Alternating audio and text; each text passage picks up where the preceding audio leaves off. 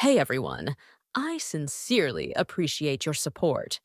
If you enjoy my audiobooks, I would be truly grateful if you could subscribe to the channel. And if you'd like to support even further, you're welcome to become a Patreon member, where you can access audiobooks of novels as long as they are freely available on the internet. Your kindness and support mean so much. Thank you. October 21st, 2019. California, United States, Sierra Nevada Mountains. Atop the windswept peak of the Sierra Nevada, a tall, slender man named Li Ji was hunched over an astronomical telescope, carefully adjusting the screws to stabilize it. The mountain breeze was fierce. Without securing the device, he'd be trekking down the slope at dusk just to retrieve shattered remains. As he worked, his phone buzzed loudly in his pocket. "Li Ji, where are you right now?" boomed a voice through the speaker. Even across continents, Xiongqi's powerful tone carried a sense of rugged charisma. Li Ji wedged the phone between his shoulder and ear while continuing to tighten the mount. "Xiongqi? Shouldn't it be around 4 in the afternoon over there? Why the call now? Did you forget about the Orionid meteor shower tonight?" Xiongqi shouted with excitement. "Over 30 meteors per hour. I've already made wishes for the entire family, and I still have more to go." Li Ji chuckled. "Of course I didn't forget. I'm in the Sierra Nevada right now, perfect conditions. Clear skies, high altitude, it's probably one of the best spots in the western US to observe the shower. Here, let me share the soothing melody of tightening screws with you." He brought the phone close to the tripod and twisted a bolt deliberately, the faint click and creak of metal prompting a groan from Xiongqi. "You've definitely picked up American sarcasm," Xiongqi grumbled. "Still, I'm jealous. I'm stuck watching it from my apartment rooftop. Can't compare. Oh, and I just realized, I forgot to wish for a girlfriend. Do me a favor, will you?" "Dream on. Maybe AI will advance enough one day to give you a smart girlfriend," Li Ji quipped before promptly hanging up. With a sigh, he looked down at the crooked mount. "Damn it. That idiot made me lose focus. Half an hour's work down the drain." He knelt beside the tripod, frustrated, trying to realign it. Evening. The sky darkened. As Li Ji munched on a mediocre chicken sandwich, a flicker caught his eye. A bright streak traced across the sky. Already? A light trail this early. He leapt to his feet, eyes wide with wonder. Incredible, like spirits dancing across the night sky. Despite popular depictions in anime or movies, meteor showers weren't a constant downpour of stars. Even the famed Leonids rarely produced such displays. Officially, even 1 meteor per hour qualified as a shower, though there was a world of difference between a drizzle and a storm. Li Ji smiled to himself. "After all the showers I've seen, the Orionids are still my favorite. Sparse but elegant. Maybe it's the Halley's Comet connection that gives it that mystique." Unlike most meteor showers, the Orionids, born from debris shed by Halley's Comet, peaked earlier in the night. Earth's head-on collision course with the retrograde comet made for a rare spectacle. It was perfect for stargazers like Li Ji, who'd gladly trade sleep for stardust. These particles, cosmic dust, space debris, they're still more beautiful than anything crafted by human hands. I wonder how many secrets the universe still hides. He gazed up in silent awe. 37, 38, 39. Li Ji clicked his handheld counter, logging each meteor that streaked across the heavens. Didn't break 50. Shame, though 10 to 11 should be the peak. He connected the counter to his phone via Bluetooth. Data synced instantly. Wait, what's this? His eyes widened. From 940 to 1040, that's 51 meteors. That's massive, an outburst. For any astronomy enthusiast, witnessing such a spike was the stuff of dreams. Li Ji grinned, arms outstretched. "Even if I didn't see a bolide tonight, this is more than enough. A bolide's just too much to ask for. Unless..." He paused, narrowed his eyes mischievously. "If I could trade Xiongqi's lifelong happiness for a single bolide sighting." He was, of course, joking, employing what online gamers jokingly called poison milk, a sarcastic jinx to summon luck, supposedly at someone else's expense. Suddenly, the sky split. A brilliant fireball shot across the heavens, so bright it rivaled the moon. Li Ji's jaw dropped. No way. It worked. The bolide blazed like a star of magnitude -8. He gasped. "This is insane. A wish made under this must be granted." But then his excitement gave way to concern. Wait, why is it getting brighter? And bigger? He scrambled to realign the telescope. Is this coming down? Inside the falling object. Warning, fuel depleted. Switching to emergency landing mode. The automated voice looped in a mechanical rhythm. Systems began shutting down, one by one. Back on the mountain, panic crept into Li Ji's voice. It's descending way too fast. If it's a meteorite, it could be dangerous. He debated calling 911, but hesitated. What would he even say? Hi, I think a comet is about to crash near me. He groaned. If I'm wrong, I'll get branded a lunatic, or worse, deported before I graduate. Emergency landing failed. System entering sleep mode in 3, 2, 1. The bolide's descent accelerated. A flash of white illuminated the entire mountaintop. By the time Li Ji could move, it was too late. He stood frozen in place as the object, a gleaming, perfectly spherical pod, descended with surreal grace. Inside, barely visible through the glass, was a baby with jet black hair and yellowish skin. But unlike Li Ji, the infant bore a furry swaying tail. Li Ji stared dumbstruck. What in the universe? Damn it. I've really turned into a baby. When Li Ji came to, it took him more than 10 minutes to wrap his head around the absurd truth. He and the infant in the mysterious spherical craft were now one and the same. His mind was intact, 20-something years old, sharp as ever, but the body? Soft, undeveloped and helpless. The only sound he could manage was a pitiful wah. Wah. Mr. Howard, I hear something. A sharp-eared agent called out, pointing toward the sphere. Go check it out, replied Howard, puffing on a pipe. He wore his retro-styled suit as if he'd stepped out of a 1950s noir film, mustache and all. Several agents jogged ahead toward the noise. Moments later, they reached the crash site. Sir, we've found a spherical object and a crying alien infant. No signs of hostility yet. Should we neutralize it on the spot? One of the agents asked with a thick Montana drawl. Li Ji understood everything. Wait, what do you mean neutralize? I'm a baby. His cries grew louder in protest. York, ease up. Look at him, Howard said as he arrived, squinting through the glass of the orb. He's not some green-skinned, slimy alien frog. He's adorable. With respect, sir, don't be fooled. Tigers look cute when they're cubs too. Look at that tail. And that hair. What kind of newborn has hair like that? He's definitely not from around here. Howard sighed. Fine, fine. We won't shoot the baby. Let's bring him back for examination. He paused, glanced at Li Ji's tear-streaked face, and stuffed his pipe into his coat pocket with a bit more tenderness. Howard's deputy approached warily. Sir, what about the sphere? It's over 10 meters wide. Do we haul it back to the base too? Of course, Howard replied. We picked up strange spatial fluctuations earlier. Looks like this was the cause. Who knows what kind of alien tech we'll find inside. Let's secure it. But, should we remove the baby first? If the craft isn't stabilized, it might get damaged during transport. Howard blinked. Good lord, I really am a lousy father. Forgot the same kind of stuff when Tony was a kid. Good catch, Jarvis. Let's see if we can open this thing gently. Howard inspected the sphere closely, running his hands along its seamless surface. No seams. No joints. It's like the whole thing was molded in one go. Just then, a faint hiss sounded, and part of the sphere slid open on its own. Sir, the hatch, an agent started. Yes, I was just about to say that. Must have pressed the right spot, Howard said, chuckling awkwardly, as Jarvis rolled his eyes behind him. Inside, Li Ji had stopped crying. He peeked out at the suited figures surrounding him, all stern-faced and clearly armed. Please don't slice me open in some Area 51 lab, he thought, anxiety rising. He'd grown up on stories of alien autopsies, top-secret labs, and tragic extraterrestrial endings.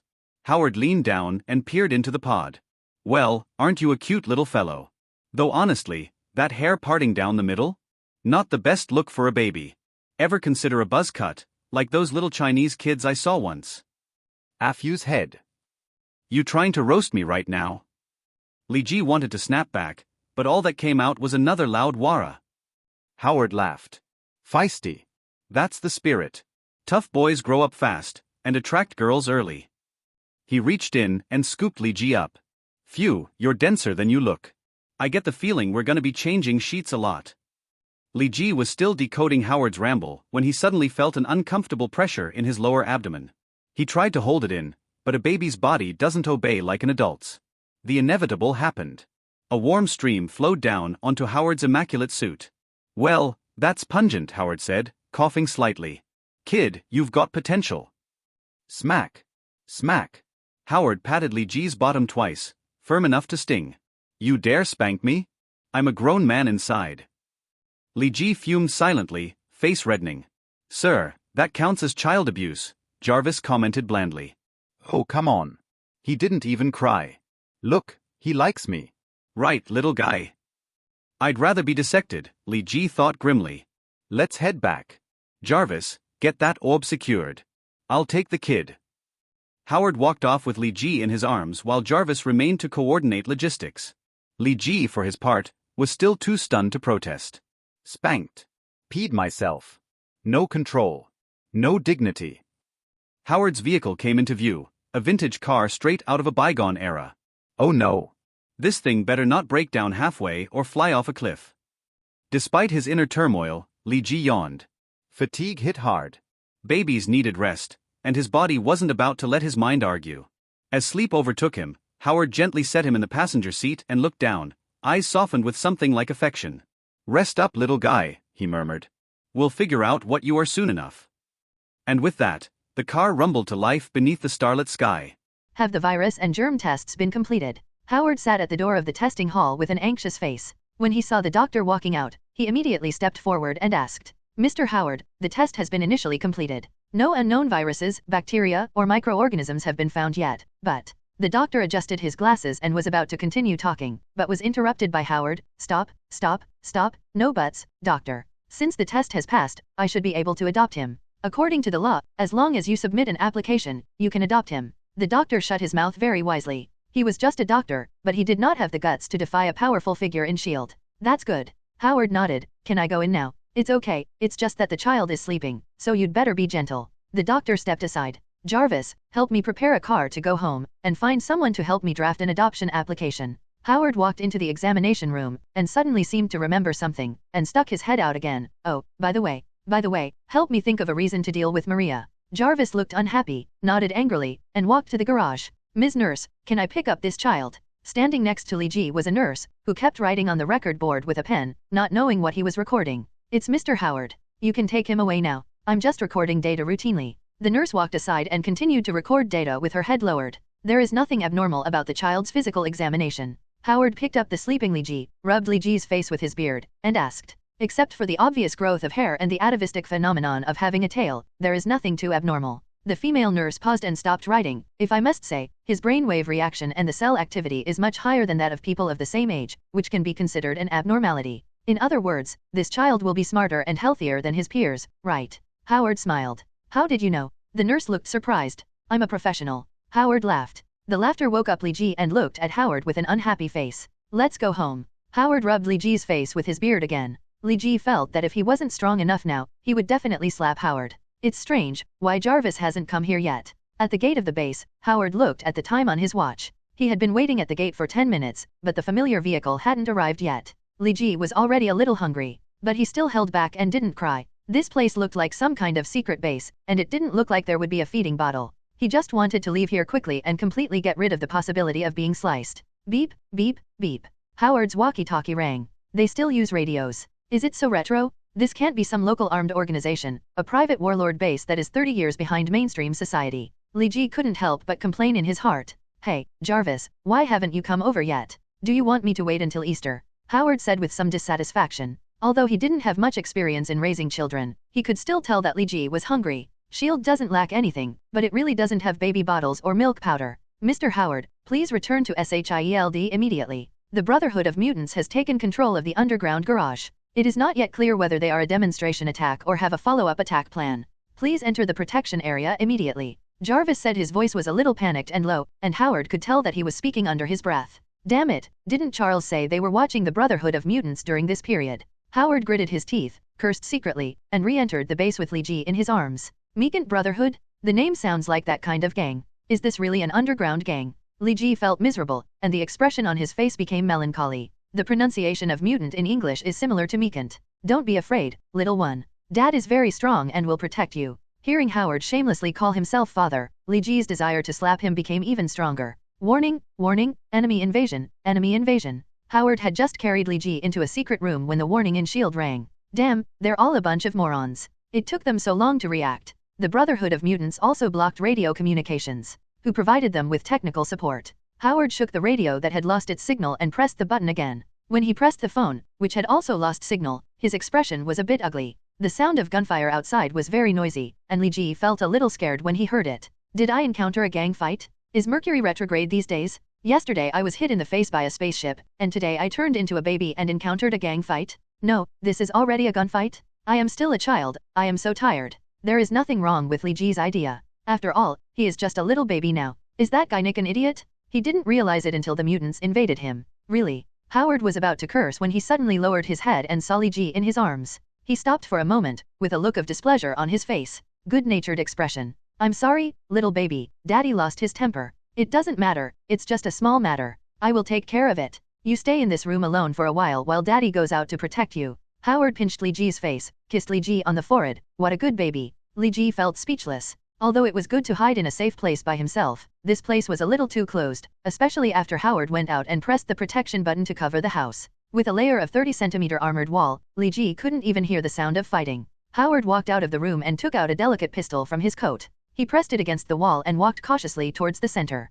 S.H.I.E.L.D. Central Hall. S.H.I.E.L.D., release our compatriots immediately. Our Brotherhood of Mutants never gives up on any of our mutant brothers. Release the mutants you captured immediately, otherwise we will carry out the second phase of the attack. Standing in the middle of the hall a strong mutant, his hands turned into wolf claws, and there were arcs wrapped around his body. He was particularly difficult to provoke at first glance. Brotherhood of Mutants, I ask you to leave immediately with the most serious attitude. The dignity of S.H.I.E.L.D. and the country cannot be provoked. If you insist on attacking, we will make you pay an unbearable price. Nick Fury said from the crowd. Zhong stood up, holding a loudspeaker in his hand, and shouted loudly. The price, ha ha ha, joke, the Brotherhood of Mutants has never been afraid of threats and intimidation. We have more than 40 brothers here now. What price can you make us pay? Use a nuclear bomb to blow up the entire S.H.I.E.L.D., and us will we die together? It sounds good. The nuclear radiation should bring us many more brothers, and we, the mutant brothers, will not lose anything. The sturdy mutant laughed, and then yelled, Our brothers, have you heard the call of the Brotherhood? Don't panic, and don't be afraid, the Brotherhood of Mutants will never give up on you.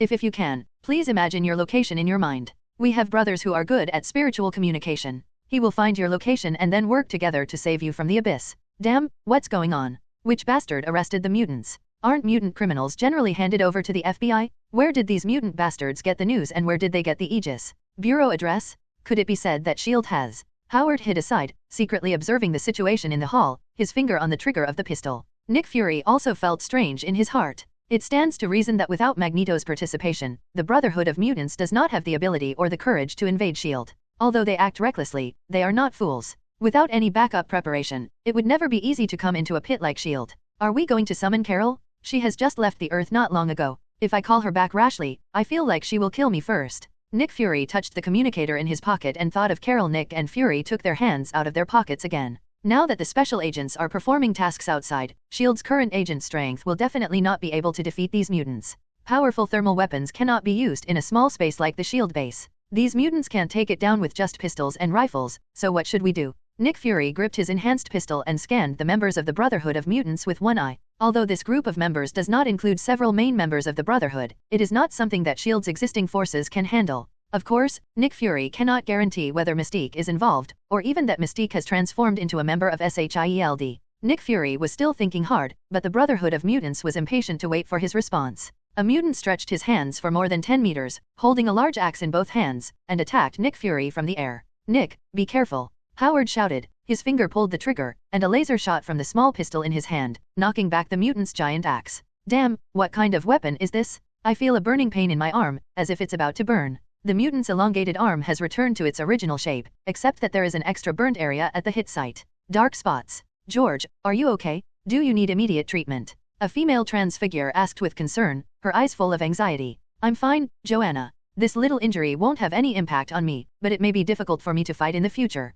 Your recovery ability should be used on other brothers. In the battle, many brothers may be injured more seriously than me. George pushed Joanna's hand away and rejected Joanna's kindness. Howard, I knew that your little pistol that never left your body could never be what you said, just an ordinary little pistol. Nick Fury shouted in the direction of Howard. Watch your back. Howard shouted, and a purple-skinned mutant had already touched Nick Fury's side. Nick Fury twisted around and fired a burst of pistols, like an automatic rifle. Purple-skinned bastard, go to hell. The purple-skinned mutant was beaten back repeatedly by him, but not a drop of blood was shed. Howard, you should also be careful. Mystique might have infiltrated S.H.I.E.L.D. Mystique. Howard was shocked. No, that nurse. Nick, hold on, I may know who Mystique looks like. Howard hurriedly ran towards the room where Li Ji was. Mr. Howard, you seem to have some misunderstanding about my abilities. As Howard ran through a corridor, an agent suddenly rushed out of the corridor, held Howard down, and took away the laser pistol from Howard's hand. It's such an exquisite piece of art, Mr. Howard. You shouldn't mind giving it to an exquisite woman like me. Looking at a slightly wild-looking male agent saying this, even if he knew he was Mystique despite the change, Howard still felt a little nauseous. What a man who doesn't understand amorous feelings. The same goes for Charles. Only Marx understands a woman's heart. Forget it, Mr. Howard, please hand over the controller of that room. I have tried several methods, but I still can't enter. Among them, rescuing that little cutie whose fate was tragic. I won't tell you. You'd better let go now and leave. Your biggest advantage is that no one knows who you are, Mystique. If you hold me hostage now, you are exposing your identity. When other agents come over, you will be finished. Even though Howard was pushed to the ground by Mystique and a gun was pressed against the back of his head, he didn't look like he was going to compromise at all. You're really tough. I wonder if the controller in your left pants pocket will be as tough as you. Mystique's hand touched Howard's thigh, circled around Howard's thigh, and inserted it. Howard's pocket. Riven, what are you doing? An elevator door opened, and Jarvis and his party walked out. Charles, why are you here? Mystique quickly retracted her hand and looked at Professor Charles warily. Professor Charles, why are you here? Howard took advantage of Mystique's unpreparedness and hurriedly escaped from under her, looking at Jarvis and his group with a relaxed expression. Jarvis, it's great that you're okay. Riven, are your brothers crazy? Where's that guy Marx? Do you know what you are doing now? Professor Charles stared at Mystique with wide eyes. Marx is in Europe. He has no idea about our actions, but you don't know anything either, Mr. Charles. Mystique smiled frivolously. Haha, do you think I will believe your lies? If Marx is not here, how dare you to invade S.H.I.E.L.D.? I am afraid that Marx is not willing to completely oppose the government, so let you take the lead for him. Charles said with eyes a blue light glowed in the center, as if trying to penetrate Mystique's mind. Charles, I have found someone to strengthen my heart a long time ago. If you don't destroy my psychological defenses, you won't be able to see into my heart. And if you destroy my psychological defenses, I will fall in love with you regardless of anything. Oh. Mystique threw her head back and laughed. Charles's face showed a bit of embarrassment, but the blue light in his eyes did not disappear, but became deeper. Riven, I have controlled the minds of all mutants in S.H.I.E.L.D. If you don't give an acceptable reason, if so, these mutants can stay here. Since you have controlled their minds, you should know the purpose of our attack on S.H.I.E.L.D. S.H.I.E.L.D. has imprisoned a congenital mutant and is preparing to use it for genetic experiments. We must rescue this mutant. This is not only related to his personal destiny, but also related to the survival of the entire mutant race. Mystique's voice suddenly became high-pitched, and Charles felt that his eardrums were about to be broken by her. Stop, stop, S.H.I.E.L.D. prohibits loud noises. Howard took a step forward. I want to know who told you that S.H.I.E.L.D. imprisoned a mutant and was going to use him for genetic experiments. Our Brotherhood naturally has its own information channels. There is no need to explain to S.H.I.E.L.D. Mystique glanced at Howard and did not answer, but Howard roughly understood what she meant. Sure enough, are there some unstable guys in S.H.I.E.L.D? Howard touched his sergeant's standard mustache. Thank you for the information, but your information is wrong. S.H.I.E.L.D. does not imprison mutants, nor there are no plans to conduct genetic experiments on mutants. Sure enough, government workers are all lying. Isn't that kid with a tail on his butt that I held before a mutant? Do you dare to open that iron room and let Charles see it with his own eyes? Mystique sneered. Although it is true that government workers are all lying, that child is my son? My Howard Stark's son. His name, well, his name is Gage Stark. Now you still think could he be the subject of a genetic experiment? Howard's voice was very strong, and it didn't sound like he was lying. Mystique didn't know what to say for a moment, but Charles asked doubtfully, I didn't hear that Maria was pregnant again. Could it be that you and someone a child born from a lover? No, adopted. Howard said quickly. If what Charles just said reached Maria's ears, Howard felt that he might have to live in S.H.I.E.L.D. for the next 6 months. Oh, so. Charles nodded. Damn it, I'm outside with bullets raining down. Are you guys having a party here? Nick Fury suddenly walked over with a few scars on his body. Nick, this is Professor Charles, who told you, he was the one who saved you just now. Howard introduced. Nick, Fury, and Charles looked at each other and smiled. We are old acquaintances, no need for your introduction. Charles, is the person standing next to you your new student? How is the construction of your school going? Yes, these are my new students Scott and Iris. The school has been almost completed with Howard's funding, but enrollment is still troublesome. You know, you want mutants to sit in the classroom obediently. How difficult it is. Charles shrugged. If you don't talk about this, Nick, what are you going to do with these mutants who have invaded S.H.I.E.L.D.? I don't intend to increase performance for the FBI. This group of people can leave, of course, after settling S.H.I.E.L.D.'s losses. Now they have to stay in S.H.I.E.L.D.'s prison for the time being. Nick Fury knew Charles's temperament. Since he asked, he must have hoped that he would let these mutants go. Nick Fury was also happy to sell Charles a favor. As for you, Mystique, you go to the underground garage and wait. When the losses are calculated, I will go down and hand you the bill. Mystique gave everyone a cold look and walked into the elevator. Okay, Howard, now it's your turn to explain about your illegitimate child. Without a proper reason, I will report it to Maria. Nick Fury suddenly became gossipy. As I said, it's an adopted child. Adopted, do you understand? Howard didn't know why Nick Fury would ask this question. Nick Fury clearly knew the origin of Li Ji. Adopted, okay, the registered residence is in California, right? Or is it written directly in New York? Nick winked at Howard, and Howard instantly understood what Nick meant. Write it in New York. His biological parents have disappeared. Just fill in my home address as the household registration address. Howard knew Nick's intention. Nick wanted to conceal Li Ji's origin and give Li Ji a legitimate citizenship. Take me to see the child. You are not familiar with mutants, and you may not know the hidden dangers. Charles saw that Howard was sincere about adopting Li Ji, so he didn't say what he wanted to say. Here. Aren't you worried about Gage suffocating if you leave him in such a confined space? Charles asked with some concern. No, the room has the best air conditioning system, which can keep the air fresh and maintain the temperature at around degrees Celsius. There will definitely be no problems. Howard took out the controller from his trouser pocket and turned on the room's door. Oh, my God, what's going on? Is there an invasion of biological and chemical weapons? As soon as the door opened, an unimaginable stench greeted him, causing Nick Fury to quickly step aside, covering his nose and sighing. Howard, it looks like there's something wrong with the air conditioning system. Charles didn't cover his nose, but his face didn't look good and he seemed to be holding on. Perhaps I should admit that there is a slight deviation in my design. Howard suppressed the nausea, walked into the room, and looked at Li Ji. Li Ji himself was helpless. He was just a baby now. He could still control eating and drinking, but he couldn't control his diarrhea. Li Ji himself almost fainted from the smoke.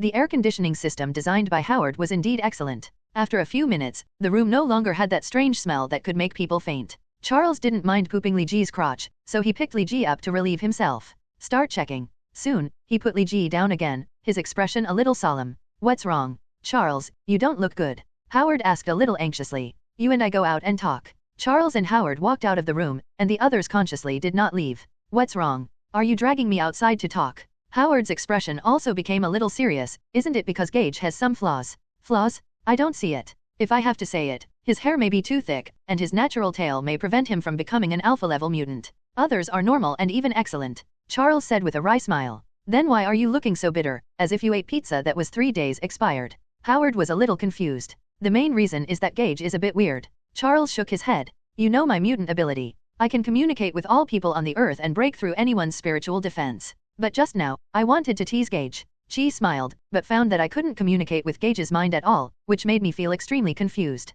He was probably an extraordinary mutant. I couldn't detect his mutant ability, and I couldn't be sure whether the mutant ability of the human being is harmful. I hope. You mean Gage is healthy, right? Howard interrupted Charles. Well, yes, very healthy. Charles understood what Howard meant. If his mutant ability is really harmful, I will contact you. Howard returned to the room and left a message, and Charles shook his head helplessly. Jarvis, do you know what kind of milk powder is best for babies? Howard asked in the car going home. Mr. Howard, I heard that camel milk from the Middle East is more suitable for babies to drink. Jarvis replied while driving. Am I adopted by a rich family? That's right. Families that can have their own armed forces are generally not too bad. But why are these two people's names so strange? Jarvis, Howard, this is Are You Stupid watching Avengers. Also, these people have such a retro style. The surrounding buildings and driving vehicles look like they were from the S. What kind of backward area is this? After thinking about it, Li Ji fell into deep confusion again. While sleeping. Howard, please explain to me clearly, what's going on with this child? I know you have had many affairs in the past, but is this the child you gave birth to with an orangutan? Even if you had an affair with an orangutan, you actually dare to bringing the baby home. Oh, God, what is going on? As soon as she got home, Maria saw Li Ji in Howard's arms. She was so angry that she immediately went crazy. Maria, listen to my explanation. It was originally agreed that Jarvis and Maria would communicate, but at this time Jarvis had fled far away, pretending to go to buy camel milk for Li Ji, so Howard had to lower his voice. And Maria explained. Adopted? Can Nick Fury prove it to you? Who doesn't know the relationship between the two of you? I'm afraid he's covering for you, right? Although Maria's mouth was still full of ridicule, her tone had softened a lot. Adopted a little brother? Do I have a brother? Tony Stark, who had just returned home, heard Howard and Maria's conversation, excitedly threw his schoolbag on the sofa, and ran to Li Ji's side. Wow, he slept so sweetly. Tony pinched Li Ji's face. Tony, don't bully your brother. Howard suddenly became serious. Li Ji opened his eyes drowsily, feeling the pain on his face, and involuntarily reached out to grab Tony's hand with his little hand. Bullying, it doesn't count. He didn't even cry. Tony put a little more force on his hand, which made Li Ji even more painful. Tony. Howard's voice rose an octave, and Maria walked up. Why are you so mean? If I don't see you being mean to the kid, you will be mean to Tony. Tony, is school on vacation? Why did you suddenly come back today? Maria asked Tony, her tone softened a lot. These days we are designing robots. The school's processing lathes are not advanced enough. I am going to use the car windows from my home company to process them when I come back. Tony let go of his hand, glanced at Howard angrily, and replied. Howard stepped forward and looked at Li Ji, whose face was red from pinching but still neither crying nor fussing. He felt a little distressed and confused. Why isn't this kid crying? Is there something wrong with his pain nerves? Is there a problem with the pain nerve? Can you lend it to me for experiments? In my robotics project, bionic nerves are also a big problem. Tony's eyes suddenly lit up. Hearing what Tony said, Li Ji lost his composure. Originally, he just wanted to maintain his dignity as an adult and didn't want to cry at will, but if he was treated as a researcher because of this, it would be a big loss. Wow, wow, wow. Li Ji cried loudly. Although it was a bit fake, it still gave up Tony's idea of studying him. It turns out that the reflex arc is too long. Then I won't study it. If the mechanical neural delay is so high, my project will be ruined. Leah is still waiting for me to go on a date with her. Tony picked up his school bag, returned to the room. By the way, Maria, can you help Gage take a bath? When I was doing the formalities for him, I accidentally let him pull it on me. Howard said angrily as he watched Tony return to the room. He didn't say what he was saying. Maria didn't want to worry about the attack on the shield. Then you didn't tell me earlier. Maria picked up Li Ji and rolled her eyes at Howard. By the way, what's going on with this tale? Is it atavism? Was he abandoned by his parents because of atavism? Well, maybe. He is a mutant. I don't know if this tale is caused by atavism or mutant gene mutation. Howard said hesitantly. Fortunately, Maria did not get angry at him again. Go and put hot water in the bathtub. It can't be too deep. 20 centimeters of water is enough. The water temperature shouldn't be too hot, above 35 degrees and below 40 degrees. Prepare 2 towels, and soak one with hot water first.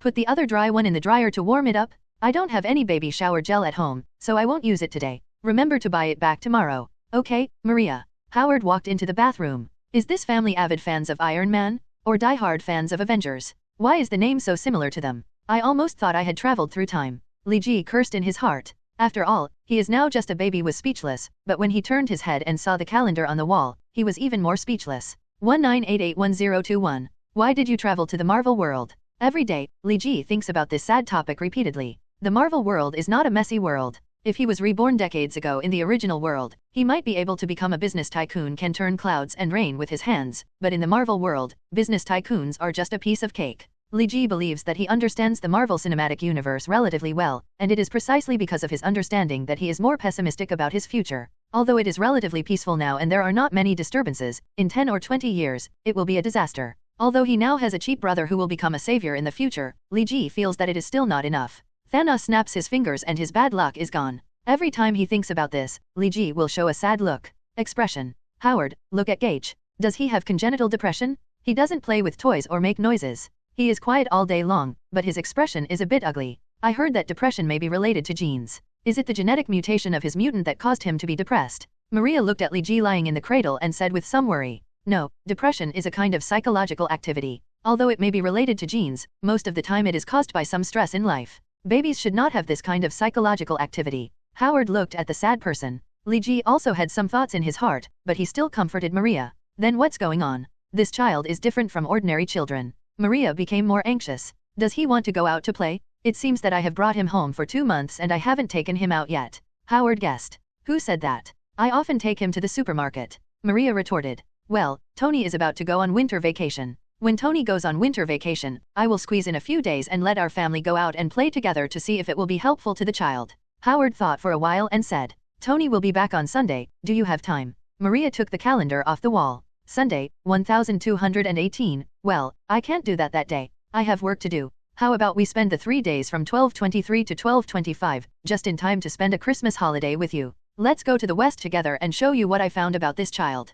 Place. Howard took the calendar and drew a circle between 12:23 to 12:25. Love you, Howard. Maria hooked Howard's neck and kissed him. I love you too, Maria. Howard put down the calendar and kissed Maria. By the way, Maria, I heard from Jarvis that Gage has finished drinking the camel milk again. I bought him a normal amount for a 2-month baby. Did he finish it in a week? After a while of intimacy, Howard suddenly asked, remember something Jarvis mentioned? Yeah, I don't know why he eats so much and hasn't grown much yet. Usually babies grow into a ball after eating so much. Maria also felt strange, but when she saw Howard's eyes, she became a little bit excited. Angry? What's that look in your eyes? Do you suspect that I secretly drank Gage's milk? No, I suspect that Gage's mutant ability may be particularly delicious. Howard shook his head quickly, not daring to admit that he had had such thoughts. I originally thought that his absorption capacity was not good, so I took him for a checkup, but the doctor said that his absorption capacity was very good and he was very healthy. I couldn't deliberately deny milk to him when his child was hungry, Maria said angrily. That's right. Fortunately, our family adopted him.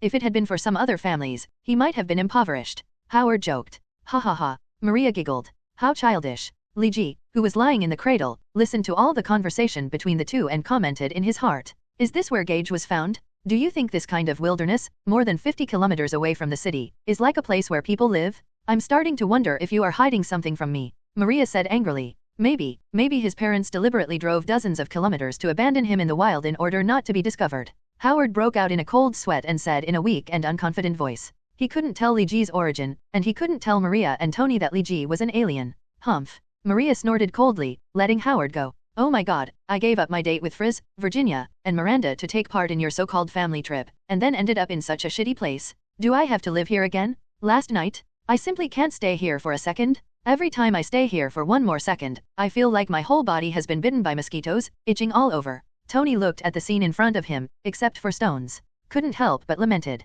Stop whining, go make some milk for your brother. Maria was rarely stern. Maybe it was because the names of the three girls in Tony's mouth reminded her of Howard when he was young. Tony didn't dare to talk back to Maria, so he walked to the car obediently and found Li Ji's bottle. Sleeping and camping. I don't know how many years I haven't experienced this. The last time I experienced this kind of activity was probably when I was in middle school. Maria sighed softly. The last time I camped was during World War II, more than 40 years ago. Howard also started talking. I know you're old, okay. Maria smiled. Am I old? Why do I still feel like a 20-year-old boy? Howard smirked. Li Ji looked embarrassed when he heard this, and thought to himself, I don't know what to pay attention to. There are still minors present. Howard, come out and see, the moon is so full today. Maria shouted excitedly at night. I heard that when the moon is full, there will be werewolves. Howard replied loudly while feeding Li Ji. Werewolves and stuff, aren't they childish? Tony sat aside and complained. Stop talking about werewolves and not werewolves, hurry up and finish feeding Gage, and then take the two children out. The night sky is so beautiful, I have never seen such a beautiful sight. Maria said. Li Ji drank the milk very quickly. He didn't know why. He felt that the milk was like a drink. He drank it and wanted to drink it. Soon, Li Ji drank a full liter of camel milk. Howard wiped his mouth and walked out of the RV with Li Ji in his arms. The full moon. Li Ji felt a little emotional, recalling the time before time travel. He didn't notice that his body was undergoing huge changes. Hey, Gage, why are you getting heavier and heavier? Howard felt the weight on his hand getting heavier and heavier. He glanced down and was instantly startled. Here, what's going on? Howard placed Li Ji on the ground. Li Ji's body continued to expand, and sharp hair grew all over his body. Along with the changes in his body, there were bursts of roaring sounds. Roar. What's wrong with me? My consciousness seems to be slowly getting blurry, but it doesn't feel like I'm going to sleep. My body seems to be swelling. What's going on? I really want to destroy. I really want to destroy. Something happened to me. What? Li Ji felt that his reason and consciousness were disappearing, and his body seemed to be slowly losing control. The baby's body, which was originally unable to stand, slowly stood upright. What's going on? Could it be that this is Gage's hidden mutant ability? Howard took Maria's hand and hid aside, looking at Li Ji with eyes full of disbelief. Howard, what should I do? Is Gage in danger? After the initial dissatisfaction, Maria has completely accepted Li Ji. Now her first thought is not whether Li Ji is aggressive, but Li Ji's giant ape. Will there be any disadvantage to Li Ji himself after the transformation? I don't know. I have to contact Charles. I'm afraid only he knows about this matter. Howard's eyes were not firm, and he didn't know whether he should ask Charles for help. I seem to know my origin. Li Ji's consciousness became more and more blurred, but his thinking became clearer. He somewhat understood his identity. I really didn't expect that two-dimensional creatures would appear in the real world. But I have traveled to the Marvel Universe, so there seems to be nothing difficult to accept. Saiyan, I am actually a Saiyan, a fighting race Saiyan? I should have thought of it a long time ago, the tail, the spherical flying machine, so many obvious features, but I didn't expect it. Thanks to my Dragon Ball, I'm at level. Li Ji confirmed his identity. Although he had made some guesses about his origin before, he had never thought of such an outrageous origin. When I completely transform into a gorilla, I should lose consciousness. After losing consciousness, the giant ape is very aggressive and powerful, and it does not distinguish between friend and foe. I have to stay away, otherwise. Li Ji planned while he was still barely able to control himself. He stayed away from Howard and the others, but he suddenly lost consciousness. Roar. The giant Saiyan ape looked at the full moon in the sky and roared to the sky. The sound waves almost shattered Howard and Maria's eardrums. Charles, I need your help now. I'm in the Sierra Nevada mountains. Can you come here quickly? Howard hid behind a boulder and called Charles on a satellite phone. What's wrong, Howard? What happened? Charles paused and continued to ask, is it related to Gage? You guessed it right. After seeing the full moon, Gage turned into a giant ape with infinite strength. Now he has lost his mind. You'd better bring a few powerful mutants here, otherwise I'm afraid it will be difficult to control him. Howard spoke very quickly, and even through the phone, Charles could hear the anxiety in Howard's heart. I understand, I will rush over as soon as possible. You recite the number 1011011000 silently in your mind, and I can locate your position through your brainwave signal. Do you remember it? Hey, Howard, why don't you speak? Are you still there? What the hell, it's so noisy outside, even louder than the stereo in the bar. Tony cursed and walked out of the tent. He ignored Howard when he asked him to come out before, but now he was yelled out by the noise made by Li Ji. Then, what is that? Seeing the giant ape transformed by Li Ji, Tony felt a flash of uneasiness in his heart, and quickly ran to a high ground to observe the situation. Mom is relatively safe for now. Howard seems to be making a satellite phone call. The place where he is standing looks hidden, but in fact it is easy to be found. Gage didn't see it. I don't know if it was hidden or... Anyway, I have to go and help. Howard. Tony quickly analyzed the situation at the scene. Indeed, as Tony analyzed, due to the signal limitation of the satellite phone, Howard cannot hide like Maria and can only find a place that looks relatively hidden.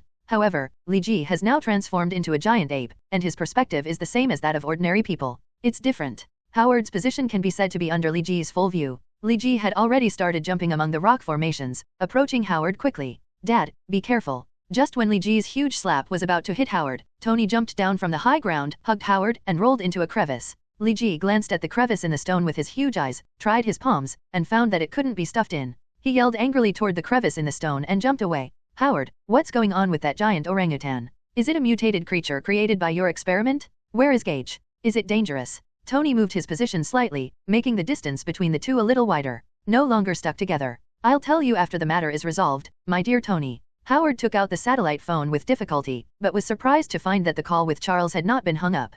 1011011000, right? Charles, can you sense my location? Okay, Howard, I already know your location. It's a bit far away. I'll be there in about half an hour. Protect yourself. Half an hour later, Professor Charles arrived at the scene with Piotr, but Li Ji was not seen. Howard, where's the giant ape? Charles pulled Howard and Tony out of the cracks in the rocks. I don't know, but it should be around here. Did you bring one person with you? Well, although he looks quite powerful, like some powerful agents. Howard patted the dust on his body. This is Piotr, Shield calls him Colossus. Charles introduced with a smile. As long as you are sure, it's best not to hurt it. Let's look for its traces first. Howard laughed and said, why can't you hurt it? Tony felt strange. Gage left to the southwest. He left not long ago, less than 5 minutes. Maria ran out of her hiding place and shouted loudly, Howard, I will promise not to hurt it as much as possible. Charles waved to Howard and sprinted toward the southwest. Howard, is that giant ape Gage? Tony blinked, unable to believe what he heard. Well, it's indeed Gage, or maybe not.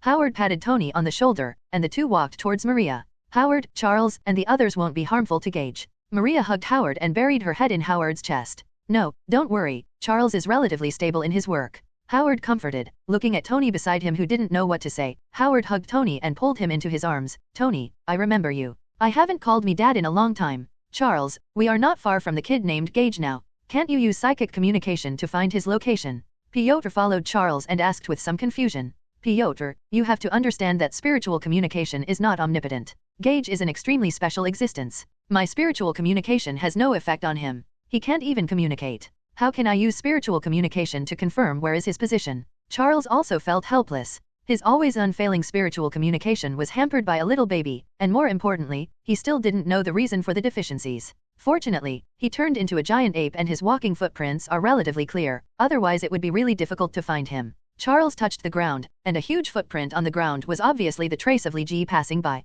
We shouldn't be too far away from him. Although the opponent is just a baby, Piotr, you'd better be careful. He is really unique. Maybe he has powerful power even as a baby. Charles warned again. Charles, if you weren't so verbose, I think most of the people in the fraternity would be attracted to you. Piotr was a little unconvinced, but it was just a little baby. Charles actually doubted that he could beat that baby. How could he say that? Ultra is also a powerful mutant known as Colossus. Roar. The giant ape transformed into Li Ji grabbed a large tree more than 10 meters high, pulled it out by the roots, and threw it behind him. The ground around him was littered with trees and craters that he had ravaged. Roar. The giant ape roared again, and the sound was heard even by Charles and Piotr, who were still 1 kilometer away. Piot, do you hear the direction clearly? Charles asked in a low voice. About 35 degrees west-south.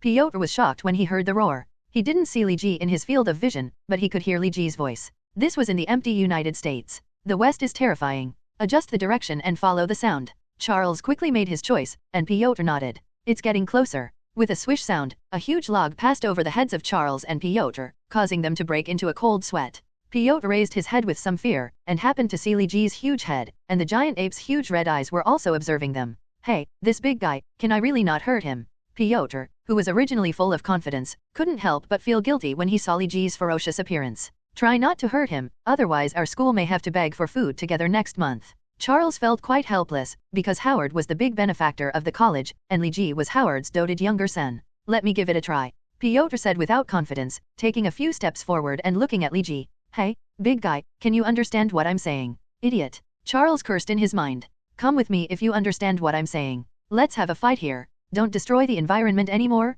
Global warming is already very serious now. Piotr continued. His body gradually transformed into the appearance of Colossus. The whole body is shining with silver-gray light. Piotr walked toward the open area to the east. The trees here were lush, and for Li Ji, they were weapons.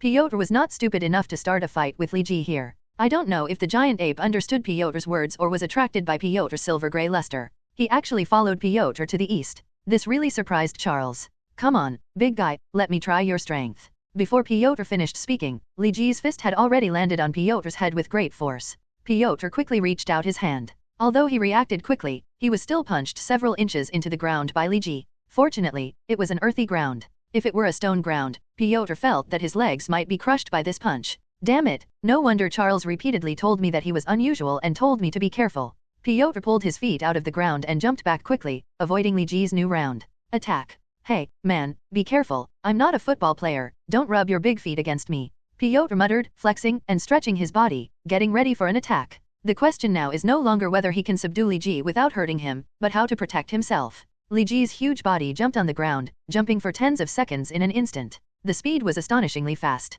Before Piotr's eyes could catch up, Li Ji's soles had already appeared above his head. Didn't I tell you, don't treat me like a football. Piotr curled up and rolled on the ground, avoiding Li Ji's step. However, Li Ji seemed to find Piotr's rolling look funny, and then a kick came. Fortunately, Piotr's reaction speed was pretty good and he continued to roll, dodging Li Ji's big foot again. But the way he rolled continuously on the ground really looked like a rolling football. Ho ho ho. Li Ji's roar was not as high-pitched as before, but the frequency was indeed much higher. It could be heard that Li Ji was having a great time, but because of this, Piotr felt that he was being criticized by Li Ji. Insult. No, the other person is still a baby. You can't argue with him, but it's really annoying. Piotr rolled into a crack. Li Ji's feet were too big to step in, so he could only stand outside. People kept jumping to vent their dissatisfaction. He is a baby after all. Although he is powerful, his fighting skills should be very poor. Newborns mainly rely on instinct to fight. I should use some fighting skills to deal with him. Piotr quickly made up his mind. In terms of strength, Li Ji did beat him, but in fact the strength gap between the two was not particularly huge.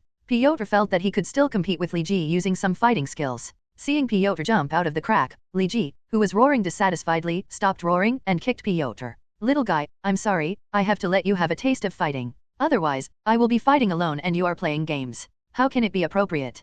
Piotr followed the reverse trajectory of Li Ji's kick and circled around. When he got behind Li Ji, he twisted Li Ji's other foot and lifted it up with force. Li Ji's body was shaking. Whoosh. Li Ji quickly changed his supporting foot, and kicked the foot caught by Piotr hard, throwing Piotr into the sky. Fortunately, I reacted quickly and caught a stone in time, otherwise it would have been very uncomfortable. Piotr touched his chest, still feeling a little scared. He was about to knock Li Ji down, but he didn't expect Li Ji's reaction speed to be so fast. At that time, all his strength was used to shake Li Ji, and he could not stabilize his body at all. Li Ji kicked his foot, and Piotr flew away like a shell. Ho ho. Li Ji slapped his chest with both fists, as if to show off his strength. Piotr really chose the wrong direction when he wanted to use fighting skills to subdue Li Ji. Li Ji is a Saiyan, a fighting nation. Even if he is not familiar with fighting skills, his fighting talent is absolutely incomprehensible. It's really a tough one. If I don't hurt him, thanks to Charles's ability to speak out, everything will be fine if he doesn't hurt me. Piotr recognized the reality. He couldn't defeat Li Ji unless he tried his best. Even if he could use it to transform into a giant ape, he couldn't tell because he noticed that Li Ji was growing rapidly. What a terrifying talent. There are no flaws in speed, strength, skills, or even mind. Is this why Charles has repeatedly emphasized that he is different? Piotr looked at Li Ji from a distance, not daring to approach Li Ji easily. Li Ji also imitated his movements in a decent manner, and the two stared at each other with big eyes. This made Piot a little uncomfortable. Normally, he was the one with the big eyes. Roar. After all, Li Ji was in the state of a giant ape and had no patience. After staring for a while, he started roaring again, his body jumping around. It was difficult for Piotr to distinguish the direction of Li Ji's attack. For a child, if you consume his energy, he will soon lose his energy. Piotr's idea was a bit naive. He wanted to achieve the goal of winning without fighting by consuming Li Ji's energy. It might still work if Li Ji is not in the giant ape state, but in the giant ape state, Li Ji's recovery power is greatly improved, and the feeling of fatigue will basically not appear.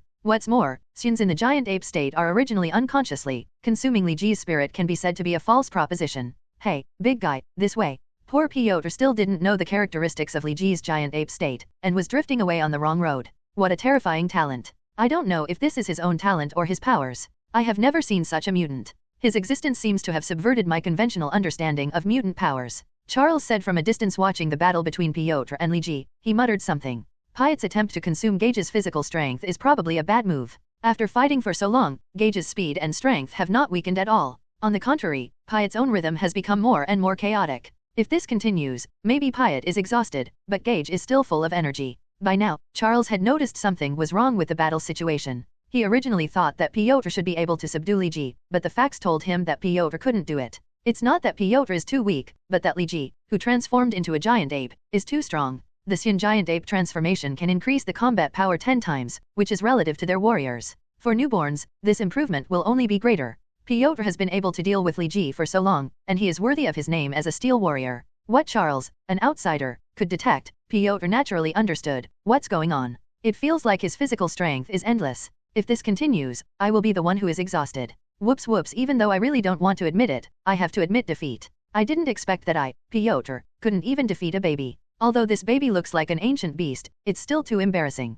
Piotr narrowly escaped Li Ji's blow and hid behind a boulder, breathing heavily. Charles, if you don't take action, I will really lose. You don't want the X-Men's first mission to end in failure. Piotr shouted loudly. Hey, my psychic ability is of no use to Gage. Although Charles said this, he walked slowly to Li Ji and looked at Li Ji with a smile. Hi, Gage, we meet again. It looks like you are growing up healthily. Roar. Li Ji put his hands together and punched him down. Hey, we are acquaintances, there is no need to be so angry. Charles's body did not move even half a step, but Li Ji's hands stayed in the air, unable to move even a millimeter with all his strength. Damn it, Charles, you really have a way. You didn't take action earlier even though you had the ability, so I've been beaten for so long in vain. Piotr walked out from behind the boulder and complained. Piot, you look relaxed, but in fact I am very tired. Realizing my psychic abilities is very draining on my mental energy. Although Charles said this, he looked very relaxed. Piotr gave him an unreadable look and changed the subject. How long do you think he will last in this state? Piotr asked. According to the general plot trend of werewolf novels, it should be almost done by dawn, but I don't know the specific situation. Maybe he will maintain this state forever. Charles suddenly thought of a troublesome possibility. If Li Ji changes like this, the body is irreversible, so what should we do? Although mutants' abilities can generally be turned on and off, there are a few mutants whose abilities are permanently solidified. Charles cannot rule out whether Li Ji's transformation is permanent.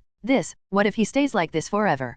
Piotr also felt guilty. This possibility is very small, and now is not the time for you to think about it. Gage can't move, why don't you go and subdue him? Do you want to tire me to death? Soon, Charles put forward his previous thoughts after thinking about it. First of all, the probability of Li Ji becoming a permanent giant ape is not high, and secondly, the cost of maintaining his mind control is really astonishing. Piotr quickly walked to Li Ji and knocked Li Ji down with all his strength, barely controlling Li Ji. Ho! Roar! Li Ji kept roaring, but Piotr had already seized the opportunity and would never let Li Ji make a comeback easily. As the night passed, Li Ji's body finally began to shrink when the morning star appeared. After a few seconds, he returned to his baby appearance and slept soundly. Thank God, he is back to his original state, otherwise I really don't know how to explain to Howard. Charles quickly picked up Li Ji, who was curled up on the ground. As for Piotr, who was lying beside him, he ignored him. The entrance to Xavier School for the Gifted. Charles, does Gage have to be fostered in your school? I think as long as we don't take him out on a full moon night, there shouldn't be any big problem. Maria hugged Li Ji, who was still sleeping, and her words were full of emotions.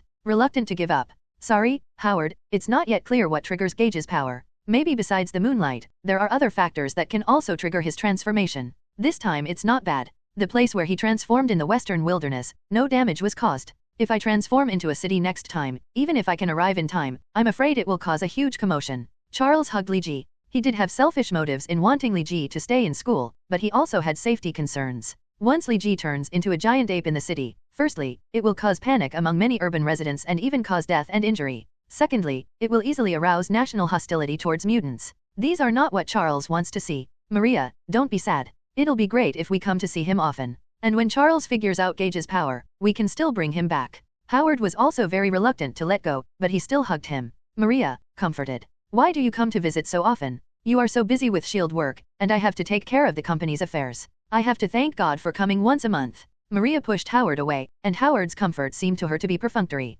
My dear, I have decided to resign. Howard said with a smile, and both Maria and Tony cast incredulous looks at Howard. There are many reasons, but the biggest reason is because of my family. Because of you, because of Gage, and because of Tony. Howard hugged Maria again. 8 years later. Oh my God, here's the lunch I just made. It was obviously placed here, but I went to wash my hands and it disappeared. In the cafeteria of Xavier School for Giftedness, Chef Harris was looking up to the sky and wailing. Oh my God, Piotr will kill me if there's no lunch at lunchtime? That's a big vat of curry, and 200 burgers, gone. Harris, what's wrong? Ororo happened to pass by the canteen and walked in and asked. Ororo, you have to testify for me. I had already prepared lunch just now, but I went to the toilet to wash my hands, and the lunch was gone. Such a big vat of curry, with a big Australian, it was packed in a stainless steel bucket and just disappeared, and there were 200 hamburgers, too. This was the lunch for the whole school. Harris said in a quick voice, and Ororo kept nodding. Boom. Suddenly there was a crisp banging sound at the door. Harris and Ororo rushed to the door and saw only a stainless steel bucket.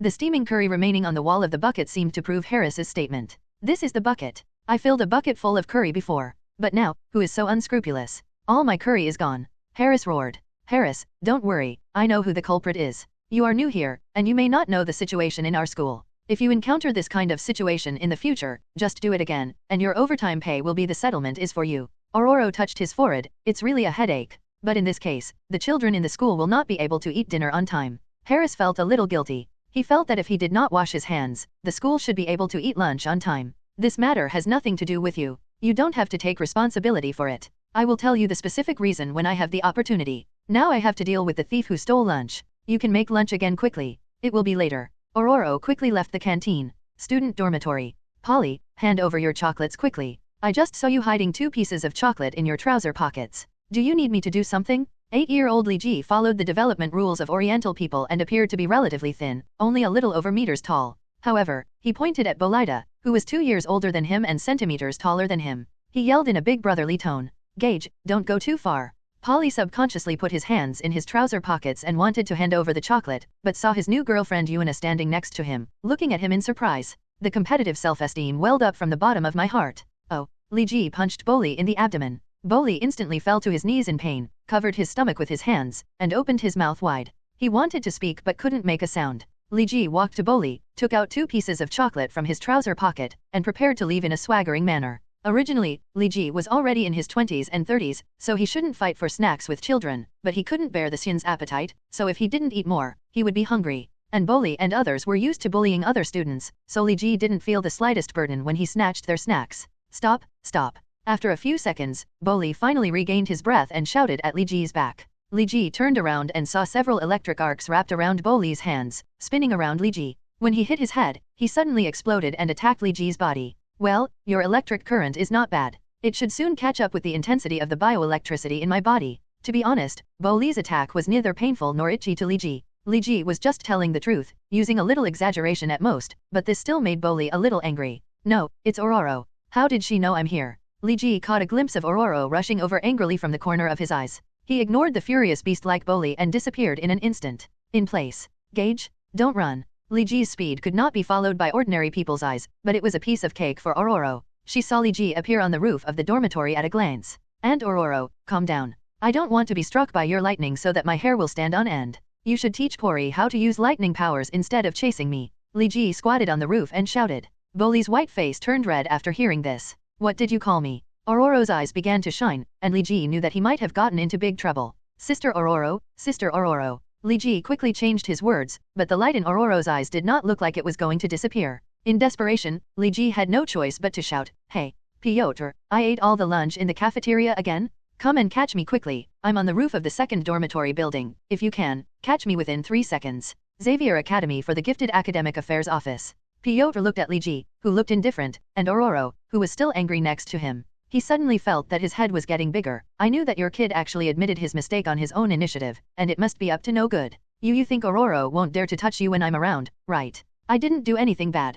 I just ate all the lunch in the cafeteria, grabbed some pocket money and snacks, and then called Ororo auntie. I'm only 8 years old, and she's 23, she's 10. Is there anything wrong if I call her aunt? Li Ji felt that he was very innocent. According to the age difference between the two of them, there would be no problem for Li Ji to call Ororo aunt. The light in Ororo's eyes surged again. Piotr quickly pulled Li Ji into the inner room of the office. If Li Ji and Ororo were allowed to stay together again, Piotr suspected that Li Ji might take Ororo away. Luo was so angry that he demolished the entire academy. Tell me, why did you go to the canteen to steal food again? Piotr couldn't do anything to Li Ji. Li Ji didn't do this just once or twice. He went to the canteen to steal food every 3 days, and his movements are fast and he succeeds every time. Everyone in the school is used to it, which means some newcomers may not be aware of it. I'm hungry. I need to eat when I'm hungry. You don't let me eat normally, so I have to find a way on my own. Li Ji's words were so high-sounding that Piotr didn't know what to say. Could it be that are you saying that the school deliberately didn't let Li Ji have enough to eat? You're hungry and want to eat, that's right, but you eat so much every time, and the school can't support it. I remember 5 years ago, the standard meals in the cafeteria were steak and pasta. Now you can only I barely manage to survive with curry and burgers. Piotr wanted to reason with Li Ji, but Li Ji was not a very willing person to reason with him. This is very simple. Expelling half of the students at the bottom of the school will provide sufficient funds for the school. Xavier School for the Gifted does not charge tuition fees, and all expenses are subsidized by the school. It was relatively comfortable before, but now with the addition of Li Ji, a big eater, it can only be regarded as a difficult life. You should know that most of them are orphans or abandoned children with no background. If they are sent out of school, they are likely to grow into worms in society and even endanger the stability of the country. Odd choked on Li Ji's words and paused for a few seconds before he could organize new words. Then if I don't have enough to eat, I might go to a nearby restaurant to eat a meal. Then I will grow into a worm in society, and even become a terrorist who endangers the country. Li Ji's words made sense, but Piotr was speechless. In fact, a few years ago, Li Ji had already thought about what kind of life he wanted to live. Saiyan identity is a gift and a burden, especially when he knows the development trajectory of the Marvel world. The strength brought by Saiyan identity also becomes a responsibility. In 19911216, Howard and Maria were involved in a car accident. Although Li Ji knew that this was about to happen and was prepared in advance, he begged Professor Charles to send Cyclops Scott as the bodyguard of Howard and Maria, but he still could not stop it. Tragedy strikes. Although Howard and Maria luckily did not die, they became permanent vegetative states and could never regain consciousness. Tony Stark built a giant cryogenic recuperation chamber for the two of them, and froze the two of them in the recuperation chamber, hoping that future medical developments would help them regain consciousness. This incident had a great impact on Li Ji. He was originally very indifferent to everything and extremely mature, because he was a time traveler and an outsider, and he always regarded himself as a third party. But when this happened, he discovered that he was no longer a pure time traveler. He had been integrated with the Marvel world, and there were many things he cared about in this world that he couldn't let go of. People and feelings. After the grief, Li Ji decided to truly integrate into the world. He put down his once arrogant attitude, despised the advantage of foresight, and became more like a human being. Li Ji wants to be free and unrestrained, but the Marvel world is a terrifying and depressing world with hidden dangers everywhere. Terrifying enemies will come one after another in the future. If you want freedom, you need to have the power to resist. Because of his thirst for power, Li Ji often goes to the canteen to eat secretly. After all, people are iron and rice is steel. Because of his pursuit of freedom, Li Ji lives a more casual and domineering life. He will be free for a while first, and he will have to suffer for a long time in the future. Gage, after I've told you so much, have you realized your mistake? Piotr's mouth went dry as he spoke, but Li Ji always looked carefree. Huh? I just didn't hear it clearly. Can you repeat it again? Li Ji was thinking about something in his mind, but was pulled back by Piot's words. I have said so many truths. Have you realized your mistake? It is wrong for you to consume all the resources of the entire school by yourself. Piotr suppressed the anger in his heart. Said again.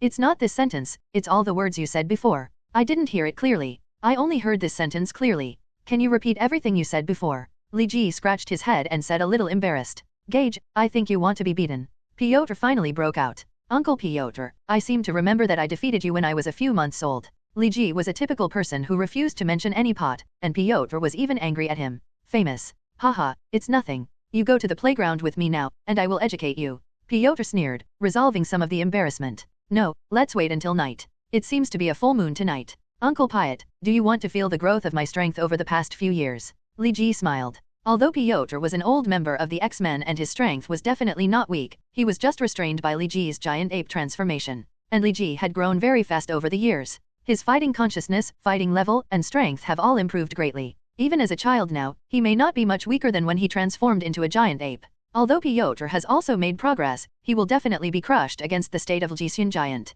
You? Forget it, I'll let you go this time. If you dare to eat in the canteen next time, I won't let you go easily. Then I will put you in solitary confinement and make you unable to eat for 3 days. Pio he had no choice but to speak harshly to Li Ji. Then I'll call Tony and ask him to cut off Stark Industries' assistance to the school. As the Taoism is higher than the magic is higher, Li Ji can be said to have drained the firepower. 80% of the funds of Xavier School for Geniuses come from external funding, and of that 80%, at least percent are from Star. Once Stark Industries cuts off its assistance, the entire school will probably have to go to the streets to beg for food. Li Ji walked out of the academic affairs office in a swaggering manner, but he was thoughtful. Speaking of power, I seem to be lacking a little. The strongest power of the Saiyans is energy waves. I can't master this. I may need to find a place. Just study systematically. China, Kunlun Mountains. Kunlun Iron Fist's techniques are the most suitable for me. They also emphasize the explosion of energy and power, which are similar to turtle-style Qigong and other techniques. However, it is said that Kunlun only appears once every 15 years. I don't know if I can do it this time.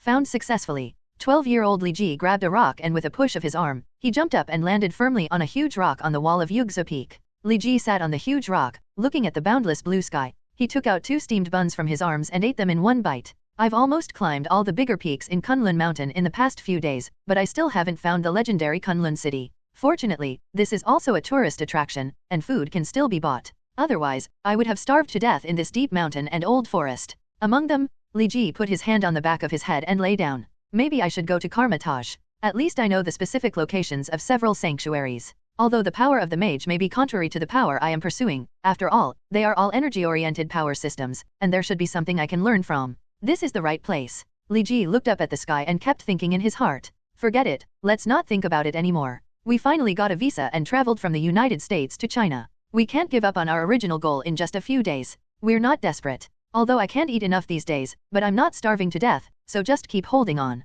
Li Ji slowly closed his eyes and fell asleep on the rocks of the cliff. A long chirp sound made Li Ji open his eyes, and what caught his eye was a huge goshawk. What a big eagle. Li Ji sat up and looked at the goshawk circling in the sky. Suddenly he realized something was wrong, because the goshawk's eyes were full of aggression when it looked at him. Hey, no, are you trying to attack me? Li Ji's face didn't look good. In terms of strength, Li Ji was not afraid of this goshawk at all. But now he was fighting on a cliff. If he was not careful, he would fall. If it goes down, the result will be hard to say. Li Ji has not even learned the Qigong wave yet, let alone the further application of Qi flying. The goshawk hoofed again, and in this open place, the clear chirp sounded particularly bright. If recorded, it would definitely become popular on the internet, but now the eagle's cry sounds strange to Li Ji. Pleasant. The weather in the mountains is changeable, and the comfortable mountain wind that was surrounding us just now suddenly became violent. It blew to the top of the cliff and made a whirring sound. The goshawk also took advantage of this wind and suddenly launched an attack on Li Ji. Originally, the goshawk's attack speed was astonishingly fast, but it came on the wind again and attacked Li Ji in an instant.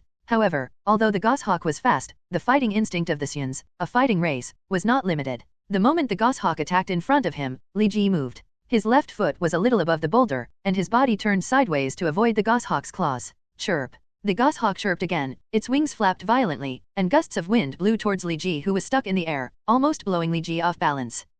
It's a bit dangerous. This giant eagle can still do this trick. Li Ji climbed on a rock and stayed on the cliff. If I hadn't often fought with Ororo in the past few years, she would have used the strong wind to once you get used to it, you'll really fall for it. Chirp. The goshawk flapped its wings, flew high, circled in the sky, and attacked Li Ji again. Are you coming? Li Ji's eyes showed a hint of murderous intent. He quickly observed the situation on the cliff, released his grip on the rock, and started running on the steep cliff. 3, 2, 1. Fortunately, there was no miscalculation, and there was no gravel that broke as soon as I stepped on it. Li Ji steadily stayed on a platform. Although the platform was not big, it was still 3 or 4 meters long. Wide and more than 10 meters long, this space is enough for Li Ji to relax his hands and feet. I hope you can be sensible, otherwise tonight's dinner will be a roasted eagle. Li Ji looked at the goshawk coldly. Such a big eagle should be full. The goshawk seemed a little annoyed after being avoided by Li Ji twice in a row. In its eyes, Li Ji was born to be its prey, but this little prey actually missed its attacks twice. This made the goshawk, who usually caught it accurately, a little angry.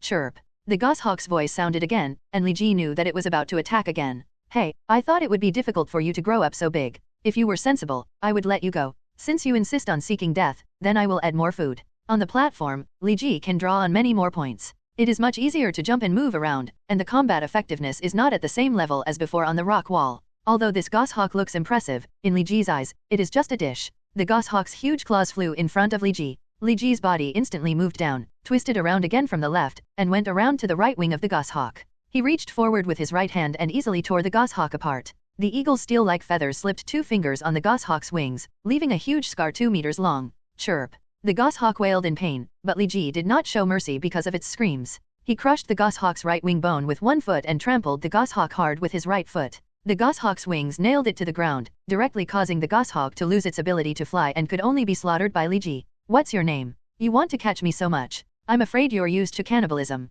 With such a big body, you eat a lot of human flesh. I don't have any psychological burden to kill you and make a roasted eagle. Li Ji originally wanted to pat the goshawk on the head and knock it out, but the goshawk was too big. Li Ji couldn't reach the goshawk's head by stepping on its wings, so he had to settle for the next best thing. A punch hit the eagle's back. The punch was so strong that it made goshawk's whole body tremble. AMU, AMU. A person's cry came from the cliff. Hearing this voice, the goshawk's body trembled even more. It chirped twice, but the sound was completely different from before. AMU, you are over there. Li Ji looked along the source of the sound, and saw on the other side of the mountain wall, an old man carrying a basket on his back was climbing the rock and came around here. The old man looks very old, but his hands and feet are still nimble and strong, and he does not look like an old man at all. AMU, what's wrong with you? The old man saw the goshawk being stepped on by Li Ji at a glance. He quickly climbed a few times on the rock wall with his hands and landed on the platform. Who are you and why do you want to hurt AMU? The old man pulled out a machete from his backpack and pointed it at Li Ji. Why hurt it? Li Ji pointed to the goshawk at his feet. The goshawk chirped in agreement with the old man, seeming to say, you are my prey, why should you attack me? The old man looked at Li Ji. Maybe Li Ji's 12-year-old appearance made him feel more friendly. He put the machete back in the backpack. I believe there must be some misunderstanding. If you have been wronged in any way, just say it. Actually, it's nothing. It's just that the big bird wanted to hunt me and attacked me several times, but I killed it. So I decided to roast it and eat it tonight to replenish my body. Li Ji, his tone was understatement, but it made the old man's pupils shrink. Those chirps before were indeed signals to launch an attack, but AMU would never attack humans. The old man was speechless for a moment. In his eyes, AMU was just a kind big bird. Children would usually throw rocks at AMU. If you smash it, AMU won't be angry. AMU has a very gentle personality. He shouldn't take the initiative to attack talents. Is there some misunderstanding? Or maybe the target of his attack is not you, but you just misunderstood something. The old man held back for a long time before saying this, but this explanation is a bit weak. That's not how you lie to children, Grandpa.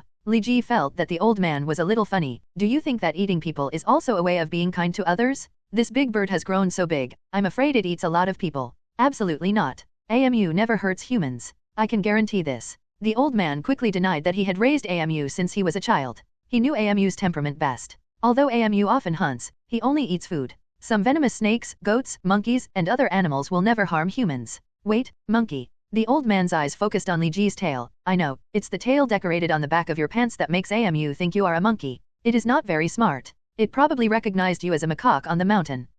Li Ji didn't know what to say. He silently let go of his feet and walked aside. The Saiyan was actually mistaken for a monkey by a big bird. Li Ji felt very sad. Chirp.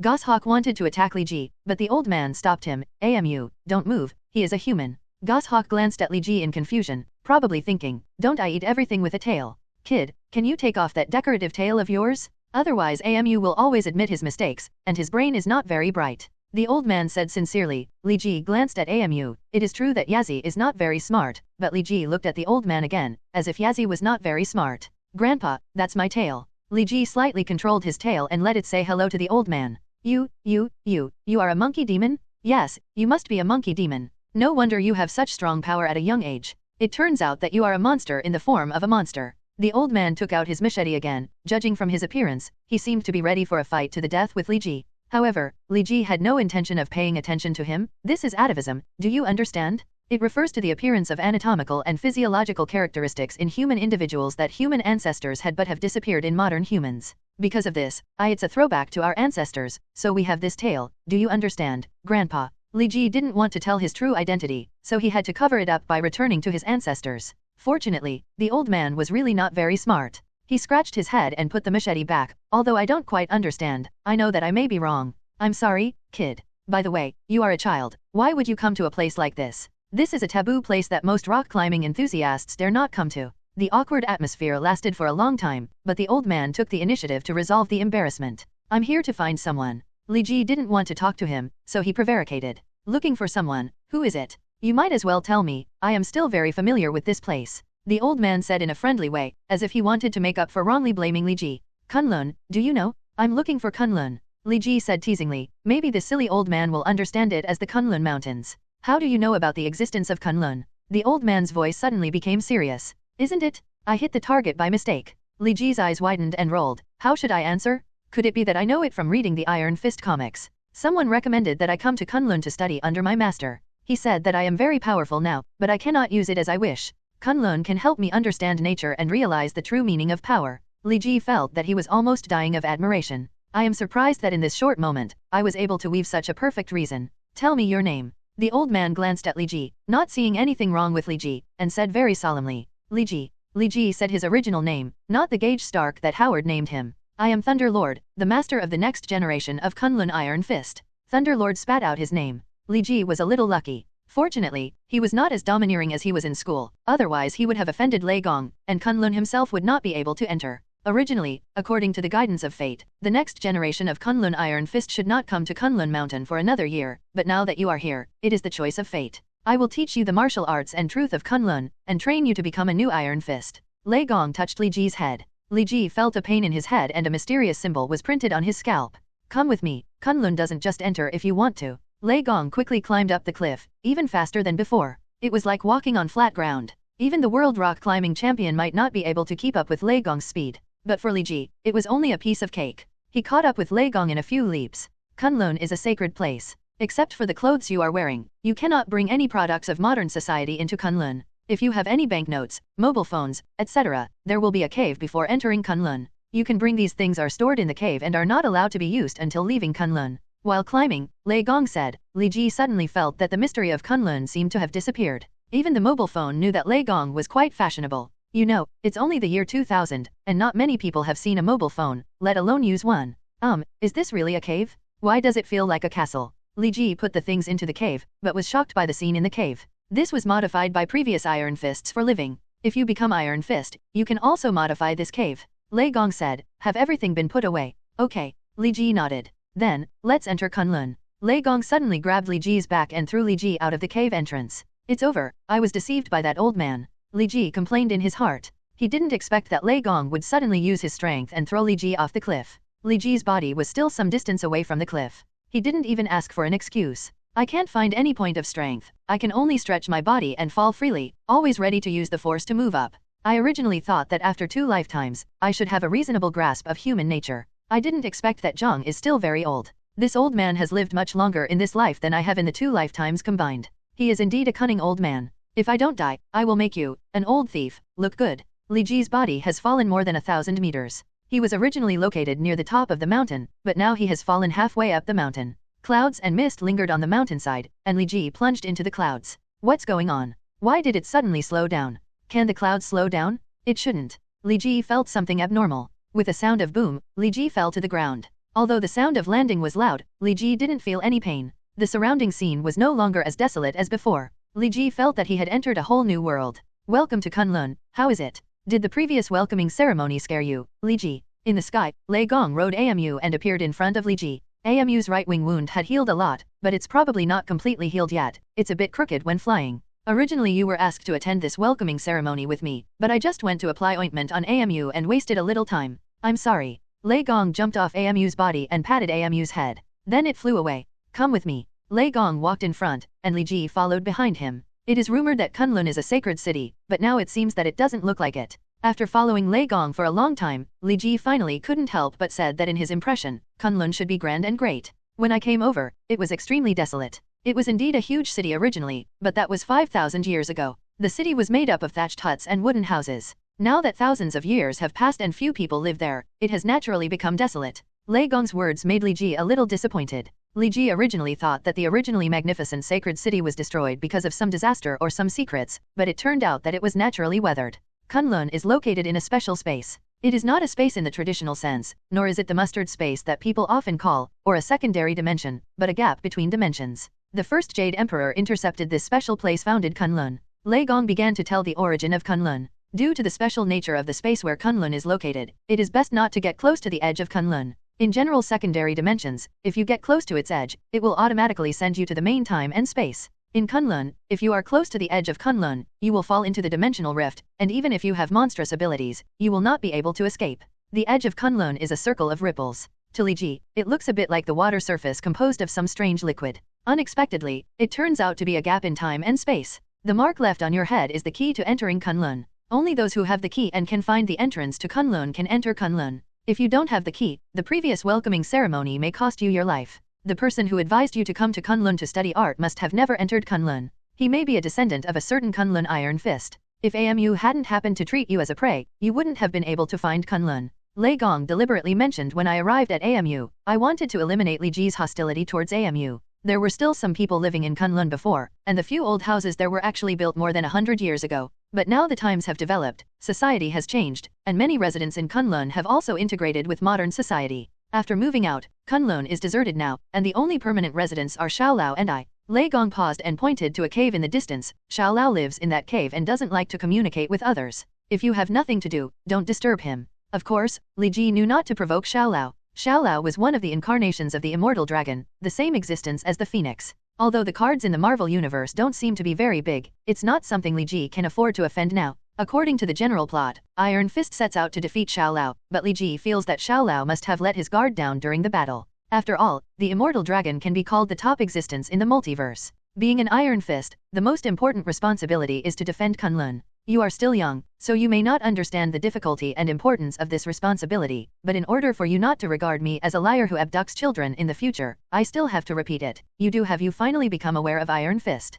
Lei Gong's eyes suddenly looked at Li Ji like an aquiline, and the profound meaning in his eyes made Li Ji feel a little odd, as if he had seen through Li Ji all at once. But it only took a moment for Li Ji to adjust. It is true that Li Ji came to Kunlun to study art with selfish motives, but he did not harbor evil intentions towards Kunlun. If he really became the Iron Fist, Li Ji felt that there was nothing wrong with him protecting Kunlun. Li Ji's eyes were firm and he replied in a loud voice, I'm done. Okay, come over here. Lei Gong praised and turned around. Master, isn't it true that Kunlun cannot be entered without a mark? In this case, we should have no enemies. While walking on the road, Li Ji suddenly thought of a question, where did Kunlun's enemies come from? According to Lei Gong, anyone who comes close to Kunlun should be torn apart by the turbulence of time and space. That's just for ordinary people. There are endless dangers in the universe.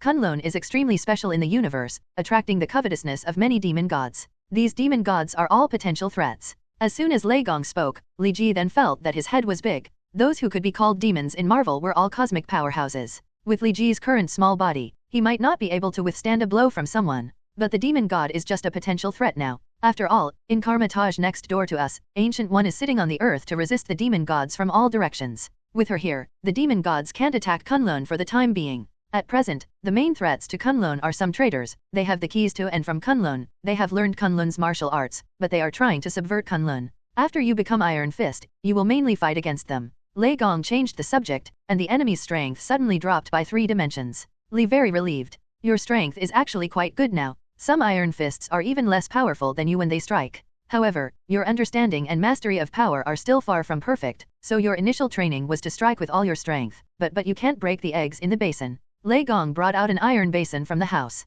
The iron basin was filled with bird eggs, each one no larger than a thumb. Li Ji picked up a bird egg with his fingers. If his fingertips were not careful, the egg would break, leaving an unpleasant smell on Li Ji's hands.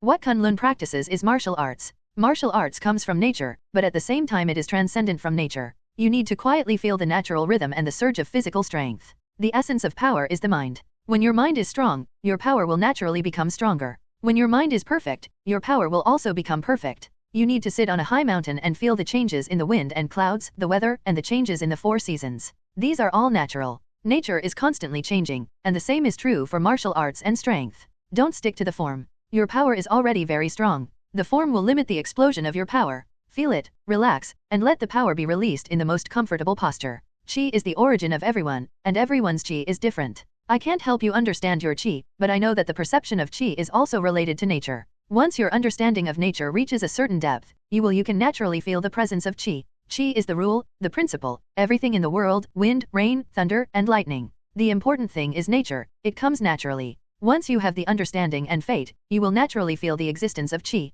Every day, Li Ji does completely different but equally weird practices in the teachings of Lei Gong. It's just a trivial matter to attack a bird's egg with all his strength without breaking it, fall asleep for a second while standing up when he's not sleepy, drink a cup of longjing during the battle, etc. All kinds of weird ways of practice, which made Li Ji want to do it several times. He went down the mountain overnight and hurried away from this place of trouble, but the solid increase in his own strength stopped him from escaping. Okay, that's it for today's training. Tomorrow's training is about doing somersaults while drinking water without choking. Although Lei Gong's training is very strange, Li Ji can complete it smoothly every time, which makes Lei Gong became more and more satisfied with Li Ji. Master, can I go hunting today? Li Ji took the big bowl on his head. Today's training is to perform martial arts fighting with a porcelain bowl on his head. Li Ji feels like some street performers, but his skills are much higher than theirs. Go, but don't catch too many, we have to maintain a good ecological balance. Lei Gong can't do anything to Li Ji. In the past, he and Amu could eat enough for half a month in one hunt. Now Li Ji is here, and one hunt is enough.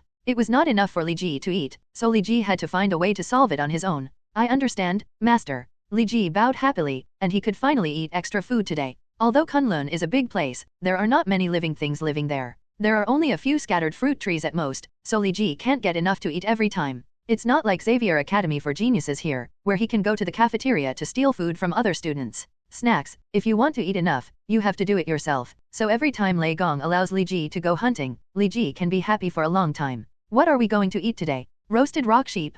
Or skewered hare? Li Ji clung to the rock wall, thinking about what would be today's snack. Forget it, I'm tired of all this. Let's go a little further today and go to the foot of the mountain to have a look. Maybe we can find a wild boar or something. If we can find a big wild boar, we can exchange it with the nearby residents for a domestic pig. Wild boar meat is not very tasty. Li Ji was thinking loudly in his mind, and his mouth was almost watering. Although the Kunlun Mountains are inaccessible, there are still some villages in some specific places. Over the years, more and more people have climbed the mountain and traveled, which has brought about a lot of economic development. These villages are also tending to expand. Li Ji occasionally comes to the village to buy some things, but he doesn't spend much. After all, he only brings a little cash with him. With a pop sound, two people suddenly fell down in front of Li Ji. Oh, luckily it didn't hit me, otherwise it wouldn't have been very comfortable. The muscles on Li Ji's face tensed up, looking like he was surviving the disaster. These mountaineering enthusiasts are really desperate for their lives. They dare to come to Yugzi Peak without any safety facilities. This is a perfect place for mountaineering. Li Ji walked up to the two corpses and looked at their faces. Appearance. I don't know how high they fell from. In short, their bodies were all dislocated, their feet and hands were intertwined, their faces were bloody, and their appearance was completely unclear. Only their heads were twisted. Their golden hair seems to prove their identity. The poor couple died in a foreign land. Li Ji touched his heels on the ground, and a large pit with a radius of 2 meters immediately appeared on the ground. Li Ji pulled the two bodies into the pit and covered it with a layer. Shitu, I hope you can rest in peace and don't do such dangerous things in the next life. After doing this, Li Ji turned around to continue hunting, but found a small bag on the ground. I was negligent. Li Ji picked up the small bag and was about to bury the bag with the two of them, but 3 passports fell out of the small bag. 3 passports? Is there anyone else? Li Ji opened the passport and saw a familiar name at first glance, Daniel Thomas Rand K. Isn't this the unknown Danny Rand? Li Ji touched his forehead, as if he was involved in a plot. If I remember correctly, the other two should be Wendell Rand and Heather Duncan. Li Ji quickly opened the other 2 passports, and sure enough, it seems that there is a slight deviation in the plot.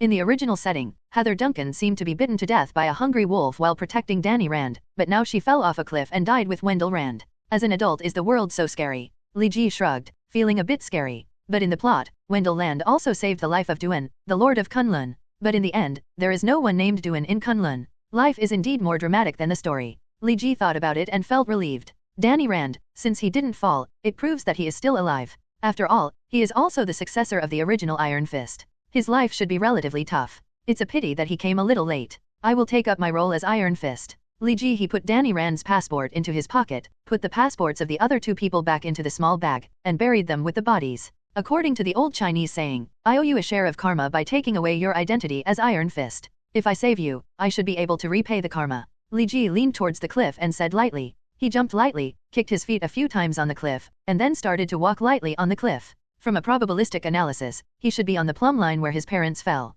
Li Ji's body continued to rise, his eyes observing the surroundings, not missing any clues. Got you? It's not easy to get over there. That little tree looks a little overwhelmed. If I step on it, it might break immediately. That would be harming people instead of saving people. Li Ji put his feet on the ground. After several kicks on the cliff, he climbed to a high platform above Danny Rand, overlooking Danny Rand's situation. I knew I would have brought Amu out. Although that stupid bird is not very bright, he is still good at this kind of work. Li Ji lay on the platform, looking for a suitable rescue route. Soon, Li Ji noticed a stone step. If he grabbed the stone step and reached down, he could just hook Danny's feet. However, what is somewhat worrying is that the stone steps are very weathered, which makes Li Ji afraid to step on them. According to the first law of plot conflict, if you jump off a cliff, you will inevitably hang on a tree. The first law has been satisfied. And after the first law of plot conflict is satisfied, the second law will be activated. Accidents will inevitably occur when hanging from a tree to rescue. So there are obvious stone steps, and the probability of breaking after stepping on them tends to be %. Li Ji was a little hesitant, not sure whether he should step on that stone step. But when he saw Danny's injured temple, Li Ji made up his mind. There is no other way, let's give it a try. According to this amount of bleeding, if the bleeding is not stopped quickly, he will bleed to death. Danny's forehead probably hit him when he fell off the cliff, and the wounds were very irregular. There is almost no hope to stop bleeding naturally. After all, you are the protagonist of Iron Fist, so you should have a tough life. Aren't all protagonists like Xiaoqiang? Li Ji threw himself sideways and pressed his whole body against the cliff. With the help of the friction between his body and the cliff, he slowly falling on the stone steps.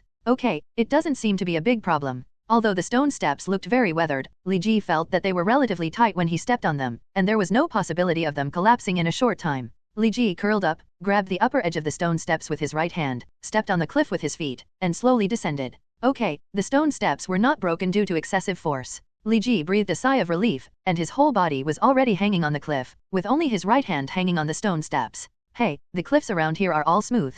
There is no place to climb. Let's swing for a while. Li Ji's hanging body began to swing back and forth. Originally, he thought that hanging on would be able to hold Danny's feet. But he misjudged the length of his arms. I have been a child for more than 10 years, and I still have the old habit of estimating the distance every time. If others saw a child swinging on a cliff while grabbing a rock that was on the verge of breaking, he would probably have a heart attack. However, Li Ji was actually brave as a skilled person. To him, there was no difference between the cliff and the ground. If it weren't for Danny's comfort, Li Ji would have jumped directly onto the small tree. However, the small tree seemed to be overwhelmed. Li Ji promised that the moment he jumped on it, it would break immediately. Swing one more time and you'll be able to hit. Li Ji gently exerted force on his body to increase the swing range. Okay, caught it. Li Ji firmly grabbed Danny's left foot, dragged him down from the small tree, and hung him upside down on the cliff. Bang! The weathered rock Li Ji grabbed suddenly made an overwhelmed sound. No, I forgot to calculate Danny Rand's weight. With the combined weight of him and me, this rock won't last long. Li Ji quickly used his right hand to pull the two of them up, but due to the sudden strong pressure, the weathered rock burst directly, and Li Ji and Danny fell from the cliff.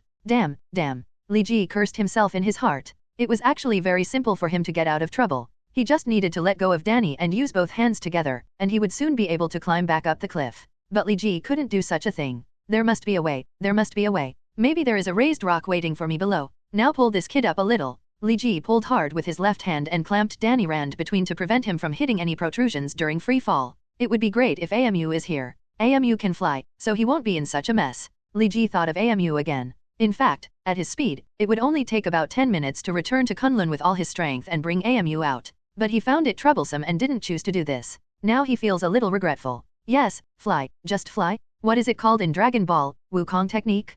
Control your own chi and feel the flow of power. Relax your whole body, concentrate your chi, concentrate it. How can you do it? Li Ji closed his eyes, but there were many distracting thoughts in his mind, and he couldn't even concentrate on the most basic things. The teaching of Wukong Jutsu comes from Dragon Ball Z episode 207. What made Li Ji a little disappointed was that during the free fall, there were no protruding rocks or deep gaps for him to catch, and it was difficult for him to exert force in midair. Otherwise, with his strength, he would directly fall. There are opportunities to put your hands into the rock wall. Is it really possible to just give up on Danny? Li Ji was shaken in his heart. With a hoo sound, the mountain wind blew up, and the rising mountain wind slowed Li Ji's descent somewhat. Fang. Li Ji closed his eyes. Like the rising wind, control your anger. Li Ji felt that he had understood something. Gather your energy and let it flow underneath you. Li Ji's falling speed became slower and slower. Release the energy and explode like a strong wind. Li Ji's body hovered in midair, then suddenly accelerated, and disappeared in an instant. Is this flying? Tens of seconds later, Li Ji had reached the top of the mountain.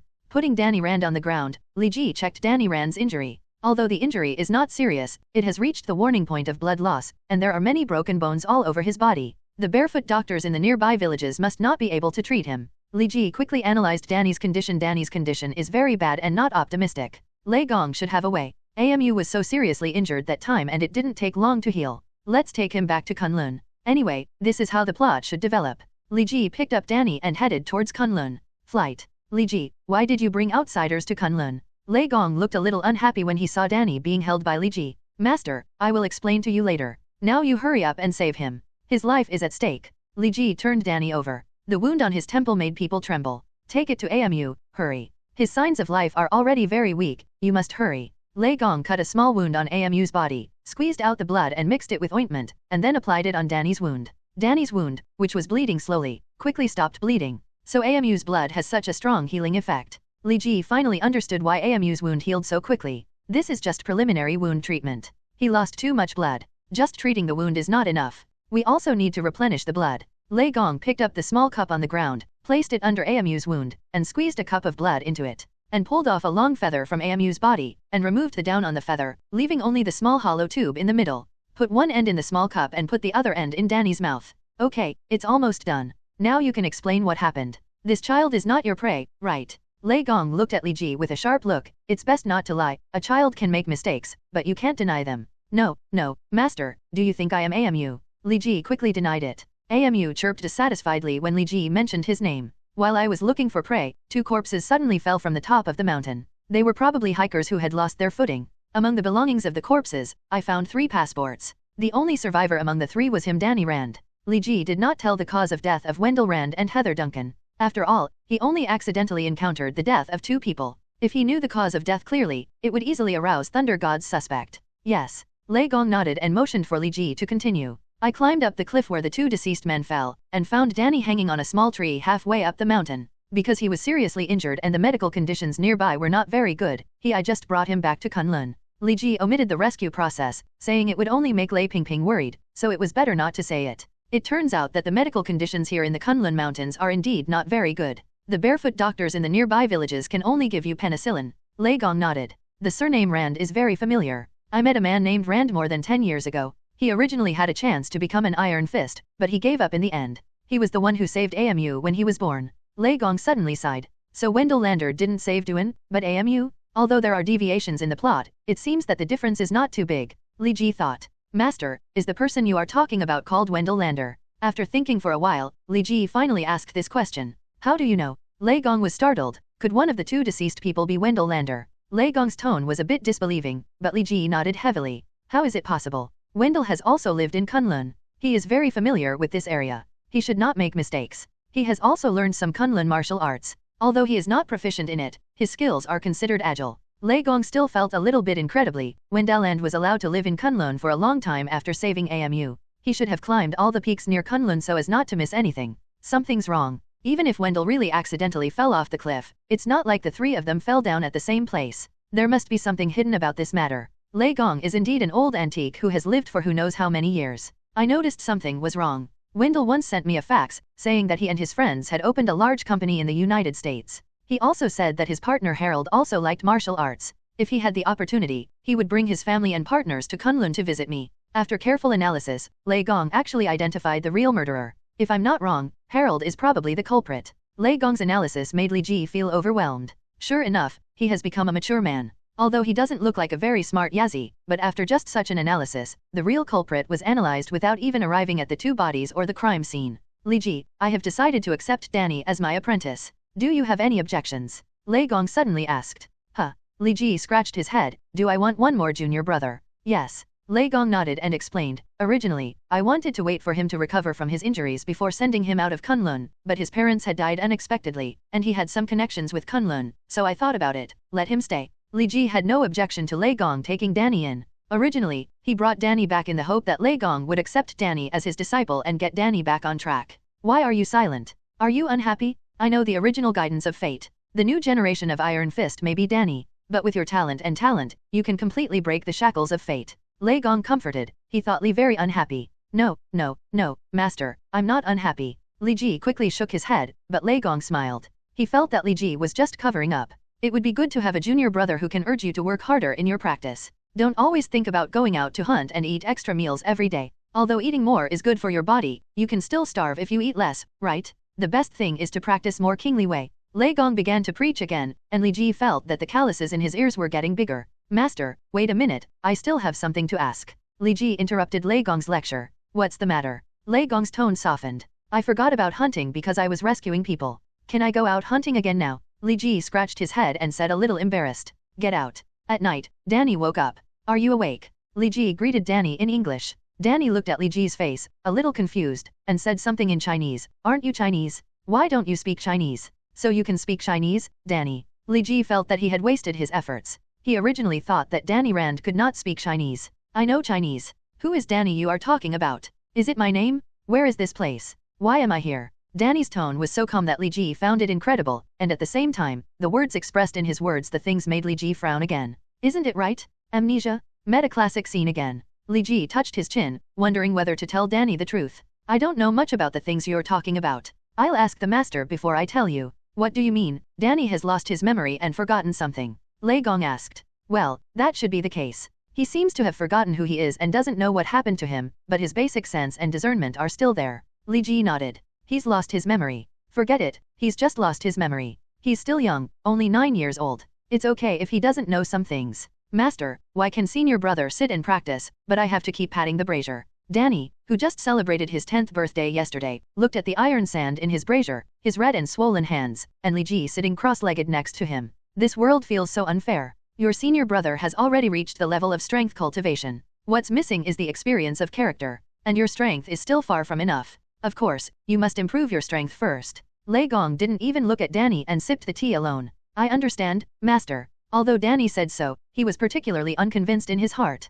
In fact, Li Ji also felt that this training method was a bit painful. Lei Gong asked him to sit down and feel the power bursting out from the growth of the grass under him. Although Li Ji knew that grass growing, sprouting, and emerging from the ground all have great power, but this power is accumulated over many years, rather than bursting out in an instant. Li Ji asked himself that his mastery of power and perception were already up to standard, but for this kind of request, he really could only say, my disciple can't do it. Li Ji, don't be too impatient. I have told you a long time ago that the core of Kunlun martial arts lies in nature, nature, nature, nature. You calm down your state of mind, enjoy, perceive, fit in, and become one with nature. Listen to the principles of nature, and understand the essence of nature. At that time, you will truly understand. Lei Gong looked at Li Ji again and saw Li Ji's bitter face. Lei Gong knew that Li Ji's heart must not be calm. He is already very satisfied with Li Ji's strength. It can be said that among the previous Iron Fist, Li Ji's strength can be regarded as the outstanding one, especially since he has not yet started his military training, which is unique. Therefore, Lei Gong pays more attention to the cultivation of Li Ji's character.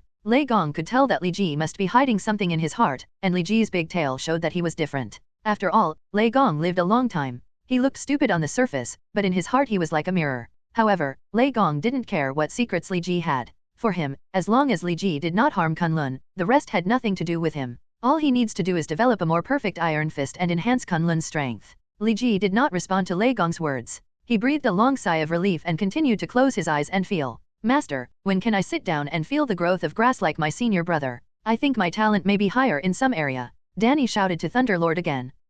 Maybe you don't need to practice like this in your life. Lei Gong said with a smile. Why? Is it because I am highly talented and born with such abilities? Then I have to try it quickly. Danny walked away from the brazier and sat up cross-legged. Lei Gong smiled and shook his head. He knew that Danny must be lazy. Master, sitting on the ground, my penis is itchy. Is this the power of grass? Danny sat for a while, then felt a little itchy and stood up quickly. Yes and no. Thunderlord came over and wiped Danny's head. Let's continue with strength training first. Itchy. Li Ji seemed to hear some key words. There are many possibilities for itching on PP. When the skin comes into contact with this soft thing, it will naturally trigger a bioelectric shock on the nerve endings, causing the feeling of itching. But on the other hand, it may indeed be the power of the growth of grass caused. But this is what is felt on the PP. On the tail, when the grass comes into contact with the tail, it will not directly cause an itchy feeling. If the tail feels a little itchy, it must be because the grass is growing and developing. It's the force knocked open the down on the tail, causing an itchy feeling. Li Ji felt that he was not far from completing this practice.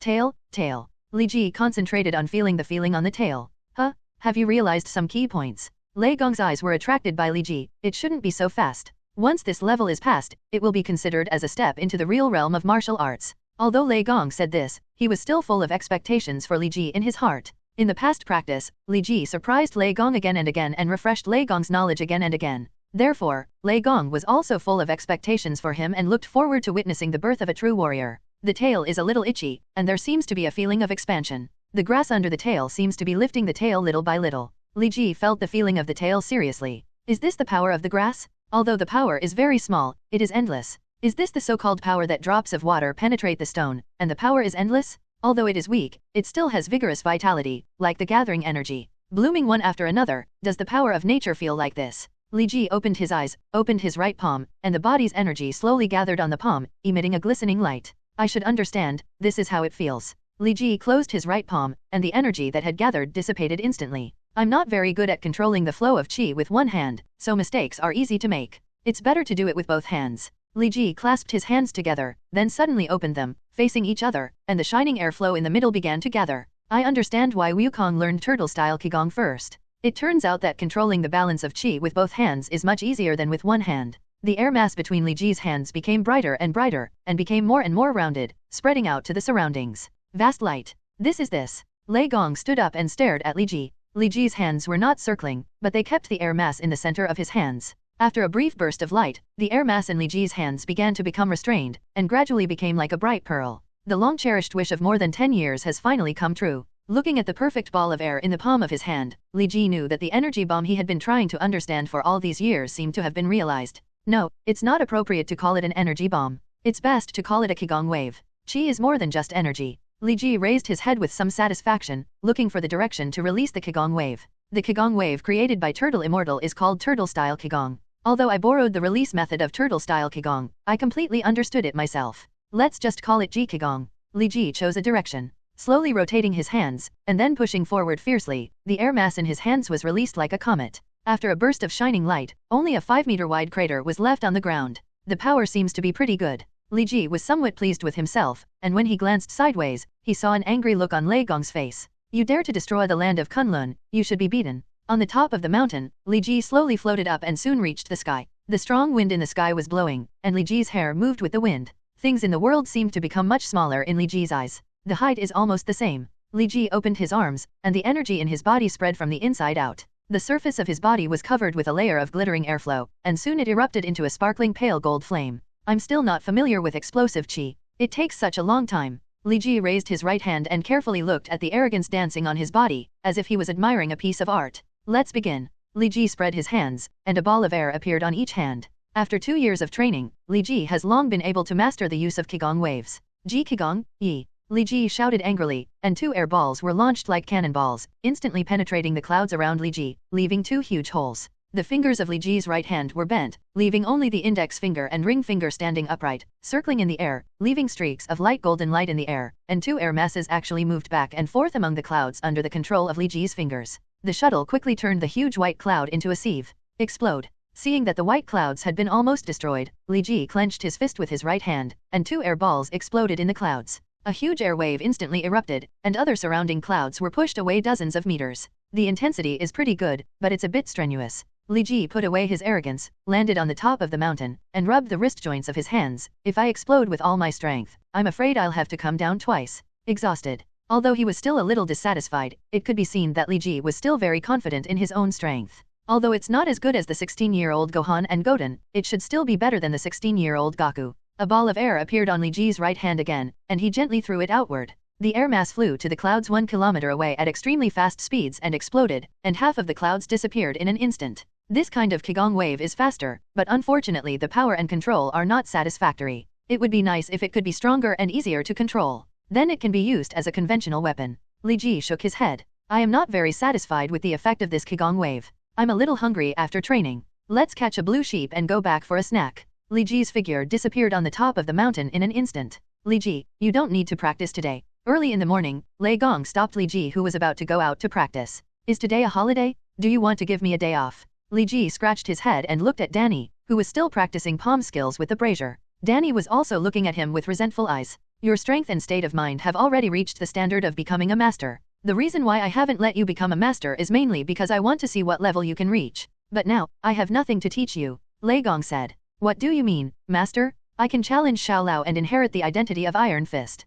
Li Ji felt a little reluctant, but also a little expectant. That's not the case. As a descendant of Kunlun, there is one more thing to do before leaving the army. Lei Gong shook his head and touched his beard. Do you want to go out for training? Li Ji said with a smile. Yes. Lei Gong nodded. Originally, I planned for you to go to Kamatage and defeat Baron Moda, the disciple of Ancient One, to show the dignity of Kunlun. However, due to unexpected events, your training mission has been changed. Baron Mordo. Li Ji recalled this person. In the comics, Baron Mordo was an outright careerist, and in the movie, Baron Mordo's last sentence was, "The world doesn't need so many mages." The mystery has not been revealed. I don't know if he is good or bad, but it doesn't matter. A strange monster suddenly appeared in Sheningjia. It is said that it looks a bit like a human, but it is not human. It is more than 3 meters tall and has great strength, and bullets cannot penetrate his skin. The Chinese Divine Spear Bureau has been relatively busy recently. I'm busy, so I delegated the task to Kunlun. Let this be your apprenticeship experience. Lei Gong took out a map of China from the room, which was 4 to 5 meters long and wide. Sheningjia is here.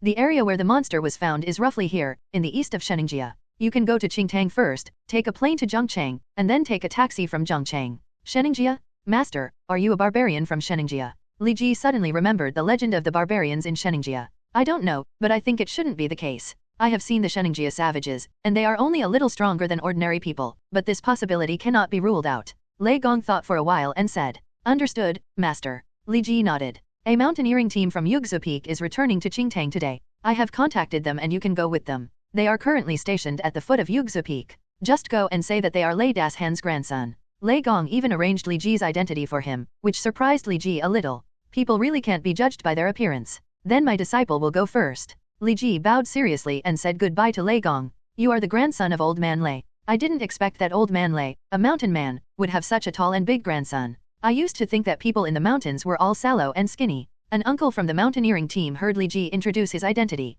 Then he patted Li Ji hard twice on the back. Uncle Quan, don't look down on the people from the mountains. You know that Old Man Lei is as skilled as a monkey. He climbed up the mountain that we couldn't climb in a flash. With such a good body, the skills on the mountain wall aren't all those precious medicinal materials within his reach. Maybe Old Man Lei is richer than you, and you haven't heard anyone say that he would send his grandson to study in a big city. A small mountaineering team member joked. He looked like not old, probably in his 20s. Okay, look at how shy a child is. Why are a bunch of old men surrounding a big boy? The speaker was the only woman in the team, and Li Ji looked at her gratefully. In the past few years in Kunlun, he had not had much contact with outsiders. He was used to being alone, but it was really uncomfortable to be surrounded by so many people. Then what should we do? We don't surround him, but we surround you? If your husband has no objection, we can surround you. Uncle Quan showed a sullen expression. Hey, don't make such jokes, or you'll be kicked out of the mountaineering team. I'm so scared. Really, look at your virtue, I'll tell your wife later. Hey, Achiang, if we have something to say, let's talk it over.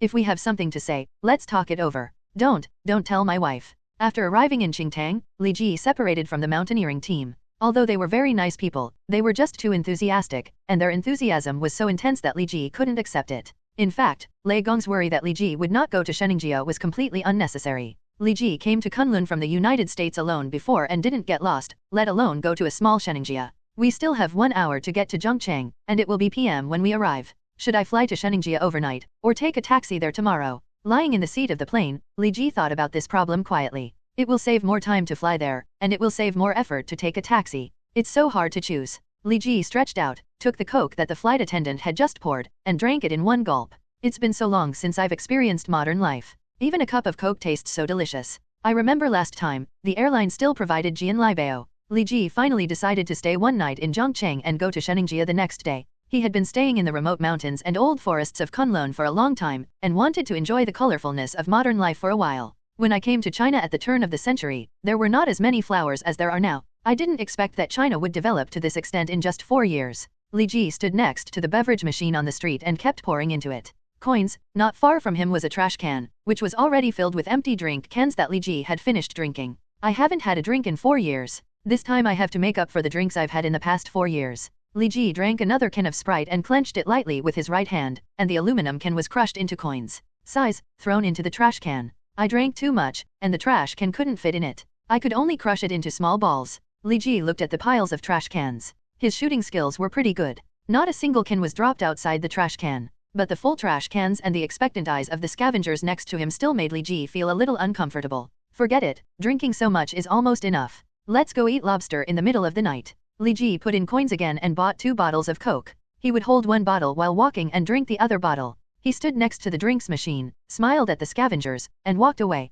Jiangqing's crayfish was very famous in Li Ji's previous life, but now it is only 2004. Crayfish are not very popular among the general public, and the price is very favorable. It costs 8 yuan a pound, and you can buy 3 pounds for free. Li Ji gave away £1 and asked for £60 as soon as he walked in. The boss was so shocked that his jaw almost dropped. Boss, are you sure you want £60 instead of £6? Li Ji took out his wallet directly from his pocket, counted 5 sheets of the latest 5th edition of RMB and handed it to the boss. £60 is 480, right? Buy £3 and get £1 free. Remember to give me £10. After saying that, Li Ji found an empty table and sat down. The boss took a small purple laser and shined it on 5 RMB bills for a few minutes before confirming that Li Ji had deliberately brought counterfeit bills to cause trouble. Boss, do you want some drinks? Knowing that Li Ji was a big customer, the boss quickly bowed beside Li Ji and asked respectfully. No, just some ice water. Li Ji was a little heady from drinking just now, and his diaphragm was a little ready to move, but Li Ji managed to hold back and didn't burp.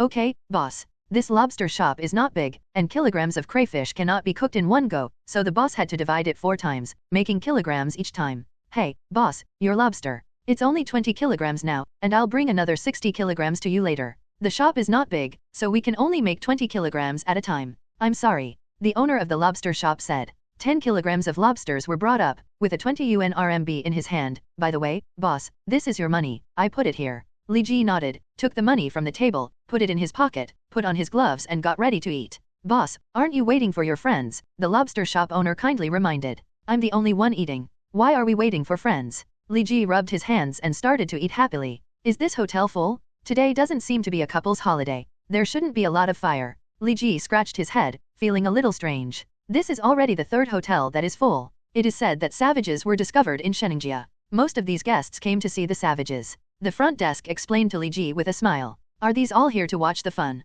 Li Ji felt a little speechless. This was not a good show. Since the Divine Spear Bureau was involved, it must be related to supernatural power. Young man, are you here to see the savages too? A handsome uncle in a suit walked out from behind Li Ji. That's right. Li Ji didn't know how to explain it to this uncle. Didn't you call in advance to book a hotel? Then you made a mistake. All the big hotels in Zhongcheng are already full. Maybe there are only a few vacancies in the family hotels in the alleys. You may have to go to the internet cafe to sleep for a while. It's late. The uncle shook his head, patted Li Ji on the shoulder, took the room card from the front desk, and walked into the elevator. Now we are in big trouble. Li Ji ran to an internet cafe, turned on a computer, and searched for the 2 keywords Sheningjia and Savage on the search engine, which showed a total of million search results. Li Ji randomly opened a forum. There was even a so-called Savage Party activity on the forum, and they made an appointment to go into Sheningjia to look for traces of the savages. Li Ji looked at the comments and saw that hundreds of people had already participated in this event. It would be terrible if they all entered Sheningjia and the monster in Sheningjia was highly aggressive. The more Li Ji thought about it, the more he felt something was wrong. He closed the computer and forgot to even get off the plane. Crossing the street and walking into a deserted alley, my body floated and flew towards Sheningjia. Where was that kid just now? Why did he disappear after entering this lane? About 10 seconds after Li Ji flew away, a group of gangsters entered the alley with knives. Did you go out through another entrance? You idiot, this road is a dead end, there is no second entrance. Then what do you think is going on? This person can't disappear out of thin air. Could it be that he? Bodhisattva bless, Bodhisattva bless? Don't talk nonsense, scare your own people, Bodhisattva bless, Bodhisattva bless. Li Ji's flying speed was still very fast. In a little more than half an hour, he flew to the sky above Sheningjia, where Lei Gong had marked for him where the monster appeared. Working overtime, working overtime. Li Ji landed in Sheningjia, and the surroundings were quiet and comfortable. I didn't expect that the first time I protected the earth, I had to work overtime late at night. I used to observe celestial bodies all day long. Is it possible that I was born to work hard? Walking in the dense forest of Shenlongzhe, Li Ji muttered while looking for traces of monsters. Road. It's a good thing that today is the 5th day of the Lunar New Year, otherwise I wouldn't dare to go out. Li Ji looked up at the sky, where a crescent moon hung in the sky. Although the woods in Sheningjia are very dense, the moonlight still shines through the gaps and reveals a big footprint on the ground. Those big feet, tisk tisk. The footprints on the ground were almost 70 centimeters long and 3 centimeters deep. Li Ji flicked his fingers on them, and a piece of dust bounced up. Judging from the density of the dust, the footprints are more than a day old and should not be around here. Li Ji stood up and continued to look for traces of the monster. Judging from the footprints found before, the footprints originally found were left almost a week ago. Now they are only the footprints from a day ago. I should be looking in the right direction. A layer of white light floated on Li Ji's hand. Used as lighting. There are traces of friction on this tree. Generally, the only people who like to rub against the bark of the tree are blind bears and wild boars. The wild boars are not that tall, and the blind bears don't look like them either. There are no territory marks left by the blind bears around here. It should be there are no bears. It can only be the traces left by that monster. Li Ji continued to walk forward and found scratches on a tree. It should be getting closer. This scratch hasn't been there for long. Li Ji became alert and continued to move forward.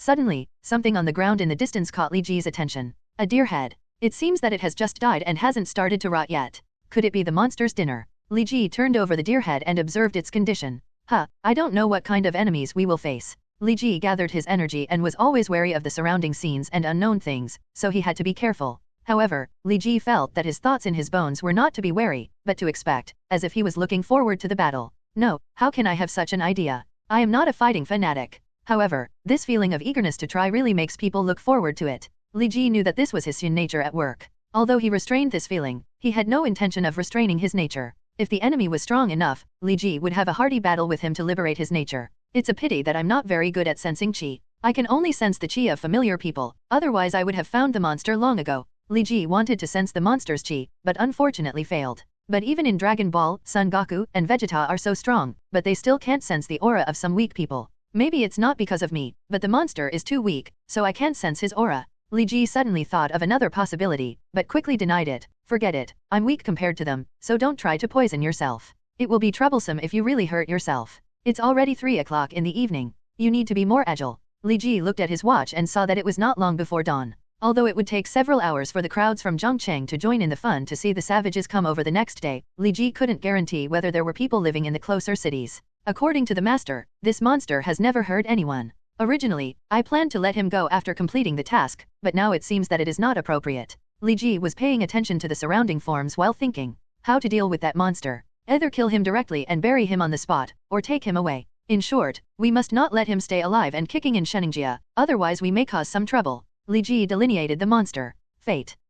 What does it smell like? Li Ji suddenly smelled a smell. The smell was not strong, but it was very pungent. It smells a bit like urine. Ahem, it smells really bad. Li Ji knew that he was not far from the enemy. A voice suddenly came from the quiet forest. Li Ji quickly turned his head, but found nothing. It's funny that you are still teasing me, but your teasing seems to be of no use. Li Ji finally felt the monster's anger. He looked in the direction of the anger and saw a terrifying monster with green skin all over his body. Hulk! Li Ji exclaimed. Hulk! Hulk's voice was high-pitched, and he pulled up 2 giant trees from the ground and smashed them towards Li Ji. Damn it! Why is Hulk here, or how did Hulk enter China? Li Ji flew up and avoided the attack of Hulk's 2 giant trees, but his face didn't look good. This is really a bit tricky. Li Ji hung in the air, looking down at Hulk, which made Hulk even more furious. He threw stones and trees at Li Ji crazily, leaving the primeval forest of Sheningjia in a mess. Judging from the strength of this attack, it doesn't seem to be too strong. However, the angrier Hulk seems to be, the stronger his strength becomes. This cannot be ignored. If you really underestimate him, it will be enough for me to drink a pot.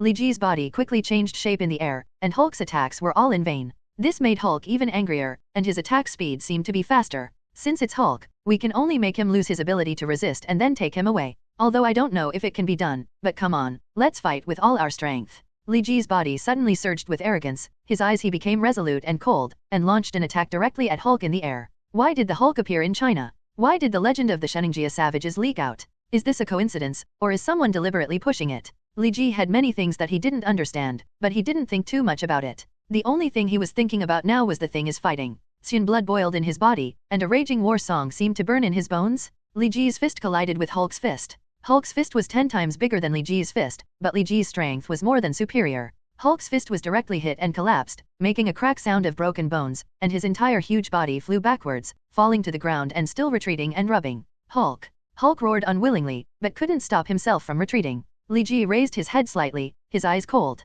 He followed up, flying parallel to Hulk, and then suddenly fell, his knees pressed against Hulk's belly, and Hulk's belly collapsed. Hulk! Hulk roared sadly and angrily. Damn it, he's too big. It's difficult for me to completely block his movements. Li Ji originally wanted to clamp Hulk's body with his knees, control Hulk under him, and give Hulk a set of combo punches, but found that he could not hold Hulk's body at all. Hulk! Hulk put one hand on the ground, trying to stand up and shake off Li Ji. Li Ji frowned, and his right knee suddenly sank hard, freezing Hulk's movements. The fist hit Hulk's face again. Be honest. Hulk! Hulk! Hulk's body shook even more violently. Every time he shook, Li Ji could feel that his strength was a little stronger. Li Ji knew that Hulk's anger level was constantly growing. Stun me out! Stun me out! Li Ji had no choice but to turn his fist like a rainstorm, pouring it on Hulk's head. His 2 temples were the focus of his care, hoping to knock Hulk out, so that he could be knocked out. Take away. However, Hulk's body was smashed dozens of centimeters into the ground, and Hulk showed no signs of fainting. Instead, his strength continued to expand. Damn me out! Li Ji's arrogance surged by dozens of centimeters, and he stood up. His fierce fist seemed to be carrying the force of thunder, and Hulk's temple was hit, knocking Hulk away from the ground. Tens of meters away. Hulk roared and stood up from the ground. Although his body was scarred, it was also healing at an alarming speed. Fuck. Li Ji cursed. He knew that he was a little impatient. He originally wanted to defeat the enemy with one blow, but in the end, Hulk was released. Hulk also seemed to see that Li Ji's mentality was a little unbalanced. The huge sole of his foot was a little bit on the ground, leaving 2 footprints more than 10 centimeters deep. Li Ji, whose whole body was close to him, punched Li Ji in the face. Although Li Ji reacted quickly, he was still a step too slow and his body was directly knocked away. There's something? Li Ji suspended his body in midair, wiped the blood from the corner of his mouth, and looked at Hulk with anger in his eyes. Although Hulk has extraordinary strength, he has no ability to fly. He can only stand on the ground and roar. Hulk. I didn't expect that due to my negligence, I was actually counterattacked. Li Ji performed some of Kunlun's unique healing techniques, and his internal organs that were originally turbulent quickly calmed down. I'm really worried about what if I go crazy and kill you directly. Li Ji breathed a sigh of relief and looked at Hulk coldly. He realized that something was wrong with his state. Originally, Li Ji felt that he should be very rational when fighting, but the explosion just now made Li Ji understand that he could not fully control the Saiyan blood. Saiyans are naturally bloodthirsty and warlike. Li Ji doubted that if he had been fighting with all his strength, he would not be able to help but kill Hulk directly. Li Ji has this ability and may also have this motive. Although your strength is very strong and far from reaching the highest level, in fact, you are also very fragile. A small air bomb floated on Li Ji's right hand, and he flicked it towards Hulk, and the air bomb flew away instantly. Reaching Hulk's feet, a large hole with a radius of 5 meters was left on the ground. Hulk was startled and jumped back, knocking down several big trees one after another. I wonder if you can withstand such power. Li Ji raised the corner of his mouth and looked at Hulk. For Li Ji, he was actually invincible. Although Hulk had strength, speed, and resilience, they are all extremely powerful, but there is nothing they can do against this energy-based attack. The results of Li Ji's practice in the past 2 years are astonishing. In the past, the Qigong waves he used to gather all his qi could explode in a radius of 5 meters. Now, the qi bombs he throws casually are as powerful. As if feeling Li Ji's contempt, Hulk yelled again, Hulk, and slammed the ground with both hands, trying to imitate the effect of Li Ji's air bomb, but the result was only a few tears on the surface. The crack made him even more angry, and he kept roaring Hulk, and Hulk, non-stop.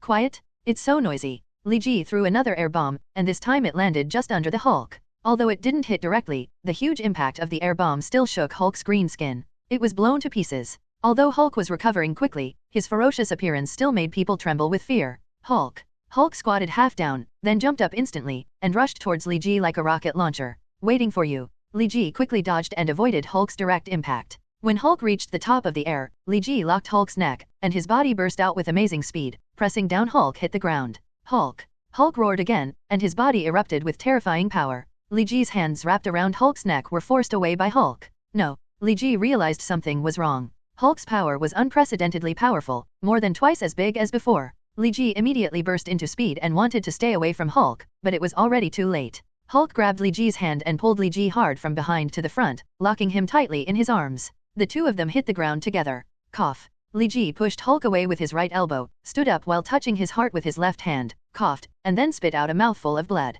Hulk's injury was even more serious. He failed to control the direction of his fall and landed on his back first. The impact he received was much stronger than what Li Ji received. Later, he was pushed away by an angry elbow from Li Ji, which added to the injury. Even with the terrifying resilience of the Hulk, he would not be able to stand up for a while. I finally understand why my master always says that I lack practical skills. It seems that I still have quite a few shortcomings. Li Ji quickly adjusted his breath and walked to Hulk's side. To be honest, I really want to kill you with a Ji Qigong. Li Ji stood on Hulk and looked at him condescendingly. But since your movie left a good impression on me, and you will be useful in future battles, I will let you go for the time being. Of course, death penalty can be avoided, but living crime cannot be avoided. Li Ji's fist hit him. In front of Hulk's face, Hulk was already a little dizzy, but he was hit by Li Ji's punch and completely fainted. Is there no change in Banner's state? Oh yes, at this point in time, it should be that Banner has just turned into the Hulk, and he has not yet found a way to change from the Hulk back to himself. In the plot, the Hulk disappeared for several years, and then appeared again. You can change your form when you come back. Is it because you have come to China? But it would be bad if he can't change back to Banner. How should we deal with him? Li Ji suddenly thought of a troublesome problem. Hulk solved it, but the next thing was even more troublesome. How about giving him to him? Just kill him. After thinking about it, Li Ji decided to use the stupidest and most tiring way to solve the subsequent troubles. Li Ji tied one of Hulk's feet, flew into the sky, hung Hulk upside down, and decided to take him back to Kunlun. As for why he doesn't fly, can the Hulk fly on commercial airliners? In order to solve your trouble, I really used myself as a coolie. Sheningjia is almost kilometers away from Kunlun. Li Ji kept flying and stopping all the way. In order to avoid the attention of passersby, he also took a lot of distance. It took a total of 7 or 8 hours to return to Kunlun. During this period, Hulk woke up several times, but was directly knocked unconscious by Li Ji, giving Hulk no chance to resist. Why did you come back so fast? Lei Gong saw Li Ji first and didn't notice that Li Ji was holding Hulk behind him. The news about the savage in Sheningjia has spread, so we can only deal with him overnight. Li Ji pulled hard, and Hulk fell to the ground in Kunlun. The passage in Kunlun was a bit crowded for him. Is this the monster? How did you bring him to Kunlun? Hulk's iconic huge body and green skin immediately attracted Thunder God's attention. Lei Gong's voice was a bit reproachful, as if he was asking why Li Ji casually led people into Kunlun again. Master, please forgive me. Now there is a strange trend on the internet outside to go to Sheningjia to see the savages. In order to ensure their safety, I can only move this monster to Kunlun. Li Ji explained with a slight guilt. Why don't you just kill him? You can't bear it? Or some other reason? Lei Gong asked again. Li Ji didn't know how to explain.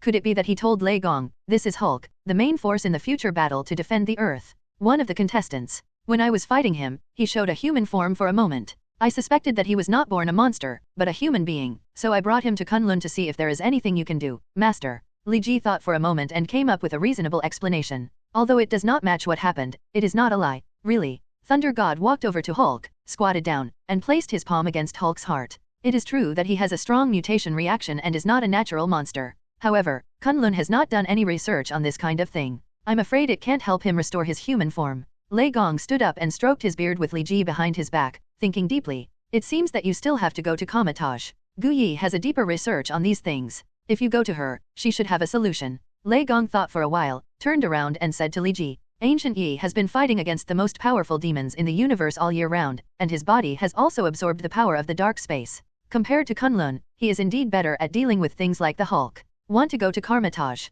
Li Ji had a hint of expectation in his heart. Carmitage is much more famous than Kunlun among the Marvel fans. The residence of the Supreme Mage, the place where Doctor Strange studied, the final line of defense for the cosmic demon to attack the Earth, and the small land of Carmitage. I don't know how many legends have been left behind. Why, don't you want to? That place is indeed a bit lifeless. Too many demons have fallen there, and it feels eerie when you walk in. Unlike our Kunlun, all the demons who attacked died in the cracks of time and space, and there is no trace of scum. That group of mages feels a bit condescending, and I don't really like going to that place. When Lei Gong spoke ill of Comitage, he seemed to have opened up a chat box and kept talking. If you don't want to go there, you'd better get rid of this monster. If you don't want to do it yourself, just throw him to the edge of Kunlun. The rift in time and space will erode him. Li Ji listened to what Lei Gong said. He was a little scared and quickly replied, Master, I am willing. I am willing to take him to Comitage. Master, where is Comitage? Can you take me to see it too? In the distance, Danny, who was training hard, shouted from afar. It's none of your business, you continue to practice. Lei Gong rejected Danny's little desire very rudely. The location of Comitage is a bit difficult to find. It is almost at the junction of Nepal and China. It is located between two huge peaks. It is a valley sheltered from the wind. But it is not difficult actually. If you get close to that place, the group of the mages will take the initiative to cause trouble for you. You beat up the leading mage, and then show them the mark of Kunlun on your head, and they will take you to Comitage. Lei Gong's words made Li Ji felt Lei Gong's deep malice towards Comitage. Why do you want to beat up the leading mage? Li Ji asked weakly. They deserve a beating, don't they? Lei Gong exhaled through his nostrils, causing his beard to split. Li Ji did not dare to refute him anymore. Hulk, who was unconscious, touched his forehead and woke up. Master, please get out of the way, I have to deal with him. Lei Gong instantly retreated 10 meters away. Li Ji punched Hulk's head into the hard ground, and Hulk fainted again. It's a bit barbaric. As a martial artist, you can be more artistic. Lei Gong took out a small bottle from his arms and threw it to Li Ji. One pill of the medicine here can make a normal person comatose for a month. I can't say what the specific effect will be on this monster, but the effect should still be there. Thank you, Master. Li Ji took the small medicine bottle and put it into his trouser pocket. His body flew up again and left Kunlun with Hulk. If you can, remember to bring some souvenirs back from Comitage. Thunder God shouted from a distance. Huh? How did I find out that I really work hard? I haven't rested since yesterday morning. I work hard for dozens of hours in a row. I really admire myself. Flying in the air, Li Ji suddenly felt a little bit sad. Why don't we go to Comitage? We'll have to beat up the leading mage, which will take a lot of effort. A breeze blew by, and Li Ji realized something was wrong. What's going on? It seems like someone has controlled my emotions. Li Ji hung Hulk upside down on a cliff and observed the surroundings vigilantly. I almost caught him. He should be near Comitage. No wonder the master hates Comitage's mage. This is silent. The restless Yin people are really not very lovable. Over there. Li Ji sensed a person's aura, quickly condensed an air bomb in his hand, and sent it to the place where the aura appeared. What is this? The mage who appeared in the air quickly drew a circle with his hands. A portal appeared out of thin air and transferred Li Ji's air bomb to outer space. However, the air wave passing by the air bomb still blew the mage back several meters. Who are you, and why did you approach Kamatage, the residence of the Supreme Mage, and launch an attack on Kamatage's mage? Several mages appeared in the air again, with magical power shining on their hands. They were connected with each other, trapping Li Ji in the encirclement. I am Li Ji, the descendant of Kunlun. Following the instructions of my master Lei Gong, I came to Kamatage to visit the Supreme Master. Li Ji smiled. Then why did you attack junior brother Wang for no reason? My emotions were disturbed and I did some irrational things. It should be understandable. Li Ji's words made several mages momentarily speechless. It is true that when emotions are disturbed, people's rationality will decrease, and it was they themselves who used spells to interfere with Li Ji's emotions. Li Ji, I remember you. Your master mentioned you to me. Li Ji dragged Hulk into the main hall of Kamatage. Gu Yi sat cross-legged on the ground, looking at Li Ji with a smile on his face. Nod. It's an honor for me to be remembered by Master Gu Yi. Li Ji was still very polite in front of Gu Yi. After all, Gu Yi had a very bad habit. She liked to punch people's souls out of their bodies. Li Ji didn't want to experience an out-of-body experience, not to mention that he wasn't sure whether his soul was the same as his appearance. It would be great fun if Gu Yi found out that Li Ji's soul and body didn't match. I can see that you are a little afraid of me. Does your master often say bad things about me behind my back? Gu Yi stood up and walked next to Li Ji. She is not tall, and Li Ji is a head taller than her. But Li Ji could feel the power contained in her small body. Before, Li Ji couldn't feel Gu Yi's qi outside Kamatage, but now he could feel the dangerous and powerful qi on Gu Yi. No.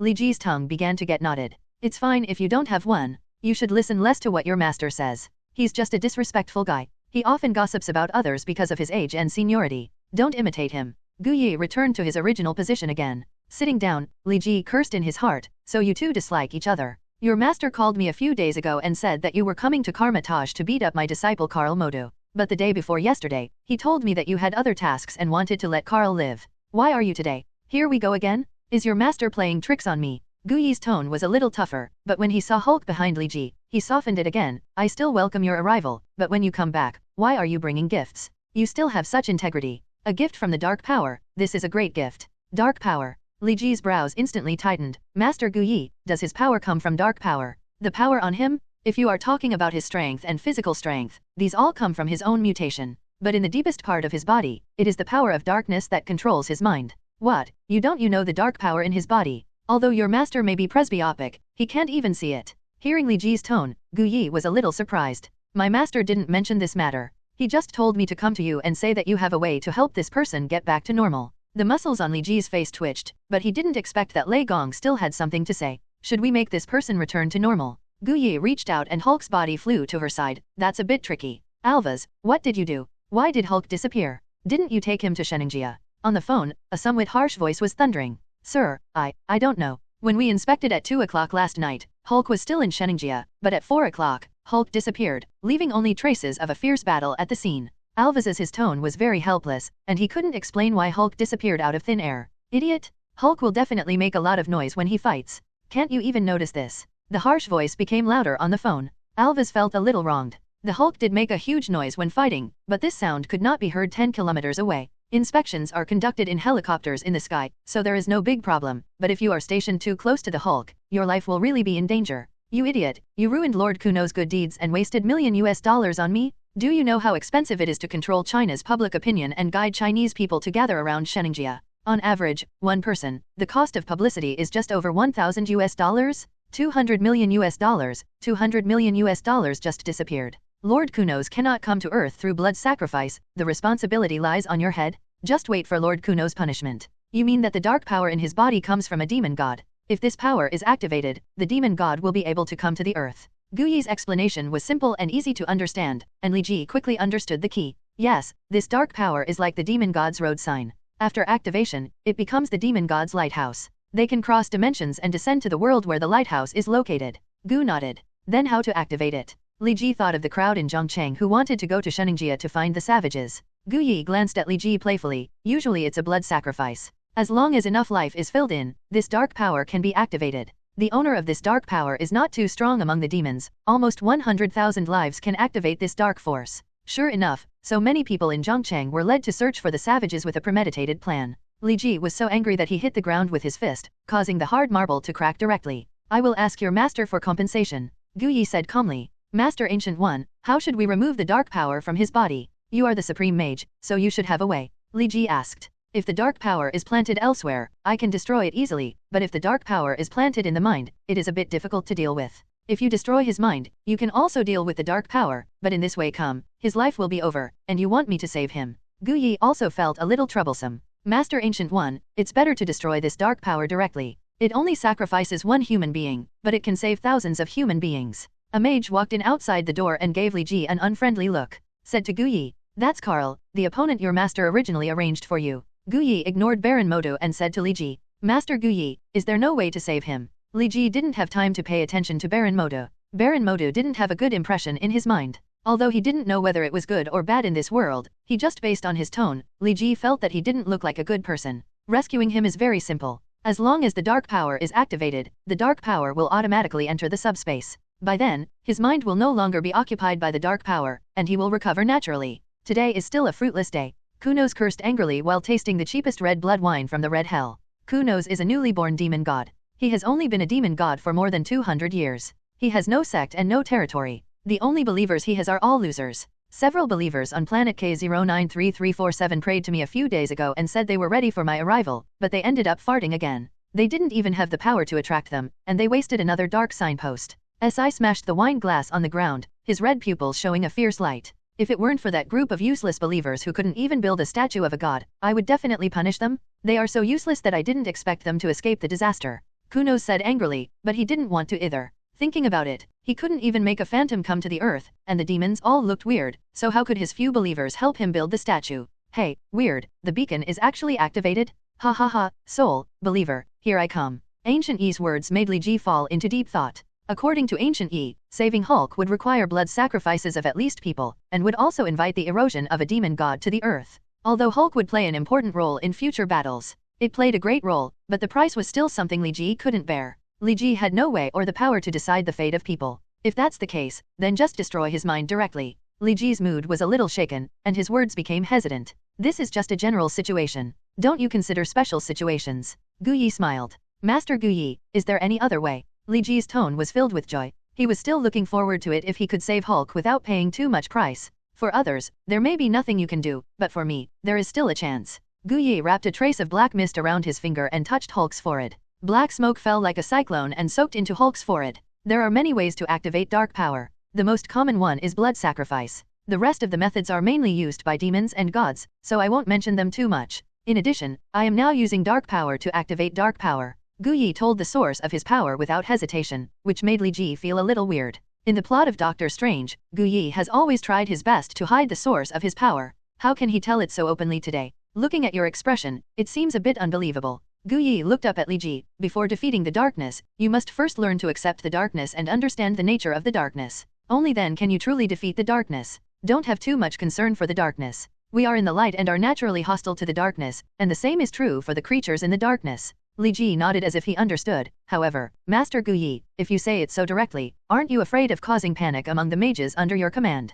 Although Gu Yi spoke in a low voice, Li Ji didn't think so. The other mages couldn't hear what Gu Yi said. Turn around and take a look. A mysterious smile appeared on Gu Yi's lips. Li Ji looked around and saw that the others seemed to be frozen, their bodies motionless, and they didn't even blink. When I started using the dark power, I had already used the time stone to pause their time. Ancient One explained. Then why me? Li Ji didn't know why he became an exception. Their future achievements are limited. It's good to be a fool, but your future is full of infinite possibilities. Even if I use the time stone to spy on your future is still like a layer of fog in my eyes. I know that you are the one who is different. For them, not knowing some things is better than knowing, but for you, it is the opposite. After Gu Yi finished speaking, the last bit of black energy wrapped around his fingers disappeared. Inside the Hulk. Remember what I said, and don't tell others easily. Gu Yi slapped Hulk's forehead with his palm. Hulk's body straightened instantly, and a black shadow appeared in the Hall of Kamatage. Gather in. Formation. Ancient Yi raised his right hand, and the hands of many mages in Kamatage immediately emerged with fiery red mana, linking together, and the entire Kamatage instantly turned into a dragnet.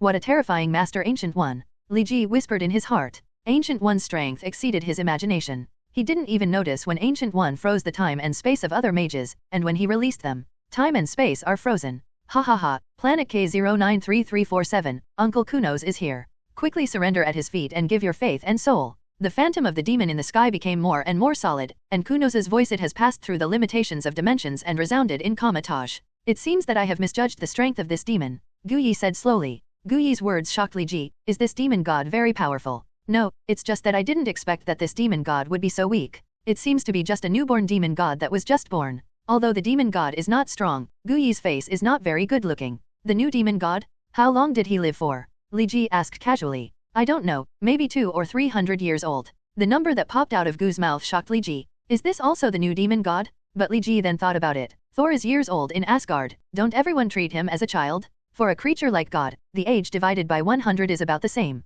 Calculated in this way, Kunos is only 2 or 3 years old, which indeed meets the definition of a newborn demon. My followers, welcome the arrival of Lord Kunos. Kunos's body became more and more solid, and Li Ji was slowly able to see Kunos' appearance clearly. Kunos doesn't look like the devil in Li Ji's mind. Although he also has 2 iconic horns, they are not straight up to the sky. Instead, they are like the little horns of a little sheep, curved and look very cute. Is he really a new demon? His horns haven't even grown yet. Li Ji felt that Kunos looked a bit funny. Master Ancient One, can't you cut off their connection with the earth before the devil comes to the earth and seal them in the rift of time and space? Kunos' body expanded more and more, almost touching the ceiling of the room. Although it is somewhat cute, it also makes Li Ji feel a little worried. No, Kamatage is not Kunlun. It doesn't have such unique conditions and space-time rifts. Even if I enter, there is a possibility of death. I can't take this risk. Uno's body was finally completely solidified. He held a pose unique to the devil, with 4 hands spread out, waiting for the believers to greet him. My believers, kneel down at the feet of the great Kunos.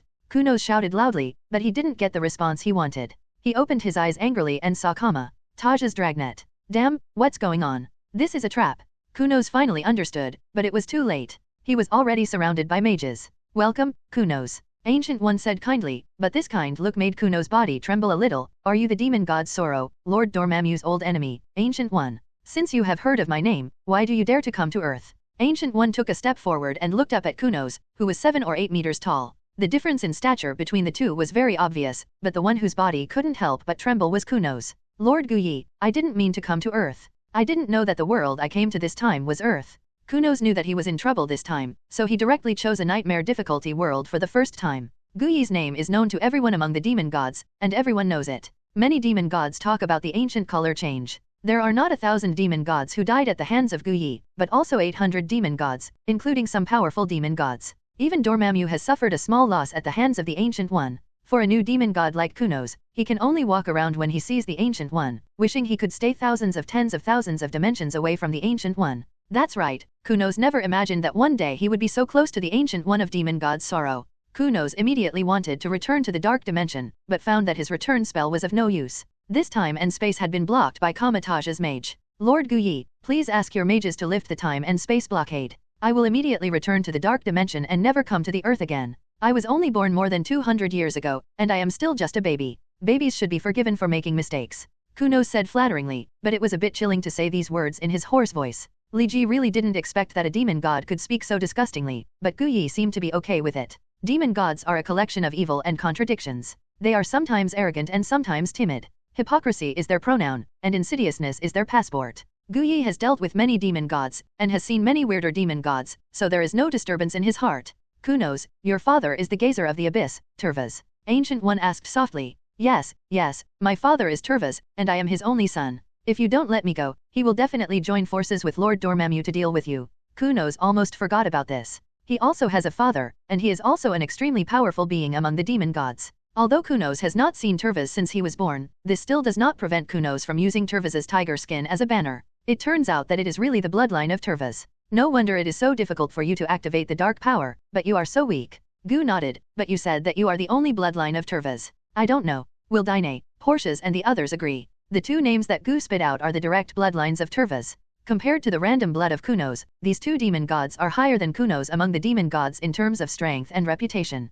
I don't know how much. Lord Gu Yi, I am just a baby demon god. I live in the dark dimension all day long without enough food or warmth to sleep. Even when I drink, I can only drink the cheapest red blood wine in the Scarlet Hell. You just think of me as a human being. Just let it go. Kuno's voice was filled with tears, and Li Ji was a little shocked by his acting skills. If it weren't for his majestic appearance, Li Ji would have doubted that he would be able to debut. Kunos, you should have realized it from the moment you met me. I, Ancient One, have always been a ruthless person. Ancient Yi smiled as he spoke, seeming to be mocking Kuno's naivete. Then you are not afraid of my father's revenge? I can guarantee that you will never be able to bear it? Don't think that just because you were lucky enough to defeat Lord Dormammu, you really have the ability to compete with my father and Dormammu. A power comparable to that of an adult. Kunos turned around faster than he could turn the pages of a book. 1 second he was pleading, and the next second he was directly threatening. If I let you go back, I will really provoke Turvas. Don't think I don't know. Turvas has been coveting the position of the King of Dark Dimension for a long time. But firstly, he has not defeated Dormammu's power, and secondly, he has not surpassed Dormammu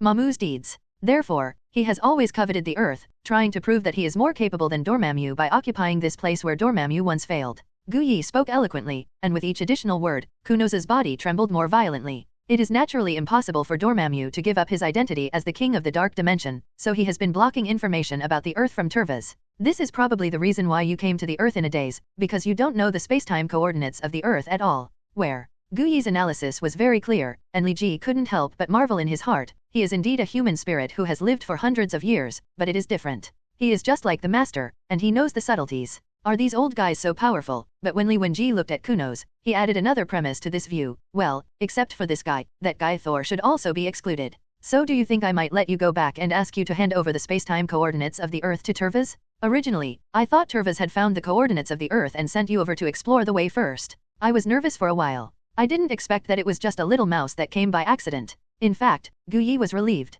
If Turvas really knew the left side of the Earth's time and space, then she could be regarded as Turvas's accomplice. Yes, after all, she activated Kuno's dark power. Dark curtain. No one expected that Kunos suddenly launched an attack, and the entire room was shrouded in darkness. Ancient One, you forced me to do this. Kuno's voice was a bit sad, as if he had suffered great pain. Darkness spread over Li Ji's body, and Li Ji saw that his skin was turning black in pieces, and gradually spreading. When it spread, it was accompanied by severe pain, as if the skin was burnt piece by piece. Most of the mages around started wailing. What is this? What kind of power is this? It seems to tear my whole body apart, swallow me up, and pull me into the abyss. Li Ji quickly circulated the energy in his body to fight against the dark power released by Kunos. I didn't expect that you would inherit one of Turvas's special skills, Dark Curtain. Ancient One also realized that he had made a miscalculation. He originally thought that Kunos was just an ordinary descendant of Kunos with no talent, but he didn't expect that. He actually inherited such a powerful skill. Ha ha ha, Ancient One, if you are willing to let me go, I will remove the power of this dark curtain. Otherwise, everyone else present will be buried with me. Kuno's voice was a little ferocious, that hoarse the throat makes people feel creepy when listening to it. Master Gu Yi, don't worry about us. Just take action directly. We can still resist the erosion of the dark power. A voice came from the darkness, and Li Ji could tell that it was Baron Mordo speaking. He is really a righteous guy. I don't know what caused his darkening in the future. Li Ji's arrogance emerged, and the last bit of dark power eroding his body was finally forced out of his body, and he was temporarily out of danger. Start observing your surroundings. This is not Kamatage. Li Ji soon discovered this anomaly. This world is very strange. Li Ji could clearly see his body, but could not see the surrounding scene. The whole body was surrounded by darkness. Li Ji walked around casually. The space was much larger than Kamatage's room, and Li Ji couldn't feel anyone's energy in the space. Ancient One, even if you can cross the dimensional limits and find the dimension where I am, can you find the dimension where everyone is? Even if they can resist the erosion of the dark power, so what? They will be lost forever in the parallel and independent darkness. In the dimension, you will starve to death with loneliness.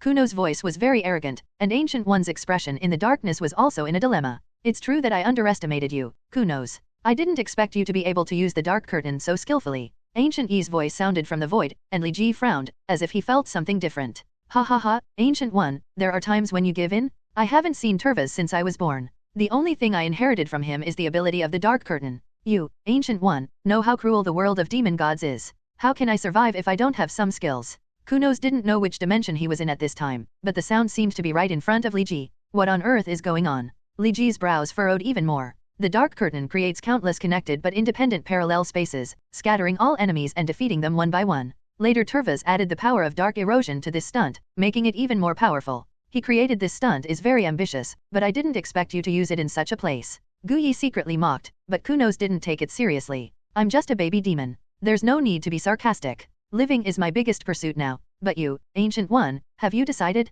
It seems that a mage has been invaded by the power of darkness in his heart.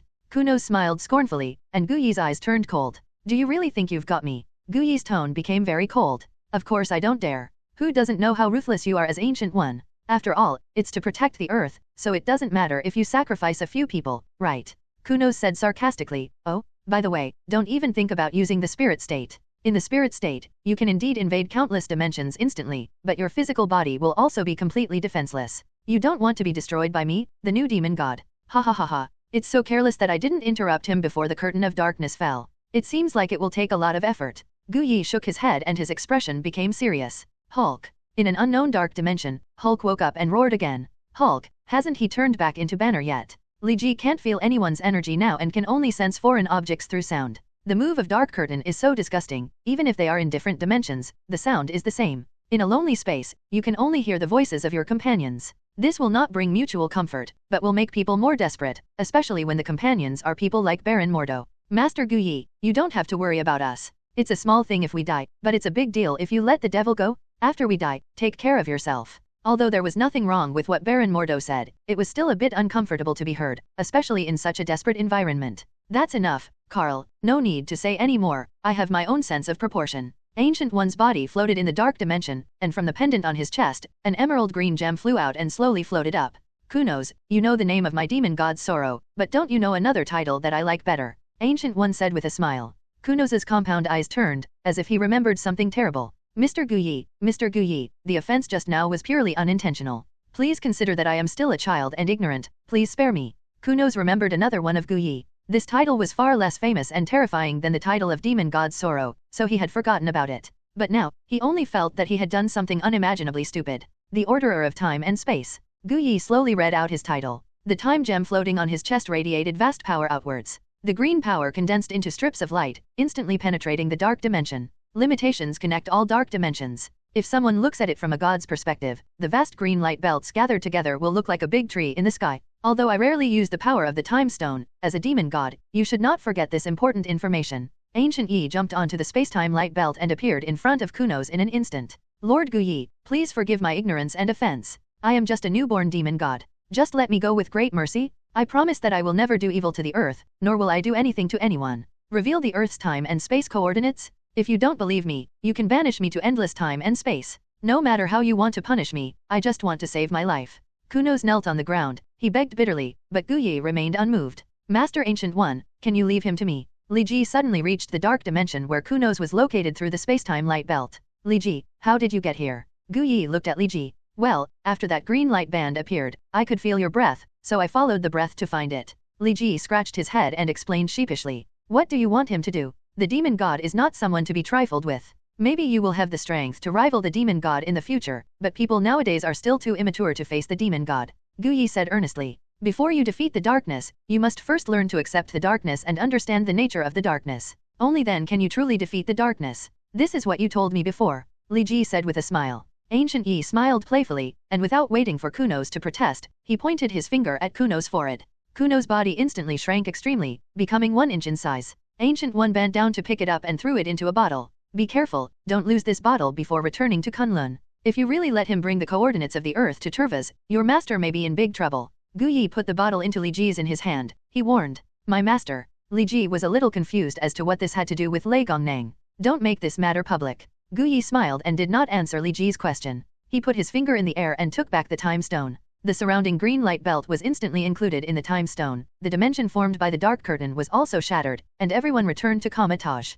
35XS. Most of the mages are in pretty good condition. Only a few of the weaker new generation have been seriously eroded by the dark power and are being treated intensively. For some reason, Hulk passed out again, still not turning into Banner. Master Gu Yi, he. Li Ji pointed to the unconscious Hulk on the ground. It will take some time for him to regain his sanity. Although the dark power has been removed from his mind, the sequelae still exist, and it seems that he has been hit hard on the head many times, so there are still some complications. Gu Yishuo, after taking a look at Hulk, I figured out his situation. It seems that he has to stay in Comatage for a while. Li Ji secretly stuck out his tongue. He didn't dare to tell Gu Yi that the several blows to Hulk's brain were all caused by himself. If you have nothing else to do, please leave Comatage as soon as possible. Baron Modu suddenly walked up to Li Ji and said. Li Ji frowned, a little unhappy, and thought to himself, this is, are you going to evict people? Carl, step back. Gu Yi gave Baron Modu a cold look. She didn't understand why Baron Modu was so hostile to Li Ji. Master Gu Yi, it's okay. I'm just about to leave. I'll ask you to take care of this big guy. When he regains consciousness, you can just put him in any city.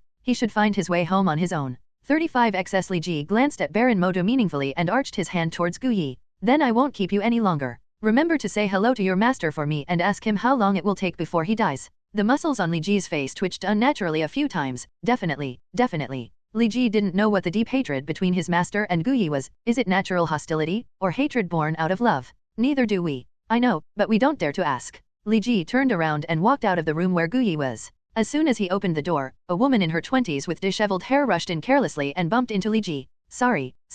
The woman apologized to Li Ji, but in fact she didn't even look at Li Ji, and went straight to Gu Yi. Master. Pei Xian, why are you back? Aren't you in charge of the Hong Kong sanctuary? Gu Yi looked at the woman, stood up, and helped her smooth her messy hair. I felt Kamatage's strong demonic aura erupting in the sanctuary. I thought there was a demonic invasion, so I rushed back immediately. But it seems that the demon has been subdued by you, Master. Pei Xian bowed. You have good intentions, but you'd better return to the sanctuary as soon as possible. It won't work if no one is in charge of the sanctuary. Gu Yi smiled happily. Yes, Master. Pei Xian nodded. Pei Xian, why does this name sound familiar? Li Ji felt that he had heard the name Pei Xian, but he couldn't remember who it was. Late at night, Li Ji returned to Kunlun. Master, I'm back. Li Ji first went to Lei Gong's house to say hello. You're back, everything has been resolved. Lei Gong said, holding a cup of tea and taking a sip.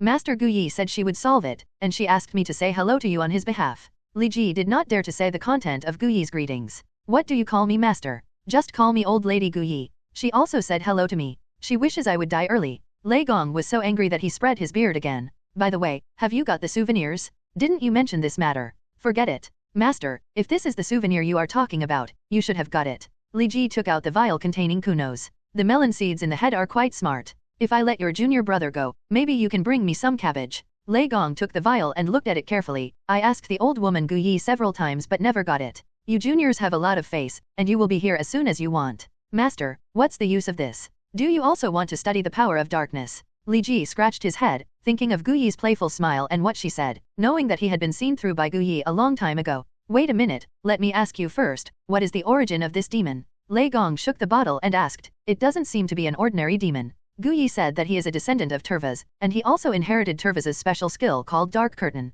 Li Ji thought about it and said, he did not dare to call Gu Yi Master Gu Yi anymore. Of course, he wouldn't even dare to call her Gai Old Woman. Sure enough, he is the blood descendant of the powerful demon god. He has become more prosperous this time. Lei Gong laughed. What's the use of this? Is it used for slice research? Li Ji asked weakly. Did the ancient old woman instill in you insights about the power of darkness? Don't listen to her. You don't understand it yourself and want to deceive others. The power of our Kunlun cultivation is orthodox, regardless of darkness or light, evil or justice, are all part of nature. If you learn the skills of Kunlun well and understand the power of nature, you will not be afraid of traveling around the world. Lei Gong patted Li Ji on the shoulder. As for this guy, he's just a fishing bait. Didn't you ask me why I always wipe the fishing rod in the room but never fish? Lei Gong grabbed his broken bamboo rod, and a faint fluorescent light shone on his hand. The yellowed bamboo poles turned green again. You said at that time that if you don't have bait, you're just catching a fish. Thank you for remembering. Lei Gong picked up the fishing rod and knocked Li Ji on the head. This fishing rod has an unusual origin.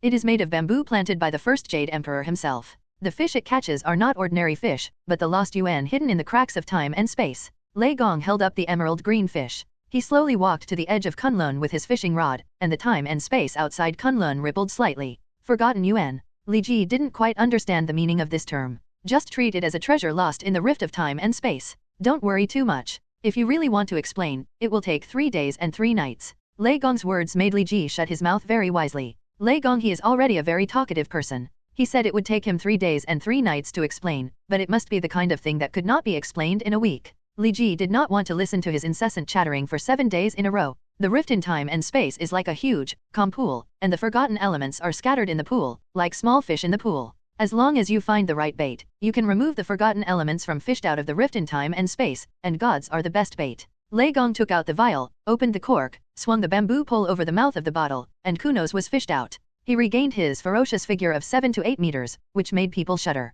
What's going on? Did you two save Lord Kunos? Tell Lord Kunos your names. When Lord Kunos returns to the dark space, there will be a big reward. Li Ji looked at Kunos with a look of fool on his face. You have become bait. Do you think you can go back to the dark space? What is this? What is the thread wrapped around Lord Kunos? Where is my magic? Where is my dark power? Why can't I use it? Thunder Lord ignored Kunos's cry, raised the fishing rod and swung it hard, and Kunos was thrown into the rift of time and space. 35xs. Why are gods the best bait? Li Ji sat next to Lei Gong and asked with some confusion. I don't know either, it was tested by the Jade Emperor. Lei Gong's words made Li Ji speechless for a while. There is no spirit of exploration at all, it is pure appropriationism. But the main reason is that the gods' bodies are strong and they won't starve to death. After all, the rifts in time and space are filled with dangers all the time. Ordinary bait may be torn to pieces in an instant if you put it in. Lei Gong swayed. He touched the fishing rod, but Li Ji couldn't see anything at a glance. Master, there is nothing here. Li Ji felt that fishing was like the meat demon beating a dog, and there was no return.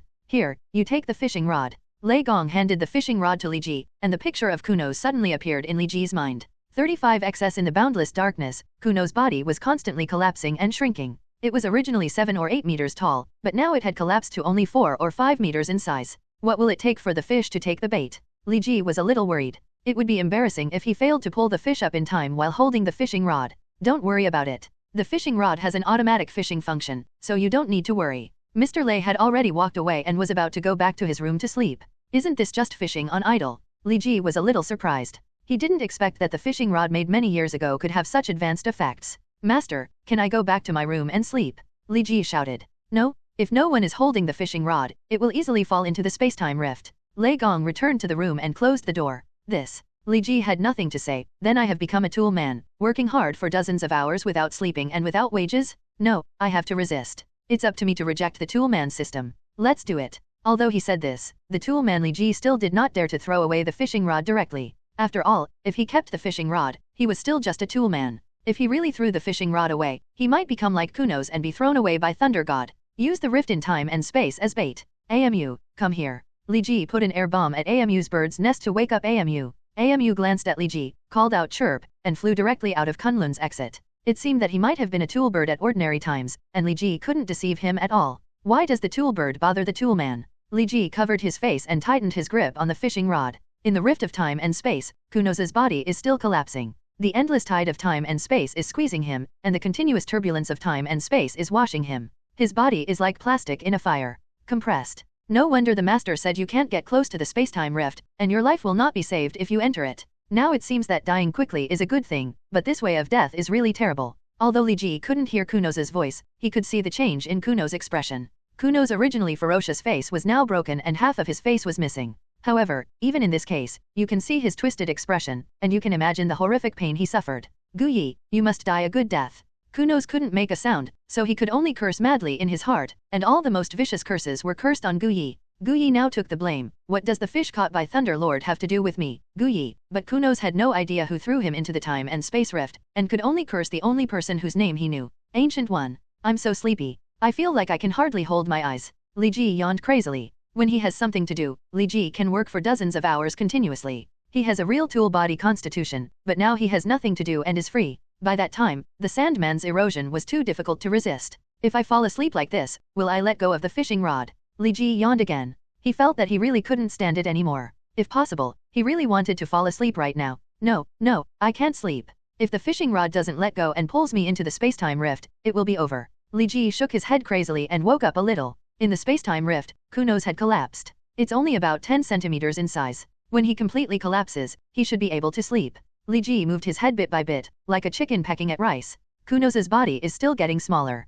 At this time, there is only one eyeball left, but the eyeball inside the eyeball can still rotate. I don't know if it is the rules of the spacetime rift that prevent him from dying, or if it is his own vitality. Strong enough. Suddenly, the picture in Li Ji's mind disappeared. The bamboo pole was raised high, and a red gemstone was fished up, emitting blazing light all around. Phoenix power. Lei Gong suddenly appeared next to Li Ji. Phoenix power. Li Ji looked at the gem hanging on the fishing rod and did not dare to get close. Don't be afraid, it's just a small fragment of the Phoenix power. It's not a good thing in the forgotten element. Lei Gong took off the Phoenix power fragment and put it in Li Ji's hand. It's a useless gadget. I just want to keep my hands warm in winter. It's a wasted fishing opportunity. Li Ji took the fragment of the Phoenix power. It did not feel as hot as when it was just caught. It maintained a constant temperature of 40 or 50 degrees in the palm of his hand. But I didn't expect that you actually knew the existence of the Phoenix Force. Li Ji, it seems that you have hidden a lot of things. Lei Gong's words made Li Ji feel a little ashamed and lowered his head.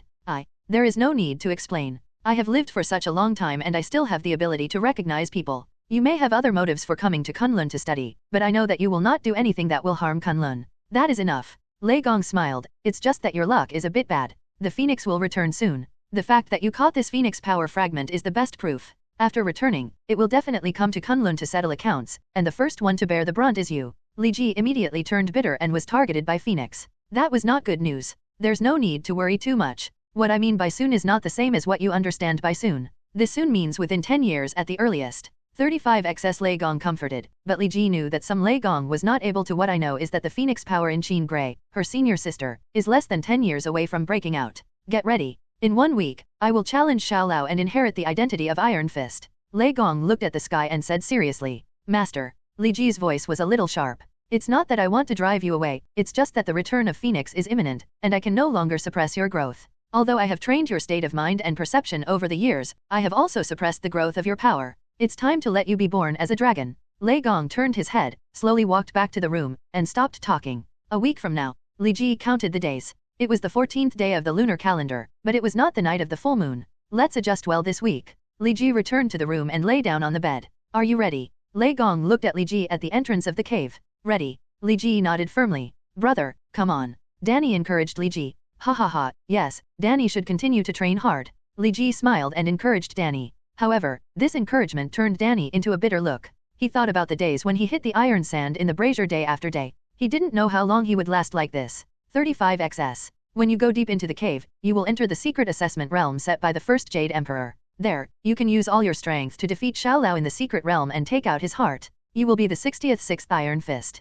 Lei Gong shouted. Yes, Master. Li Ji bowed his hands to Lei Gong Gai and walked into the cave. The structure of the cave is not complicated, it is just a long straight road. In the deepest part of the straight road, it seems that you can see a person chained up, but the light is dim and you can't see clearly. You're here. A strange voice sounded in Li Ji's mind, and the surrounding scene suddenly changed. Li Ji found himself in a huge crater. At the bottom of the crater, there was a huge red dragon, lying in the lava. In the sky, an illusory figure condensed and suddenly crashed into the red dragon's body. The red dragon's eyes opened, revealing ruby-like eyeballs. From the eyeballs, Li Ji seemed to be able to see the phantom existence just now. Xiao Lao? Li Ji asked tentatively. Not bad. The red dragon opened its big mouth and spit out human words. Please give me some advice. A light golden aura emerged from Li Ji's body, making a sizzling sound when it came into contact with the surrounding air. The red dragon flapped its wings violently, and dozens of tons of magma were rolled up by the red dragon's wings, turning into a rain of magma. The red dragon also flew into the sky from the magma, staring at Li Ji with ruby-like eyes, as if wanting to see. Look at Li Ji's funny performance in the lava rain.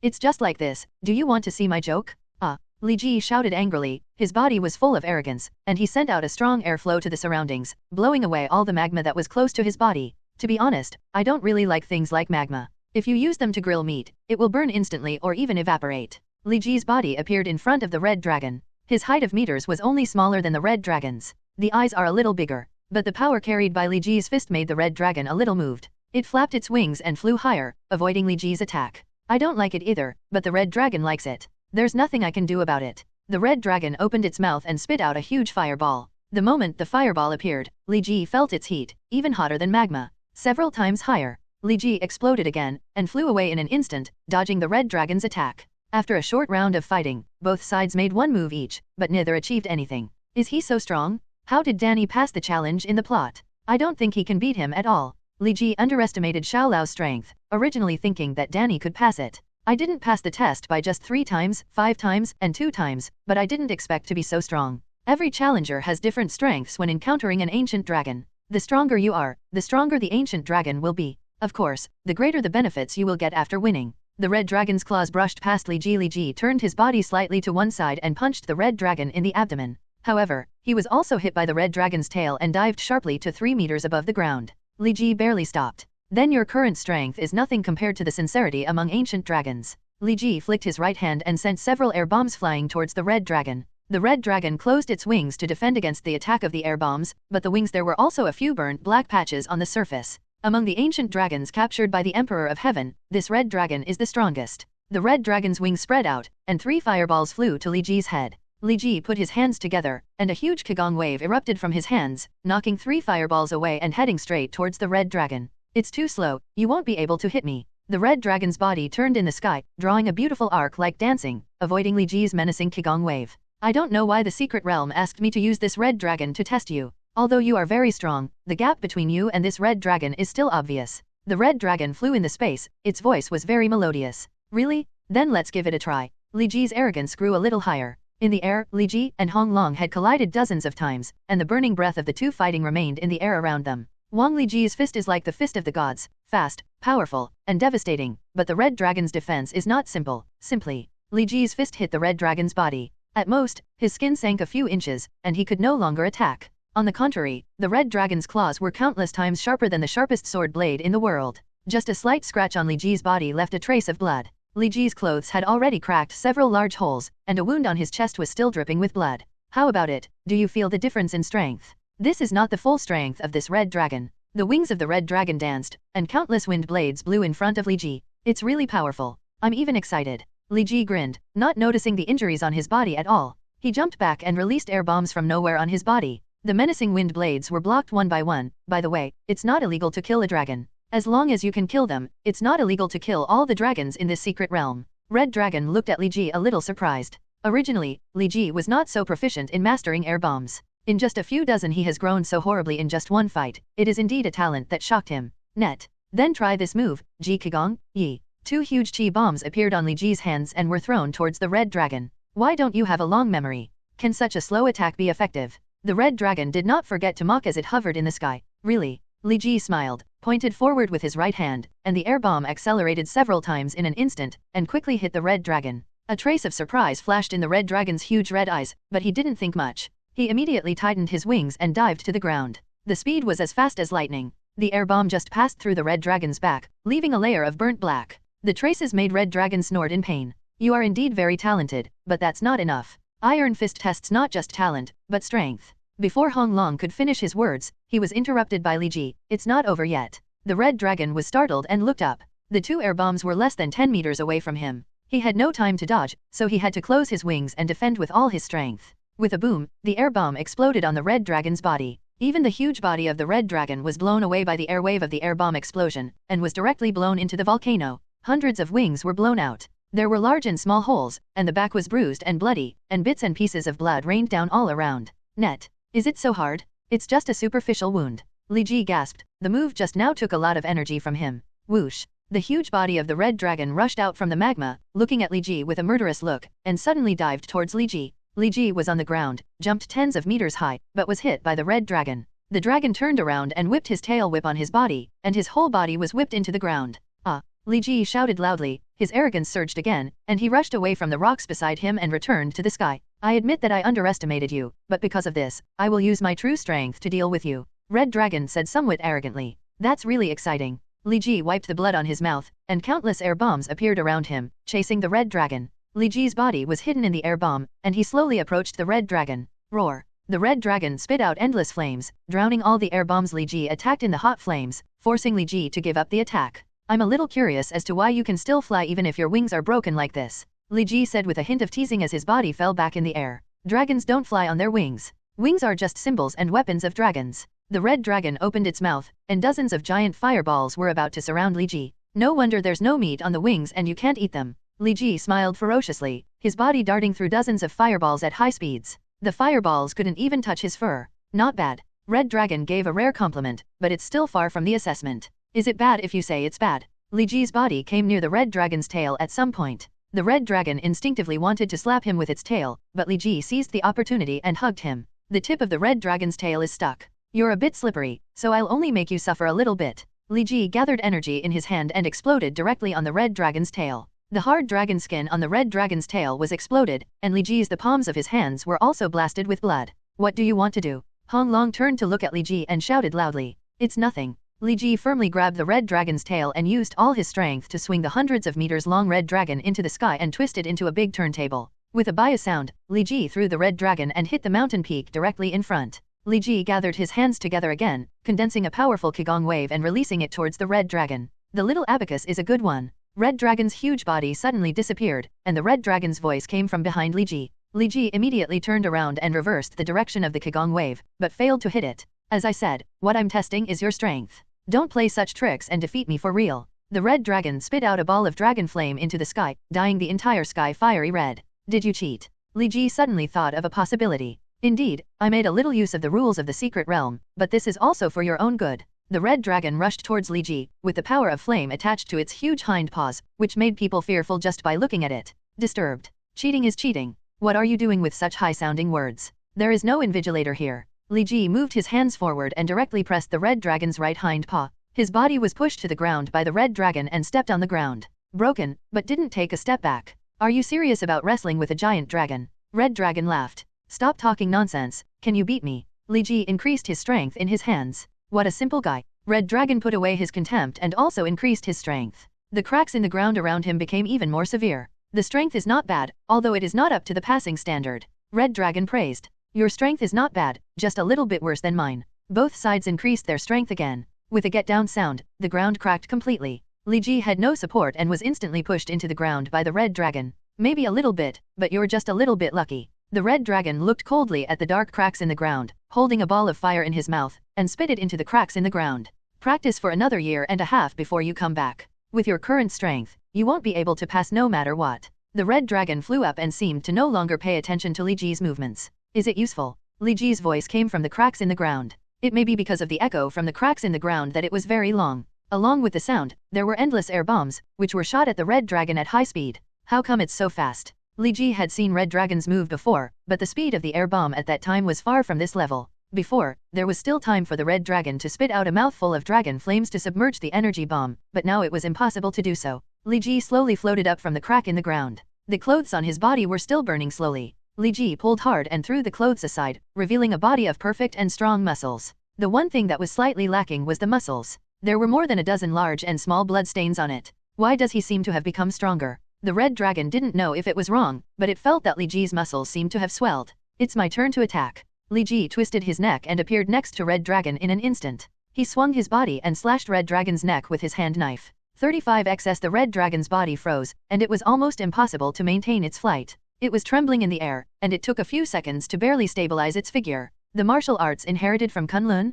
I thought you didn't know how to do it. Hong Long said with gritted teeth. I just thought there was no need to use it before. The smell of gunpowder between the two sides was already very strong. Li Ji's words completely ignited the gunpowder barrel. One person and one dragon collided with each other. They had a tacit understanding and did not use energy attacks. With fists and claws, every move penetrates the flesh. The more Li Ji fought, the more excited he became. This was his first opportunity to fight to his heart's content since he traveled to the Marvel world. He felt that his body was roaring, his blood was singing, and a war song was ringing in his mind. Even if his body was a little tired and hurt, it could not destroy Li Ji's enthusiasm for fighting. The red dragon was also really fired by Li Ji. Although Xiao Lao controlled the body, the red dragon's violent and warlike character has not changed. In the eyes of the red dragon, Li Ji is just a little reptile. A reptile dared to provoke the noble red dragon, and also caused harm to the red dragon? This is simply an insult to the red dragon? This is completely unacceptable to him. He must use the same fighting method as Li Ji and defeat Li Ji in an upright manner. At the beginning of the fight, the two sides would still say a few words to each other, but when the battle became more intense, they had no language to communicate. Instead, there were only bang-bang collisions, and the surrounding rocks, ground, the crackling sound of everything being affected by their battle. Net. The ground that was originally a single piece has now been broken into countless small pieces. Several small hills on both sides have long since disappeared in the aftermath of the battle. A lake in the east is half filled with gravel. Even the largest the crater was cut dozens of meters lower, and countless stones fell into the magma and were assimilated by the rolling magma. Boom, boom, every collision between Li Ji and Hong Long caused the air in the entire secret realm to tremble. The huge impact airflow spread out in all directions, and the trees that were swept away became bare. Not a single leaf remained. Some smaller trees were directly broken by the wind. With a plop, Li Ji was thrown into the lake by the red dragon, causing waves tens of meters high. Li Ji was directly sent to the bottom of the water and took a few sips of raw water. Li Ji flew out from the bottom of the water with a roar, his body suspended on the water, and the air waves erupted from the arrogance around him blew a vortex dozens of meters wide on the lake surface. Li Ji glanced at the red dragon, then rushed to the red dragon's side and continued fighting. It was 6 o'clock in the afternoon when Li Ji entered the secret realm, and it was already 3 o'clock in the morning the next day. In other words, the battle between the two had lasted for 9 hours. After dozens of rounds of fighting, Li Ji finally found an opportunity and hit the wound on Red Dragon's back with his elbow. The wound that had been healed by Red Dragon was torn open again, making Red Dragon unable to stop. He cried out in pain, his wings swinging wildly at high-frequency speeds, and the strong wind blew Li Ji almost off his feet. He grabbed a huge rock with one hand and dug his fingers into the rock, barely stopping his retreat. The Red Dragon hovered in the sky, not giving Li Ji a chance to attack, probably because he wanted to slow down a little and stop the pain. Li Ji tested it several times and found that there was really no chance to attack. He stood at the highest point of the crater and looked at the Red Dragon hovering in the sky and the bright moon with sharp eyes. This moonlight makes me feel a little uncomfortable, and it affects me a little when I am rational. I also suffer a disadvantage when fighting. It just happens that it is unwilling to continue fighting, so let's use this time to recover a little. The physical exhaustion is still a bit serious. Li Ji sat down and began to adjust his breathing, but the red dragon seemed not to want to give him a chance to recover. He endured the pain and dived from the air, launching an attack at Li Ji. Li Ji reacted in time and barely avoided the red dragon. The dragon's sneak attack showed a fierce light in his eyes, and the color of his black eyes seemed to fade a little, then continue. The battle started again, and this time the battle between the two sides was even more intense. The naked eye could hardly capture the movements of the two. They could only look at the ground. The appearance of potholes on the mountain peaks proved the intensity of the battle. The power of the red dragon seemed to have improved somewhat. Li Ji felt that he could no longer keep up with the rhythm of the red dragon. In addition, the annoying moonlight kept shining on his body, which slowed down Li Ji's judgment and reaction speed. Several great opportunities were missed due to momentary negligence. Not good. The red dragon's tail swung towards Li Ji. Li Ji happened to see the moonlight and lost consciousness for a moment. He couldn't react at that moment. He was hit directly and spit out a large mouthful of blood. His internal organs were hurt. The injury was not minor, and the body was shaking uncontrollably. But the red dragon seemed to have no intention of stopping. Instead, taking advantage of Li Ji's lack of resistance, he grabbed Li Ji's body with one claw, closed his two claws, and kept tightening, squeezing Li Ji's bones. Li Ji felt as if all the bones in his body were about to be broken. His ribs had pressed against his organs. Li Ji could feel the stinging sensation.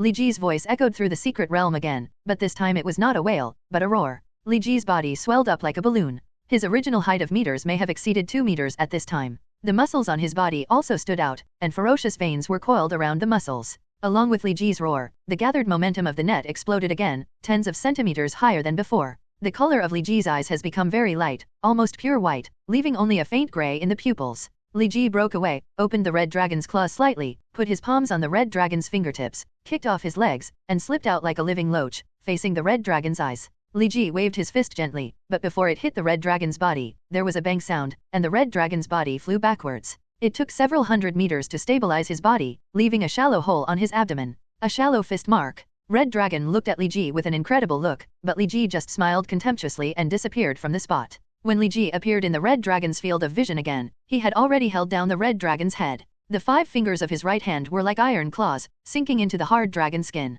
His whole body pulled the red dragon down sharply and rushed in. In the lake, huge waves hundreds of meters high were set off. Li Ji grabbed the red dragon's head and sank to the bottom of the lake. An air bomb appeared on his left hand and was sent into the red dragon's mouth. There was a muffled sound of boom, and the air bomb exploded in the body of the red dragon. There was no movement in the lake. A second later, huge waves suddenly spread to all directions, submerging a large area of flat land around it. Li Ji didn't know what at this time. He had already flown into the air, with 2 air bombs floating beside him, quietly watching all this happen. Huge waves rolled past, revealing the back of the red dragon at the bottom of the lake. The waves surged back, submerging the red dragon under the water again. With a sound of pass, the red dragon's body rose from the bottom of the water, straight up into the sky, and its flapping wings hit the water surface, splashing water. It looked very domineering and handsome in its movements, but there was a big hole in its abdomen, which destroyed the overall feeling. Trialist, you are very good. Red Dragon floated in front of Li Ji and snorted coldly. Li Ji didn't speak, he just sneered evilly, circled his fingers gently, and the 2 air bombs around him circled around him.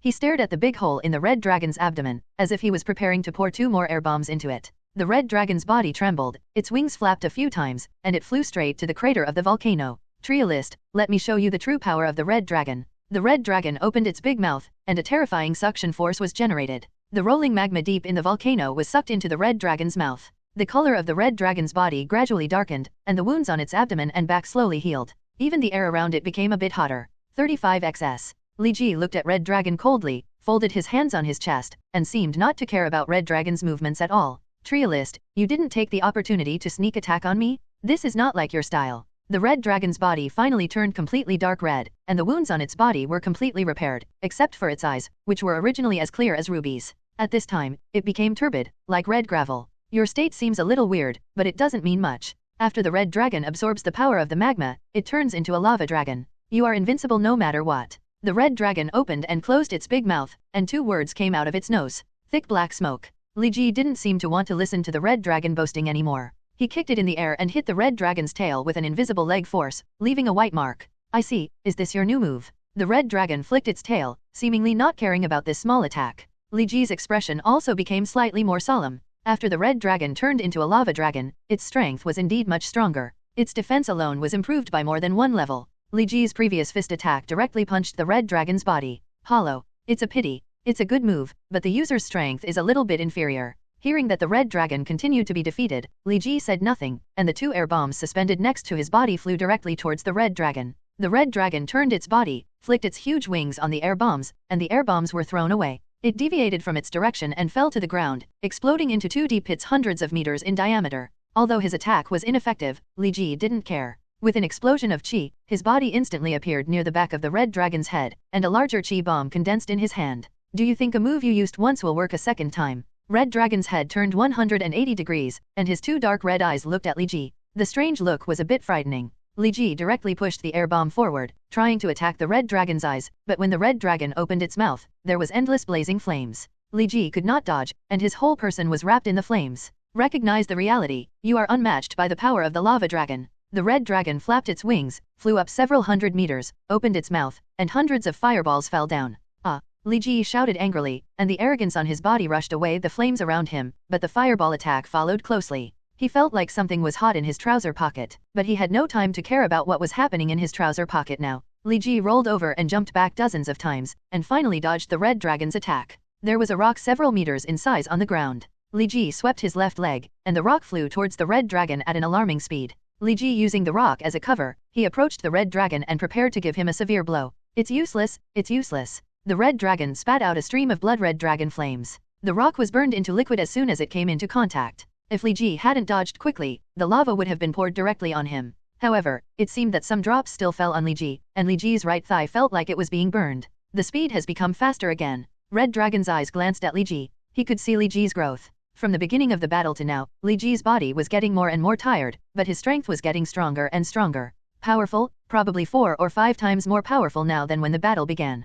No, we have to resolve the battle quickly, otherwise there may be accidents. Red Dragon whispered softly, staring at Li Ji. He seemed to feel a familiar power in Li Ji's body. Although that power was not strong, but it made him feel very annoying, and his hostility toward Li Ji became a little more intense. As soon as its wings flapped, the red dragon rushed towards Li Ji like an arrow from the string. Li Ji moved his body in the air, getting faster and faster, but was discovered by the red dragon every time. The burn on his right leg seemed to be getting more and more serious, making it difficult for Li Ji to land. Otherwise the red dragon would notice the abnormality as soon as he landed. Got you. The red dragon's tail hit Li Ji's chest, defeating Li Ji's defense. What followed was a strong wind set off by 2 wings. Li Ji forcefully exploded and barely stabilized his body, but the red dragon's claws immediately felt it, grabbed Li Ji's body and pressed down.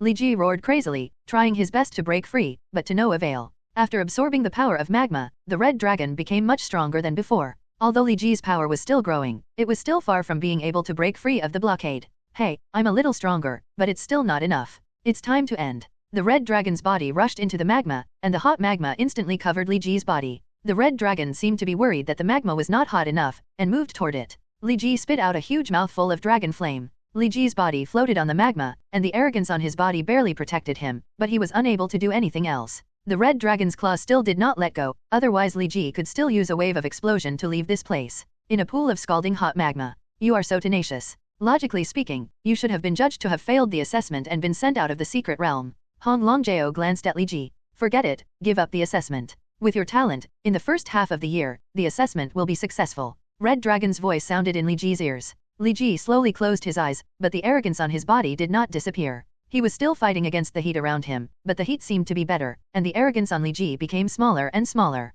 Net. What is it about him that makes me feel so disgusted? His talent, strength, and personality are all very suitable, but I don't want him to pass the test. Hong Long was also questioning himself in his heart. In fact, the Iron Fist test is not too difficult. During many assessments, the ancient dragon would deliberately let loose under the control of Xiaolao. As long as it could cause damage to the ancient dragon, it would basically pass. However, when Xiaolao was assessing Li Ji, something was not right. Of kindness, Li Ji was lying in the magma. Although he was protected by the arrogance, the scalding heat was still transmitted to Li Ji's body. The skin on Li Ji's body was a little dry, and his lips became pale and cracked. Li Ji didn't notice that the Phoenix Force fragment he had placed in his trouser pocket had completely melted and turned into something like syrup, slowly seeping into Li Ji's body. The blazing heat of the Phoenix power was much higher than that of magma, especially since it was located under the arrogance. Li Ji was unable to defend against this blazing attack, and his thighs were burned black and almost completely carbonized. But the strange thing is that Li Ji's pants didn't show any signs of being burned. It's been so long, are you still stubbornly resisting?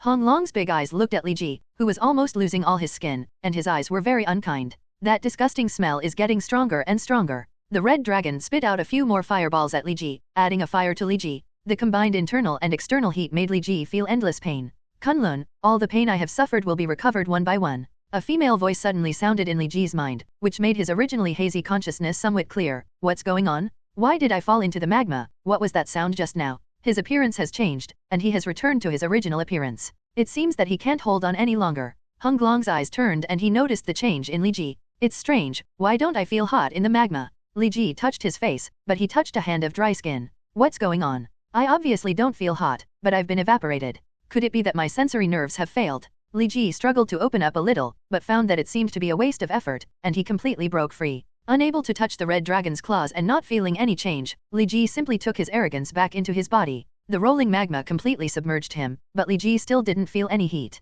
Is all this magma fake? Or am I hallucinating? Li Ji couldn't tell what exactly happened for a moment. He had been unconscious for some time. To be precise, since his eyes turned white, all that is left is the fighting instinct. It's hot. My chest and heart are so hot. The phoenix power roamed inside Li Ji's body, and finally found Li Ji's heart. It dived in, and severe pain suddenly broke out.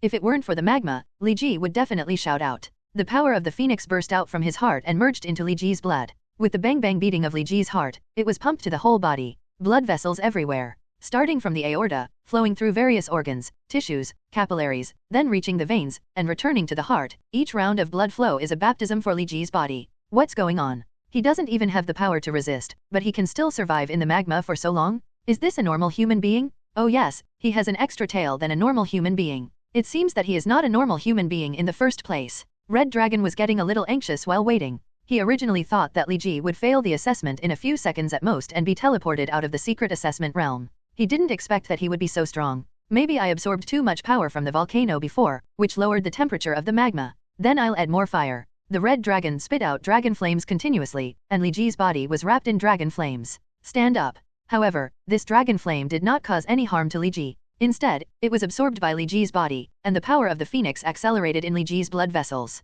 After Li Ji's aura fell to the bottom, a brand new aura began to exude from his body. This aura became more and more obvious and powerful. No, it turns out to be Phoenix. I know why I always feel so inexplicably disgusted. It's the power of Phoenix. This is troublesome. That guy from Phoenix actually set up a trap to design the successor of Kunlun. No, we must not let him stay here anymore. It's in the magma, otherwise the Phoenix power will be fused with him. Red Dragon finally realized what was wrong. The fragments of Phoenix power carried by Li Ji turned out to be the culprit, but it was too late. After experiencing hundreds of heartbeats, the Phoenix power has been completely integrated with Li Ji. The Phoenix power supports Li Ji to float out of the magma. Li Ji's whole body exudes a fiery red brilliance, noble and sacred. It's too late. The power of the Phoenix has merged with him. It seems that the only option is to kill him. A trace of determination flashed in the red dragon's eyes, and a light flashed in the secret realm, as if something had changed. Now, if you want to leave the secret realm, you have to kill me and obtain the immortal heart. The red dragon looked at Li Ji and said in a calm tone. It was very confident in its own strength, even if Li Ji obtained the phoenix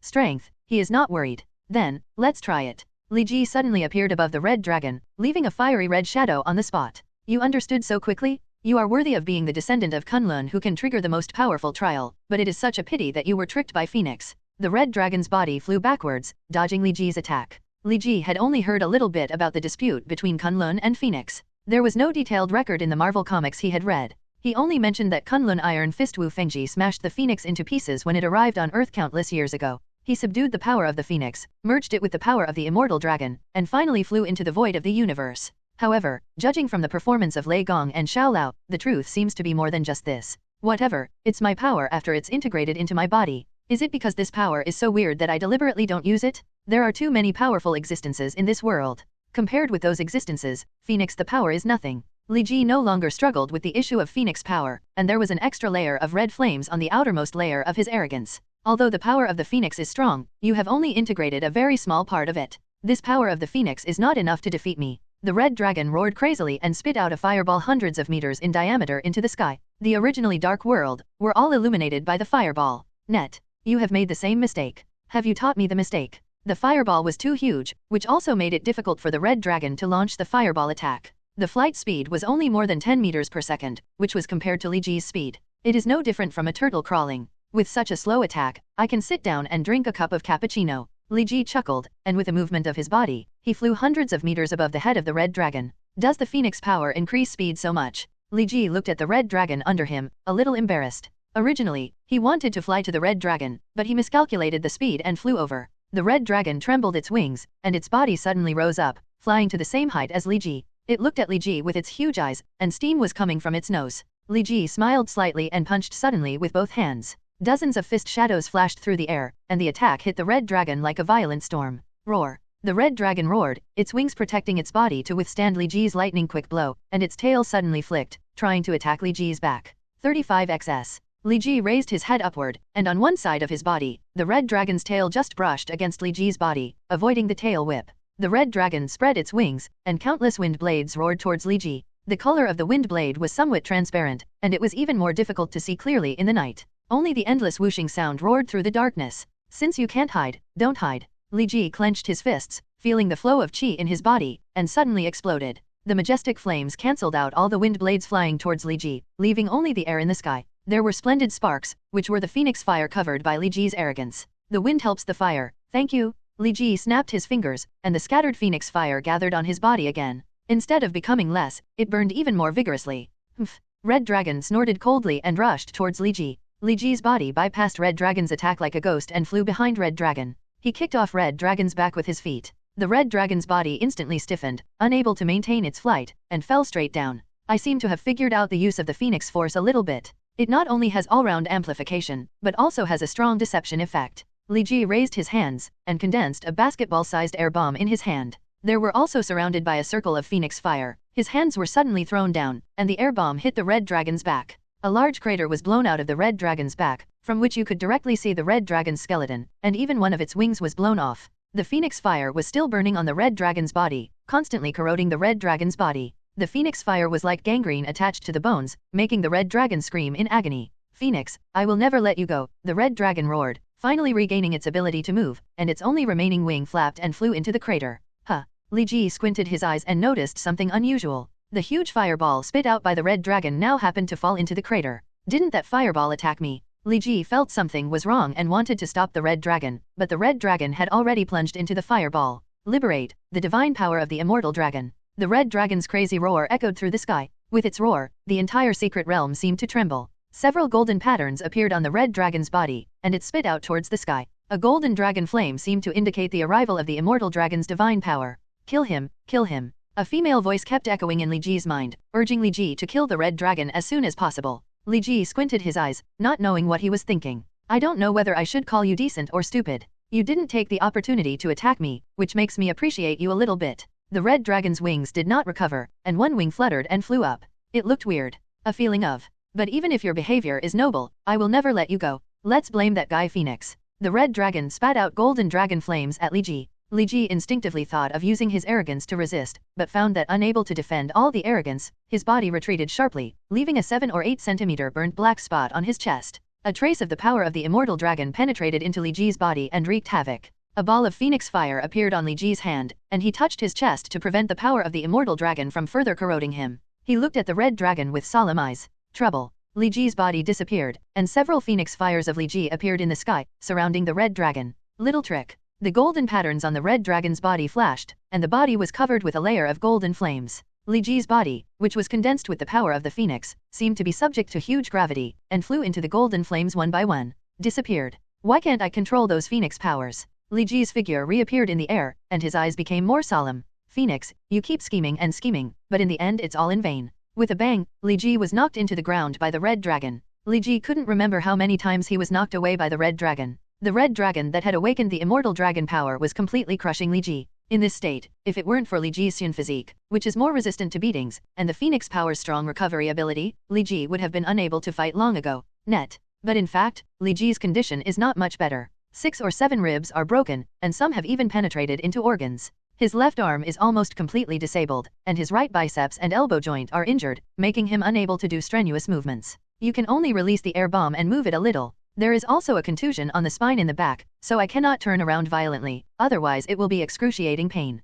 The legs are not bad, but with empty legs, it is difficult to cause a decent attack on the Red Dragon. It was a miscalculation. I should have solved it earlier. Li Ji flew out from the ground, and was met by the Red Dragon's golden dragon flames. Li Ji quickly turned around and jumped to the side. The huge pain in his lumbar spine made him feel sad. Li Ji couldn't help but scream in pain. I didn't expect it to reach this level. Do you still want to continue fighting? Do you want to delay it? Do you want to delay it until the dragon power expires? I can tell you directly that the dragon power can still last for another hour and a half, but how long can the phoenix power last? The red dragon chased Li Ji and kept spitting out golden fireballs. It is undeniable that your talent is indeed unimaginable. Even when you are completely suppressed by me, you are still growing rapidly. 35xs. It's just a pity that the gap between you and me is too big. Even if you grow at an amazing speed, it's impossible to catch up with me. The words of the red dragon made Li Ji smile a little bitterly. Who knew that the red dragon combined with the power of the immortal dragon would be so powerful? What should I do? Is it possible to transform into a Super Saiyan? It would be great if it can really change, but the strength it's not allowed. Li Ji looked at the sky. The sky was gray and he saw nothing. The moon was hidden behind the clouds. Li Ji shook his head mockingly. Before, the moonlight made my whole body uncomfortable, but now I want that little increase in strength. It's really a bit real. Let's take a gamble and see. No matter what happens, it won't be worse. Li Ji's body suddenly flew high, sliding through a pale golden arc in the air, heading straight into the sky. Flying in the air, they will become my prey. The red dragon flapped its only one wing and followed Li Ji to fly. Damn it, it's slower than him. Li Ji was already flying at full speed, but his speed was still a long way behind the red dragon, and he was soon pulled closer. When it was less than 100 meters away from Li Ji, the red dragon spit out 3 golden fireballs from its mouth and headed straight for Li Ji. Li Ji's body swung left and right in the sky, but the 3 fireballs seemed to be tracking missiles and could not be thrown away. Not open. 35xs. How about it? I'll learn from you. The red dragon spit out 3 fireballs again. 6 fireballs almost blocked all of Li Ji's routes, forcing Li Ji to make a decisive decision. Fight 1 fireball and break the clouds. Li Ji adjusted his body's direction, condensed an air bomb in his right hand,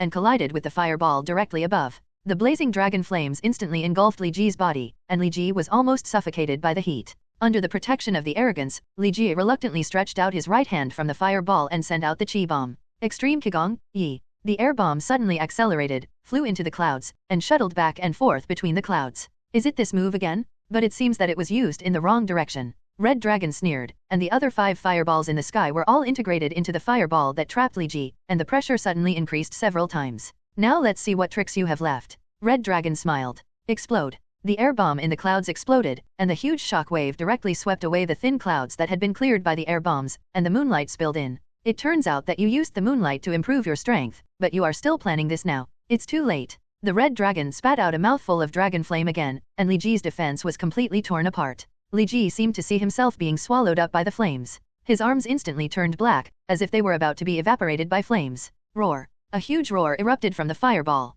2 arms covered with brown hair rose out of the fireball, and then slowly gathered together. The fireball was actually compressed directly in his hands. What is this? A huge ape. That guy turned into a monkey. Hong Long didn't know what happened, but he was sure that this giant ape must have been transformed by Li Ji, because he was in the ape's body. On the way, he felt the aura he hated the most, the power of the phoenix. Forget it, no matter what it is, just kill it. Golden flames condensed in the red dragon's mouth again and shot straight towards Li Ji's back. The remaining single wing waved a few times, setting off a strong wind, fueling the flame attack. Roar. The giant ape took the fireball in his hand and felt bored. With a wave of his right hand, the fireball collided with the flames spit out by the red dragon. A rain of fire instantly exploded in the sky, like a grand fireworks. This monkey seems to be not very simple. Hong Long murmured in his heart, but found that Li Ji had disappeared after being distracted for a moment. When the red dragon discovered Li Ji again, Li Ji had already appeared above its head. The size of the Saiyan giant ape is not much different from that of the red dragon. Li Ji directly hugged the red dragon, grabbed it and fell down, hitting the ground hard. It was like a comet hitting the earth, and the whole ground was smashed out. A deep pit hundreds of meters deep, causing the entire secret realm to tremble. In the center of the pit, the Saiyan giant ape transformed by Li Ji sat on the red dragon. Roar. Li Ji roared crazily, and a pair of giant fists hit the red dragon's back, directly shattering the red dragon's spine. The red dragon's body straightened up, and a long and shrill cry came from his mouth. Li Ji seemed to like this sound very much. A pair of iron fists swung wildly on the red dragon's back, instantly creating hundreds of potholes. The red dragon neighed a few times at first, but then it didn't even have the strength to howl. Roar. After throwing hundreds of punches in a row, Li Ji seemed to be bored and focused on the red dragon's wings and tail again. Li Ji stepped on the red dragon's body with the solace of his feet, and pulled hard with his hands. The red dragon's remaining single wing was torn off by Li Ji. Li Ji took the red dragon's wings and swung them in his hand a few times. He seemed to feel a little light and uninteresting, so he threw them away. He grabbed the red dragon's tail with his right hand, lifted the red dragon, and weighed it. Few times. It seemed that the weight of the red dragon was enough.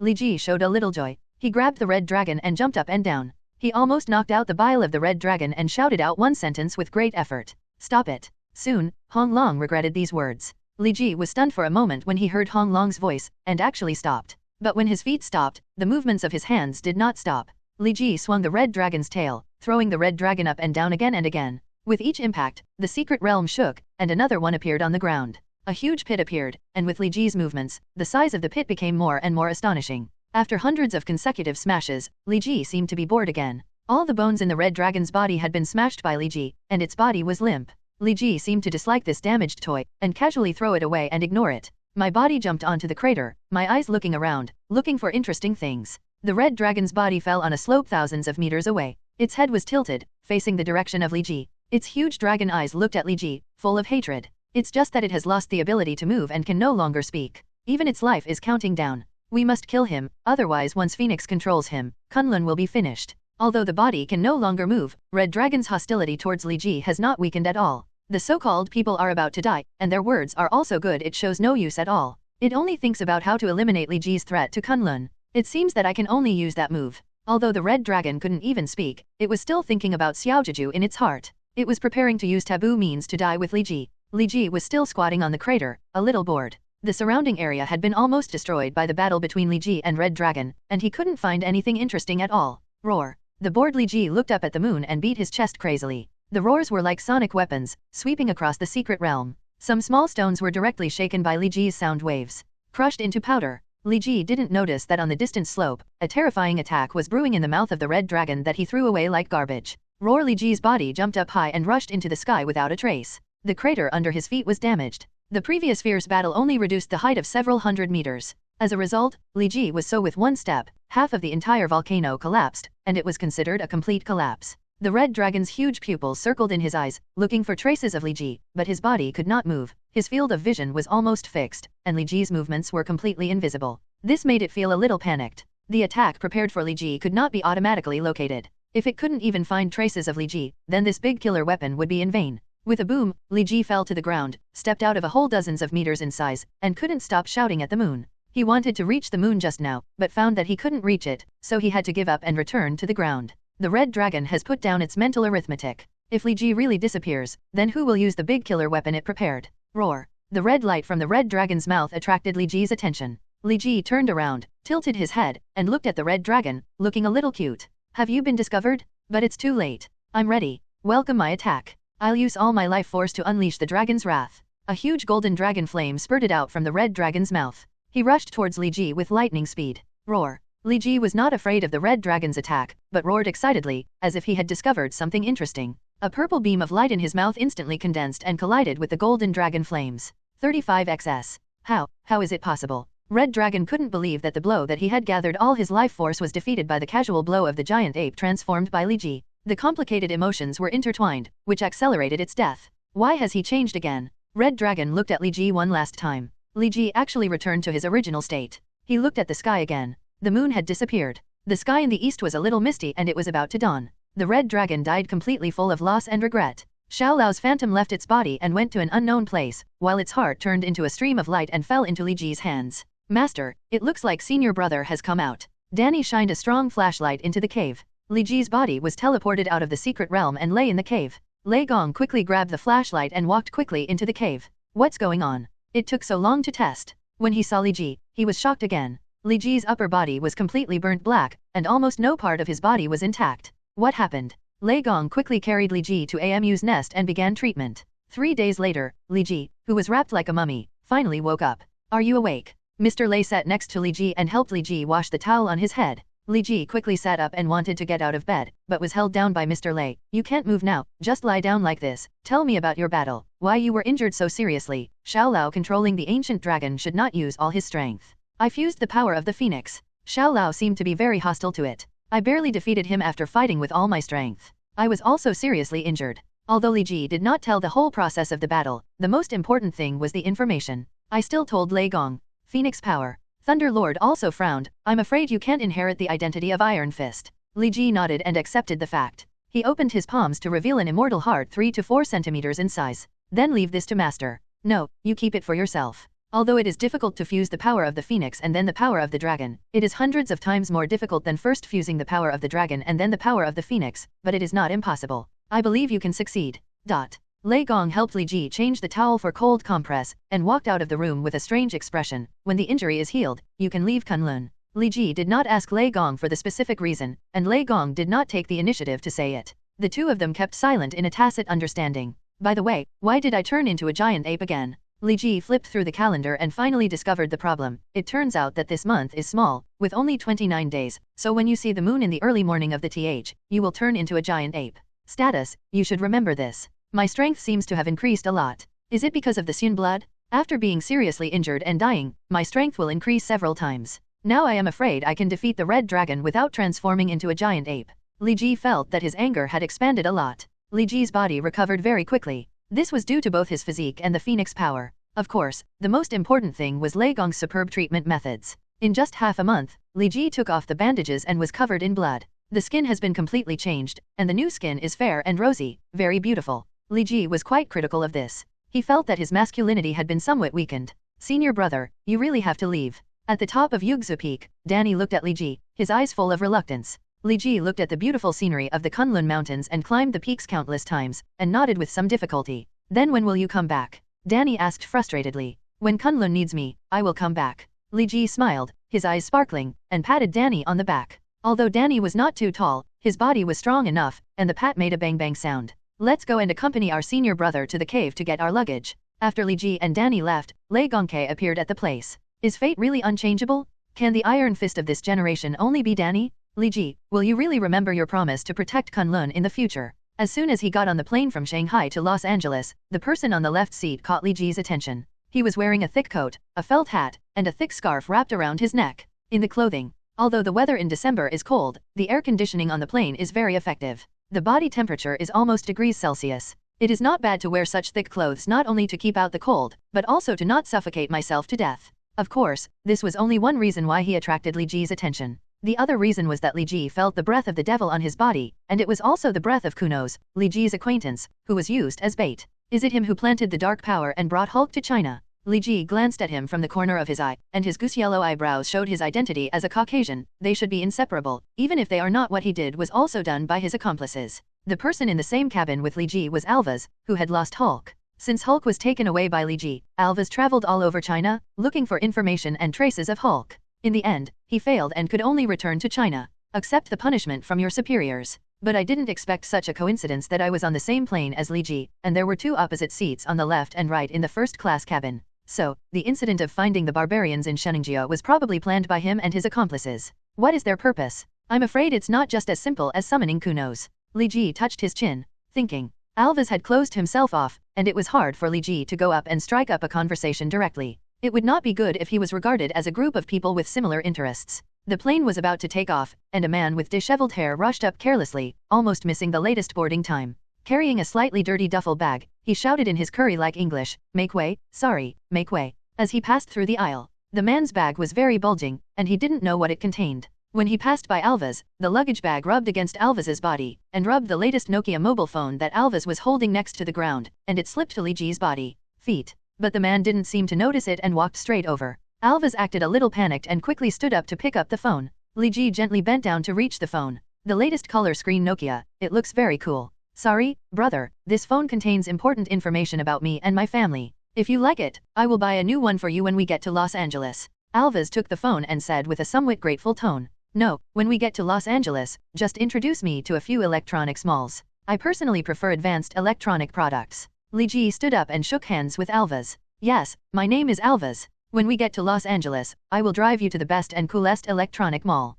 Alvaz did not hide his real name. Sorry to trouble you, my name is Li Ji. Li Ji smiled and nodded, observing the change in Alvaz's expression behind his scarf. Alvaz's eyes have always been a little divergent and evasive, as if he was deliberately concealing something, but Li Ji did not go into details. Now that he has gotten to know Alvaz, it will be much easier to follow the clues and explore their heels and so on. I have to thank that man. Zhengzhou couldn't talk to him, so he created such a good opportunity for me. I almost thought he was the actor I invited. Li Ji leaned on the seat and closed his eyes. Rested, and the plane started slowly. It takes almost 12 hours to fly from Shanghai to Los Angeles, which is a bit long and boring for Li Ji. In fact, it only takes about 3 hours for him to fly back to the United States directly. However, he entered China through a formal visa. Now that he wants to leave, it is more reliable to go through official channels. The international flight was long and boring, and there was nothing interesting to watch on the TV set above his head. Li Ji had no choice but to close his eyes and rest. Give way, I'm sorry, give way. The familiar curry-flavored English reached Li Ji's ears.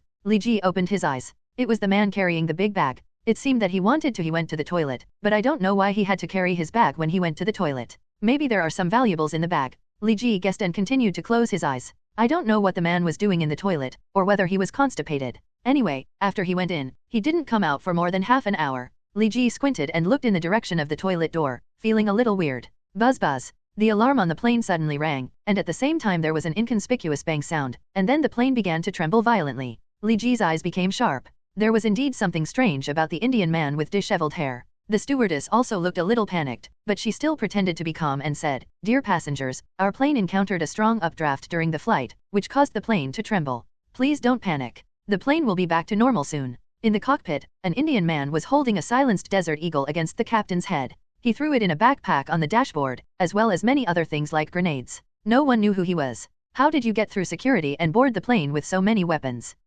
What do you want to do? If you need money, I can contact the company. I believe the company will not be stingy with a few dollars. The captain's voice was a little trembling. He had never encountered such a close call. Threat to life. Stop talking nonsense. I will ask a question next, and you answer. Don't say anything irrelevant, otherwise, I will shoot you in the head, the Indian man said viciously. The captain looked at the people beside him. The first officer, lying in a pool of blood, nodded. Are we almost over Australia now? The Indian man asked. We should be in North Australia now. The captain was about to answer, but was hit hard on the head by the Indian man with the handle of a gun. Just answer yes or no. Yes, the captain replied obediently. Li Ji stood up from his seat and walked to the toilet. The stewardess immediately greeted him. Sorry, sir, the toilet is occupied now. Please wait patiently. Oh my god, that Indian guy smelling of curry has been occupying the toilet for half an hour. I suspect that the toilet smells of curry now. Can you go over and urge him to hurry up?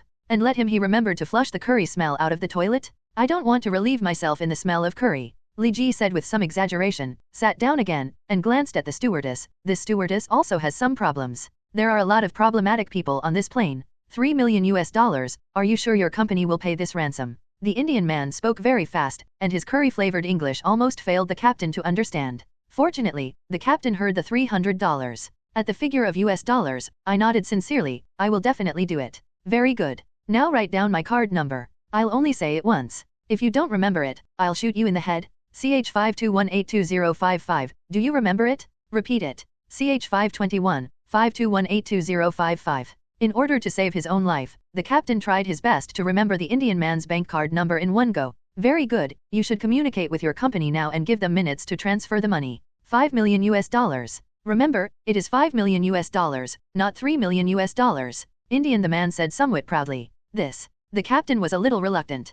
The Indian man's voice was long and the muzzle of the gun pressed hard against the captain's temple. I'll get in touch right away. The captain took the radio next to him and contacted the airline. What did you say? The plane was hijacked? Oh my god. $5 million? Did the other party only ask for cash compensation? Thank God. Tell him that we agreed to the ransom, and the $5 million will be within 15 minutes. Transfer it to his account. The Indian man also wore a radio listening earphone on his head, which belonged to the deceased co-pilot. Hearing the affirmative answer from the other party, he took off the earphone with satisfaction. I didn't expect that the senior management of your company is quite sensible. Within the airline. Boss, do you really want to transfer money? I don't have permission to transfer $5 million US. Please enter your password. The financial staff held a laptop and walked to the company's CEO. Idiot! Contact the Swiss bank quickly, check the remaining balance in this card, and then forge a Swiss bank transfer information and send it. The CEO grabbed the computer, immediately closed the transfer interface, and cursed loudly. But boss, if we don't transfer the money, the hijacker will really kill Hand and bury everyone on the plane with him. The plane is worth far more than $5 million US, the financial staff argued aggrievedly. Who knows if Hand is lying to us? Maybe he designed it himself? So far, no other crew members have sent us any information, but Hand's one-sided words cannot confirm the true situation. Boss, it may be difficult to access the information of Swiss banks. They have always kept confidentiality very good. Another financial person reminded. Idiot, this kind of thing can be solved with money. I don't need customer information, I just need to know the balance in the card and the notification method. The CEO roared. The finance knew that he was on the verge of breaking out, and quickly followed the CEO's arrangements. Soon, the Indian man's satellite phone received a text message, which was a forged transfer notification from the airline. Net. Ha ha ha ha ha ha. $5 million is so easy to get. If I had known that I would ask for million directly, maybe I would give it? Okay, old man, now you just need to make an emergency landing of the plane in Australia on the grassland, then you will be safe. The Indian man patted Han's shoulder somewhat relaxedly, and moved the muzzle of the gun against Han's head slightly. Han seized the opportunity and locked the Indian man's arm with his backhand, trying to snatch the Desert Eagle from him. Let me go, or I'll shoot. The Indian man was a little panicked. He didn't know why Han suddenly resisted, and the hand holding the pistol was a little sweaty. Give me the gun, you stupid, half-civilized monkey. Han's insults made the Indian man seem to lose his temper. During the dispute, he actually pulled the trigger. Han clutched his heart and slowly fell to the ground. Oh my god, what's going on? I obviously just wanted to shoot him to scare him, how could I just? The Indian man knelt down on the ground holding his head, unable to believe what he had just done. Oh my god, I really didn't want to kill him directly. Who will fly the plane if I kill him? The first-class flight attendant hurriedly walked into the cockpit and walked out soon. Dear passengers, here is a piece of good news. Due to the strong convective air just now, the aircraft continued to tremble, which affected everyone's riding experience. In order to make up for everyone, the flight crew decided to prepare a commemorative gift for everyone. Give it out when the plane is about to land. At the same time, there is a special gift for a lucky passenger, which is to visit our cockpit. However, in order to ensure the safety of the cockpit, only passengers with aircraft driving experience can participate. Please also I understand. The flight attendant's voice was pleasant, but it was particularly harsh in Li Ji's ears. He knew that something bad must have happened. In the cabin, passengers were discussing. This is a special gift. If I could fly a plane, would I still fly? Is there something wrong with the cabin crew? I must complain when I get off the plane. Not only do I want to complain, I also want to post it on my blog and Facebook. Let everyone see what kind of virtue the airline is. Stewardess, I know how to fly a plane. Can I visit the cockpit? Li Ji stood up again. You. The stewardess looked at Li Ji and couldn't believe it. After all, Li Ji was too young. Despite my young age, I have actually flown my family's private jet many times. If you want to count the flight time, I may have exceeded 1,500 hours.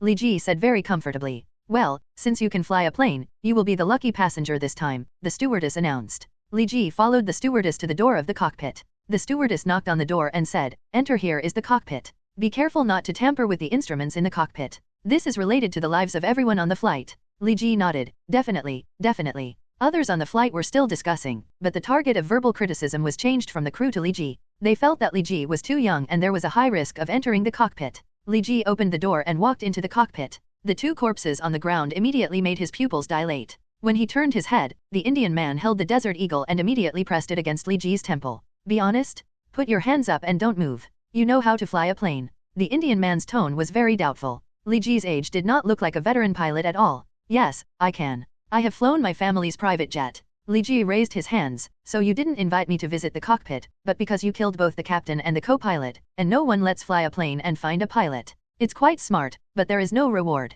But don't worry, as long as you cooperate well, you will never be like those two idiots. The Indian man smiled. There is Australia below. You just need to make an emergency landing in Australia. On the grassland, your mission is completed. You are still so young, I believe you can make the right choice. What if I say no? Li Ji suddenly put down his hands. What did you say? The Indian man's finger was on the trigger, and the cold muzzle of the gun was pressed tightly against Li Ji's temple. Don't you understand what I'm saying? Or are you deaf and can't hear? Li Ji smiled, with contempt in his tone. Do you want to die? The Indian man roared, but his finger quietly released his finger from the trigger. Li Ji was called in to fly the plane by him. If he really accidentally killed Li Ji, it would be really terrible. No one can fly a plane anymore. Seeing that Li Ji was still unmoved, the Indian man took out his satellite phone, opened the text message interface, and placed it in front of Li Ji's eyes. This is the $5 million that the airline just transferred to me, as long as you are willing to fly the plane. How about I make an emergency landing on the grasslands of Australia and give you $500,000? $500,000 is too little, I want $1 million. Li Ji looked at the Indian man, as if he was looking at a fool, and thought to himself, if coercion fails, are you starting to lure me?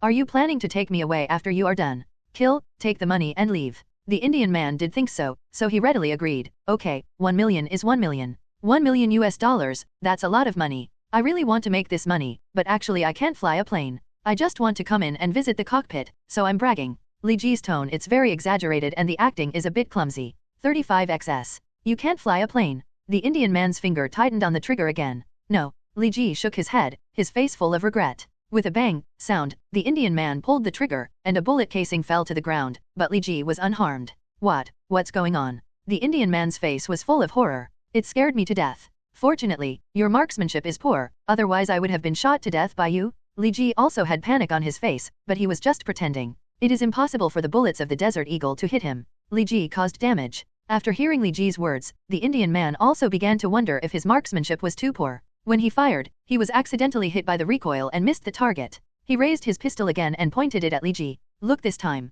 Are you going to die? Li Ji suddenly felt bored. With his current strength, teasing an ordinary person was really meaningless. In front of the Indian man, Li Ji's body disappeared. The Indian man was still looking for traces of Li Ji in panic. A knife hit him on the back of the neck, and the Indian man fainted without any resistance. Li Ji squatted down and checked the status of the captain and first officer. The co-pilot had lost too much blood and died, and there was nothing Li Ji could do. After all, he was not a dragon and had no ability to come back to life. The captain was still barely able to breathe, but it was very difficult to wake up in a short time.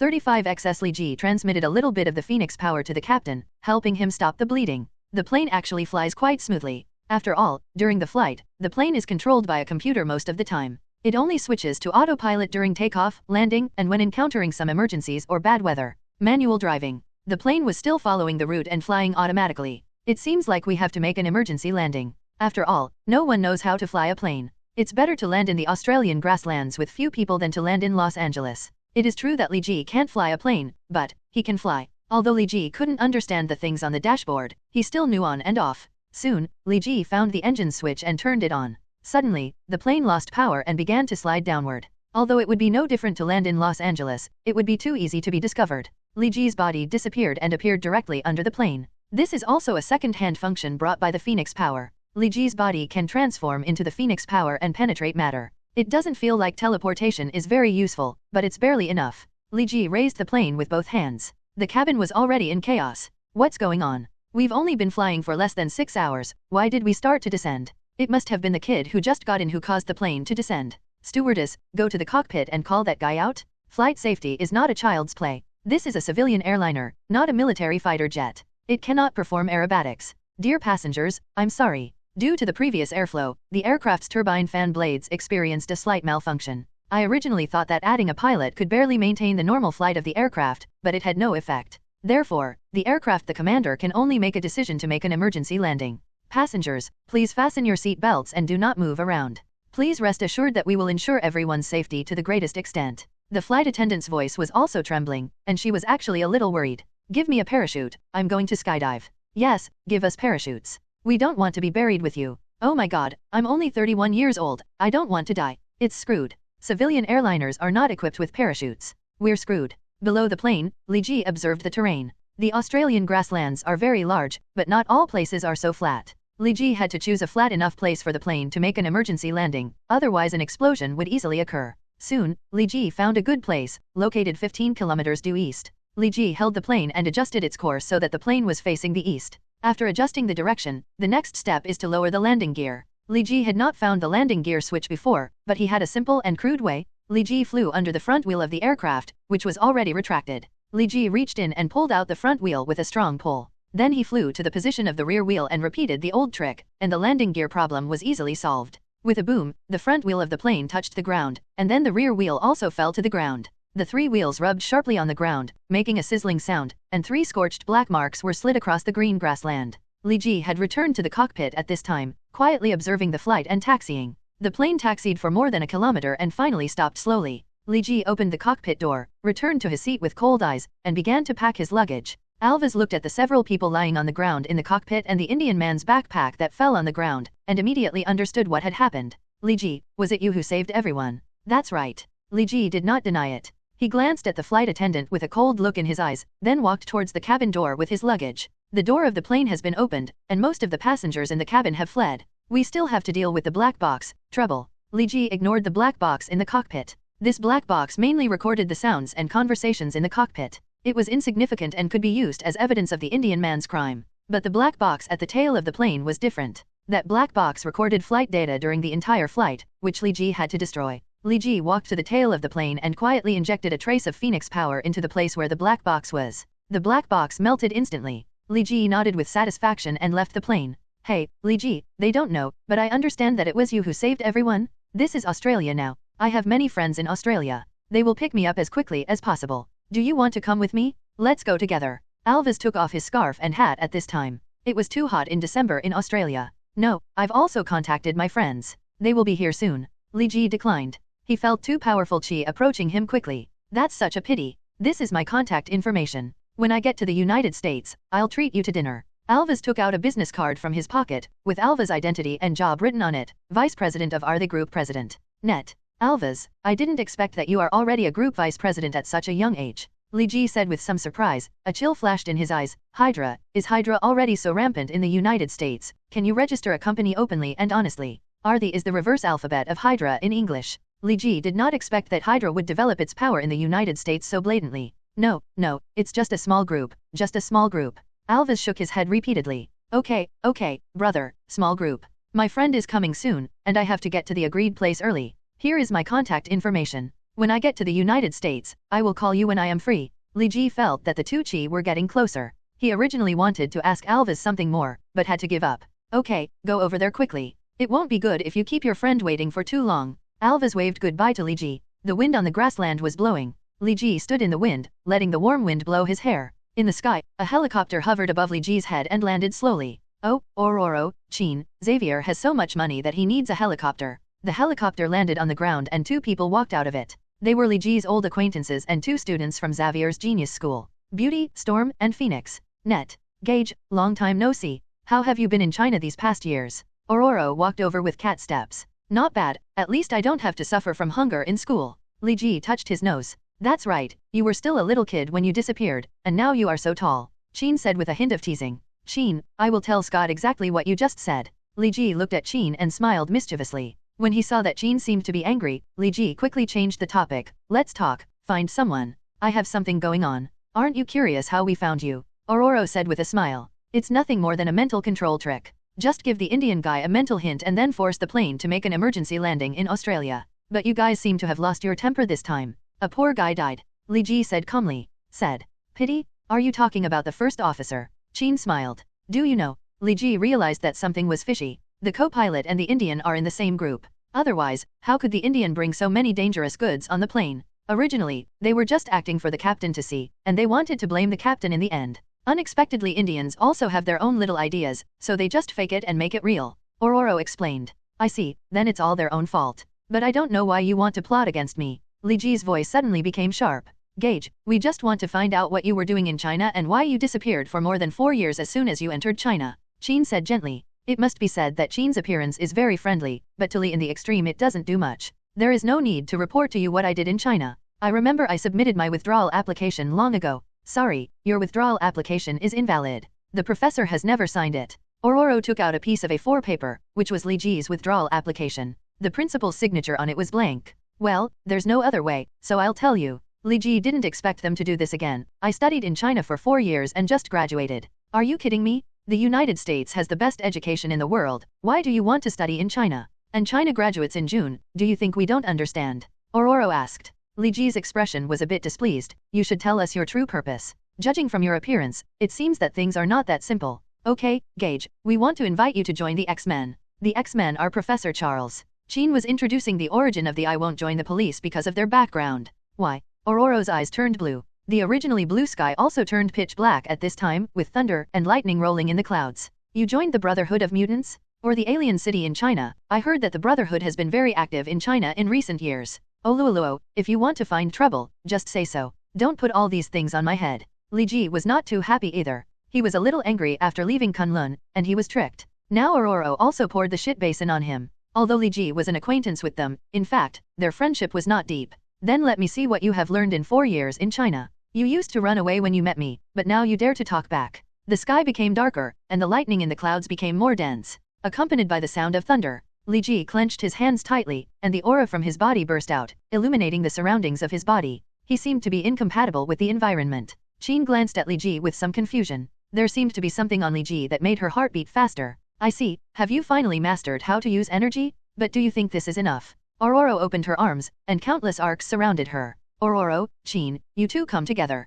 Gage, it seems that in the past few years, you haven't learned any other skills, but you have learned a lot about arrogance. Have you forgotten the days when you saw me running away when you were in school? Aoluoluo raised her right hand, and a bolt of lightning struck her palm. It accumulated on her palm and turned into a ball of lightning. Yes, Gage, it seems that you have forgotten the beautiful life in school. Do you still remember that every time you were chased by Ororo, you would hide in my dormitory? Chin looked at Li Ji with a smile, but it was not the kind smile is like the smile of a poisonous snake, which makes people feel a little hairy. "And Ororo, Sister Qin, I was young and ignorant at that time, that's why I was bullied by you. Things have changed a long time ago, and things are different from what they used to be." Li Ji's body floated up, and his arrogance returned. A little higher. He can actually fly. Ororo looked at Li Ji, feeling a little incredible. The ball lightning in his hand dissipated. Now that Li Ji has learned to fly, the ball lightning attack has lost its meaning to Li Ji. "How about it, Aunt Ororo? Am I flying a little more freely than you, flying with the power of a hurricane?" Li Ji accelerated several times in the air, leaving a square pale golden trajectory. "Qin, it seems we really have to cooperate." Ororo looked at Qin, and Qin nodded firmly. "His speed is too fast, so fast that I can't catch it, but fortunately, it will leave a trail when flying. 35xs. Does this mean it's fast? What do you think now?" Li Ji stood behind Qin and said softly. Qin immediately turned around, trying to control Li Ji's movements with telepathy, but found that Li Ji was back in the air. "This is damn unreasonable. What speed is this?" A trace of fear flashed in Qin's eyes. If he had attacked me just now, she knew Li Ji's power. If Li Ji was really right just now, she attacked, and she was incapacitated. "Don't worry, Sister Qin, I won't use sneak attacks to deal with you. At most, I will scare you just like before." Li Ji grinned, smiling so much that he wanted someone to go up and beat him up. Storm. As soon as Li Ji finished saying not to attack Ororo and Qin, Ororo immediately launched an attack on Li Ji without any hesitation. A huge bolt of lightning gathered in the clouds and struck Li Ji. The huge light illuminated the darkness shrouded in dark clouds. In response, Li Ji just smiled faintly. The lightning struck his head, and was split open by the arrogance, split into countless electric snakes and poured onto the ground.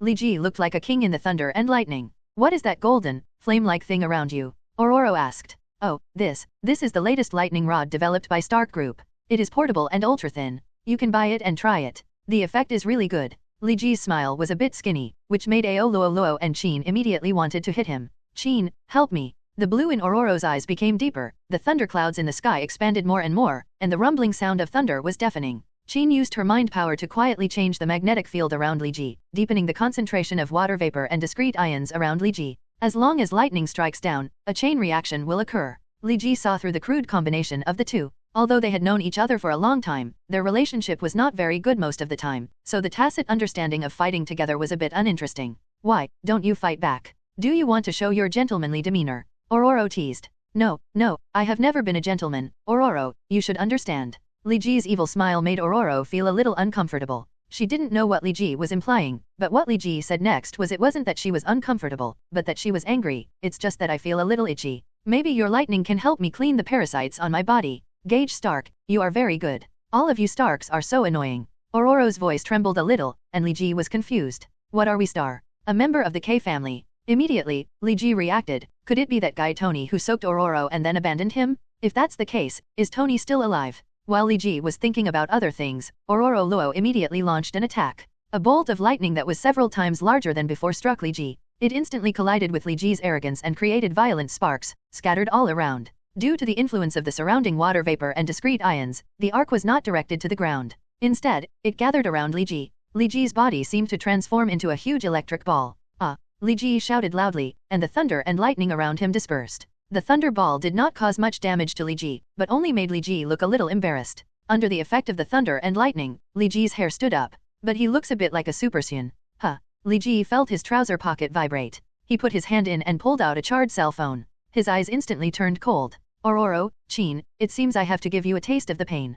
Li Ji's face was frosty, and his tone was as calm as a news broadcast, but people who knew him well knew that he was already filled with anger at this time. "It's just an old-fashioned mobile phone. If it breaks, you'll have to buy another one," Ororo said disdainfully. Li Ji's eyes flashed coldly, and he appeared next to Ororo in an instant, with his left hand on Ororo's. With a flick of his finger, Ororo flew dozens of meters away in an instant. "Is it just an old-fashioned mobile phone?" Li Ji's words were like the growl of a wild beast. "Gage, I'm sorry, that's the pocket phone Mr. Howard gave you, right?" Qin ran to Ororo's side, helped Ororo who fell to the ground, and apologized to Li Ji. Li Ji nodded and said nothing, but still looked at the two of them with cold eyes. This mobile phone was specially given to Xavier Academy by Howard on Li Ji's first birthday. It has been with Li Ji for 15 years. In these 15 years, Li Ji has not let the mobile phone get bumped once. As a result, today, the mobile phone unexpectedly it was directly damaged by electricity. It is true that Li Ji is also responsible for this, but the greater responsibility lies with Ororo and Qin. It's just a broken mobile phone that has not kept up with the times.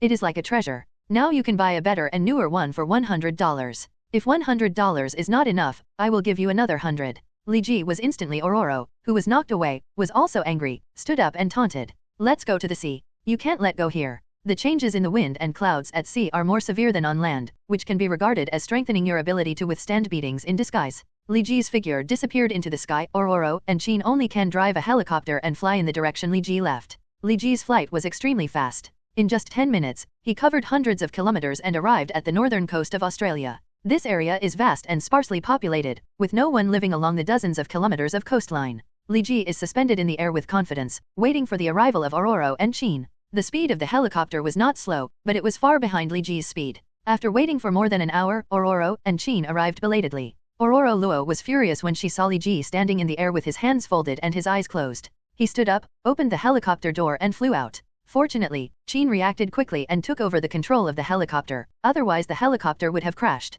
It's so slow. Li Ji slowly opened his eyes, and a golden flame was burning in his pupils. Gage, don't you think you are a little too arrogant? Ororo's eyes turned blue again, with a dreamy blue light emitting from the eye sockets. Above the sky, dark clouds gathered again, and the wind howled, causing the boundless sea to surge. Arrogant? Then let me show you, even more arrogant. Ah! Li Ji opened his folded hands and clenched his fists. Terrifying arrogance burst out from his body, blowing Ororo and flying upside down in the air. Tens of meters. The ocean beneath Li Ji was pushed away by the surge of air, forming a whirlpool hundreds of meters in size. Net. The blue light in Ororo Luo's eyes dissipated somewhat, and her face became solemn. She did not expect that Li Ji's strength would expand to this extent. The situation above the ocean was changing, and it should have been Ororo's home field, but Li Ji had only shown his strength a little bit, and it was already a bit overwhelming. Ororo flew back, not daring to approach Li Ji easily. He glanced at Qin, who had just parked the helicopter and tiptoed down from the helicopter. Hey, Aunt Ororo, if you don't want to attack, then the clouds are useless. Li Ji had an air bomb floating in his hand.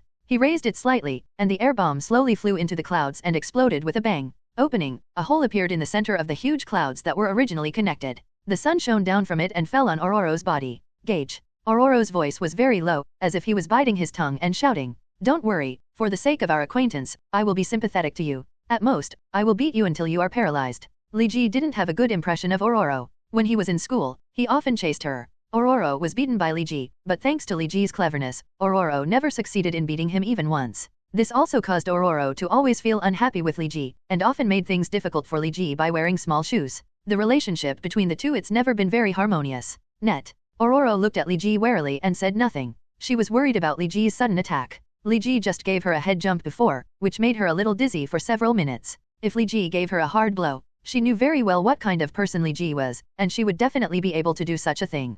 Ororo, let me help you. Qin flew to Ororo's side. If Qin had awakened the phoenix power, Li Ji would really not dare to touch her brow. The phoenix power in Li Ji was just a small fragment. Compared with the phoenix power in Qin, it was like a pond and the sea. The difference. Let's go together, I'm in a hurry, and I want to go to Sydney to sleep at night. Li Ji opened his hands, and 2 air bombs appeared in his hands, and flew out, one to the left and the other to the right. Not good. Ororo and Qin have both seen the power of air bombs just now. If they are hit head-on by the air bombs, they will be seriously injured even if they are not killed. They are not human shield mutants. Qin, can your mind control the flight of that thing? Ororo asked while dodging. I don't know, but even if I could control it, I wouldn't be able to. It's too fast. It's hard for me to catch it with my telekinesis. Qin replied in a panic. Don't be too nervous, I will slow it down. Then you can find the opportunity to see if you can control those 2 light balls and counterattack the brat Gage. Ororo spoke quickly. Qin could only keep nodding. Ororo suddenly stopped while flying. His eyes flashed with blue light hurricane. The violent wind blew across the entire sea and rolled up a huge wave, which happened to block the path of the 2 gas bombs. The air bomb rushed through the waves and encountered a second wave. The speed slowed down. Qin just caught the trajectory of the air bomb. He controlled the air bomb with his mind and rushed towards Li Ji with a swish. Li Ji casually flicked away the 2 air bombs with disdain on his face. His body suddenly accelerated and he rushed to Qin's side in an instant. Try to see if your telekinesis is still useful now. Ororo released a blast of wind and rolled Qin to her side. Qin, use mind control. Qin also realized that it was an opportunity for Li Ji to be so close. Mind control. Li Ji smiled. I'm sorry, Qin, all mental abilities are invalid for me. If it's magic, it might have some effect. Li Ji suddenly remembered that the spells of the magicians in Kamatage actually affected Li Ji's consciousness, and he became more wary of those magicians. Damn it, mind control really doesn't work on him. Qin tried hard for a while, but finally had to give up after finding it was pointless. Is this really Gage? How could his strength grow so horribly in just 4 years? Ororo gritted his teeth. When Li Ji stayed at Xavier Genius Academy, his strength was not so strong. In fact, it is not difficult to understand.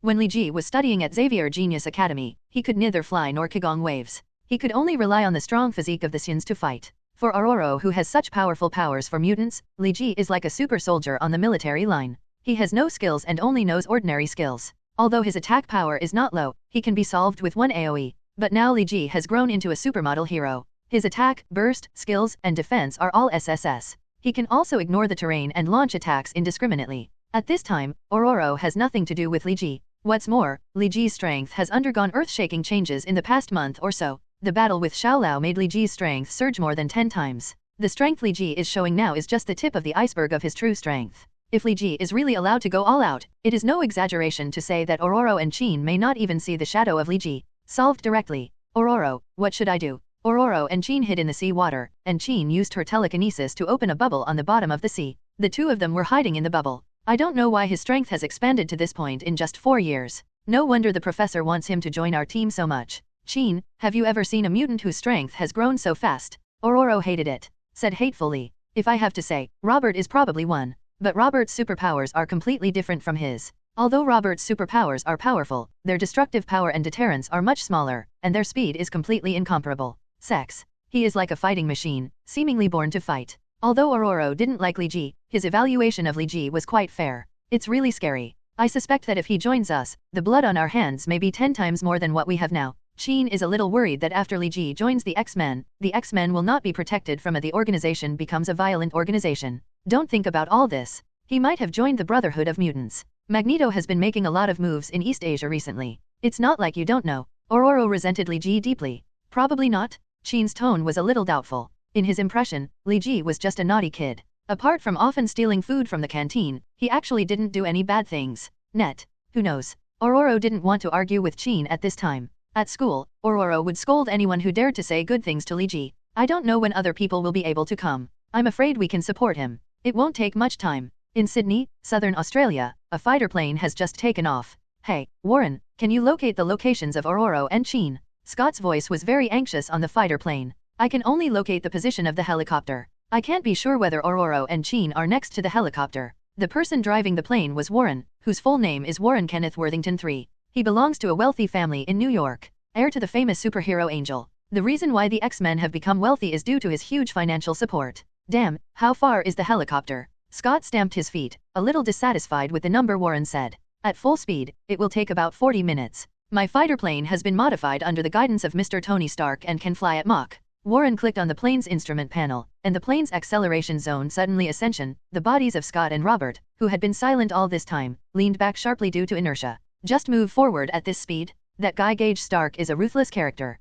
After the plane's speed gradually stabilized, Scott touched his accelerating heart and said, 35xs. Li Ji wandered in the sky, as if looking for traces of Ororo and Qin, which made Ororo and Qin feel a little relieved. The two hid in the bubble, waiting for reinforcements to arrive. But in fact, Li Ji had already discovered the traces of the two of them. Li Ji did not rely on his eyes to find people, but relied on his sense of energy. The energy between the two of them was very powerful. To Li Ji, it was like a high beam in the dark night, very dazzling. The game of cat and mouse is not very fun. Li Ji had actually lost his temper for a long time. After all, he did have some problems himself. It is impossible to have a real fight with Ororo and Qin. After all, they are members of the same camp. Li Ji yawned and spilled a few small air bombs from his hand. The air bombs landed among the fish in the sea, killing many fish at once. They turned their stomachs and floated up. I'll grill the seafood after the battle is over. I wonder if the Phoenix Power grilled fish will taste better. Li Ji pronounced the fate of these sea fish. Although Li Ji did not deliberately attack Ororo and Qin, the undercurrent of impact caused by the explosion of the air bomb on the seabed still had a great impact on the bubble where the two were hiding. The bubbles were swirling wildly by the undercurrent. Qin and Ororo felt dizzy when they stayed in the bubbles, and almost fainted. Fortunately, Qin's spirit was strong enough to stabilize the bubbles and prevent them from dissipating, otherwise both of them might have drowned by now. Ugh. Ororo felt very sick in her chest and vomited out. There was a sour smell in the small bubbles, which was a bit unbearable. Sorry, Jean. Ororo apologized to Jean. No need to apologize, Ororo, I know now, you are right. Gage is a lawless bastard. Qin also felt a little nauseous, but the feeling of vomiting was not that strong, and she forcibly resisted the desire to vomit, but I feel a sour taste in my mouth. Hey, the destination is here, you two can parachute. Warren's radar already showed traces of the helicopter, and he shouted to Scott and Robert. Hey, shall we dance? What about you? Scott asked a little strangely. Nonsense, what will happen to the plane if I jump? You jump first, I will find an airport to land the plane, and then come back. Warren thought Scott's question was a bit silly. Oh, yes, that's the truth. Then Robert and I will jump first. Scott turned his head towards Robert's seat. Robert, let's go, but found that Robert was no longer in his seat. Robert has been parachuting for 30 seconds. Hurry up, I'm going to turn around soon, Warren said, controlling the plane. Oh, shit, you didn't tell me earlier. Scott took out his parachute from under the seat and jumped out. A few more people are here. Li Ji looked towards the direction where Scott and Robert were parachuting. If I didn't sense the wrong aura, it should be Cyclops Scott and Iceman Robert. There is another aura that I'm not familiar with. He probably joined Xavier School for the Gifted after I left, but he doesn't seem to have gone there. I'm coming this way. Li Ji sensed the auras of everyone. Among them, Scott was relatively familiar to him. He had met him when he was a baby. He didn't have much impression of Robert. Robert was a bit withdrawn, and 1 year after he joined Xavier School for Gifted Talents, Li Ji left school and went to China. The relationship between the two was just an acquaintance. The departed Angel Warren only joined Xavier School for the Gifted in the past 2 years. Li Ji had only seen him in comics and movies in his previous life, but now he has not seen him in real life and cannot recognize him. Gage? Where is Jean? Where did you take Jean? Scott looked at the surrounding situation and only saw Li Ji floating on the sea.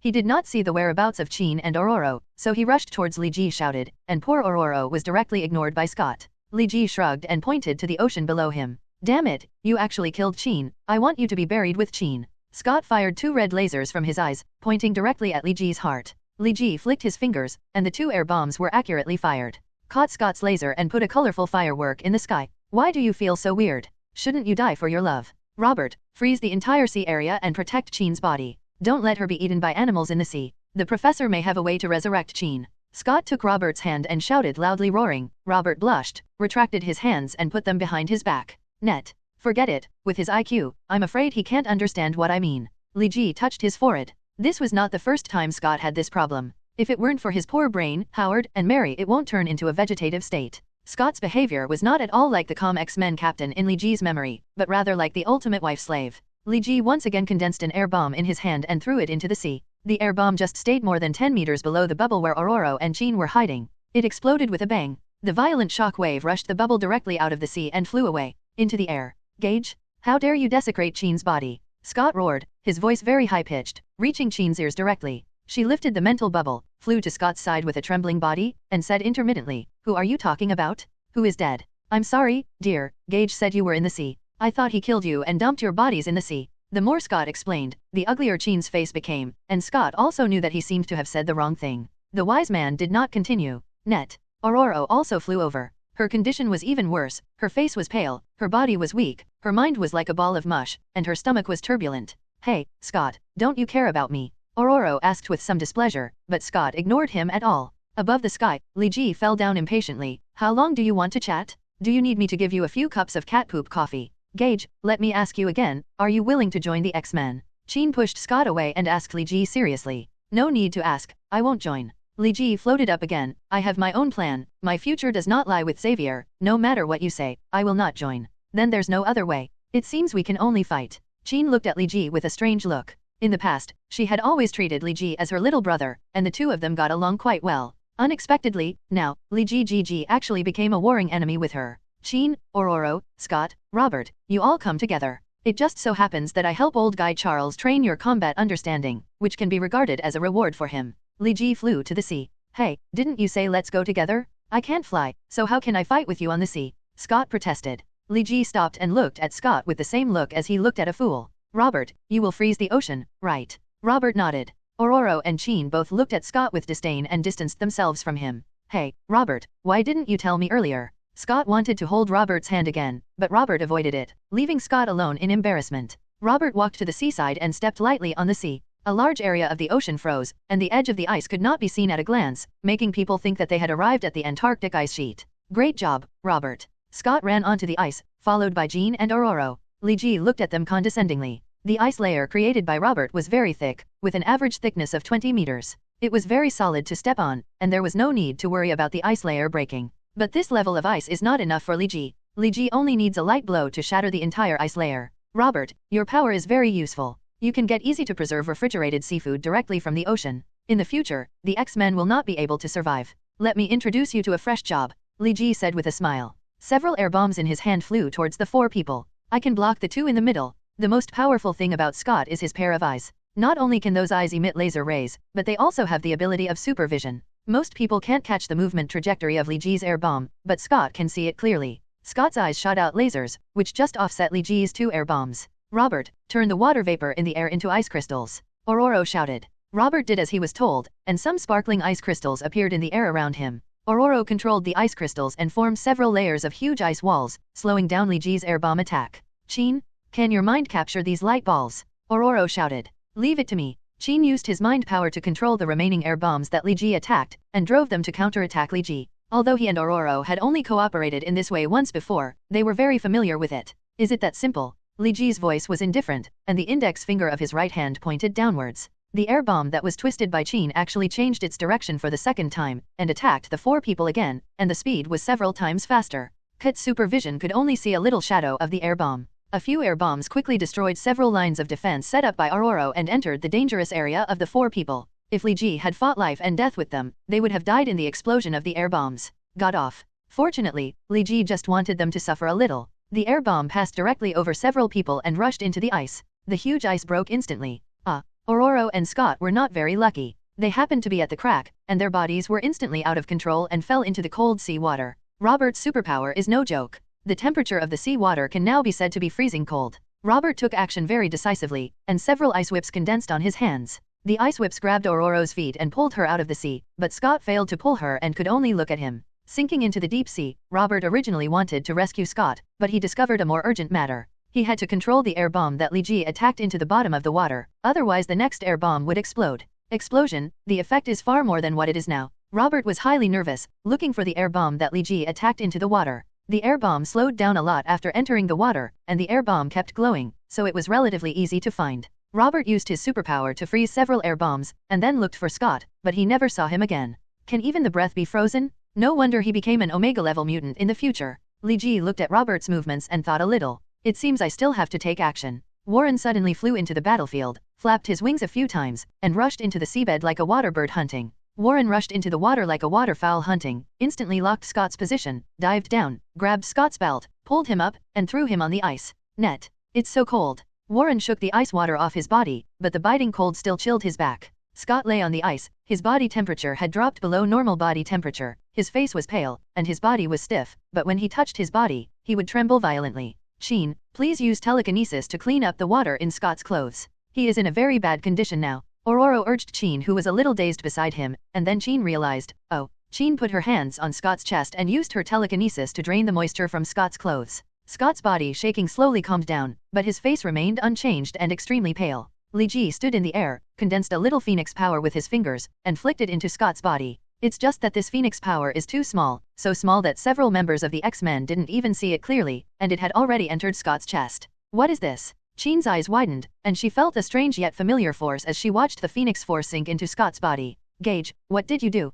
If something goes wrong with Scott, you will be our X-Men's eternal enemy. Ororo stood up, looked at Li Ji, and shouted loudly. 35XS Li Ji spread his hands and said nothing. Ororo was unreasonable, and Li Ji felt that he didn't need to explain to her. Ororo, look at Scott. Qin pulled Ororo's clothes and looked at Scott. The phoenix power released by Li Ji was very gentle. It circled around Scott's body, drove away the cold air in Scott's body, and then dissipated out of thin air. Scott moved his fingers and slowly opened his eyes. Just now I felt a warm force surrounding my body. Is it you, Qin? It's not me, it's Gage. Qin glanced at Li Ji with both gratitude and doubt. Gage, it seems you are not a good-for-nothing bastard. Scott stood up. Although he was no longer hostile to Li Ji, he had nothing nice to say. Is that the troublemaker Gage Stark you call? Warren pointed at Li Ji. He had only recently joined Professor X's team and did not know Li Ji. Well, he is Gage Stark. Scott nodded. I remember that Mr. Tony Stark has a younger brother named Gage Stark. Is he the same person? Warren was a little surprised. But he clearly looks like a yellow race. He is completely different from Tony and Mr. Stark.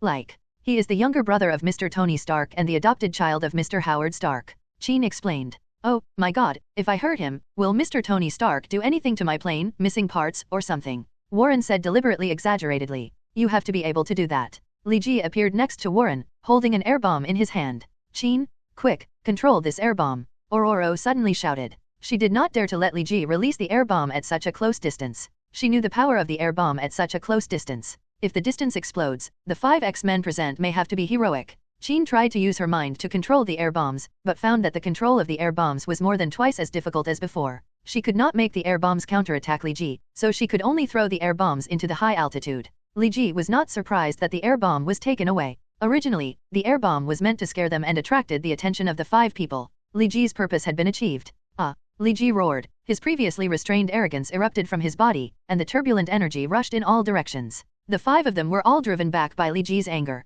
Damn, so strong. Warren finally saw Li Ji's power, and also understood why Scott and the others were suppressed by Li Ji 4-on-1, because their strength was not at the same level at all. Li Ji glanced around lightly and stepped on the ice with his right foot. The cracked ice became even more fragmented. However, this time several people learned wisely and left the cracked area early, but no one people fall into the sea. Robert, recreate the ice layer. The newly created ice layer must be deep enough, and it is best to spread directly to the bottom of the sea. Qin shouted loudly. At this moment, she was standing on an ice floe. The ice floe was hit by the waves and was a bit shaky. Robert wanted to touch the ocean, but found Li Ji flying over. Robert, long time no see. Robert, freeze him quickly. Scott shot 2 lasers at Li Ji, blocking Li Ji's route, exposing Li Ji's front to Robert's superpower. With the supernatural power entering his body, Li Ji felt as if he was trapped in an ice pool, with chills all over his body, as if the water in every cell was about to crystallize. Seeing Li Ji's uncomfortable look, the others were also a little happy. Are we going to win? Ororo, Qin, and Warren can all fly. They fly into the air and approach Li Ji and Robert.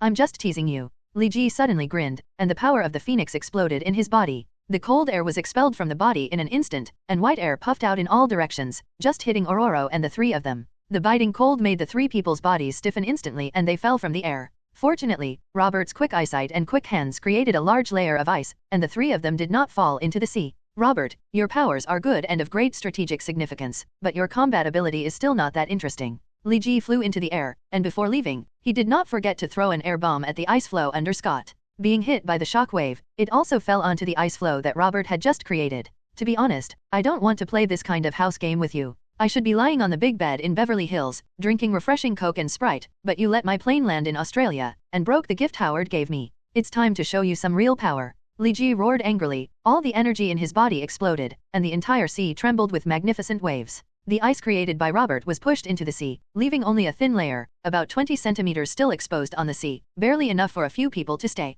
Gage, is this all your power? No, why do I feel that you still have power that has not exploded? Qin looked at Li Ji, his eyes full of doubts, but regardless of whether Li Ji still had hidden power, in short now Li Ji is completely invincible to her. Oh my god, Gage is so powerful, so do we, the X-Men, still need to exist. Warren's words made several people fall into deep thought. Warren's private jet. Net. Is there any iced Coke? Give me one. Li Ji sat on the luxurious leather seat, leaning against the velvet-filled cushions, his feet resting on the table in front of him, and asked with his eyes closed. Warren looked at Li Ji's arrogant look, blinked hard several times, and finally said, only Coke, no ice. The intimidation Li Ji gave him before was too strong, and he didn't dare to disobey Li Ji. Mean. It's okay, bring it to me and take a straw. Li Ji glanced at Robert meaningfully. There was an iceman here, so why worry about the ice cubes? The drinks were brought quickly, and Li Ji gave them to Robert to freeze. They tasted just right. Gage, have you really not joined the Brotherhood of Mutants? Qin still felt a little worried and asked again. I said no.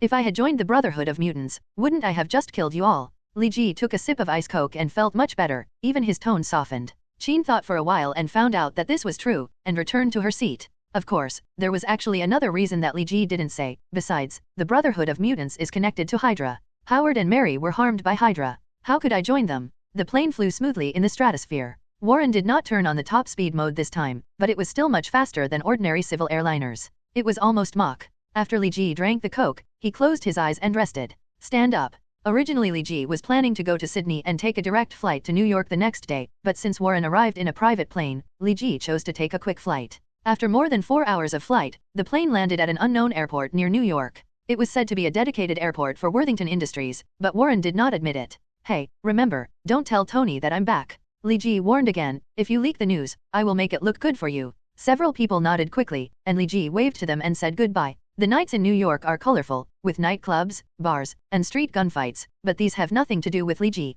Due to his Saiyan physique, he doesn't like to move at night very much. Even if it wasn't a full moon, seeing the moon still made him a little manic. Hey, brother, let's go to the Four Seasons Hotel. Li Ji stopped a taxi, got in the car and saw that the driver turned out to be a Chinese. Brother, come to New York to study. The driver chatted with Li Ji in a rather strange Chinese language, which made Li Ji a little unbearable and replied in English, no, I am a local. The driver was not a Chinese from China, but a Chinese born in New York. He stopped talking when he heard Li Ji say that he was also a Chinese. If he came from China to study, he would be able to make a fortune. After resting for a night at the Four Seasons Hotel, Li Ji left the hotel and went to Stark Manor, which Tony built specifically for his parents. Howard and Mary slept in the freezing chamber under the manor. The manor is located in the suburbs of New York and is relatively remote, and few people usually come here. Tony also designed the most advanced early warning fire system for the manor, so that even the nearby gangsters would not dare to approach the manor. However, these were only hours for Li Ji. Li Ji looked around for a few times, and after making sure that no one was there, he turned over slightly and jumped into the manor.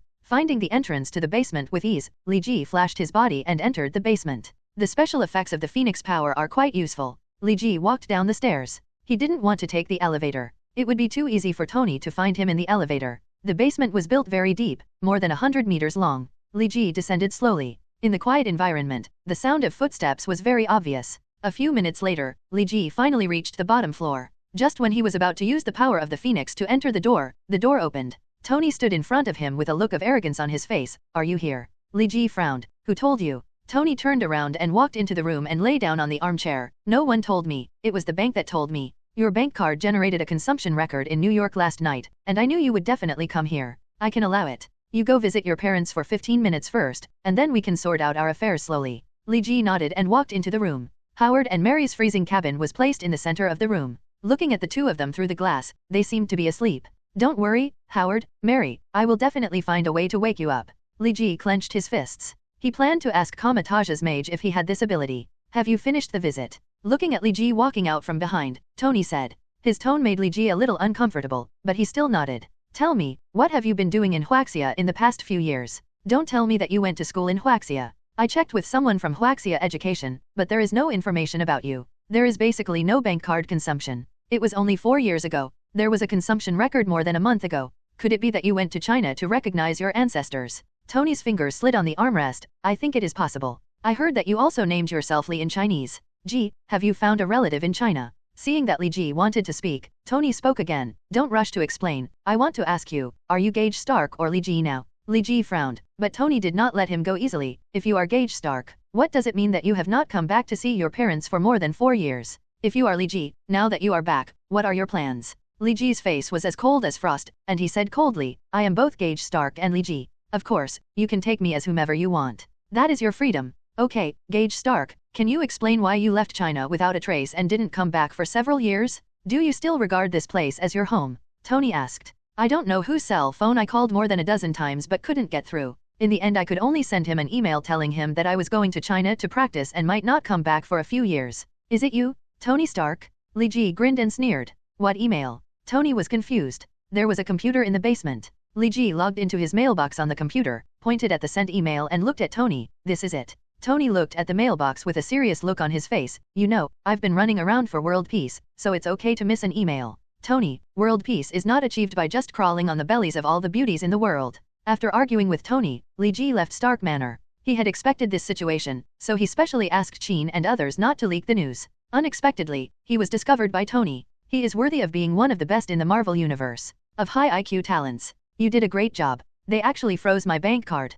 Fortunately, I withdrew yuan at the hotel ATM last night. Li Ji was a little grateful for his foresight. Let's leave it like this for now. This will be temporary. It's not a big deal, the master also said. Let me practice in this world, although he probably doesn't know that I have been struggling for 20 years in my previous life. Coney Island in New York has a traditional performance. A hot dog eating contest is held every Independence Day. This event has a long history. It started as a joke among a few immigrants on the island and has now developed into an international competition. Not only will the winner receive a custom Nathan's mayonnaise ribbon, but they will also win $. Li Ji appeared among the participants. The reason for his participation was simple. He had no money. 7 months have passed since Tony froze his bank card. Although Li Ji has been very economical with money, Saiyans can't eat enough. Except for some hard expenses, the $1 is basically spent on food. For a Saiyan, it is impossible to work part-time, so Li Ji is already very strapped for funds. The hot dog eating contest on Coney Island not only allows Li Ji to have a good time, but also relieves Li Ji's financial pressure. For Li Ji, it means giving away food, drinks, and money.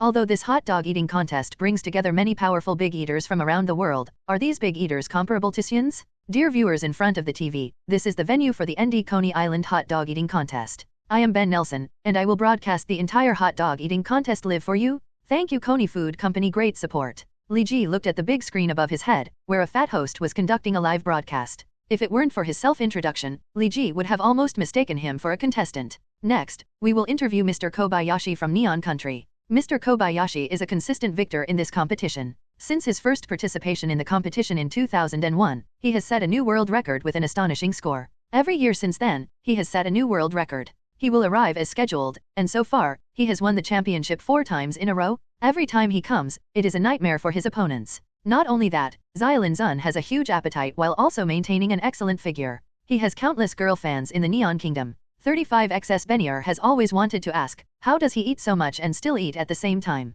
He maintains such a slim figure. I only eat vegetables and fruits every day, so why am I more like a contestant than him? Mr. Kobayashi, can you explain it? Ben Nelson handed the microphone to Kobayashi. Actually, there's nothing much to say. I just spend 6 hours a day exercising. Xiaolin's Huarang Ben Nielsen was instantly petrified and quickly changed the topic. Mr. Xiaolin, maybe you heard it wrong. My question is, what are your goals for this competition? The goal is to break my own record, and then go home and train for 8 hours. After all, I ate a lot today, so I have to train for 2 more hours. Xiaolin Zun still did not forget to tease Ben Nelson. Okay, Mr. Kobayashi is here with great ambitions this time. I wonder if he can break the record he set last year and eat 53.5 hot dogs in minutes. Ben Nelson said knowingly. Xiaolin Zun kept his distance. The next interview is with the big eater from Austria, Hussein Heildler. He worked in a restaurant in Austria. Because he ate too much, he was called a foodie by the restaurant owner. Later, he gradually discovered the talent of the big eater has always been known as the rice bucket. So next, we will interview this Mr. Rice Bucket.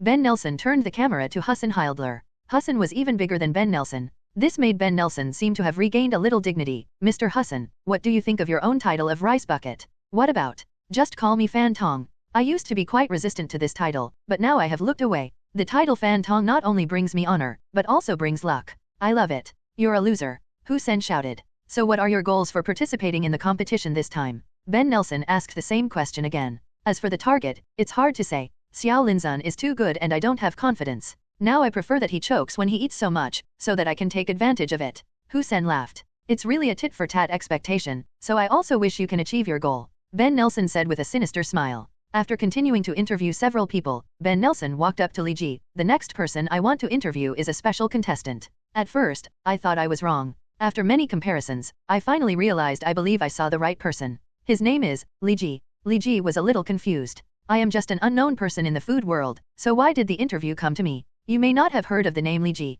In fact, I haven't heard of it either, but it's just his pseudonym. His real name is Gage Stark. Yes, he is the famous president of Stark Group, the younger brother of Tony Stark and one of the heirs of the super consortium Stark Industries. Maybe you will wonder why he is of yellow race. I can tell you that he is actually of Chinese descent and is an adopted child of Mr. Howard Stark. Now everyone should be very curious about why he came to participate in the game. Mr. Gage Stark, please allow me to call you this. Why did you come to participate in this Coney Island hot dog eating contest? Ben Nelson put the microphone to Li Ji's mouth. Li Ji was a bit stuck. He didn't expect that he would be recognized. Most people probably didn't know him. But when he saw the Worthington Industries logo on the microphone, Li Ji understood immediately and cursed in his heart, "Damn, Warren, you idiot." Li Ji kept the microphone to his mouth, and he didn't know what to say. If he kept silent, tomorrow's daily report might be the second son of Stark Industries is mute and surprise. The heir to Stark Industries suffers from cerebral palsy. When the headlines came, Li Ji had no doubts about the integrity and lower limits of the media. I'm here to try some hot dogs, please don't disturb me, okay. There was no suspense in the game. Li Ji won with an absolute advantage. In 7 minutes, Li Ji swallowed hot dogs ahead of the second-placed Kobayashi. Kobayashi was in 7th place. Only 36 hot dogs were swallowed in minutes. The original game time was 12 minutes, but embarrassingly, in the 7th minute, Li Ji ate all the hot dogs prepared at the game site, causing the game to end early. Oh my god, in 7 minutes, Mr. Gage Stark actually swallowed hot dogs, directly breaking the competition record by more than hot dogs. This is really doubtful. Mr. Tony Stark hasn't fed his brother all these years. Ben Nelson's words made Li Ji feel a bit harsh. These media people have always made waves even when there is no wind. Even your fart can be related to climate warming. Next, let's interview the previous champion, Mr. Kobayashi. Mr. Kobayashi, what do you think of the results of this competition? Ben Nelson handed the microphone to Kobayashi's mouth. I decided to go back to work out for 20 hours today and test my limits again.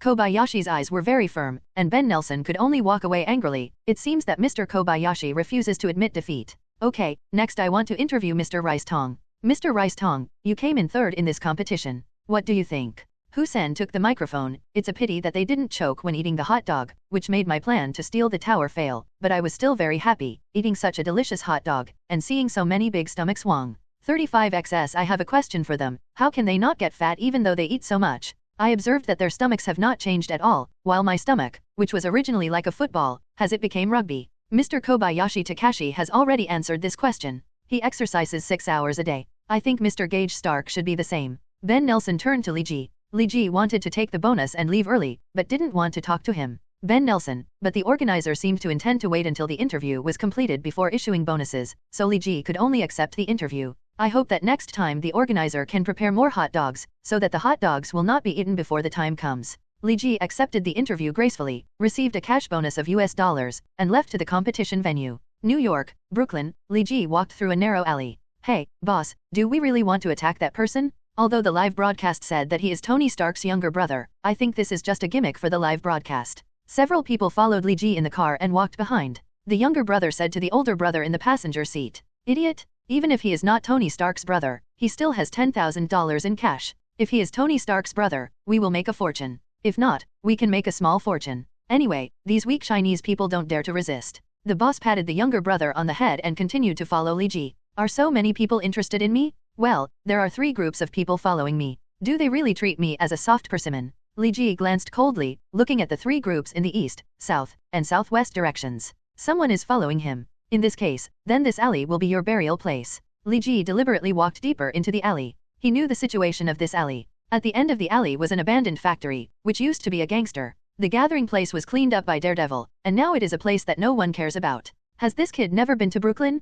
He actually entered a dead end. Ha ha ha, then we don't have to dodge. A jeep accelerated towards Li Ji. It was still 20 or 30 meters away from Li Ji. They were about to drift and stopped next to Li Ji, but suddenly they saw Li Ji standing in the middle of the road, looking at them with a smile. Li Ji stepped on the front bumper of the jeep and stepped hard, causing the whole car to tilt up. Li Ji followed up with another kick and the jeep flew into the abandoned factory. Several gangsters were in the car. They were all unconscious and unconscious. The second car arrived just in time. Seeing the miserable condition of the first car, it immediately wanted to turn around. Li Ji accelerated, rushed to the car door, and pulled hard, and the driver's door was pulled down directly. "Hassan Hildler, what are you doing here?" Li Ji felt a little strange when he saw the people in the cab.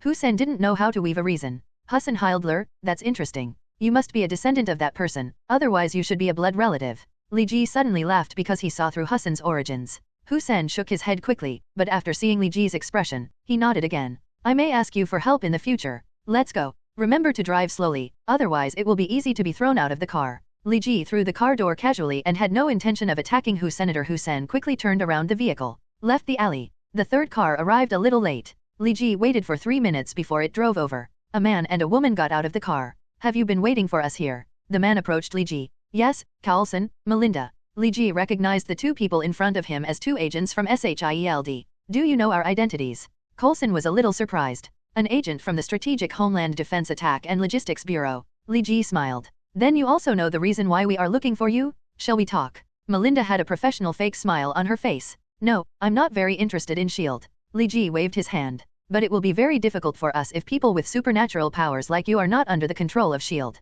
Coulson said with a smile. It would be really easy for ordinary people to be infected by his smile, but Li Ji knew the situation of S.H.I.E.L.D., and he didn't want to have too much involvement with S.H.I.E.L.D. "I have my own judgment and creed. I will not take the initiative to do anything illegal and disciplined. I don't need you to restrain me. In the final analysis, your SHIELD is just a legal violent organization with internal factions and polarization. It's also very serious, and I don't want to get involved in your muddy waters." Li Ji didn't show any respect for S.H.I.E.L.D. when he spoke, which made Coulson and Melinda look a little ugly. "Of course, if you need my help, I will still consider it, provided the remuneration is appropriate." Li Ji's words made Coulson seem to see a little hope again. "Then please can you help us solve the gang problem?" Coulson's request was very strange. What does S.H.I.E.L.D. do to deal with the gang? It's like this. There are many street heroes who are dedicated to fighting gangsters and terrorists. We at S.H.I.E.L.D. are very interested in them and think they have great potential as agents, so. Coulson's voice was drawn out. "I understand, I can help with this matter. But this is not something that can be done in a short time, otherwise it will easily cause riots.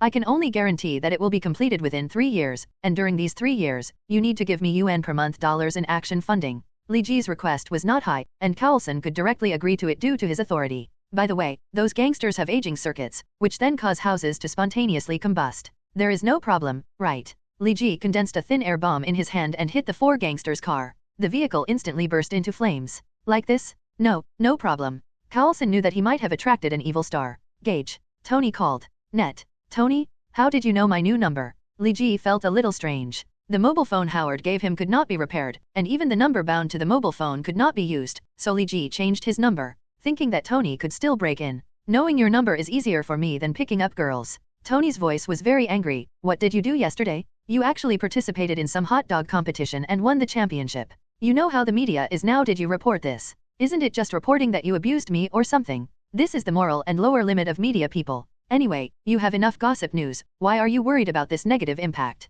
Li Ji lay on the bed, not caring. Anyway, the media's that's the routine. If only it was just like this. You shame on the Stark family. Tony said through gritted teeth. If this is your attitude, I don't think you need to contact me in the future. Li Ji's words also became cold. Look at the news reports, idiot. The media reported that you were born mentally retarded and retarded. Your academic qualifications were also revealed by the media. You are 16 years old and you don't even have a primary school diploma. They just dismissed you, nailed on the Stark family's pillar of shame. Tony said word by word, obviously very angry in his heart. Net. Li Ji squinted his eyes, thinking about the cause of the matter. It stands to reason that the media should attack Tony Stark, but it strangely directed the fire to Li Ji. Tony would not do such a meaningless thing. He was too proud, so it was only possible that someone is deliberately trying to drive a wedge between the two. You know who did it, right? Li Ji asked. Of course I know, but you have really disgraced the Stark family. Howard and Mary are both graduates of prestigious universities. I, Tony Stark, was admitted to the Massachusetts Institute of Technology when I was 15.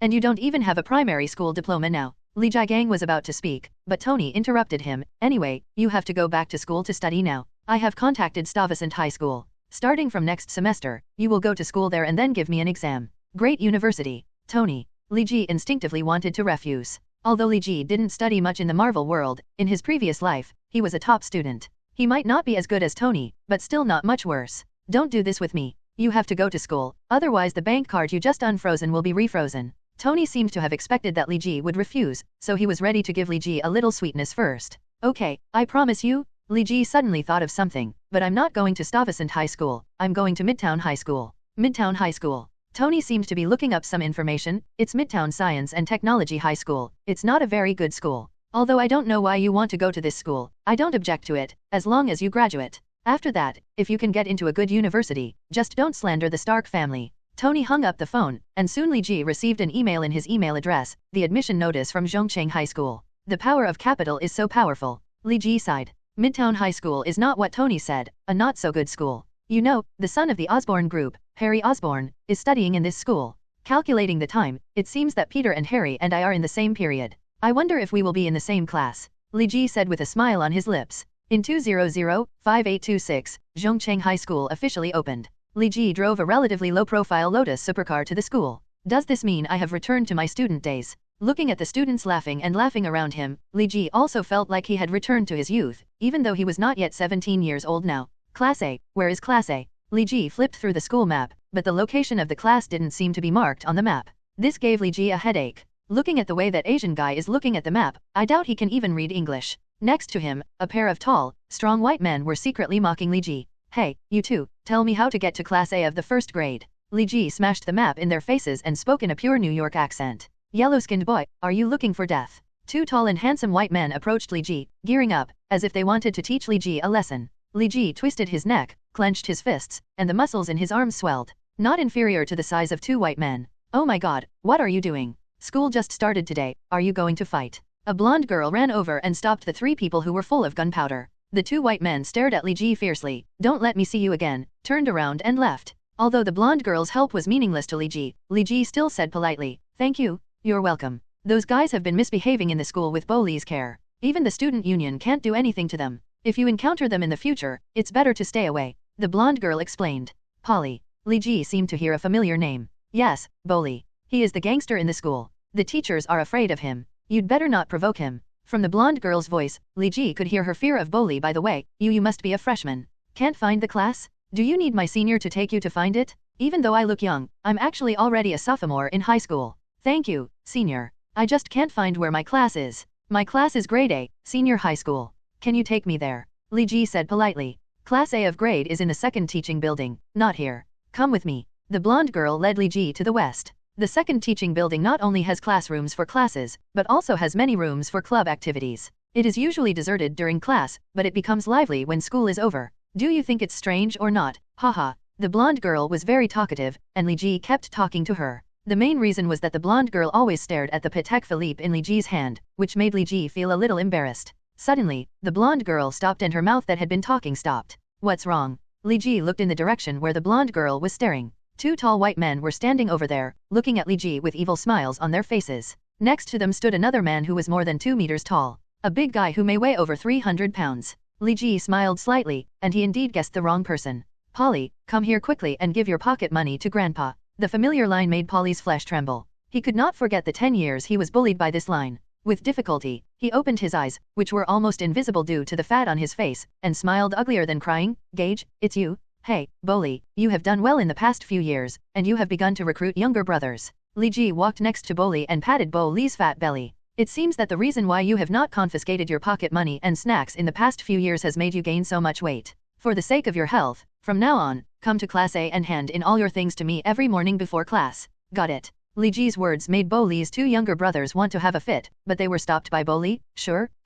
From now on, at 6 o'clock every morning, I will come to your seat to hand over pocket money and snacks. After that, he took his two younger brothers and ran away. Even though he was as fat as a ball, he ran very fast. Li Ji turned to look at the blonde girl who was stunned into a statue. Senior sister, you still want to take me to the classroom? Oh, yes. The blonde girl finally reacted. By the way, my name is Wendelso, and I am a student in the senior class. What is your name? You can call me Li, or Gage. Li Ji did not say his full name, but Wendell still smiled like a flower. Then I will call you Mr. Li from now on. Class A of the first grade of high school is here. You go and get to know the classmates first. I won't disturb you for now. 35XS Senior's classroom is in the first teaching building. You can come and play with Senior when you have time. Wendell blew a kiss to Li Ji, causing many boys in the class to whistle. Are you Gage? The head teacher asked when he saw Li Ji walking into the classroom. The school director showed Li Ji's photo to her, so she recognized him at a glance. The class teacher wore a pair of gold-rimmed glasses and a professional short skirt that completely covered her curves, making all the adolescent wolves in the class salivate. Teacher, where is my seat? Li Ji glanced at the class teacher and glanced away, because he knew that if he continued to look at the class teacher, his eyes would involuntarily focus on the highest point where the class teacher was lying. You can sit here. The head teacher pointed to a seat by the window, and Li Ji walked over and sat down. Due to the delay in finding the class, Li Ji was the last to arrive at the class. The seats in the class are basically full, so even if the head teacher wants to take care of it, he can't arrange a good seat for Li Ji. Sorry, teacher, I'm late. A short student appeared at the door. He had shaggy hair, carried a cartoon-patterned backpack, had a few freckles on his face, and his clothes looked like items bought at Walmart on sale for $5. And the pants are old-fashioned jeans that have been washed a little white. Hey, Peter, the whole class is waiting for you. Please arrive early in the future. 35XS Peter's head lowered. Just find a seat and sit there. There are not many seats in the class. The head teacher put a check mark on the roll call book and said to Peter again. Hearing what the head teacher said, the few students with empty seats next to him immediately showed disgusted expressions, and Peter lowered his head even lower. Hey, Peter, come and sit next to me. Li Ji stood up and waved. My God, that's Spider-Man? Peter looked up at Li Ji with an incredible expression, and quickly walked to sit next to Li Ji. Everyone, let's introduce ourselves for a while and get to know the new classmates. Teacher, go and submit the registration form. I'll be back soon. I love you. The teacher packed up the things on the podium and walked out of the classroom. The classroom immediately started to chirp. Hey, Li, you are such a good person. Thank you for helping me ease my embarrassment. Peter did not dare to look directly at Li Ji and said with his head lowered. It doesn't matter. As a Chinese, I am often discriminated against by other people. I'm just helping you for mutual benefit. Li Ji smiled. Peter is indeed a bit introverted.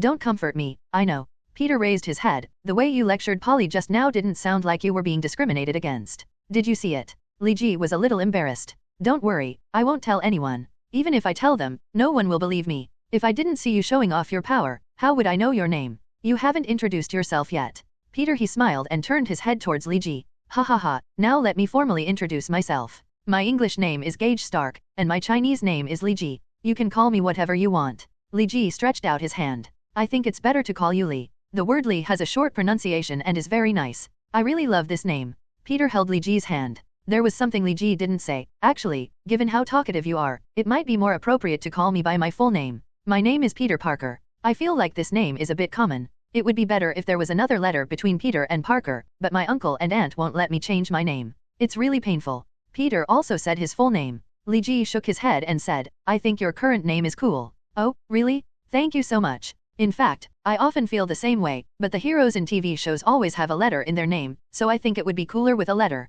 Do you think R, or how about G? Li Ji scratched his head and said nothing. By the way, Li, do you know Chinese Kung Fu? I think the way you chased away Boli is really cool. You are Chinese, so you must know Chinese Kung Fu, right? Just like Bruce Lee, da. Peter's mind jumped from changing his name to Chinese Kung Fu. P.S. Bruce Lee is Bruce Lee. That's right. Li Ji nodded, saying that he knew Chinese Kung Fu. After all, the martial arts learned by Kunlun could also be considered a type of Chinese Kung Fu. Oh, really? That's really cool. I also want to learn Chinese Kung Fu, but Aunt May always won't let me. Although my uncle supports me, we don't dare to go against Aunt May. Peter Parker really has the attribute of a talker. Li Ji originally thought that he was a talker, but he didn't expect that the two of them were incomparable. Peter kept talking until the teacher returned to the classroom. Hey, little girls and boys, follow me and I'll take you around the school. There is a statue of Howard standing in the school square. Li Ji sighed when he saw it. The beard doesn't look like it. Howard claimed that he had died in a car accident. Only Li Ji, Tony, and a few people knew the true situation.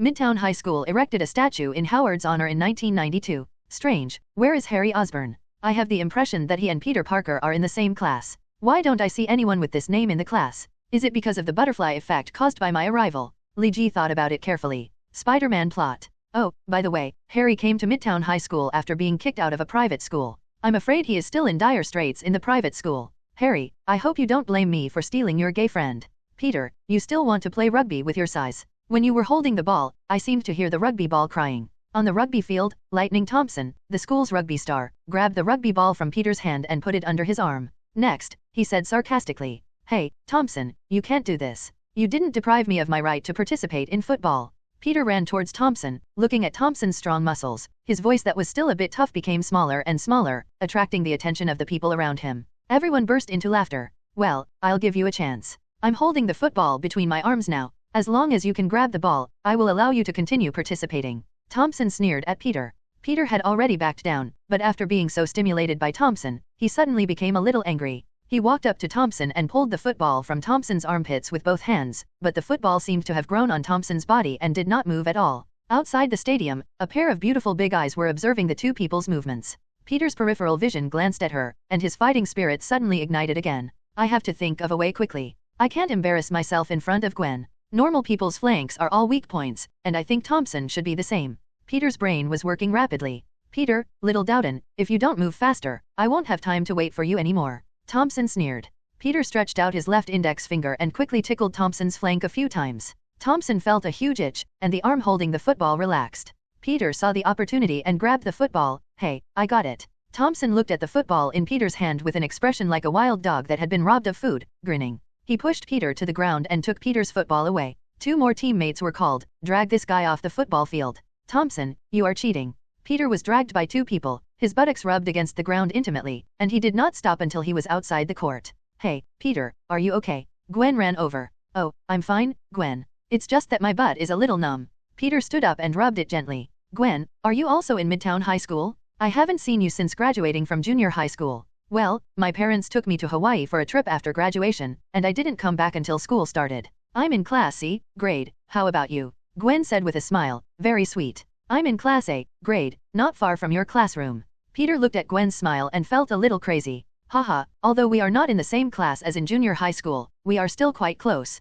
Peter, do you want to go to the cafeteria for lunch together?" Gwen invited. Peter looked at his dirty clothes. Although he wanted to go, he still refused. "Not this time. I'll treat you to steak tomorrow." "That's not possible. You have to get AA, otherwise I won't go." Gwen knew Peter's family background, and she didn't want to embarrass Peter. "Okay then." Peter felt Gwen's kindness. "I'm going back to the classroom first. I'll go to Class C of grade to find you tomorrow. Bye." Gwen waved to Peter. "Hey, Peter, you're finally back. Why are you so dirty? Did you go fight with someone?" Li Ji saw Peter as if he saw the savior. Wendell was sitting in Peter's seat at this time. The body kept getting closer to Li Ji, making Li Ji very passive. Wendell glanced at Peter with some displeasure, then turned to Li Ji. "Li, are you really not willing to go to lunch with me? I told you, Peter and I went out to eat at noon today. I have reserved seats. Unfortunately, I only reserved 2 seats, otherwise I would have brought you with me." Li Ji quickly moved Peter out as a shield. "Well, then I'm going to the cafeteria. Next time, don't try to fool me with such a poor excuse." Wendell stood up from Peter's seat and left the classroom with great reluctance.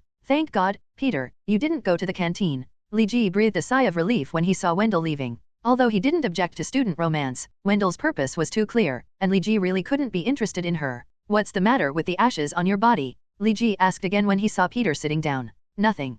Peter's tone was very calm, but Li Ji still heard something unusual. Under normal circumstances, Peter would reply to you in at least 20 words. Peter took out a sandwich from the drawer and was about to bite it, but Li Ji snatched it away. Hey, you thought I was joking. I have already booked a restaurant. If you eat a sandwich now, what else can you eat for lunch? You.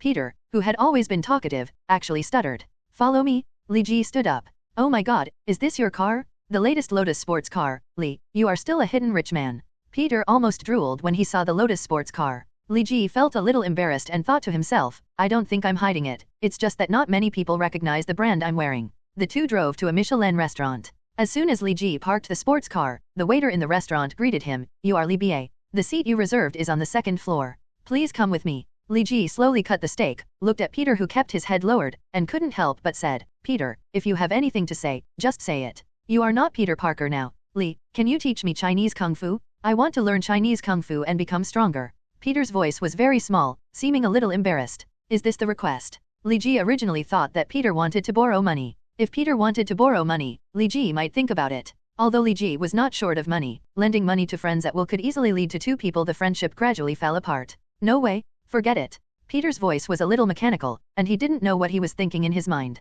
If you want to learn, you come to school at 9 o'clock on Saturday morning and I will teach you, Li Ji said with a smile. Although some of Kunlun's secret martial arts cannot be taught to outsiders, there are many martial arts in Kunlun that are relatively simple and can be used by ordinary people. All can be practiced. As for this part, it doesn't matter if it's a side story. Really? Did I hear it correctly? Peter's lowered head suddenly lifted up, ecstatic. It's true, you heard it right. But if you want to learn Kung Fu, it's essential to eat on time. Let's finish this meal well first. Li Ji pointed to the food on the table, and Peter immediately started gobbling it up. In this Michelin-starred restaurant, it seems a bit out of place with the environment. Saturday, Midtown High School, playground. Peter, don't wear jeans next time. Jeans are not suitable for learning Kung Fu. If you use a little force, they will become crotchless pants. Li Ji looked at Peter's outfit and was a little dissatisfied. However, on the first day of learning Kung Fu, in fact, there is no need to be too strict. After all, the foundation is laid in the beginning. Don't think that after learning Kung Fu, you can fly over walls and climb walls like in Kung Fu movies, and you can do anything. Kung Fu is not that simple. You can think of Kung Fu as a subject, like mathematics, and its learning is step by step. You need to learn how much 11 equals first, and then you can develop to a higher level. The most basic part of Kung Fu is pile work. A pile, as the name suggests, is a wooden pile. Why are there so many wooden piles left behind when logging in the forest? That's because the roots are deep. It's difficult for lumberjacks to move in a short time clean the stumps. The same goes for stumping skills, pay attention to one being deep and one being stable. Your clothes are not good today. Remember to change into looser sportswear next time. So today you can practice basic pile exercises, also known as horse steps. You can't practice more advanced pile exercises yet. Li Ji is considered a qualified master. After all, he has done a lot of tutoring work in his previous life and is old in the world. His teachings are still flawless. However, Peter is not a qualified apprentice. Although Peter is a top student in his studies, however, his athletic talent was indeed lacking, and due to his physical condition, his endurance was also relatively poor. Within a few minutes of standing in a horse stance, his body was trembling, which made Li Ji a little uncomfortable. Peter, do you want to make progress faster? Li Ji said in Peter's ear. Peter's face turned red, his body kept shaking, and he gasped for breath. He couldn't speak and could only nod. Okay, then you will have to suffer a little bit. Li Ji put his fingers on 2 acupuncture points on Peter's back. In an instant, Peter stopped shaking, and his whole person looked a little sluggish, like a sculpture, stupid looking ahead stupidly. That's right, Li Ji directly gave Peter acupuncture. Although it was not difficult for Peter to move, he could still feel the condition of his body. He felt that his legs were as heavy as lead, and his whole body seemed to be carrying a mountain on his back. The endless pressure was squeezing his body, making it difficult for him to move. He felt worse than death. Li Ji, on the other hand, was sitting on a bench nearby, playing with his laptop. Damn, this man dungeon is really difficult. Fortunately, I got a critical hit in the end, otherwise I really couldn't beat it. After a long time, Li Ji finally pushed down a difficult dungeon, and then he remembered that Peter was still standing on horseback under the scorching Sunday. After unlocking the acupuncture points, Peter fell straight down. Fortunately, Li Ji's quick eyesight and quick hands caught Peter and prevented him from landing on his face. Li Ji put him on the bench, and after 10 minutes, Peter recovered. Li, is it so hard to learn Kung Fu? Peter took a sip of the purified water that Li Ji handed him, then continued to collapse and asked, his whole body weak. Well, it's going to be more difficult, so be mentally prepared. Oh my god. Peter's resilience is still very good, Li Ji can be sure of this. In more than 2 months, Peter had countless thoughts of giving up, but he persisted. Although he hasn't grown much in height, his originally barren body has begun to gain some muscle. Peter, I think you are almost ready to start fighting, Li Ji said after watching Peter finish a set of long punches. Huh? I can go out now? So am I capable of defeating Pori now? Peter said excitedly. That's impossible. Li Ji shook his head and joked. That guy Boli has lightning powers. Li Ji's words made Peter a little depressed, but his next words made him happy again. But beating a Thompson is not a problem. Big. Really? Peter's eyes shone. I'm going to give Thompson a long straight punch first, knocking him unconscious, and then hit him with 2 left and right uppercuts until he can't find his way. As he was frantically looking for direction. When he felt the pain, I kicked him on the butt with a whip leg, making him unable to control his body balance, and then used a swinging punch to bend the bridge of his nose. Finally, I used a handsome over-the-shoulder throw to finish him off. Li Ji looked a little helpless when he saw Peter's appearance in the 2nd grade, but Peter did have this strength. Peter in particular also had a developed brain, which allowed him to deduce the battle process in his mind, making the balance of victory more tilted towards him. Li, let's go to the football field. I know there is a school team's football training today, and Thompson must be there. Peter couldn't wait to teach Thompson a lesson. Li Ji had no interest in this kind of children's house fighting. He waved his hand and said, I'd better go back to the classroom first. The sun is making me a little sleepy. Peter walked to the football field alone. Hey, Thompson. Peter walked to the football field and shouted to Thompson who was training on the field. Thompson looked at Peter. It turns out to be a small mop. Do you want to mop the court again today? Little Mop is the nickname given to Peter by the football team. It came into being after the last time 2 members of the team dragged Peter off the field, and it is now famous throughout the school. Hearing Thompson say this, everyone around laughed. Thompson, do you dare to accept my challenge? Peter ignored his taunt and took off his clothes to reveal his abdominal muscles. Although they were still a little barren, they were definitely there. Oh, after learning useless kung fu from Lee for a few days, you dare to challenge me? Do you really think Lee is Bruce Lee? Thompson also took off his jersey, and the muscles on his body were much stronger than Peter. Although Lee is not Bruce Lee, you are not one of those gangsters in the movies. Peter screamed strangely, rushed forward, and tried to hit Thompson's face with a straight punch, but Thompson threw him away and gave Peter a backhand. An elbow strike. Peter squatted down to avoid Thompson's angry elbow, and swept his right leg on the ground.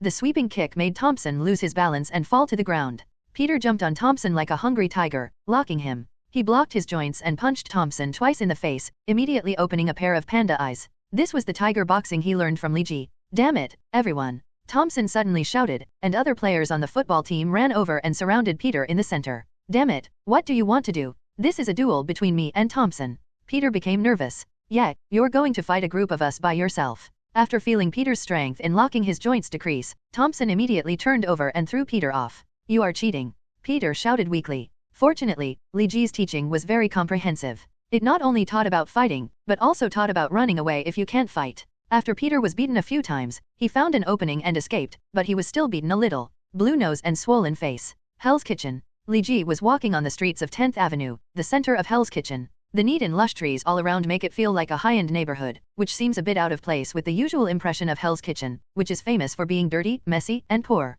There are many painted signs on the streets that read, Welcome to Clinton. Yes, Hell's Kitchen's official name is Clinton, which has the same name as certain presidents. I don't know if it's a conspiracy by political opponents. People in restaurants and small shops on the roadside are working hard, but no one knows that some of them will suddenly transform into terrifying gangs at certain special times. After passing a few blocks, Li Ji saw 42nd Street written on the street sign and knew he had arrived. Li Ji came to Hell's Kitchen this time mainly because he was urged by Carlson. S.H.I.E.L.D. had given Li Ji operational funds for several months, but Li Ji had not made any achievements at all. Coulson really couldn't withstand the pressure from his superiors and called Li Ji several times before Li Ji reluctantly agreed to his request. Tomorrow at 6 o'clock in the evening, at the intersection of 10th Avenue and 42nd Street, there will be gangs trading large amounts of drugs and arms in the name of delivering food. Your mission is to stop this transaction and try to capture the leader of the transaction. Be aware that the enemy may have heavy firepower, so always pay attention to your own safety. This was the message sent to Li Jiffa by Agent Melinda last night. This commanding tone made Li Ji a little unhappy, so he was not prepared to follow Melinda's instructions.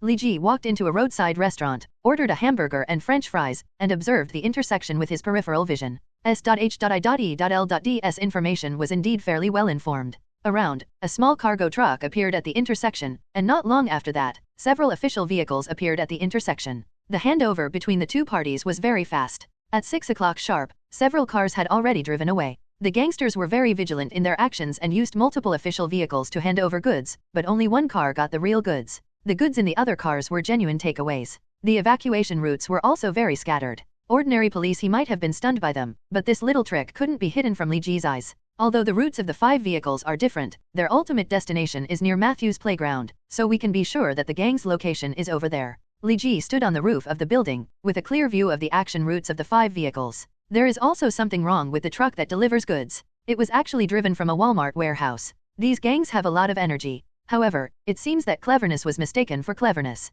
The gang used Walmart's warehouse to hide the goods. SHIELD took advantage of this and obtained first-hand information about the transactions between the two parties. Net. I don't know if it's Jinbin's gang. He should be the only one in Hell's Kitchen with so much energy. Li Ji quietly came to the Matthew playground, looking for traces of the gang. The transaction just now included hundreds of kilograms of drugs are not something that ordinary gangsters can afford. Li Ji's actions attracted the attention of some people. Not many people were willing to come to Matthew's playground at night. After all, the urban thriller story of Matthew's soul has been circulating here. Legend has it that an evil ghost named Matthew is suppressed under the Matthew playground. Every night, Matthew's soul will come out of the ground and devour the lives of passersby. Now that he was discovered, Li Ji was too lazy to dodge anymore. He snapped his fingers with his right hand, and a delicate pistol appeared in his hand. He pointed it at a passerby who had a pistol hidden under a newspaper. How can you read a newspaper under such a dark street lamp? You could win a Golden Raspberry Award for your acting skills, idiot. Li Ji's voice was loud and soon attracted the attention of the people around him. They all took off their disguises and pointed their black guns at Li Ji. It seems that you have found the right place. Li Ji raised the corner of his mouth and tugged on his clothes with his left hand. A long piece wrapped in black electrical tape fell to the ground, making a diddy sound. The people around him immediately ran away and stayed away from Li Ji. Seeing their panic, Li Ji couldn't help but cover his mouth and laugh. In the gangster's perception, the combination of black electrical tape and the diddy sound must be an explosive package. However, they did not know that there was only one book in the long block that Li Ji threw on the ground, and the other two a timer that automatically starts upon impact. These two things combined frightened a group of gangsters half to death. Li Ji's purpose was not to clean up the gangs. If it was really just to clean up the gangs, when the gang members came around just now, Li Ji would have eliminated them all. Li Ji has his own goal. Although it is not to clean up the gang directly, it actually leads to the same goal. The gang members quickly realized that they had been tricked, but when they turned to look at Li Ji, they found that Li Ji had disappeared. From their escape route just now, Li Ji had already determined the entrance to the gang gathering point. At this time, Li Ji stood in front of an iron gate. I didn't expect that the notorious Kingpin gang would be in such an inconspicuous place. I thought it would be like the mafia in the movie theater, with a building or castle or something like that. Li Ji punched him. On the iron gate made a huge rumbling sound and opened a big hole. There are enemies. The gangsters in the stronghold heard the rumbling sound and immediately took action. They lurked behind the bunker in the stronghold, their guns pointed at the door, and the gangsters outside the door quickly swarmed over. Li Ji swaggered into the stronghold. There was a lot of hostility around him, but Li Ji didn't care. With his current physical strength, he still doesn't take the armed forces of these gangs seriously. He walked straight into the center of the stronghold and shouted, "Excuse me, is this Jinbin's gang?" Kingpin was currently staying in a secret room deep in the stronghold, counting the amount of drugs being traded. But Li Ji's voice was so loud and penetrating that he could hear clearly even in the secret room. Damn it, who's here? Didn't Sheriff Brian tell me that everything was done and no one would find out? Kingpin took an automatic rifle from the wall, with two tall black men behind him. The younger brother walked out of the secret room carrying 2 rocket launchers. "McAdam, tell me the current situation. How many enemies are there? What is the firepower? And are there any heavy armored weapons?"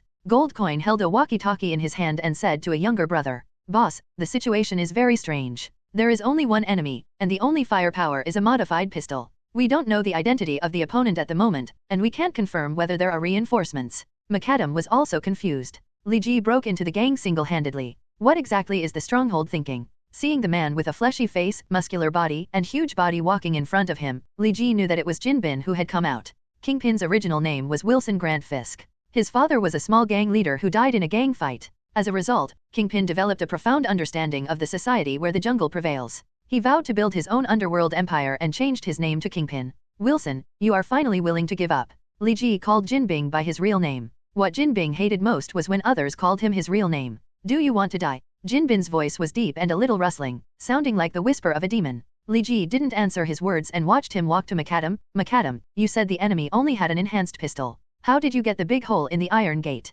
"Boss Kingpin, I really don't know about this." McAdam didn't know why a big hole suddenly broke in the iron gate. He just heard a loud noise, and then saw Li Daji swaggering in. "Are you talking about the iron gate? I blasted it open with one punch. Speaking of which, your stronghold is really good. When I entered the stronghold, I felt like I was going home." Li Ji pulled the trigger and hit the target just in time. On the bunker in front of McAdam, the power of the enhanced pistol cracked the concrete bunker into a fist-sized gap, and the broken stone fell on Kingpin and McAdam. "Net. Shoot." Kingpin felt insulted. No one had ever dared to shoot and provoke him like this. Kingpin had seen many opponents who had the upper hand, but they all shot directly at Kingpin himself, and no one had ever deliberately shot at the bunker in front of him. This was a humiliation in his eyes. Kingpin's gangsters are well trained, which is also an important factor in his dominance of Hell's Kitchen. After Jin Bin gave the order to shoot, dozens of gunshots rang out almost simultaneously, attacking Li Ji's location. The corner of Li Ji's mouth made a nice arc, and he stood on the same spot, his hands circling around his body like butterflies dancing.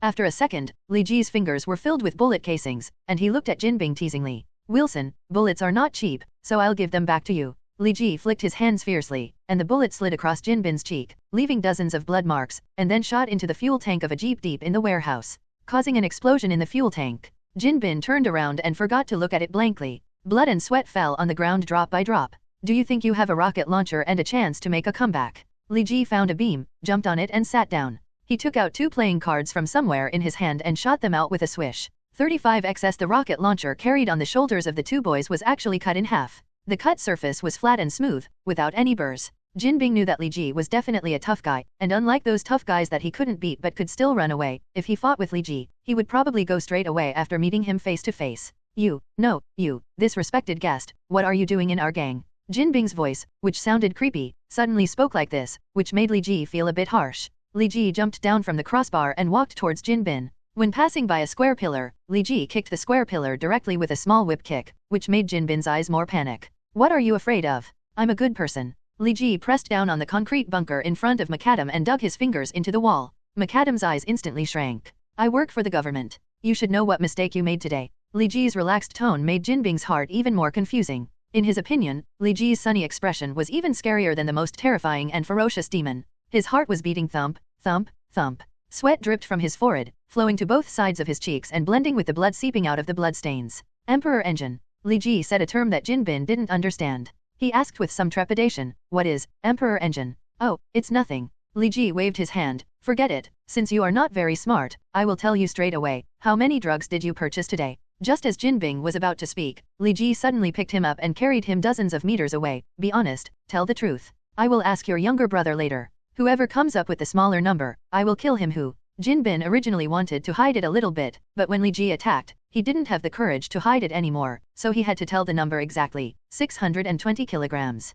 "It's really yours, 620 kilograms. Li Ji kicked Jin Bing to the ground. He knew the dangers of drugs. 620 kilograms of drugs are enough to destroy hundreds of middle-class families, and this is just the amount of one transaction. Find a scapegoat and ask him to surrender. Leave this batch of drugs to the police. Li Ji kicked Jin Bin again. "Be quick and agree, otherwise no one will be your scapegoat. I will directly send you in. Don't think I don't know that when you buy drugs in large quantities, the price is very low." To be honest, Jin did not want to agree to Li Ji's request. Indeed, as Li Ji said, the price he paid for buying drugs was very low, a few tenths of the retail price, but kilograms of drugs was definitely not a small amount of money. However, Li Ji's ghostly power made Jin Bing a little frightened. He did not dare to disobey Li Ji's wishes. I will do it right away." There was a car standing next to him. Li Ji pulled off the car door and got in. "Actually, the government asked me to come this time to completely destroy your gang. But I am a good person and I don't want to kill. You understand?" Kingpin nodded quickly, like a pug. "So I am going to keep you here temporarily this time.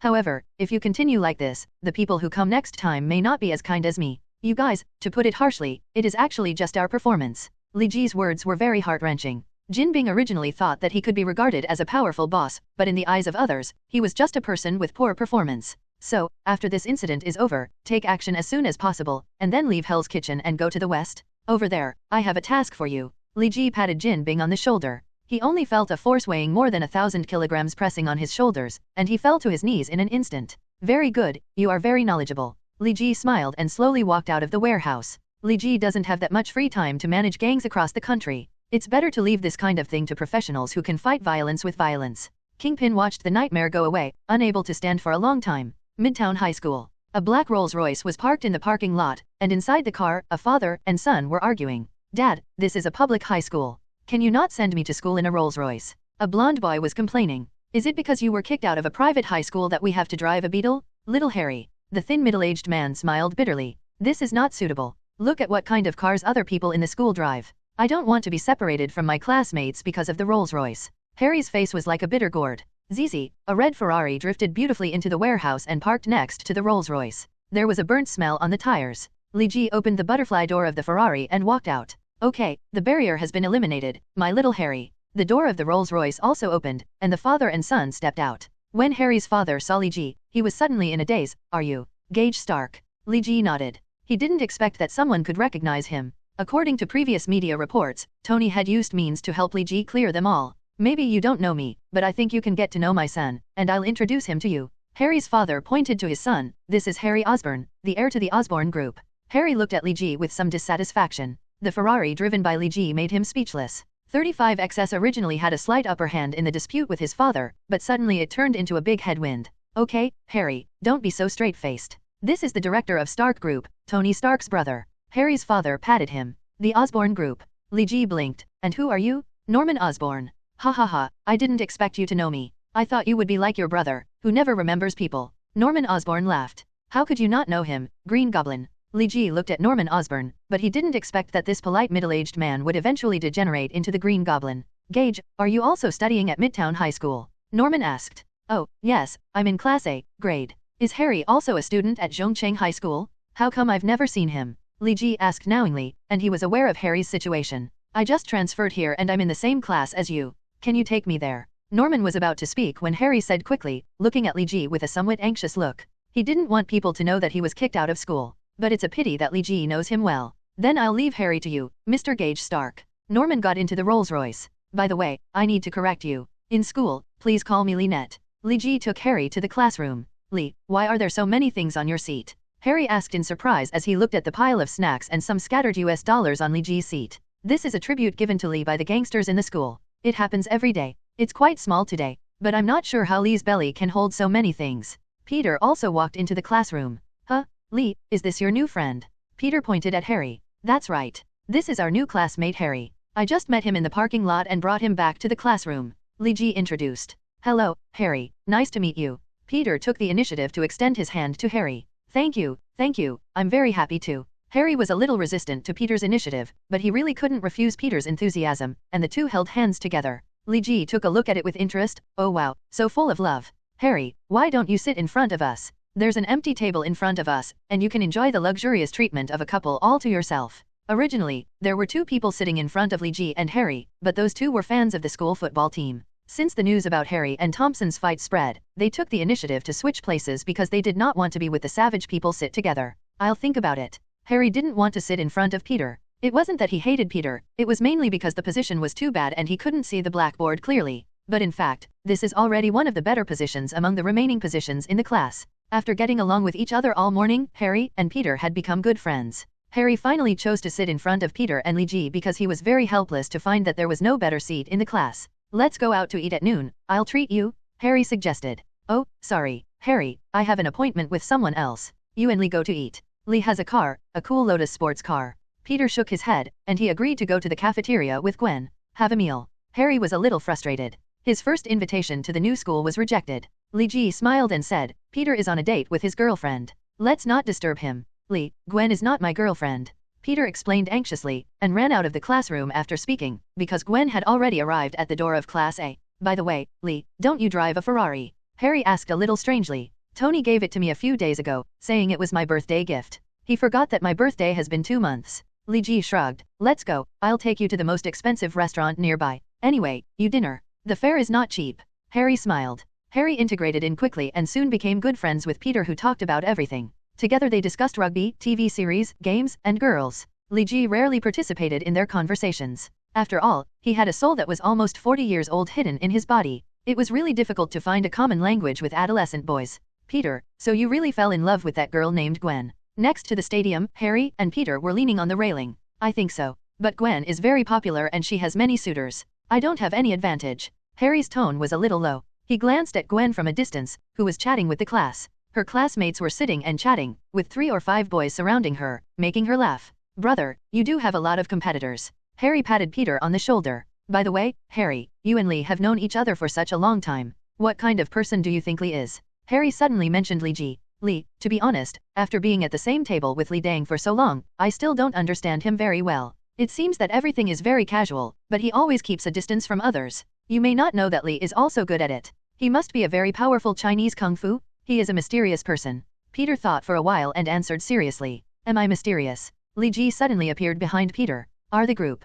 Alvas, you said that a man named Li Ji saved you when you returned to China last year. Deep inside the group, Alvas was confined in a room. The house has normal living facilities, and there is a dedicated person delivering meals on a regular basis, but it cannot communicate with the outside world. Alvas has not spoken to anyone for a long time. Yes, his name is Li Ji. He defeated, robbed, the criminals who hijacked the plane, and then successfully made the plane crash land. Alvas's spoken language was difficult because he hadn't spoken to anyone for too long. Ability has been severely degraded. Then he must be right, Gage Stark. The person outside the house opened the sealed door and looked at Alvas inside. Practice your spoken English well these days, and I will be able to speak in a few days. Li Ji invited us to visit the company. Why, guy, who is Gage Stark? Alva's stuttering was still serious. The Li Ji you are talking about is Gage Stark, Tony Stark's younger brother. Most people don't have the ability to fly a plane. As for inviting him to the company as a guest, it was mainly because of you, an idiot. If you hadn't asked the two companies to more than $1 million of investment have been wasted, so how can the company have financial difficulties now?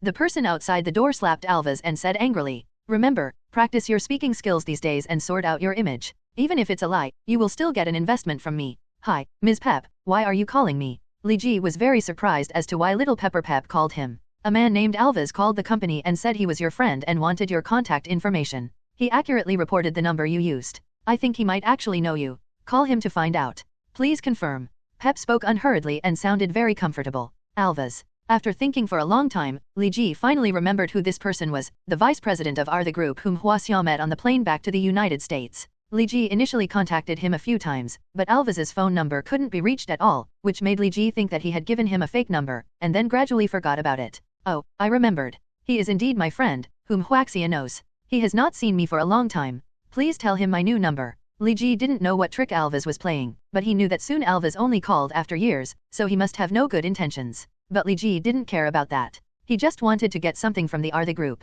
Okay, I'll reply to him right now, but I think he might be a little ill-intentioned, so you have to pay attention. Pep might be used to being Tony's assistant, but he actually didn't forget to remind him. Of course Li Ji knew such an obvious thing, so he casually said and hung up the phone. Alva's call came in quickly. It seemed that he did have something urgent. Li Ji felt that he could make a good plan. Li, my brother, I finally found you. I called you hundreds of times but couldn't get through. I almost thought you had abandoned me. Alvas's voice was extremely sincere, but the thick Western accent made Li extremely confused. I feel a little strange. Alvas didn't have any accent before. In fact, this is mainly because Alva's oral recovery training has been supervised by several people from New Mexico in the past few days, and Alva's accent has been distorted involuntarily. Alvas, brother, I can't get through to you even if I call you. Li Ji also said in an exaggerated way. Don't mention it. My business in China failed, which resulted in me being detained at home for a long time. I was recently released. Brother, why don't you use your previous mobile phone number? Alvas's words were somewhat true and somewhat false. Li Ji almost laughed out loud. The business failed? You lost Hulk? The demon god Kunos you wanted to summon was used as bait. It was indeed a failure. Oh, brother, I feel sad for your misfortune. I hope you won't regret yourself and find a new direction as soon as possible. Li Ji felt that the tone of his words was very disgusting, and he mainly wanted to cooperate with Alva's performance. By the way, brother, are you free this week? I want to get together with you. While chatting, Alvas finally got to the point, and Li Ji almost fell asleep while chatting. I have time on weekends, but where are you? I'm in New York. I won't go to places that are too far away. I have to go to class on Monday. Li Ji yawned. Acting with Alvas was a bit sleepy. What a coincidence, I am also in New York. How about you tell me a place and I will drive over to pick you up? Alvas said excitedly. Then go to the entrance of Zhongcheng High School. I'll wait for you there at 10 o'clock on Saturday morning. If I don't see anyone within 10 minutes, I'll go back. It's a bit cold outside in the winter. Li Ji didn't want to reveal his residence, so I applied for the school's location. Okay, I will definitely come on time. Alva's voice was full of joy. The two chatted for a while longer before hanging up the phone. Li Ji yawned continuously. He had never thought that chatting with others could have such a strong hypnotic effect. After washing my face, I fell asleep. Zhongcheng High School? It's not that far away. There's no need to arrange a helicopter. Then just drive that modified extended Lincoln. Remember, don't be late. This matter is very important to our group. If you screw this up again, you should know the consequences. Alvas's body shivered. Although he was in a room with a constant temperature of 26 degrees, he still felt his hands and feet were cold and his body was cold. Saturday, snow. In the early morning, the weather suddenly became very bad, and strong winds and blizzards invaded New York. By the time Li Ji was about to go out at around 9 o'clock, a thick layer of white snow had already accumulated on the ground. Li Ji stepped in, and it was more than 30 centimeters deep. This made Li Ji doubt today's agreement. Well, in such bad weather, will the fish still take the bait? The snow was so thick that Li Ji's sports cars would definitely be unable to drive. Li Ji's figure shuttled through the deserted streets, and soon he was only 1 block away from Zhongcheng High School. The next thing you have to do is walk slowly. There are many pedestrians in this block. Li Ji walked in the snow, 1 foot deep and 1 foot shallow. Soon, he saw the elongated Lincoln sunk deep in the snow in front of the school gate. In order not to mess up the matter, Alvas drove to the entrance of Midtown High School at 6 o'clock in the morning and waited. The wind and snow were not so heavy at that time, but I didn't expect that Lincoln would not be able to get out in the snow now. Hey, Li, you're here. Alvas looked at Li Ji with a very embarrassed expression. In the end, Alvas called the group, and the group sent a helicopter to take Li Ji and Alvas to the RD group. Net. Sorry, Li, I didn't expect it would snow so much. Alvas kept apologizing to Li Ji along the way. It doesn't matter. After all, it's due to the weather. This is a force majeure factor. Li Ji waved his hand and had no choice. Is it really Alvas's fault? Then wouldn't it be impossible to achieve his goal of joining the RD group to obtain information from Hydra? The helicopter stopped at the top of the RD group building. Alvas jumped out of the helicopter. The biting cold wind blew on him, making him almost unable to stand still. Fortunately, Li Ji gave him a hand, otherwise he would have fallen to pieces and eaten shit. Li, thank you, you are such a good person. Alva's words gave Li Ji a chill and he hurriedly walked into the RD group building. There is a fully glass-covered cafe on the top floor of RD group. People in the group usually want to come up and have a drink when they are tired from work. Today, the cafe was specially closed to the outside world and only accepted Li Ji and Alvas. How do you like the taste of this coffee? Alvas took a small spoon and gently stirred the black coffee in the cup. Li Ji scooped up a little and tasted it slowly. The fragrance jumped in my taste buds. I seemed to feel the wasteful smell from Colombia, and the fragrant feeling enveloped me. Net. Alvas looked at Li Ji with an awkward expression. After a long time, he said, actually, these coffee beans are from Panama. Li Ji touched his forehead helplessly. Okay, actually, I don't understand coffee at all. I can't taste anything except bitterness. No, it's okay, there's something else. Alvas was a little nervous, as the stuttering problem that had been cured showed signs of relapse. The cafe is not big, but it has quite a lot of variety. In more than 2 hours, more than things were served without repetition, including salty, sweet, sour and sour. Li Ji could say that he had tasted all kinds of flavors. Alvas was a little surprised when he looked at Li Ji. In the past, when so many dishes were served, others only tasted them briefly and could not eat even 1/10 of a plate. He had never seen someone like Li Ji, who ate more than 60 dishes. Clean. Li, the weather is bad now and there is nothing fun to do outside. How about I take you around the company? Alvas suggested, but it played into Li Ji's wish. Li Ji had long wanted to see what happened to the RD group. Following Alvas into the RD group in the elevator, Li Ji discovered a lot of interesting things. Although the group is large, there are not many people. Many places look relatively tidy, but Li Ji can still tell that they have been cleaned up recently. 35XS. It seems that this Hydra branch has encountered an economic crisis, laid off many people, and seems to have internal divisions. Then this is worthy of my careful planning. Li Ji's face was expressionless, but his brain was in constant operation. By the way, Li, I got the news by chance and found out that you are one of the heirs of Stark Industries. Then I contacted you through Stark Industries. Why didn't you tell me your identity before? Al-Gas led Li Ji around and finally couldn't help but ask. Li Ji thinks this question is a bit strange. You haven't asked me this before. But he still found a reason. After all, we had just met at that time, so I had reservations, but don't you know now? Ha ha ha, that's right, but I have no reservations at all. I feel a little sad. Alvas deliberately made a crying expression, blinked his eyes crazily, and finally squeezed out a few drops of crocodile tears. Alvas, what's going on? Haven't the matter been settled yet? A voice suddenly came from the invisible earphones in Alvas's ears. Li, I'm sorry, I went to the toilet and suddenly had a stomachache. Alvas suddenly covered his stomach. Li Ji nodded and thought to himself, has anyone given you any new instructions? Sir, Li Ji, oh no, Gage Stark seems to be a little out of touch. He never gave me a chance to make a request. Alvas didn't know why, but every time Li Ji made the right statement, start a topic, then enter plan B and take him into the S experimental area.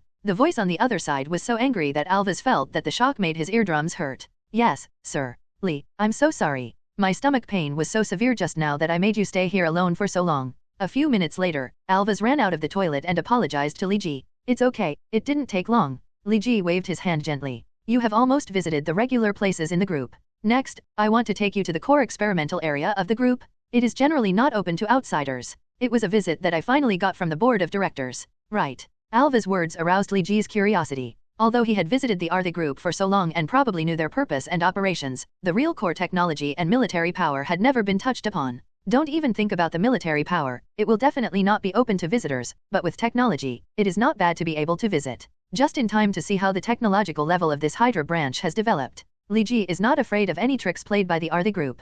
With Li Ji's current strength, destroying the entire Artha group is nothing more than an air bomb. If he hadn't wanted to get some useful information here, Li Ji would have done it long ago. Alvaz took Li Ji into the elevator, took out a red magnetic card and swiped it on the elevator. The LED screen of the elevator actually showed a floor that did not exist on the elevator panel, -9F. The elevator ran for a long time, and Li Ji probably felt the depth of the fall, which was almost more than 200 meters. It's so deep, it seems like there are a lot of things hidden there. Li Ji raised the corner of his mouth, feeling that he should have caught a big fish. The elevator finally stopped, Alvaz and Li Ji walked out of the elevator, and the surroundings were dark. But Li Ji's eyesight was very good and his night vision ability was also very strong. He could see the whole surrounding clearly. In countless breeding warehouses, sleeping strange human beings, some of them have one missing arm, some have 2 extra horns. In short, everything looks so weird and terrifying. Li, wait a moment, I'm going to turn on the lights. Alvaz ran to the side and turned on the lights, showing all this more intuitively in front of Li Ji. Alvaz, what are you doing? Li Ji's voice was extremely cold, which made Alvaz a little scared.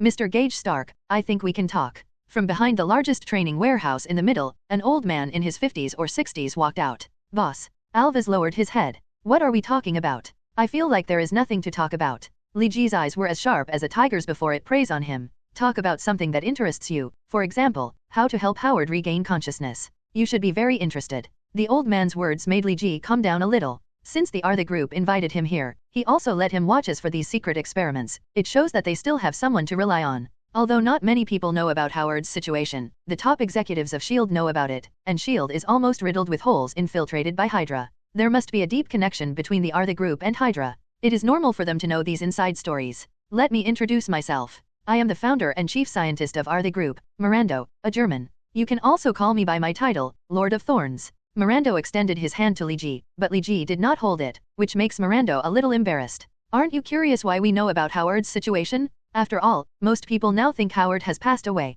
Mirando took out a square towel and wiped his hands and asked. There are many people who know this, and it's not really a big secret. It's normal for a group like yours to have some energy. Li Ji's words were % true and % false. This made Mirando a little confused. The information source clearly stated that this was a Class A secret. How about I introduce our plan to you first? Mirando waved to Alvaz, and Alvaz wisely withdrew, leaving Li Ji alone with Mirando. Li Ji didn't say anything, and just watched Mirando's performance quietly. Fortunately, Mirando was good at making fun of himself, so he just introduced himself. Artha Group has been committed to the research of human genome and trait expression. Its main products include gene-targeting enzymes, nanoscale gene robots, polymer-based pair-directed cutting chains, selective expression of multi-trait genes, etc. These are the most advanced genetic technology has earned the company countless fortunes since its inception. Mirando boasted very enthusiastically, but Li Ji didn't care much. Lao Wang is selling his own melons and boasting. Even if he is a street writer, doesn't he still package himself as a national treasure-level writer? What Mirando said may seem high-end, but in fact it is not much ahead of mainstream genetic engineering technology, and it is not attractive at all.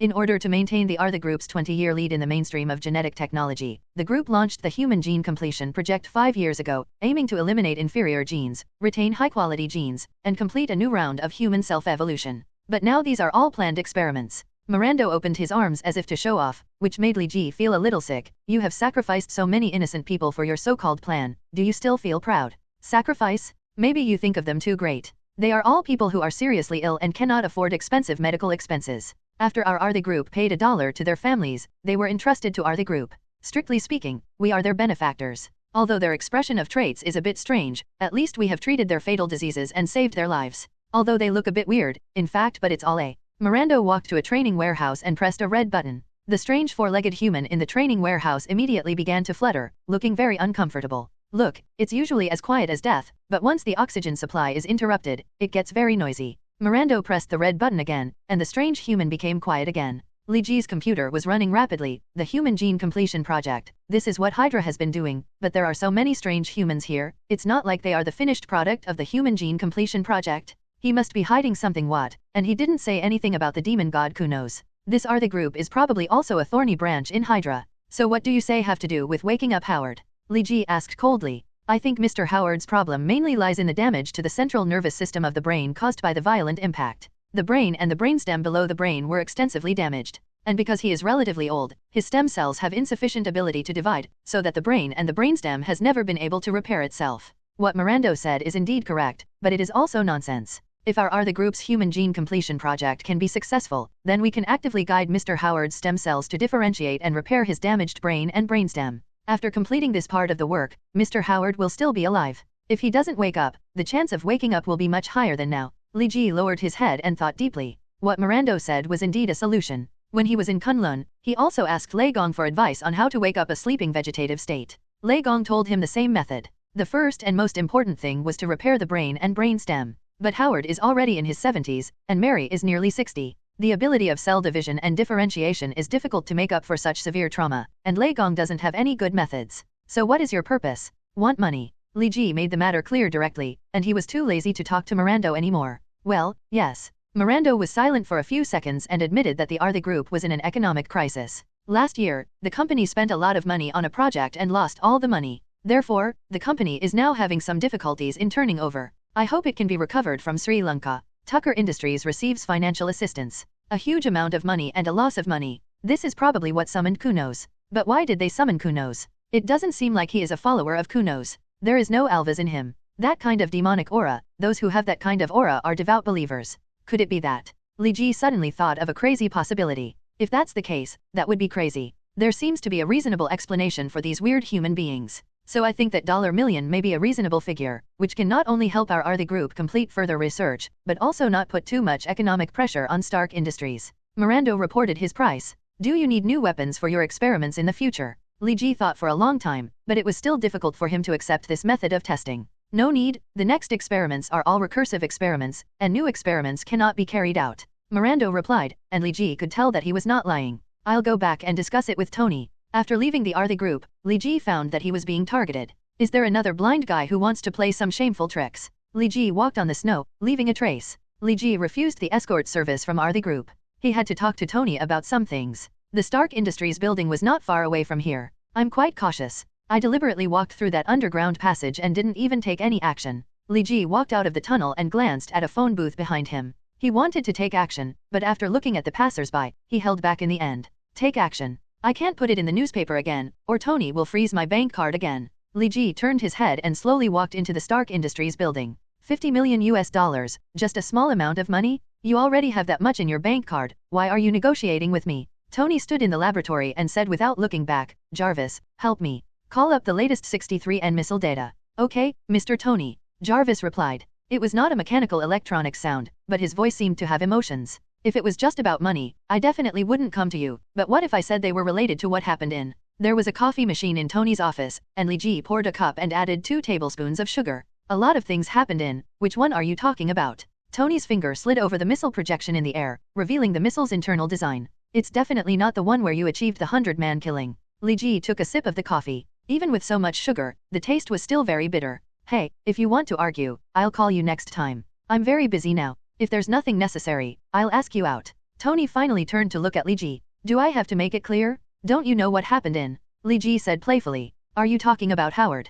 Tony walked over quickly. Yes. Li Ji put down the coffee. Tony sat down on his seat. Tell me more specifically. The Are the Group invited me to visit their laboratory, and I found that they seemed to be conducting secret human genetic experiments. They called the experiments the Human Gene Completion Project. Li Jideo, you should tell the police about this kind of thing. I'm not a New York policeman. Tony took a sip from Li Ji's coffee. It's too sweet. You are not a mature man yet. Although this kind of thing has nothing to do with us, it is just not recognized in terms of humanitarianism. But what if I say that they know that Howard and Mary are not dead? Li Ji glanced at the coffee in Tony's hand, and secretly decided to do it again. No more drinking. Impossible, only a few people know about this? I wiped out all the information by waving dollar bills, how could the Are the Group know about it? Tony suddenly stood up, and couldn't stop holding the coffee cup, trembling. So they either knew the news from some special channels, or they already knew about it. Li Ji poured another cup of coffee, this time adding 5 spoons of sugar. Finally it's not bitter anymore. Jarvis, help me locate the Are the Group building. The 63N missile is loaded into the missile silo and ready for launch.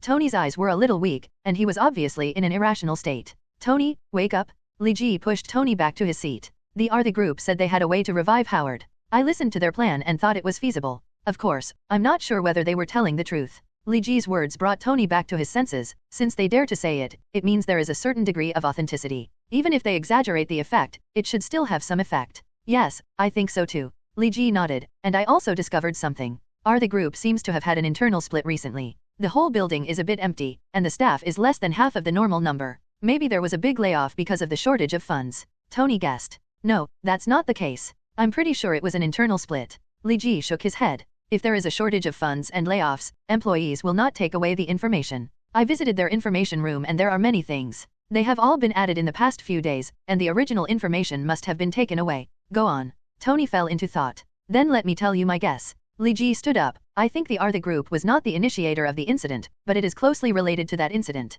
They are probably all affiliated with a large organization, and the parts of the organization are independent of each other, but closely connected. Therefore, the Artha group was able to know the news of Howard and Mary's survival, and made a targeted request for funds from us. Tony nodded, and Li Ji continued. The internal split of the Artha group seems to support this. The split of such a large group has not been reported by any media. This is an unusual thing. So, it seems that Artha group is really a subsidiary department of other large organizations. But if that's the case, why don't they go to the organization directly for funds, but instead come to us? Tony quickly discovered something was wrong. Tony, you know, I have been in China for 4 years, and I met the vice president of Artha Group on the plane back to the United States from China. What he told me was that the investment in China failed, but I know that is not the case at all. Simple. What is certain is that the Artha Group messed up a big thing in China, which made their relationship with other departments of the organization sour. Li Ji smiled. He was naturally talking about summoning Kunos. Although he still doesn't know the reason why the Artha Group summoned Kunos, this does not prevent Li Ji from using this matter as an excuse.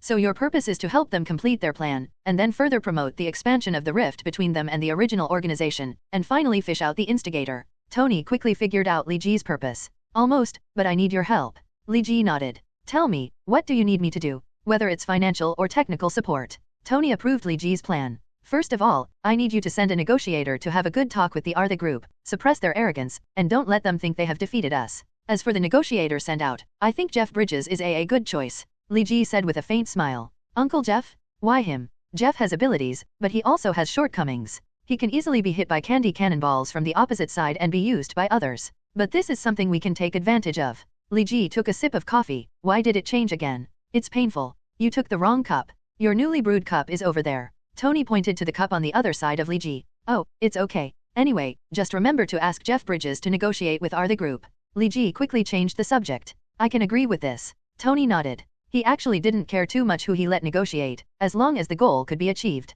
Second, I need you to develop a monitoring system and let Jarvis keep an eye on the entry and exit of Artha Group personnel. This system should preferably be concealed and easy to install. Li Ji thought for a while and said. Such a monitoring system is already available in the laboratory, but who is going to install it? Tony slid his fingers in the air and called up the monitoring system information. Make 300 sets and leave them to me. Tony nodded. Although his younger brother was not very obedient, he did have abilities. Third, the funds should not arrive all at once, but in batches. It is best to delay when they are short of funds. At this time, they are more likely to expose some information. 35XS. After Li Ji finished talking to Tony, he refused Tony's dinner invitation and left the Stark Industries building alone because he discovered that the person who had followed him before had been staying nearby. I want to see what tricks you want to play. As soon as Li Ji moved, the people following Li Ji moved with him. The target was very clear, Li Ji alone. The wind picked up again, accompanied by fluttering goose feathers and heavy snow. Li Ji braved the cold wind and deliberately walked to a relatively remote path in order to attract the followers. Anyway, the weather was bad and there would be no moon. Li Ji had plenty of time to get around with him. It's a little weird, why the person who followed me didn't have any footprints. Li Ji glanced back. It was obviously the path that the follower had just walked, but there was no trace of footprints. This looked very strange in the soft snow. Is it possible that I'm being targeted by ghosts? Li Ji thought for no reason. But he is not afraid even of ghosts. The martial arts taught by Kunlun include methods for dealing with spirits. It's bad luck for you to keep an eye on me. Li Ji flashed his body and walked into a deserted street. The evergreen trees on both sides of the street were covered with snow, which seemed to have doubled the entire canopy, and the visibility of the entire street was very poor. With a swish, a small cold light streaked across Li Ji's cheek. Li Ji felt a little pain on his face, but the skin was not scratched. 35XS. Li Ji scratched the scratched skin on his face with his thumb. Sure enough, there is something. I didn't even notice when you attacked. Come out, I know you are hiding behind the building on the north side. A silver-haired girl walked out from behind the building. She looked to be no more than 14 or 15 years old. She covered her eyes with a black eye patch. Every time she took a step, the ground would sparkle, erasing all traces of her movements. After following me for so long, I finally gave up. Li Ji stretched his body, his hands glowed with a faint fluorescence, and he struck forward suddenly. A blast of punch rushed towards the silver-haired girl, and a white light shield flashed on the silver-haired girl's body. The punch hit the light shield and actually bounced back. Li Ji stood upright and allowed the reflected punch to hit him. This attack was neither painful nor itchy to him. The crowded buildings in New York meant that he could not use his power freely, otherwise a Qigong wave would be gone within a few blocks. Who are you? I don't seem to know you. Li Ji felt that he had never provoked this person before. Even no one in Xavier Academy could match this silver-haired girl. Anyone who cooperates with the Artha group is not a good person. The girl's voice was very pleasant, gentle, and ethereal. Li Ji understood that he had been implicated by the Artha group and suffered such an unreasonable disaster. Is she a finished product of the Human Gene Completion Project? Or maybe she is a material for research? Li Ji guessed, and several cold rays of light pierced her. Li Ji waved his hand, and several rays of cold light were thrown away without a trace. One of them smashed the street lamp. Little girl, maybe you have made a mistake. I am not the kind of person you imagined. Li Ji's figure appeared next to the silver-haired girl. He stirred up a gust of wind and blew the girl's silver hair into the air. The silver hair was flying in the air. There was a crystal light shining in the sky. You are actually born with silver hair, not permed and died the day after tomorrow. Li Ji narrowed his eyes, mutant, alien, or something else. You. Although the silver-haired girl put on a blindfold, her perception was very keen. The heat emitted by Li Ji standing beside her made her feel uncomfortable all over. If she pointed forward, Li Ji's body would covered by dozens of rays of cold light. Li Ji finally saw clearly what the cold light looked like, which were small crescent-shaped hooks. Do you really think these attacks are useful? Li Ji's body was shaken, and the little Yu Ya was directly shattered before he launched the attack. The silver-haired girl took a few steps back and stayed away from Li Ji. Stretching her palm forward, a silvery gray light gathered in her palm. The power of this silver-gray light is not weak, at least it is more than enough to destroy a heavy truck, but for Li Ji, this thing is not much different from a fart. Li Ji suddenly smiled playfully, took a big step forward, stretched out a finger, and pierced the attack that the girl had finally gathered. He turned his finger in the girl's palm, frightening the silver-haired girl to step back again and again. Fell to the ground. She is really a fledgling little girl. Li Ji suddenly felt that bullying a little sister was meaningless. He wanted to pull the silver-haired girl up from the snow, but his hand was thrown away. You will regret it. The silver-haired girl took off her blindfold. Her eyes were filled with light, beautiful and noble. Li Ji suddenly felt as if his body was out of control. His muscles instantly swelled, and his whole body was ready to move. No, this is a sign of giant ape transformation. There is obviously no moon. Is it because she took off the blindfold? Li Ji instantly judged the key to the matter, forcibly stabilized his body, and flashed to the silver-haired girl's 10 years later. A blow from his hand knocked the girl unconscious, and the boiling Xun blood calmed down. What's going on? Can her eyes create blues light waves? Is this her own special ability or are these research result? Li Ji frowned, helped the silver-haired girl put on the blindfold, and picked up the girl. Disappeared into the street. At 9 o'clock on Sunday morning, the silver-haired girl woke up from the bed. She touched her silver hair, which was a little messy from her sleep. Her brain was still a little groggy. Suddenly she seemed to realize something was wrong and began to check her body frantically. However, it didn't take long for her to feel relieved because she found no signs of damage to her clothes. Are you awake? Li Ji opened the door and walked in. He held a piece of cheese bread in his hand and took a bite. If you wake up, leave as soon as possible. You are not welcome in my villa. Are you the one from yesterday? The bad guy? The silver-haired girl climbed up from the bed, put her body in a fighting posture, and faced Li Ji warily. I'm not objectively speaking, I'm a good person. Li Ji stuffed all the cheese bread into his mouth. The aroma of wheat and the sweetness of cheese bloomed in his taste buds. If I were a bad person, you would still be able to stand well now. Here. The silver-haired girl thought about it for a moment, and it was indeed the case, but he still had doubts about Li Ji taking her home. Then why did I show up at your house? Do you have some shady conspiracy? Did I damage her brain all at once? Oh, no, the fact that her brain is not working well to begin with must have nothing to do with me. Li Ji thought quickly in his mind. Then do you want me to knock you out again and throw you on the street? Will you be picked up and taken home by others, or will you freeze to death on the roadside? I think the latter is more likely. After all, you are dressed like this. She is all in white, even her hair is white, and she blends in perfectly with the environment. Li Ji teased. When dealing with such immature underage girls, you have to be harsher, otherwise she will still regard herself as a victim. It is easy for dogs to bite Lu Dongbin. The silver-haired girl seemed to be lost in thought. It was really difficult to think about this kind of problem with her brain capacity. It seems that it is what you said. Then you are really not a bad person? Aunt Giza said that the Artha group are all bad people. And the Artha group, those who cooperate, are also bad people. I'm not cooperating with the Artha group, I just went to drink coffee. Li Ji originally thought that this silver-haired girl might know something inside, but now she seems to be just a fool. Guy, you can fool her into lameness by just fooling her around. Oh, then I blamed you wrongly. The silver-haired girl nodded and wanted to take off her blindfold. Hey, don't take off the blindfold. Li Ji quickly tried to dissuade him. It's okay, I'm not using that ability now. The silver-haired girl took off her eye patch, revealing a pair of starry night eyes. After discovering that he did not have any signs of becoming a giant ape, Li Ji breathed a sigh of relief. You'd better leave quickly, otherwise your Giza aunt will worry. 35 XS Li Ji wanted to drive them away. Although he was fine now, letting the silver-haired girl stay was like a time bomb. Aunt Giza has passed away. The silver-haired girl suddenly lowered her head. Sorry. Li Ji shrugged. Okay, actually it's time for me to leave. The children in Sandra's orphanage will cry if they don't see me for a day. The silver-haired girl raised her head and showed a smile. The messy hair adds a bit of beauty to her. Bye. Li Ji waved his hand, and he roughly guessed the source of the Arthi group's money. My name is Chalice, and you? The silver-haired girl introduced herself. Just call me Li. Li Ji didn't want to have too much entanglement with her. After all, the ability of his eyes to release blue's light waves was too restrained for Li Ji, so he didn't say his full name. Aunt Giza also said that anyone who doesn't tell his full name must have other motives. Chalice walked out of the room and waved her fist. Li Ji spread his hands towards her to show his innocence, and then closed the door. Li Ji is not a bad person. Although the Sandra orphanage may have encountered bad things, but now with Solace protecting him, there should be no big problem in eating. But we can also set up a camera near the Sandra orphanage to see what kind of filthiness there is in the Arthi group.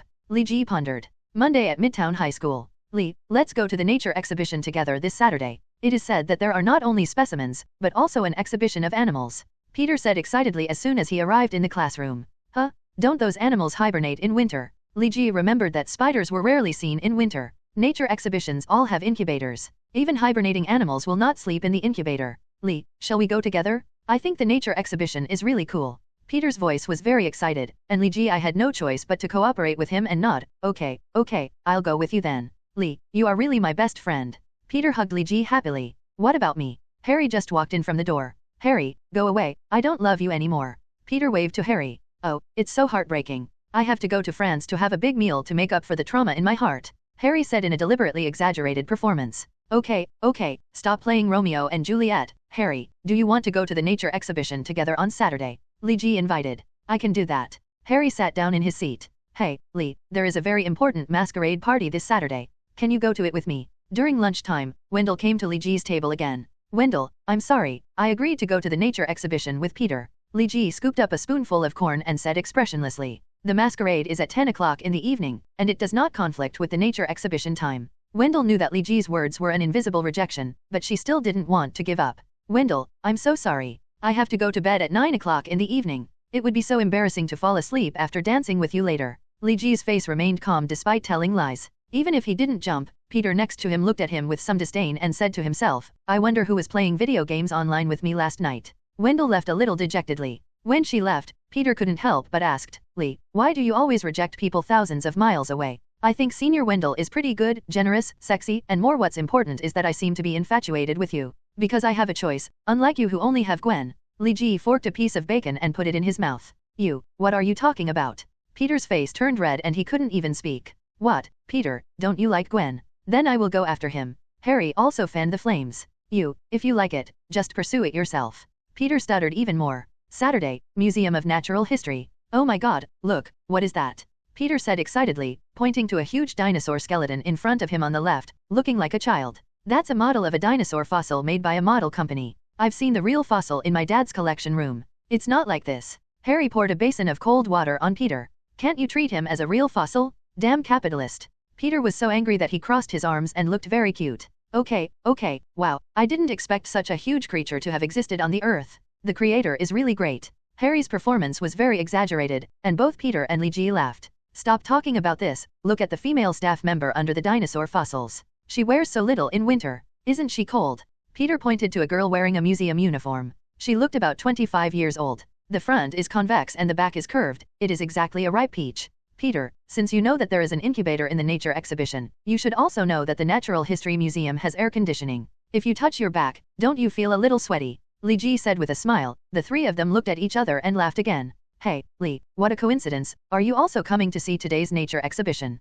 A familiar voice came from behind, but Li Ji didn't really want to hear it. If he were to arrange for the person Li Ji least wanted to see in the world, in terms of names, this person is definitely in the top 3, and it is none other than Wendell. 35xs The other two people are Professor Charles and Solace. What a coincidence. Wendell, aren't you going to prepare for the masquerade? Li Ji turned around with difficulty and showed an unsightly smile. Since I couldn't find a male companion, I decided not to go. I chose to come to the Natural History Museum to see the latest nature exhibition and relax. I didn't expect to meet you. What were you talking about just now? You kept laughing. Do you want me to join your conversation? Wendell's reasons were flawless, and she even found an excuse to join Li Ji and the others. We were just betting on the age of the Tyrannosaurus rex fossil, and we agreed that the winner would treat everyone to dinner. I guessed million years, Harry guessed million years, and Peter guessed million years. I think Peter I deliberately guessed wrong in order not to invite everyone to dinner, Li Ji said casually. Then Peter's little calculation came to nothing. The Tyrannosaurus rex fossil was a model made 5 years ago. Although the figure of million years is still very different, it is the closest figure. It seems that lunch is Peter is in charge. Wendell pursed her lips and smiled, and Peter blinked, feeling miserable. The next visit to the exhibition did not go well. Wendell always wanted to hold Li Ji's hand. Li Ji had to take off his heavy down jacket and put it in Wendell's hand. As a result, Wendell had no hands. Empty, there is no way to come up and hold hands again. Net. There are more than known species of spiders, most of which live in the tropics and subtropics. The order Araneae is divided into 2 suborders, the Mesospon suborder and the Metaspon suborder, among which the Metaspon suborder it is further divided into Neotheraneae and Protheraneae. Li Ji and the other 4 entered the spider exhibition hall. In the center of the exhibition hall was a simulated ecosystem system of about 10 meters in size. There were some tropical spiders living in the center, and surrounded by dense glass display cabinets. Each display cabinet displayed different spiders. Same, there are thousands of them. I can't believe it. These guys are so cool, don't you think so, Li? Harry asked Li Ji. Li Ji ignored him and looked at Harry again. Harry, what do you think? I think you're cooler. Harry nodded. Each spider has different abilities. Some spiders can build webs, and some spiders rely on venom to hunt. For example, this spider from Australia can hunt prey by jumping. In the exhibition hall, the Asian woman is explaining to everyone the habits and hunting methods of various spiders. Wow, as expected, I still think intellectual girls are the most beautiful. Peter's voice was very low and he said close to Li Ji's ear, causing Wendell to look at him coldly. The next spider is a special web-building spider belonging to the order Neodyranea and the family Asteridae. It can build a funnel-shaped spider web as strong as the steel cables used in construction. Peter put his face against the spider display case and was pulled away by the security guard. If you let me see you doing dangerous actions again, I will send you out of the museum. This spider uses reflex movements to hunt. Its reflex nerves respond very quickly. Most researchers believe that it has the ability to predict and feel danger in advance. Although they cannot explain why the spider has this ability, they call it for spider sense, or spider sixth sense. While Peter was arguing with the security guard, Li Ji suddenly shrank his pupils. Spider sense. Isn't that one of Spider-Man's powers? In the past few years, the International Spider Research Association has drawn a genetic blueprint of spiders. With these DNA data, many impossible things have become possible. The association can use synthetic DNA to create a new genome, giving spiders more and more distinctive abilities. The introduction continued, and Li Ji felt sleepy as he listened. He didn't have much interest in this kind of arthropod. Li, do you like these spiders? Wendell asked suddenly when she saw Li Ji yawning. Oh, it's okay, not annoying. Anyway, it's just a matter of kicking. Li Ji walked aside, and Harry followed. It is said that there was a particularly huge spider in prehistoric times, with a body length of several meters. Li, can you crush such a spider with just 1 foot? As long as he's not as tall as me, I can do it with 1 kick. If he's taller than me, he'll need 2 kicks. I have to jump up first. Li Ji sat on the bench where he was resting, staring at Peter's movements. You are really unreasonable. Peter finally finished arguing with the security guard, walked aside angrily, and continued to observe the spider. Using the several spiders mentioned above and gene synthesis technology, the International Spider Research Association has created this kind of super spider, a total of 15, which combine the characteristics of the above 3 spiders. Isn't it 14? Peter counted it twice and didn't find the 15th one. What did you say? Is there a spider missing? The staff member came over, looked at the display cabinet, and counted it. There were indeed only 14 spiders. I guess, maybe the researchers are using it for experiments. They are the darlings of the researchers, the staff member said with some anxiety. He couldn't bear the consequences of losing a super spider. Is the plot on track? Li Ji touched his chin. Li Ji glanced around the exhibition hall, trying to find traces of the escaped spider. However, there were too many people in the exhibition hall, which greatly affected Li Ji's vision. Spiders had no energy. Li Ji searched for them for a long time but found no trace. Peter was still frantically observing the habits of various spiders, as if he was enjoying it, while Li Ji sat on a stool nearby and yawned non-stop. Are you sleepy? Why don't you take a rest? Wendell folded Li Ji's clothes and placed them on her lap, as if preparing a pillow for Li Ji. Li Ji suddenly woke up and said, Sorry, I'm going to buy a few cans of drinks. Do you need anything? I want a can of coffee. Wendell said, Bring me a can of blueberry juice. Harry thought for a moment and said, To be honest, he didn't really like drinking the drinks sold outside. Peter won't buy it for him. Look at how excited he is. I doubt he will drink the drink up his nostrils. Li Ji glanced at Peter and spread his hands. It seems that in order to cater to the tastes of many people, even in this cold winter day, the beverage machine will still sell iced drinks. Li Ji came back with a large armful of drinks. Shouldn't it be 3 cans? Harry was a little shocked. The top can of blueberry juice is yours, take it. Harry took his own blueberry juice from the pile of drinks. It's so cold. Coffee, yours. 35 XS. Wendell took away the coffee. The rest is mine. Li Ji placed all the remaining drinks on his seat and built a drink wall between himself and Wendell. Opening a can of orange juice and looking at Peter, a spider was hiding behind him, ready to go. Suddenly, the spider launched an attack, but Peter seemed to have noticed the spider's movement. The moment the spider was about to bite him, his body turned violently and avoided the spider's attack. Oh, my god, what is this? Peter looked at the spider, but he only saw traces of the spider for a moment, and then disappeared without a trace. Hey, your researcher's darling just attacked me, Peter shouted. Sir, what are you talking about? Did the super spider attack you just now? The staff member walked to Peter's side again. Yes, it jumped up just now and wanted to bite my hand. Fortunately, I reacted quickly and was not bitten by it. Peter got up from the ground. Li Ji was a little bit dizzy. Peter's dodge action just now was very classic and beautiful, and he also had a nice name called Kong Wandering, and this move is one of the martial arts taught to Peter by Li Ji. Is it possible that because I taught Peter martial arts, Spider-Man was stillborn? Li Ji felt a little resentful. Sir, you are making trouble again. The security guard walked towards Peter again. I didn't cause trouble, your spider got lost, I just reminded you. Peter argued, but no one saw any trace of the spider except Peter and Li Ji. Then tell me, where is the spider? The security guard said roguely. How do I know? I ran away after it attacked. I don't know where I am in the venue now, Peter said honestly. The faces of the surrounding tourists showed a bit of fear. If there was really a super spider in the venue, it would definitely be a hidden bomb. The security guard knew that he needed to be firmer. I don't know what purpose you lied on purpose, but it's ridiculous to say that the super spider escaped. The researcher just told me through the intercom that they used a super spider for experiments. No. Do you know if it's the one you saw? No, it's impossible. I clearly saw it. It jumped up from the ground and wanted to attack me. Peter still wanted to speak, but was dragged out of the crowd by the security guard. If you make trouble again, the New York Museum of Natural History will put you in jail. Placed on the black list of persons undesirable. Peter angrily walked towards the helpless Li Ji. Li, you should believe me, there really is a super spider that wants to attack me. Of course Li Ji believed it, he saw the attack process, but, Li, what's wrong with you? Why are you so lost? Peter found that Li Ji was a little strange. No, it's nothing, I'm just a little sleepy. Li Ji drank a bottle of Bingkuo Luo in one gulp.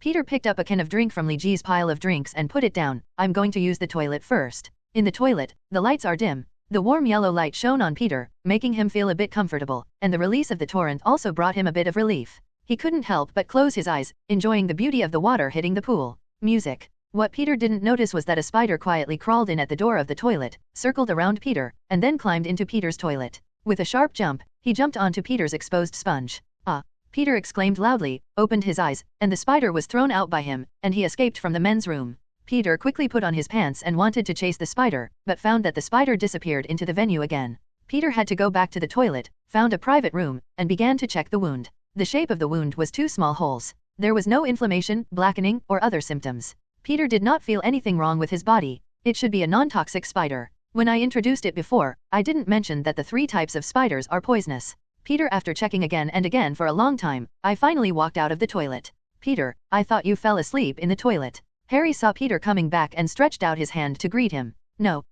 Peter didn't know whether he should tell his 2 good friends about this matter. After all, it was not a glorious thing. After wanting to see it for a long time, he still said, Harry, Lee, can you 2 come over with me? Li Ji and Harry stood up and followed Peter to a deserted corner. Wendell originally wanted to follow, but was stopped by Peter. Sorry, Senior Wendell, what I told them is not suitable for girls to participate in. Harry, Lee, you may not believe it when I tell you. I was bitten by that damn spider in the toilet just now. Peter thought about it for a long time and finally said it cruelly. Pfft, haha. Harry couldn't help laughing. Harry, you. Peter was a little angry. Sorry, I couldn't help it. Peter, are you okay? That spider is not poisonous, right? Harry apologized quickly. Probably not, it's just that I originally only had 1 hole, but now it's 3 holes, and it still feels a little stinging. Peter blushed a little as he spoke. Peter, are you telling the truth? Did that spider really bite you? Li Ji suddenly had a feeling that something was going on in the dark. He originally thought that he might have killed Spider-Man accidentally, but unexpectedly, something went wrong. Yes, Peter was bitten again. Is this destined? Li, what's your tone? Why do I feel like you're gloating? The first semester of Zhongcheng High School is coming to an end. In order to prepare for the final exam, the students are extremely busy. At the entrance of Class C, grade. Peter, what do you want from me? Gwen walked out of the classroom. There will be a good baseball game on the playground. I would like to invite you to go and watch it. Peter said. I'm afraid not, I haven't finished reviewing yet. Gwen's voice was weak, and Peter could tell that she was very tired from studying. Gwen, let's go together. Reviewing also requires a balance between work and rest. Don't tire yourself out. Peter invited again. Okay, let's go and see together. When? Now. Gwen felt that what Peter said was reasonable. Right now, but you have to put on your coat first. There's no air conditioning in the stadium. The two warring parties are amateur teams from nearby communities. One is called Susan's Fried Chicken is so delicious, and the other is called the Humble Team Without Sponsorship. The Humble Team Without Sponsorship used to be called Tom's Bar. However, Tom's Bar closed down last month. After losing their source of sponsorship, they changed their name to the Humble Team Without Sponsorship. Peter stood next to the court and gave Gwen, who was standing aside. He told some unknown little jokes that made Gwen giggle. At the beginning of the game, the Humble Team Without Sponsorship came out on top. The Susan Fried Chicken team seemed to be caught off guard and was thrown into disarray. Although they struggled to catch up with a wave of points, the score was still lost to the unsponsored team. The Humble Team kept the score widening. 35xs. It seems like the Humble Team is stronger. Why is no one willing to sponsor them? Gwen felt a little strange. Logically speaking, the stronger team should be more likely to receive sponsorship. In the past, the two teams were evenly matched. Maybe Susan Fried Chicken really delicious team's condition is worse today, Peter said with some embarrassment. A game with a huge gap in strength between the two teams is actually not very good to watch, especially without the home team. In the case of, only fans of the winning side will find it enjoyable when one team unilaterally crushes another team. It was the Susan Fried Chicken team's turn to hit the ball again. The batsman's eyes flickered a little. He had been beaten to the point where his mentality was a bit broken. His batting technique was not very formal. There was a clang and the bat hit the ball. Baseball. Not good. Peter suddenly held down Gwen. Peter, what are you doing? Gwen was thrown to the ground. She didn't understand Peter's actions, and her tone was a little harsh. Peter shook his head. He didn't know why. He seemed to suddenly feel danger coming, so he threw Gwen down, but nothing seemed to happen. A second later, a baseball flew over Peter and Gwen's heads. If they had still stood where they were, the baseball would have hit. 35xs. Peter, I'm sorry, I thought you. Gwen stood up, took Peter's hand, and pulled Peter up. It's okay, Gwen. I just suddenly felt the danger. I didn't have time to tell you, so I should say sorry. Peter felt the soft touch in his hands and said quickly, Peter, you are so awesome, I didn't even see where the ball was. Gwen said with admiration, and Peter scratched his head in embarrassment. Uncle Ben, Aunt May, I'm back. Peter returned home at night. He found something strange. The lights in the corridor were usually very dim, but today they were replaced with new ones. The bright lights illuminated the corridor as if it were daytime, and the unoccupied house next to it also lit up. Peter walked in. In the living room, Ben Parker and May Parker were chatting happily with a well-dressed Chinese man. Hey, Peter, come here, let me introduce you. Aunt May greeted Peter, and Peter walked over and looked at the Chinese man. This is Martin Lee, a well-known philanthropist. He often sponsors and takes in homeless people. I often go to him to do volunteer work. You can call him Uncle Martin or Uncle Lee. May Aunt introduced. Martin Lee stood up from the sofa. Hi, Peter Parker, your aunt often told me about you and said you were a great young man, and it turned out to be true when I saw you today. Martin Lee stretched out his hand to shake Peter's hand, and Peter stretched out his hand a little nervously. Peter Parker. When Peter's hand touched Martin and Lee's hand, Peter suddenly retracted his hand as if he was electrocuted, his heart beating faster, and there was fear in his eyes. Peter, why are you so rude? Mr. Martin is a good man. The unoccupied house next door to us has been rented by Mr. Martin and is used specifically to house homeless people. Aunt May said with some displeasure. May, it's okay. I think it may be because I have static electricity on my hands. It's winter now and the static electricity is more severe. Martin Lee excused Peter, and Peter ran into the room dejectedly. The feeling just now is exactly the same as the feeling I had when I was watching football with Gwen in the afternoon. It seems to be a warning of danger, but I'm not sure yet. I can experiment tomorrow. Peter lay on the bed, kicked off his feet, and pulled the quilt over. A big hole was made. Oh, shit, is the quality of this quilt cover so bad? Peter cursed, but what he didn't know was that it wasn't that the quilt cover was of poor quality, but that his strength had increased. Lee, try throwing a baseball at me. At noon the next day, Peter handed Li Ji to the playground. Are you sure? Li Ji held a baseball in his hand and weighed it up and down. This is a hard baseball, made of hard cowhide on the outside and rubber filling on the inside, which is very hard. It's okay, I'm 20 meters away from you, just throw it with all your strength. Peter walked 30 steps, more than 20 meters behind Li Ji. Then I'm not welcome. The baseball in Li Ji's hand flew out. Yes, that's the feeling. As expected, Peter had that strange feeling in his mind again. Haha, I should be dodging to the left. Before Peter's body even moved, the ball had already hit him. Peter let out a cry of pain and fell to the ground. Although I don't know why you want to be abused, I reluctantly agree to it. Li Ji felt that Peter's behavior was a bit naive. Although Peter anticipated the danger, he had no way to avoid it. In the final analysis, Li Ji's power is too powerful. If I really used my full strength, Peter would probably become a puddle of meat. Peter, do you want another ball? Li Ji asked. No, Peter said quickly. Peter found it strange these days that anything he used was particularly prone to damage. I broke my toothbrush while brushing my teeth, tore my towel while taking a shower, and almost broke the door handle when I went out. As for the pen tip breaking when writing, turning pages and tearing the book, etc. are commonplace. Oh my god, why did the pen nib break again? This is my 35th fountain pen nib this week? Oh my god, I can swear that I write lightly enough. Peter was roaring again, and Li Ji glanced at him. He was used to this situation. If I hadn't made some money from my part-time job, I'd probably have to ask Aunt May and Uncle Ben for money to buy pen nibs. Li, do you think those businessmen who sell pen nibs are profiteers and deliberately use such junk to sell them? Us. Peter didn't seem to realize that his power had grown. Li Ji shook his head. He knew the situation. Peter was transforming into Spider-Man step by step. The increase in strength was just one of the effects. If Li Ji had not guessed wrong before, Peter should have awakened his spider sense long ago. Li, lend me a pen. Peter rummaged through the desk and found helplessly that he had no spare pen nibs. The 3 or 4 cracked nibs on the table seemed to be mocking him. Peter was so angry that he picked them up and pushed them toward the window. Throw. There was a bang and the glass of the window shattered. Fortunately, Class A of the first grade of high school was on the first floor, otherwise the broken glass might have hit some passing classmates. Peter looked at the window blankly, his eyes a little dazed. No, why is it so easy? It's broken? Although Li Ji knew the reason in his heart, it was not convenient for him to say it out. Peter, let's clean the glass first, and then find a way to seal the window. The cold wind in winter is not very pleasant. Peter also saw the fierce looks from the classmates next to him. Some of the weaker ones were even trembling, so he hurriedly ran to get a broom and a dust bucket. I'll do it. Li Ji took the 2 things. If Peter was allowed to come, these 2 things would probably not escape the fate of being shattered into pieces. Li, I broke it, let me do it. Peter wanted to come up and snatch them away, but Li Ji deftly protected them. Sorry, Peter, if you come, I guess they will become tool corpses right away. Yes, Peter, Li is right, you seem to break things easily these days. Harry also said.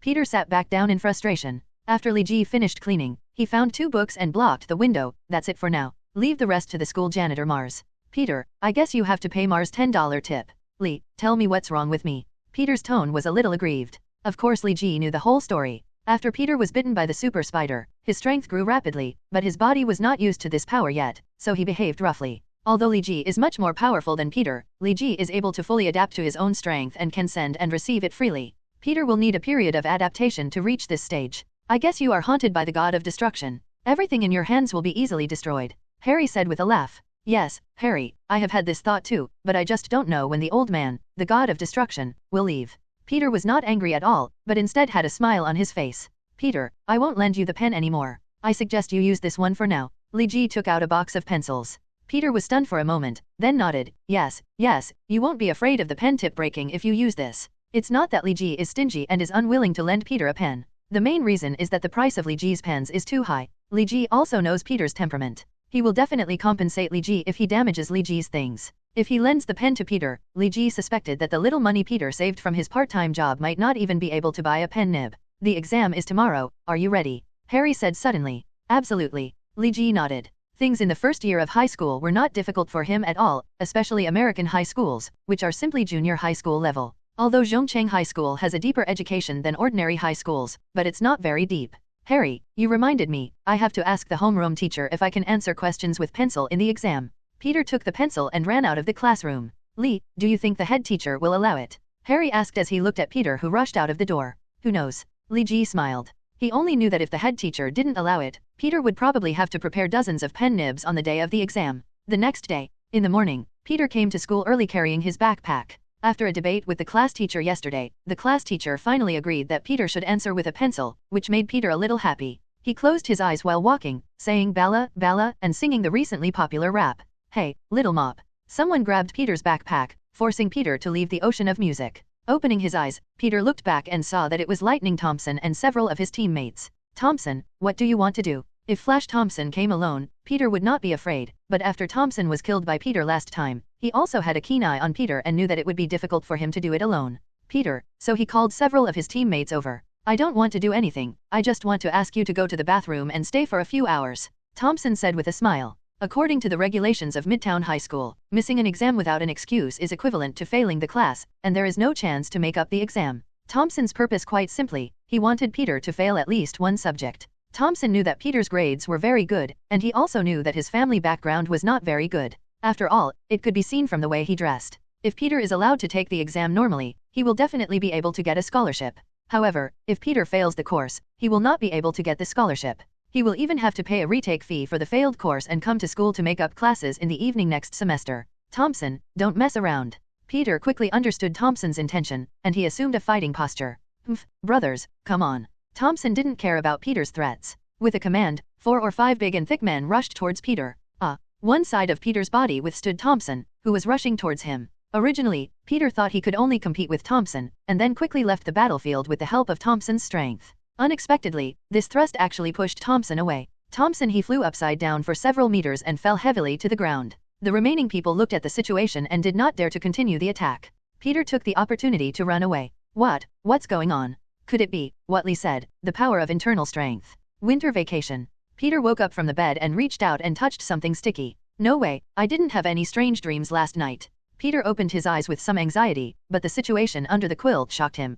The entire bed was covered with a sticky white substance, which if Peter saw correctly, must be spider silk. What's going on? Why are there so many strange things happening to me these days? Peter stood up from the bed in a panic. Unfortunately, he forgot the height of the ceiling and hit his head directly on the floor. Fortunately, the floor was relatively strong, and Peter didn't push it open without using any deliberate force. Forget it, I still have to go to the library with Gwen today. After being hit on the head, Peter also woke up a little. The most urgent thing now is not to complain, but to get under the quilt quickly. Clean up your things and head out to the library. Fortunately, although there are a lot of spider silks in the quilt, they are all in strands, not one by one like ordinary spider silks. It is not troublesome to clean up. What is a little annoying is that the quilt is torn a few more times.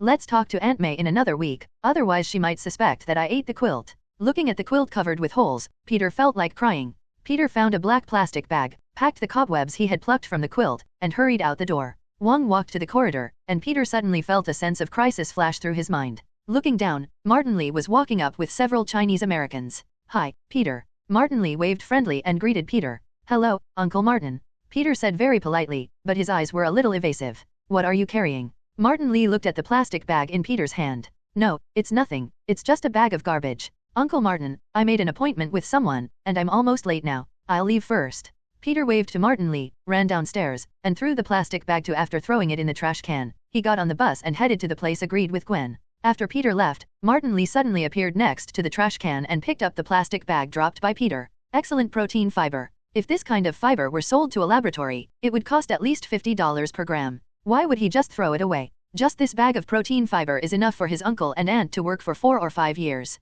Martin Lee blinked and looked in the direction Peter left. It's a bit strange. He doesn't seem to know the value of these protein fibers, but he seems to know my other identity. Martin Lee narrowed his eyes. Peter got off the bus and happened to see Gwen standing opposite. He smiled and waved her hand. Gwen also giggled and pointed to the zebra crossing next to her, signaling Peter to wait beside the zebra crossing. There are very few people and cars on the road. After all, it is winter and no one wants to go out. And there is still some time before Christmas, so it is not yet time for Christmas shopping. Peter stood at the zebra crossing, waiting for the traffic light to change. The library was on his side of the block. Gwen stood opposite, covering her face with her hands, breathing hot air from her mouth, and white mist steaming on her cheeks. 3, 2, 1. The red light finally turned to green, and Gwen couldn't wait to walk over, staring at Peter with a smile in her eyes, making Peter blush a little. Suddenly, Peter involuntarily glanced at a car next to him. The car was traveling on a crooked route and at an extremely fast speed. Peter knew this was probably another danger warning, and his eyes hardened. No, it must be a damn drunk driver.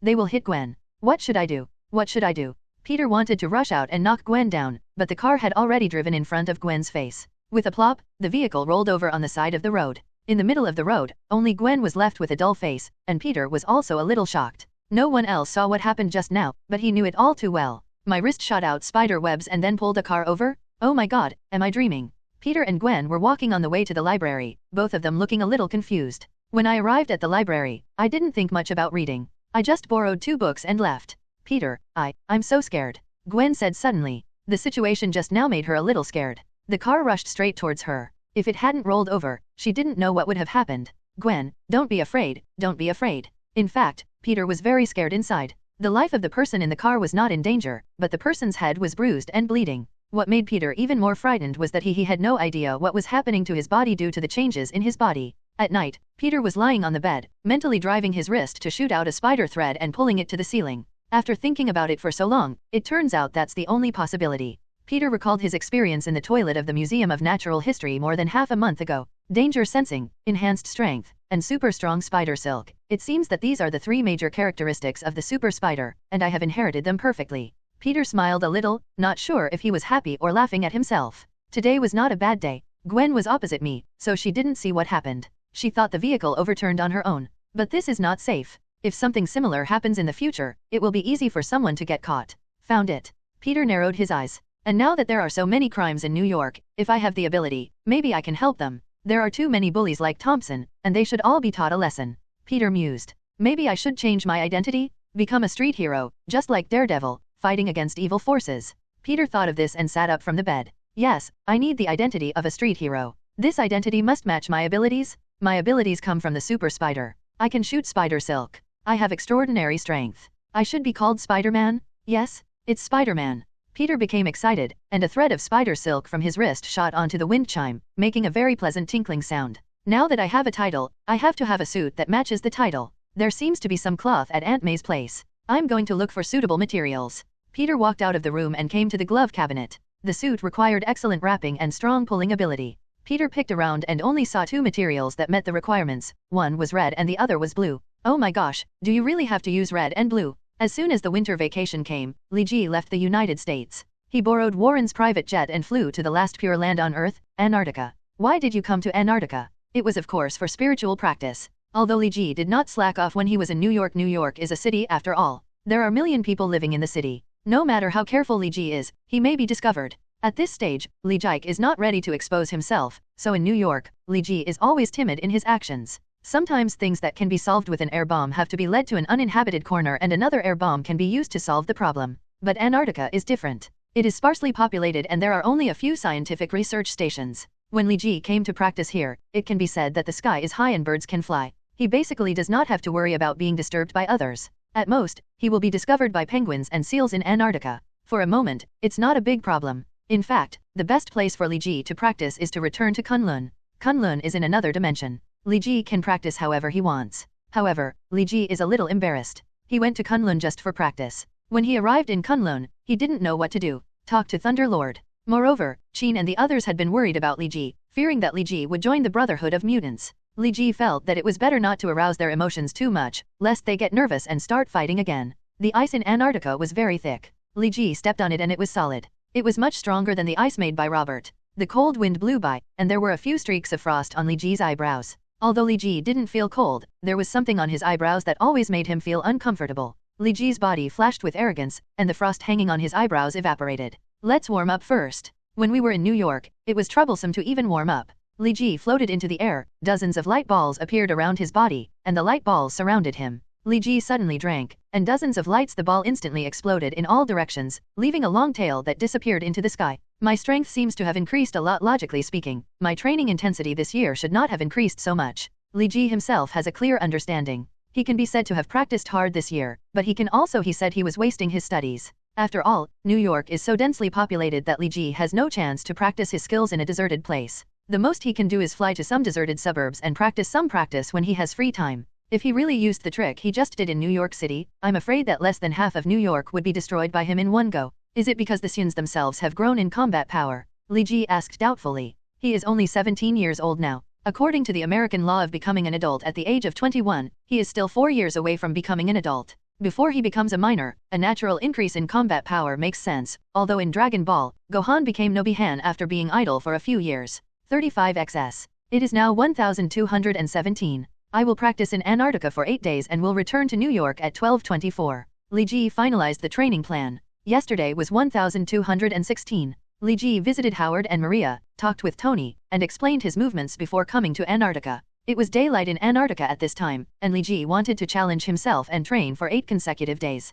After all, I have been lazy for so long. If I don't work overtime, it will really be wasted. It's like if you don't study hard and don't study hard before the exam, won't you fail the exam? By the way, in the final exam of Li Ji Zhongcheng College entrance examination, all subjects were A. Oh, I haven't practiced Ji Qigong Yi for a long time, and I made a mistake in my operation. Li Ji scratched his head. He originally wanted to control the air bomb to fly to the east sky, but he accidentally missed it and passed by the ground. Although there was no damage, the Antarctic environment frightened a group of penguins. The penguins chirped at Li Ji. Although it was not unpleasant, it was a bit annoying. Li Ji flew away silently. The sun circled the sky and returned to its original place. Li Ji also flew around the Antarctic ice for a full circle, leaving his footprints in most places in Antarctica. He has been training for a whole day. During the day, in addition to flying, he continued to practice fighting and air bomb abilities. he found that he had really become stronger, and much stronger. Compared with when he came out of Kunlun, his combat effectiveness had at least doubled. This made Li Ji confused. He had obviously done nothing for a year and was just lying there.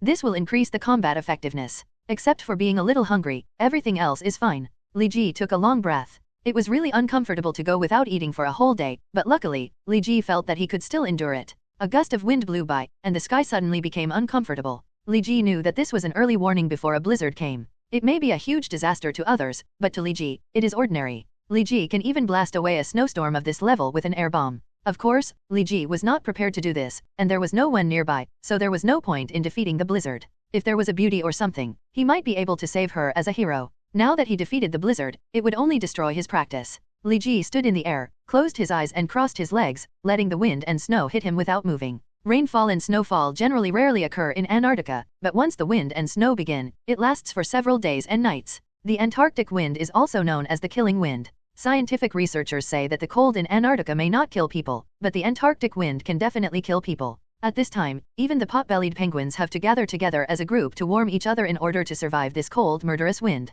Even so, many penguins were blown away by the strong wind and disappeared on the vast white continent. Around Li Ji, the blazing arrogance evaporated all the wind and snow, turning it into a safe zone. However, the penguins on the side have not dared to approach Li Ji, and secondly, they cannot fly, otherwise it would be a good haven. Li Ji suddenly opened his eyes, and a crack opened in the space in front of him. In the dark crack, there was an aura that Li Ji was familiar with. Li Ji, long time no see. A voice came from the crack, and then Li Ji remembered that it was Master Gu Yi. The figure of Master Gu Yi did not appear, but a big green man was thrown out of the crack and landed on the ground. It was Hulk. Li Ji moved his body silently. He knew that this was another problem of Gu Yi. He liked to throw people around when he was angry. When Doctor Strange was still an ordinary person, he was thrown into the snowy mountain by Master Gu Yi. Li Ji, since you are here, I am relieved. Hulk will stay here for 3 days. Just remember to catch a few fish for Hulk to eat during these 3 days. After Master Gu Yi finished speaking, then the spacetime rift was closed, leaving Li Ji and Hulk staring with big eyes. I don't want to be Hulk's nanny. Hulk,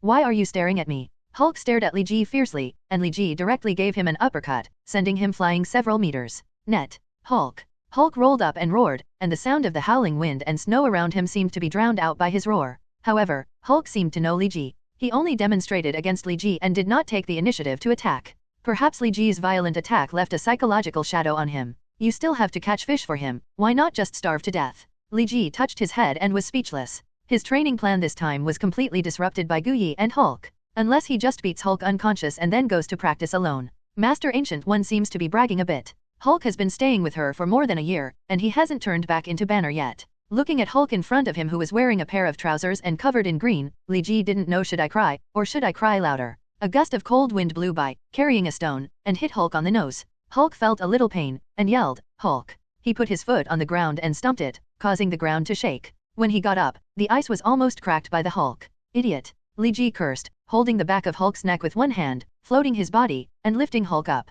Do you understand the international convention that you cannot destroy the natural environment of Antarctica? Of course Li Ji knew that Hulk didn't understand, but when he saw Hulk's movements, he wanted to complain. The stomping of his feet looked like a sumo wrestler. He didn't know that Gu Yi had trained him like this year. 35xs. After cursing for a while, Li Ji put Hulk down again. In fact, he couldn't do anything about Hulk. After all, Hulk himself was like a child, which was a bit helpless. Moreover, he was also a relatively stupid child, wasn't he? The kind of smart kid who can be taught a lesson in a few clicks. Hulk was put down by Li Ji, and he found a glacier to sit by himself, as if sulking. This saved Li Ji a lot of things. At least he no longer had to look at Hulk and flew into the sky by himself. Continue to practice. The wind and snow are still howling, but there is a lonely person in the wind and snow, and that is Hulk. The snow has piled up almost half a meter high at his feet, but Hulk is still sitting alone, not knowing what are you angry about? Li Ji saw Hulk's actions. Although he did not transform back into Banner, Gu Yi's training seemed to be useful. He corrected many of Hulk's bad habits.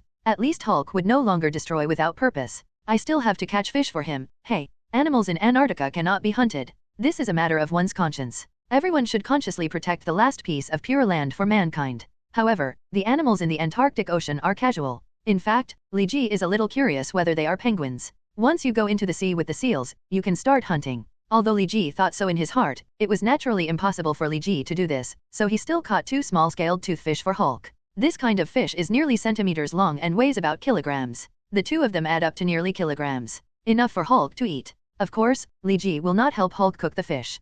Considering the Hulk's physique, eating some raw fish is not a big problem. Li Ji threw the 2 fish next to the sulking Hulk. When Hulk saw Li Ji, he twisted his body to the side, with his back to Li Ji. The 2 lively fish were very excited in the cold wind of -40 degrees. It was quickly frozen into frozen fish. If you don't eat, you will fall down. Li Ji was not used to this bad habit and flew away. He would rather Hulk's sulk lasted longer so that he wouldn't have to stare at him. It would be better to sulk for 3 days, and then Master Gu Yi would be on time. Just pick him up. Originally, Li Ji's training was quite tiring. Master Gu Yi also threw a Hulk over and asked Li Ji to be a nanny. You said he should do housework and get some salary at least. But in the end, without saying anything, he just lost the person. Come here and leave by yourself. Li Ji couldn't help it. Who said he owed Master Gu Yi a favor for a local product? The sun has moved to the west of the sky again. If we were elsewhere in the same time zone, it would be evening at this time. Li Ji caught 2 more small-scaled toothfish for Hulk. He thought Hulk had not eaten the original 2, but found that the 2 fish at Hulk's feet had disappeared. I thought you really didn't want it, but your body is quite honest. Li Ji threw the fish at Hulk's feet and left again. Although the arrival of Ancient One disrupted Li Ji's practice plan, Li Ji did not intend to making changes to the plan is nothing more than multiple compression times. Hulk has been sulking for 2 whole days in his life. He sat in the same place motionless for 2 days, only moving around when Li Ji came over. But this is good, at least it helps Li Ji confirm that Hulk is still alive. If it is like the sculpture that he has been motionless for 2 days, Li Ji may have to manually confirm whether he is alive or dead. Day 3. It should be about 3 in the morning now. I wonder if Hulk is asleep. Li Ji looked at Fang Wei of the Sun. Unknowingly, he had been practicing for so long. Li Ji returned to the place where Hulk was sulking, only to find that Hulk was missing. What's going on? Where is Hulk? Li Ji was a little crazy. Gu Yi asked himself to look at Hulk, but he actually lost Hulk. Li Ji suddenly thought of a person, Alvas. At that time, he felt that he and Alvas were really brothers in love, and the same experience of Alvas was repeated in Li Ji. Li Ji was flying in the air, his eyes scanning the ice field. Hulk's aura was not obvious. He was not angry now, so he was a bit weak. Li Ji could not sense his aura. However, such a big green body should be quite conspicuous on the ice sheet, so Li Ji felt that it shouldn't be difficult to find. Huh? What's going on? Where is it? Li Ji's eyes looked at the nearby group of penguins. Some penguins were stacked on top of each other, not knowing what they were doing. Li Ji fell down and found that it was Hulk who was pressed down by the penguins. Hulk was sleeping soundly, and those silly penguins seemed to be warming up Hulk. Li Ji looked around again. There were several fish bones in the snow that had been eaten by the Antarctic fish. Li Ji could tell that these were not eaten by the Hulk, because there were pecks and bites on these fish bones. Trace. Did Hulk not eat anything these days and give all the fish to these penguins? Li Ji had some doubts on his face. If it is really Hulk, it is absolutely impossible. Hulk is the embodiment of anger and power, destruction are his instincts. Even if he is trained by Ancient Yi, his nature is hard to change, and these things rooted in his genes are not so easy to correct. However, Li Ji thought of another possibility. What if he's not the Hulk, but Banner? At 1224, Warren's private plane arrived at the Antarctic ice sheet on time and carried Li Ji back to the United States. Net. Gage, how was your practice this time? Warren did not fly the plane himself this time, but found a pilot so that he could sit and drink with Li Ji. It's not bad. Although it was a little unexpected, the overall feeling is okay. Li Ji held a glass of Sprite, clinked it with Warren's red wine, and drank it in one gulp. I really envy your physique. Warren also drank the red wine in one gulp. If it were me, I definitely wouldn't be able to bear the cold and loneliness of the Antarctic. Actually, it doesn't count. Li Ji told the truth. The temperature in Antarctica is not cold at all to him. As for loneliness, it was a bit lonely at first. After Hulk came, Li Ji felt a little nostalgic for being alone before. A feeling of. Generally speaking, Li Ji's training this time was very successful. Although his strength has not improved much, it has consolidated the power he improved in the previous year. According to the speed of Li Ji's power improvement, he may not be able to control it as much as Peter now. His own power, possessed by the god of destruction. In addition, he also witnessed the changes in Hulk. Although Hulk failed to return to Banner's appearance in 3 days, Li Ji suddenly gained some confidence after seeing Hulk's performance. Back in New York, Li Ji went directly to Tony's villa. The artificial intelligence in the villa added Li Ji's information some time ago. Li Ji can enter the villa without training Tony. 35XS. Tony hasn't come back yet, but the scene in the villa is well arranged. In the central hall, a huge Christmas tree is hung with gift boxes and stands up to the roof. The surroundings were also hung with various Christmas supplies. Li Ji took one look at the decoration and knew it was Pep's handiwork. Tony will not do such boring things. He will only invite a lot of elk girls to have a party on Christmas Eve. Li Ji walked into the bathroom. The disadvantage of being in Antarctica is that you can't take a shower. Although the weather in Antarctica is, and it won't make people dirty, but Li Ji still feels uncomfortable. After lying in the bathtub and taking a nice bubble bath, Li Ji wore Tony's nightgown and lay down directly on the sofa. It's a bit short. Hey, that guy Tony isn't tall. With a snap of his fingers, the lights automatically dimmed, and Li Ji closed his eyes and fell into a deep sleep. Hey, Gage. A female voice suddenly sounded in Li Ji's ear, which made Li Ji jump up and sit up. Pep. Li Ji looked at the blanket on his body. Is this what you covered me with? No, Tony helped you cover it. Pep, who was squatting next to the sofa, stood up. It's time to get up. The turkey hasn't been killed yet. Tony may need your help. Li Ji stood up, stretched, and walked to the garden behind the villa. Tony was holding a machete and pointed it at a dark turkey. 35XS. Tony, do you need my help? Li Ji said with a smile, but he sat down and looked like he was watching a show. No, I've asked Jarvis to help me analyze the best way to slaughter this turkey. Just watch. Tony's body was hunched over, holding a machete in both hands. He looked very funny, which made Li Ji a little bit unbearable. Live and laugh. What are you laughing at? Are you questioning Jarvis's professionalism? If you had Jarvis as your assistant, you would never wear such a short nightgown. Tony said scornfully. This is your nightgown. Li Ji retorted. Oh, God, no wonder I often feel that my nightgown is one size too big for no reason. It turns out it's all your fault. Tony came over and put the machete in Li Ji's hand. In order to compensate me, you have to help me. I killed the turkey. Li Ji did not take the machete, stood up, walked to the turkey, stretched out his hand, and the inner abdomen of his index finger and middle finger clamped the red neck of the turkey, crushing the bones. Do the underwear also feel one size larger? Oh, shift. Tony cursed, and Li Ji threw down the dead turkey and came back. You don't need my help with hair removal or anything like that. As long as you understand, I'm afraid of being blocked that word. Those Pep will take care of it. Tony put the machete aside and walked into the villa. It's really Tony's style. Li Ji spread his hands. What happened next basically had nothing to do with Tony and Li Ji. It was all Pep's business. Tony ran to the underground research room, while Li Ji sat on the sofa and watched TV. Li Ji switched between many Christmas programs on TV at will. Happy Christmas Eve. Li Ji's cell phone rang suddenly. It turned out to be a text message from Peter. Li Ji was about to reply when his cell phone rang suddenly. It was Alva's call. Hey, Alva's. Li Ji answered the phone. Hey, Li, my brother, how are you doing? Alva's greeted. Not bad, how about you? Is Arthia's financial situation better? Li Jideo. Much better, thanks to your funds. Alvar said cheerfully. Then you called me this time specifically to tell me a happy Christmas Eve? Li Ji asked. Alva's always went to the Three Treasures Hall for no reason, so the call was definitely not just a greeting.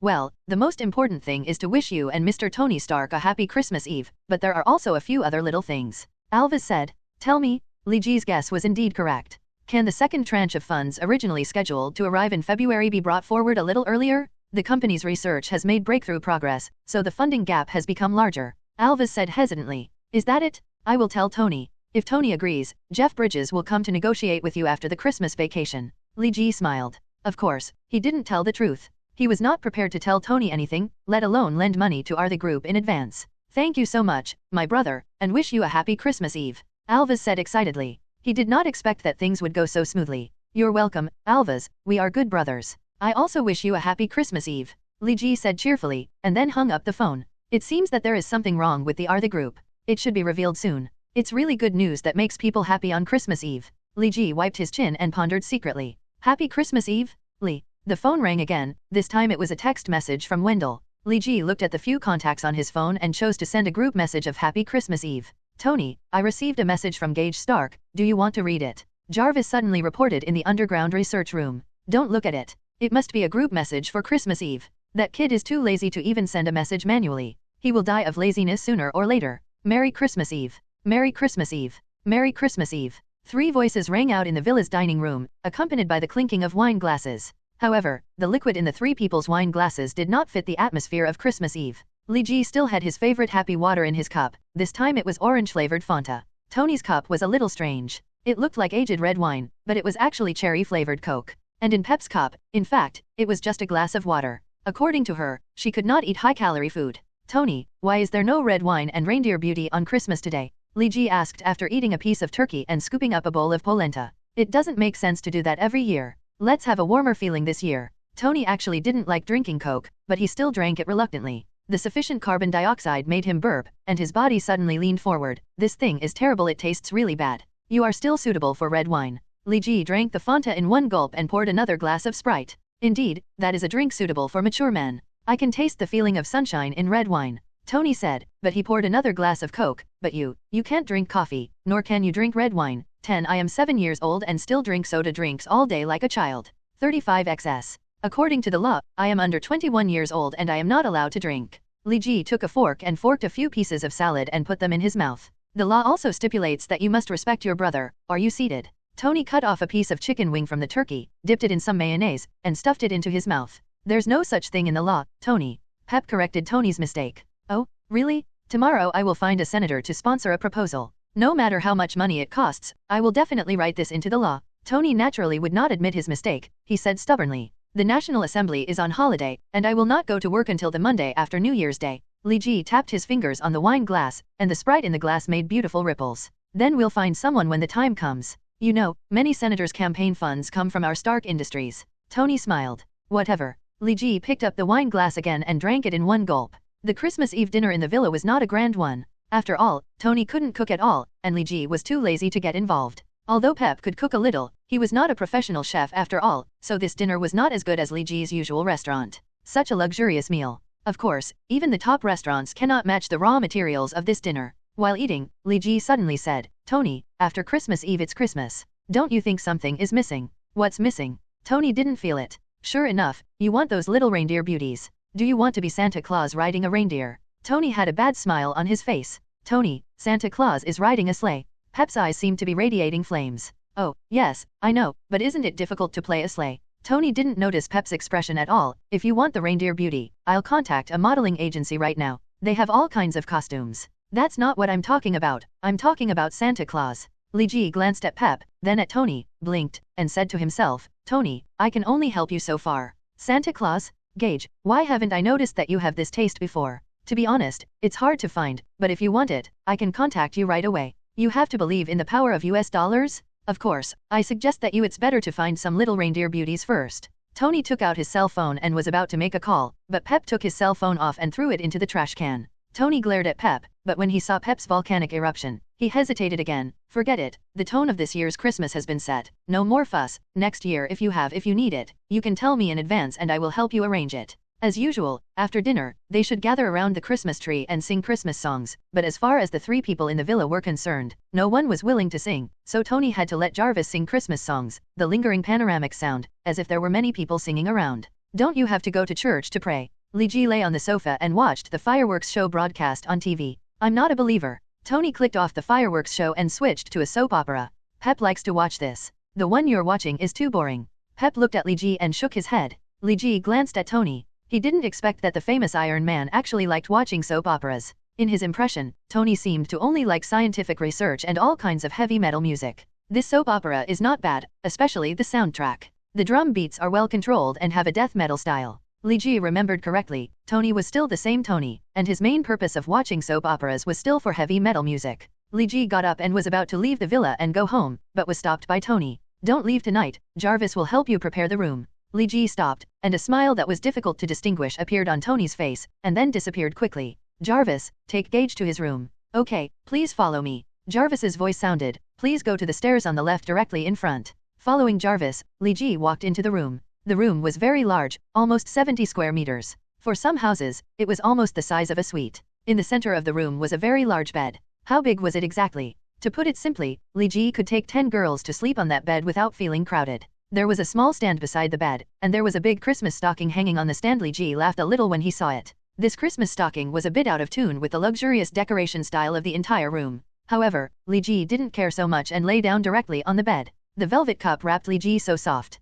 Li Ji fell asleep peacefully. Pep, can this method you mentioned really improve the bad brotherly relationship between Gage and I? Tony said with some anxiety while standing in front of Li Ji's door. The reason why you and Gage have a bad relationship is that you are both too strong and have your own thoughts and ideas, but this is not an irresolvable conflict. I know it may be difficult for you to resolve it with him face to face, but he is already asleep, so your psychological pressure should be much less. Pep's words seemed to give Tony a shot in the arm. He quietly opened the door, holding a gift box in his hand, stuffed it into a Christmas stocking, and quietly exited the door. When Li Ji woke up and saw the gifts in the Christmas stockings, he couldn't laugh or cry. Inside the Christmas stocking was a carefully packed box with the Stark Industries logo painted on it. Opening the box, Li Ji saw a beautifully made watch. The time had been calibrated very accurately. The watch could display the year, month, and day of the Gregorian calendar, and could even be converted to the Chinese lunar calendar. On the back of the watch, Tony's signature was engraved using ultramicro plating, and in the center of Tony's cartoon avatar was painted. Li Ji thought this was probably Pep's bad taste.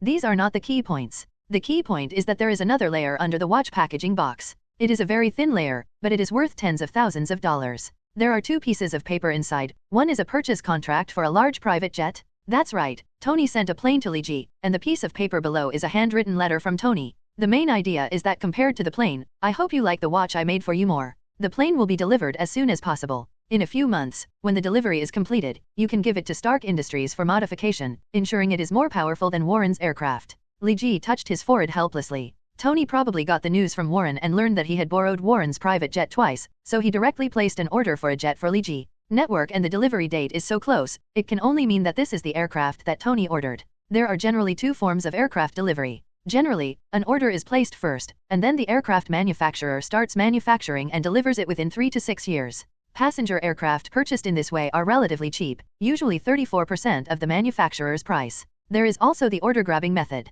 You pay the full amount or even more to take away the fastest aircraft from the aircraft manufacturer. This aircraft is often ordered by other customers, but you grab it from them. Over time, the aircraft manufacturer has deferred deliveries to other customers and prioritized your service. Li Ji didn't know how many US dollars Tony spent, but this aircraft is currently the largest passenger aircraft model. The price tag given by the aircraft manufacturer is 285 billion US dollars. Tony's actual cost will only be more than this, not less than this. Does this mean you want to reconcile with me? To be honest, Li Ji felt that the way he was getting along with Tony was just right, neither too close nor too distant. Although Li Ji has integrated into the Marvel world, he is still an outsider after all, and there is always an emotional barrier. Moreover, Saiyans are relatively indifferent emotionally, and Li Ji seems to have been affected to some extent. He knows who he cares about, but he often doesn't show he cares too much. In fact, Tony was very similar to Li Ji when he was Li Ji's current age. 35xs he loves his parents deeply, but often behaves in a way that annoys them. Li Ji got up from the bed, washed himself a little, and walked downstairs. Pep had woken up, and she greeted warmly, "Good morning, Gage. Merry Christmas." "Morning, Pep, Merry Christmas." Li Ji waved. "Where's Tony? Haven't you gotten up yet?" Li Ji took a piece of Italian pizza from the table and took a bite. The light vanilla taste was very delicious. "Tony is in the basement. You know, he is a research madman. He will feel uncomfortable if he does not do research and development for a day," Pep said with a smile. Li Ji nodded and walked to the basement. Jarvis built a model airplane, which was exactly the one Tony gave to Li Ji. Tony, who was rarely wearing glasses, was thinking about the transformation plan and didn't even notice Li Ji. The arrival of the pole. "Hey, Gage, why are you here? You never enter the research room, right?" Li Ji stood next to Tony. Only then did Tony notice Li Ji and hurriedly closed the model analysis. "Is this a modification plan for the plane that was given to me?" Li Ji's question was like a sharp blade, piercing straight into Tony's heart. Tony didn't know how to answer this embarrassing question. "If you don't want to come back, you won't answer." Li Ji leaned against a wall pillar and looked at Tony with interest. "Hey, listen, you have to respect me. When Congress comes to work, I will definitely ask Congress to add a clause in the Constitution, younger brothers must respect older brothers." Tony's nervous hands were shaking a little, but he still maintained his strength with all his strength. The dignity of being an older brother. "Okay, brother," Li Ji said with a smile. Tony was originally going to continue talking, but at this time he couldn't say a word. "What did you say? Say it again." Tony wondered if he was hallucinating. "Brother, are you helping me design an aircraft modification plan?" Li Ji asked again. Tony kept pacing, as if he was restless with excitement. After a long time, he said, "Yes, I didn't expect you to discover the layer under the box so quickly." Li Ji smiled. Tony's industrial design ability is very strong, but his ability in gift box packaging cannot be complimented. Even a fool can spot such an obvious bulge. Besides, you should call me Tony. How should I put it? I'm happy that you called me brother, but, well, I mean, I always feel weird. You've been calling me Tony for more than 10 years. Calling me brother all of a sudden? Well, I'm a little excited, but it's also hard to adapt." Tony would speak like this when he was excited. He had too many things on his mind, and they were easily connected together when he was excited, making him a little incoherent. "I know, Tony." Li Ji sat down. Hearing Li Ji change his mind again, Tony stopped, sat next to Li Ji, and said with a smile, "Sure enough, this feeling is what Gage Stark feels. Although you don't have the genes of our Stark family, you still inherited the bad temper of our Stark family." "What is a bad temper? Does being a little arrogant mean you have a bad temper?" Li Ji looked at Tony with eyes full of smiles. "You know, Tony Stark is the most arrogant one." "Yes, he has a bad temper. Howard's temper is bad, your temper is bad, and so is my temper." Tony admitted his shortcomings without hesitation, but it's just bad temper. "Anyway, no matter how bad our family's temper is, don't worry about not having a partner." Tony was talking about him and Howard, both of whom were famous playboys, but Li Ji was not among them. "Oh, I almost forgot, you don't have a partner yet, which is embarrassing to our family. You know, I had a girlfriend when I was 9 years old." Tony's voice suddenly lowered a lot, which didn't suit him at all. "Style. Pep, Tony said he had a girlfriend when he was 9 years old." Li Ji suddenly shouted, scaring Tony so much that he quickly covered his mouth. When Pep heard Li Ji's words, he secretly shook his head. Who doesn't know? Li Ji and Tony talked about his aircraft design plan. Tony seemed to have found inspiration and began to immerse himself in the design again. Li Ji was a little unable to help, so he returned upstairs.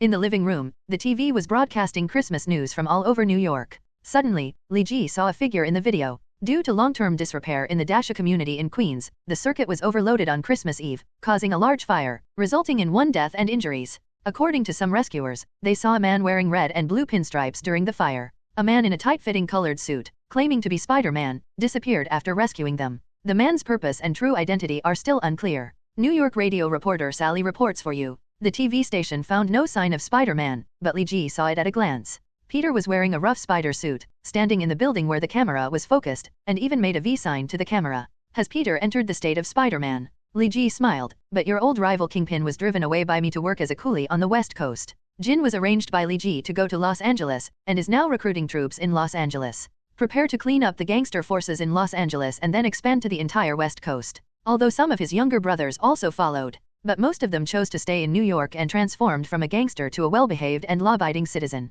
35XS. Jin Bing sent me a happy Christmas Eve after I fell asleep last night. Li Ji took out his phone and found several unread messages, including Jin Bing's. Li Ji asked Pip for a laptop and searched for Spider-Man. Soon, he found more than web pages. The top one among them is not today's news, but also a support network of Spider-Man fans. Li Ji opened his mouth in surprise. Peter has become a star all of a sudden? Li Ji browsed carefully and realized that Peter had taken action 5 days ago. 5 days ago, he picked up a little girl crossing the street to prevent the little girl from being hit by a speeding bus. After being hit, he took action every day, and the most he did was 5 or 6 times on one day. Quite busy, Spider-Man. Li Ji smiled, poured a cup of Coke and drank it in one gulp. How about teasing him? Li Ji had a bad idea in his mind. After lunch, Li Ji left the villa. There were not many shops still open on Christmas Day, so Li Ji found a toy store with great difficulty, bought some toys, and asked the toy store to package them and send them to Sandra Welfare Home. Li Ji wandered the streets, searching for crimes and accidents. Usually such things would happen in banks and jewelry stores. Well, Li Ji learned about it from TV. Passing by a church, a solemn Christmas song, "The World Rejoices, the Savior Descends," was played in the church. Li Ji glanced at it and unexpectedly saw the figures of Peter and Aunt May. It doesn't take any effort. Li Ji originally wanted to wait and squat in a place prone to accidents, but unexpectedly he saw Peter. He decided to follow Peter secretly to scare him. It's said that Peter has started fighting crime, so his uncle seems to be coming soon. Li Ji blinked. The Spider-Man universe has been restarted 6 times, and Ben Parker is not alive even once. It seems that Ben Parker grew up as Spider-Man. The same as the experience book, the head must be given away. Not long after Peter and Aunt May prayed, they went home. Li Ji quietly followed behind. He was not worried about being discovered by Peter. Li Ji was quite confident in his tracking skills. A serious rear-end collision occurred on the Williamsburg Bridge, causing a long traffic jam and road blockage. Li Ji sat in the coffee shop, watching the real-time news on TV, knowing in his heart that Peter should start. After walking out of the coffee shop and going around the corner, Li Ji's figure moved and appeared near Peter's house. As expected by Li Ji, a red and blue figure climbed out of a window and shuttled between the buildings in New York, and his target direction was the Williamsburg Bridge. It's time to watch the show. Li Ji disappeared again, but Peter's clothes are quite ugly, and he is not as handsome as Spider-Man in my impression. If Peter knew Li Ji's evaluation, he would probably be furious. This dress was his favorite. Aunt May's red cloth and blue cloth were originally 10 meters long and 2 meters wide. Peter used all of these cloths. Finally, I made this outfit. Williamsburg Bridge. The ambulance was blocked in front of the intersection entering the bridge. There was already some traffic congestion on the bridge, and the series of rear-end collisions occurred in the middle of the Williamsburg Bridge. Li Ji got on a bus with few people near the scene of the car accident. The people in the bus were sleepy due to the traffic jam, and no one paid attention to Li Ji. Li Ji leaned against the car window, staring at the scene. With Peter's speed, we should be there in about 2 minutes. Li Ji had no intention of rescuing anyone. Peter would save them anyway, so he wouldn't do it for him. Spider-Man likes to meddle in other people's business, but Saiyans don't. What's more, Spider-Man has a suit, so it's difficult for people to discover his true identity. If I go out looking like this, I will definitely be photographed and make the front page headlines.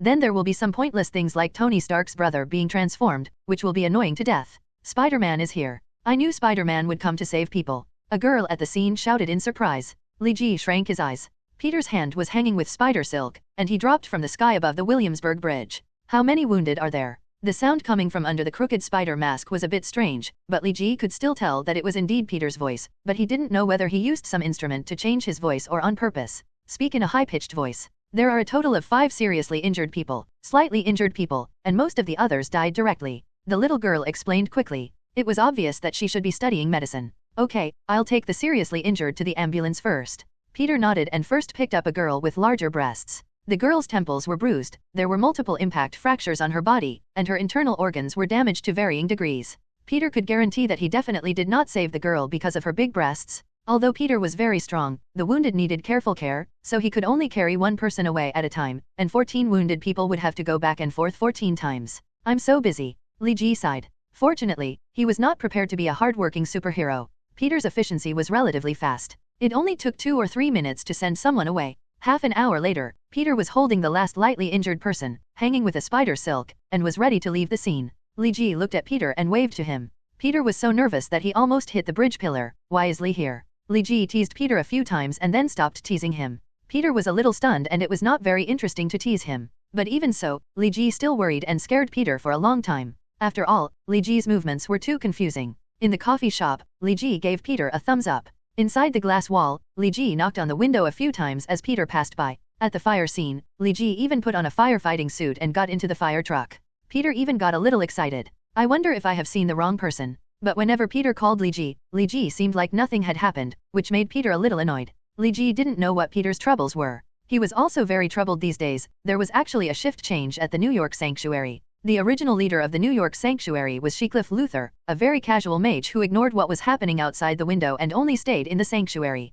The number of times he left the sanctuary every year was pitiful. He would not leave the sanctuary until the sky fell in New York. It is precisely because of his laissez-faire attitude that the dark power in New York has expanded rapidly. After some investigation, Ancient One discovered that the source of Hulk's dark power was New York, and then dismissed Shecliff Luther. What replaced him was not the familiar Doctor Strange, who had not yet become the disciple of the Ancient One, nor the King, but Baron Mordo, who was supposed to be in charge of the London Sanctuary. How could it be him? Li Ji's face didn't look good. He hadn't yet made a clear distinction between good and evil in Baron Mordo, but one thing he was quite sure was that Baron Mordo hated him. 35xs. Li Ji didn't know where he had offended him. Anyway, he had never been kind to Li Ji. If Gu Yi didn't know that he was staying in New York, Li Ji didn't believe it. Now Gu Yi sent Baron Mordo to him. Come here, Li Ji really doesn't understand what Gu Yi means. Gu Yi is deliberately trying to create trouble for me. Li Ji's face didn't look good, especially since Gu Yi had gotten Li Ji's number from someone unknown and informed Li Ji of this matter, which made Li Ji even more worried. I can't figure it out.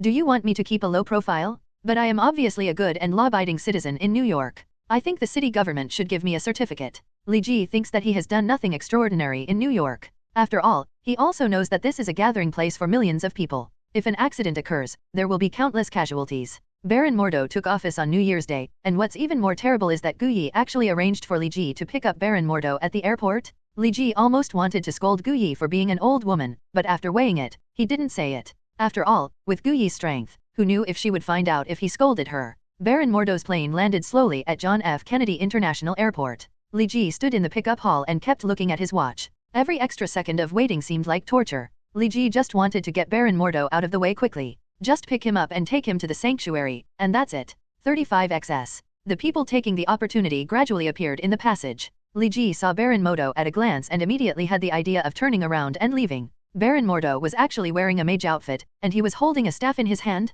However, there was a lot of tape wrapped around the staff, and there was also a shipping mark, indicating that the staff was brought over via airplane consignment. It was just that Li Ji had to do the tasks given by Gu Yi. At this stage, Gu Yi was still an unmatched boss for Li Ji. He had to endure the discomfort, picked up Baron Mordo, and brought him to the parking lot field. In the parking lot, Li Ji walked straight towards a Rolls-Royce. Since he had to pick up Baron Mordo, Li Ji's sports cars were not suitable, so he asked Tony to borrow a Rolls-Royce. Well, Tony said no, the kind that paid off. Sitting in the car, Li Ji reluctantly chatted with Baron Mordo. Carl, aren't you a European? You should be in the London Sanctuary. Why are you coming to the New York Sanctuary? Li Ji asked straight to the point. The darkness in New York is spreading. Apart from the Ancient One Master, I am the only one who has the ability to prevent the growth of darkness. Therefore, I request the Ancient One Master to sit in New York. Baron Mordo spoke like he was reciting poetry, sentence by sentence, which made Li Ji feel a little unhappy. It turns out that I applied for transfer myself. It's true that although there are many Kamatage mages, those with some strength are really rare.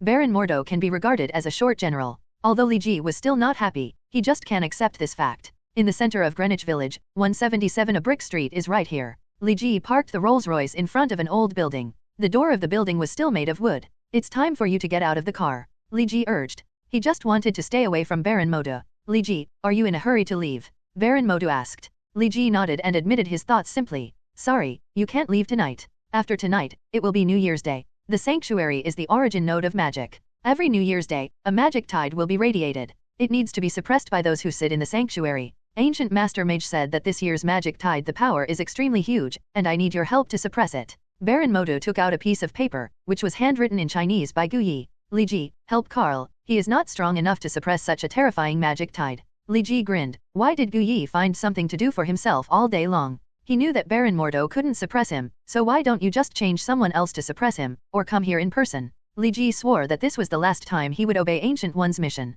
What will happen if the suppression of the magic tide fails? Magic power will overflow throughout North America, and the silent darkness will grow rapidly under the nourishment of magic power. What Baron Mordo said was quite scary, but he didn't speak human words at all. Li Ji couldn't understand what he was saying at all. What a riddle. Take me in. Li Ji still has a certain understanding of the sanctuary. When he goes in by himself, he will see a completely different scene than when he goes in with Baron Mordo. Baron Mordo opened the door. It looked like an old antique store. When Li Ji stepped into it, it transformed into a huge 3-story building. The first floor was a living room, a dining room and a public library, and the second floor was the living area. Is the sanctuary considered a dimensional space? Li Ji followed Baron Mordo to the third floor. The third floor is the most important area in the sanctuary. It is a quiet room for mages to practice meditation, as well as a secret library. There are some powerful magic props hidden in the secret library, but from the look of Baron Mordo, it seems that he has no plans. Let Li Ji go in and open his eyes. Are we just going to sit here? Carl, tell me what's going on with the magic tide.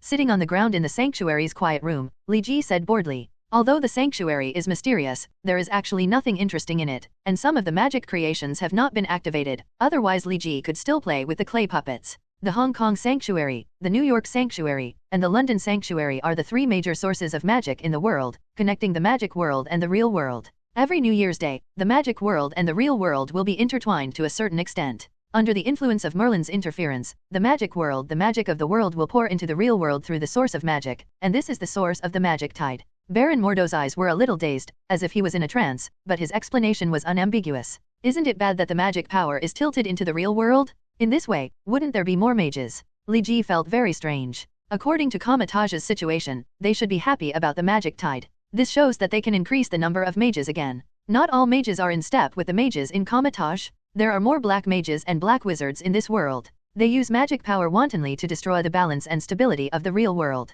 Once the magic tide breaks out, Kamatage's mage will receive limited benefits, but it will increase the power of the dark mage, so it is better to suppress it when it breaks out. Baron Mordo's words were high-sounding, but Li Ji understood the fundamental reason. The fundamental reason was that Kamatage wanted to monopolize magical power. They sit in the 3 major sanctuaries and control most of the world's magic power. The benefits of the magic tide bursting are quite limited for them. They have no shortage of magic power in the first place, but once the magic tide breaks out, it will mean nothing to other mage systems. Far too far. Will someone come to attack the sanctuary? Li Ji suddenly felt that the matter was serious. After all, what Kamatage did was no different from blocking people's money. There is an old saying that blocking people's money is like killing their parents, and according to the American way of doing things fell apart with one shot because my parents were blocking the way to make money. Li Ji felt that the mages from other factions might collectively attack the New York sanctuary. No, the defense of the sanctuary is not that fragile, and it is not that easy to be discovered. Moreover, although Shecliff Luther has resigned, he still remains in North America. If the Dark Force makes any rash move, he will solve it. It fell.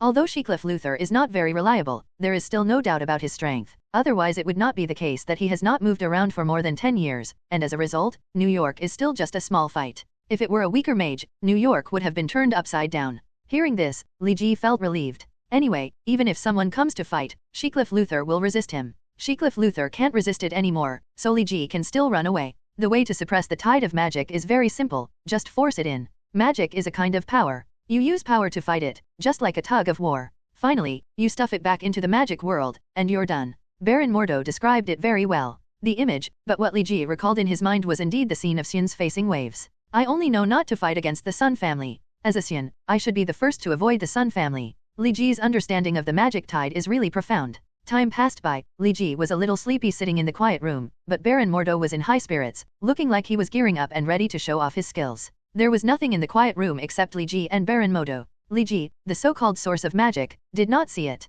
All he saw was empty. The clock finally struck midnight, and every household was celebrating New Year's Day, but Li Ji became vigilant. He felt that a powerful force seemed to be brewing directly above his forehead. Here we come. Magic arrays floated on Baron Mordo's hands, and the power from both hands was transmitted to the roof. Countless magic circles in the sanctuary lit up at the same time, rotating crazily around the axis, with sparks and lightning emitting from the edges. Li Ji looked at the roof. A small crack opened, and a sea blue power came from the crack. Li Ji moved his chi with his hands and released it onto the crack. Suddenly, Li Ji felt that his body was under great pressure, and his body continued to sink, as if he was stepping on a floor. I said, what will happen if the sanctuary collapses? Li Ji used all his energy to resist the pressure of the magic tide. No, Master Ancient One has personally applied reinforcement magic to the sanctuary. It will definitely not collapse. Baron Mordo has full confidence in Master Ancient One, and Li Ji can't say anything to attack him, so he can only resist the power of the magic tide with all his strength. It's so heavy. The pressure of the magic tide was so great that Li Ji felt that his heart was going to be crushed.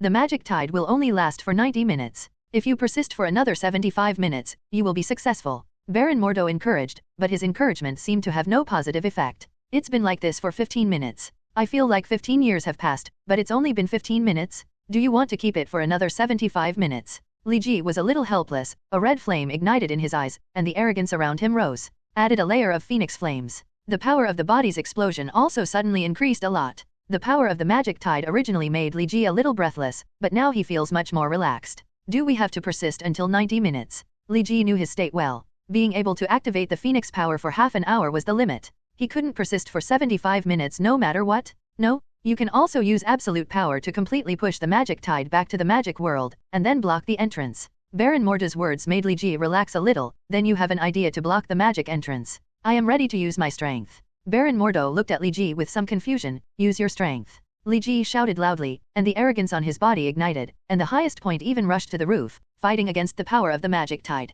Okay, such a powerful power. It's not magic power. What kind of power is this? Baron Mordo's expression was shocked. In his eyes, everything is inferior, only magic is high, but Li Ji broke in front of him. His fantasy.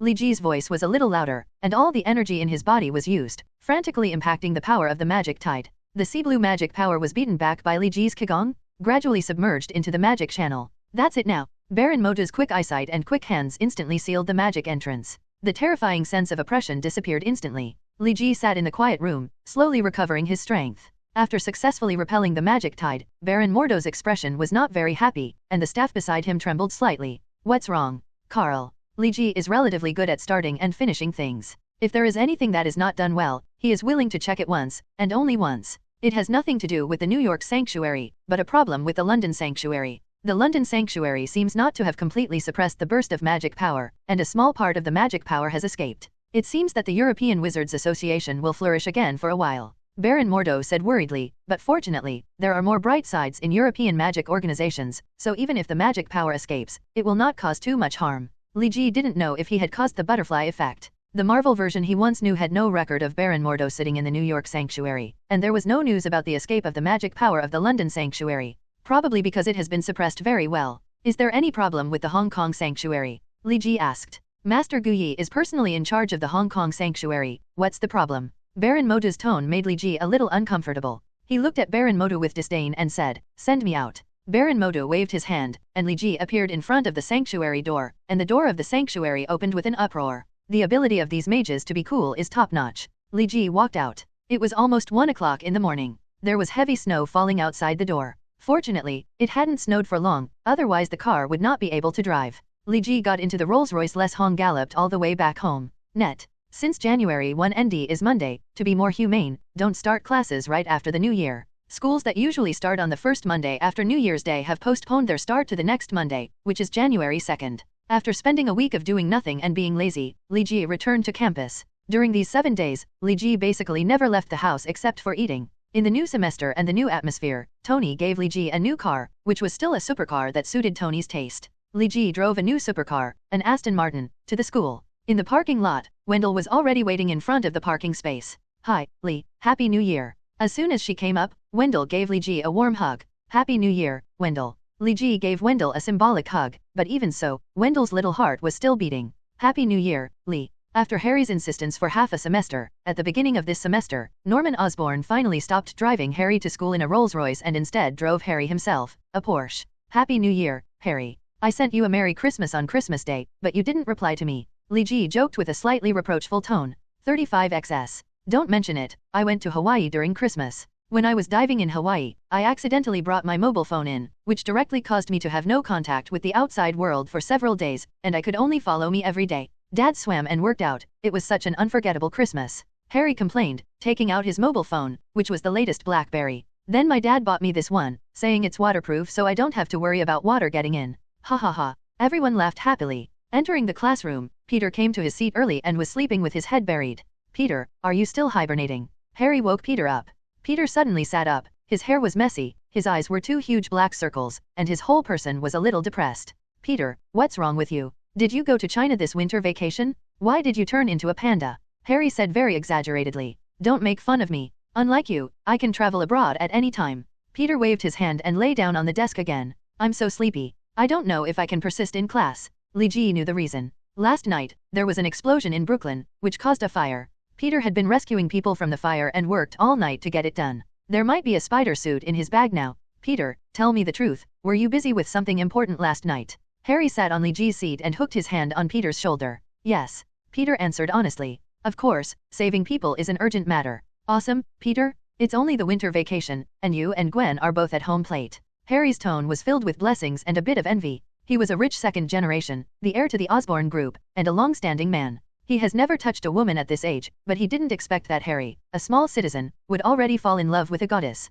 Hey, don't talk nonsense, the important things I said are not what you think. Peter hurriedly retorted. No? What's that like? You stopped liking Gwen during the summer vacation and fell in love with her. Harry's brain circuit seemed to be a little abnormal, and Peter started to argue with him. Speaking of class, Peter still failed to correct Harry's thinking, but one good thing was that this argument made him sober, at least he wouldn't slump while looking at the blackboard. Let's go out for a meal at noon, Harry suggested during lunchtime. Okay, Li Ji nodded. He was about to go out to eat anyway. Stop, I'm so sleepy. Peter could hardly open his eyes. Then you can sleep in the classroom. I will carry Gwen and Lee will carry senior sister Wendell. It's just right. Harry smiled. Peter suddenly became energetic and said, although I really want to sleep, I still have to go with you. In the end, Wendell didn't bring it because Li Ji and Harry's cars were both 2-seater cars. An 8-inch mousse cake, topped with Belgian chocolate sauce, 2 12-inch beef pizzas, the tenderest beef inside is the sirloin, 2 snack platters, 2 fruit platters, 4 cups of Caspian Sea caviar besides. Harry chose the restaurant this time.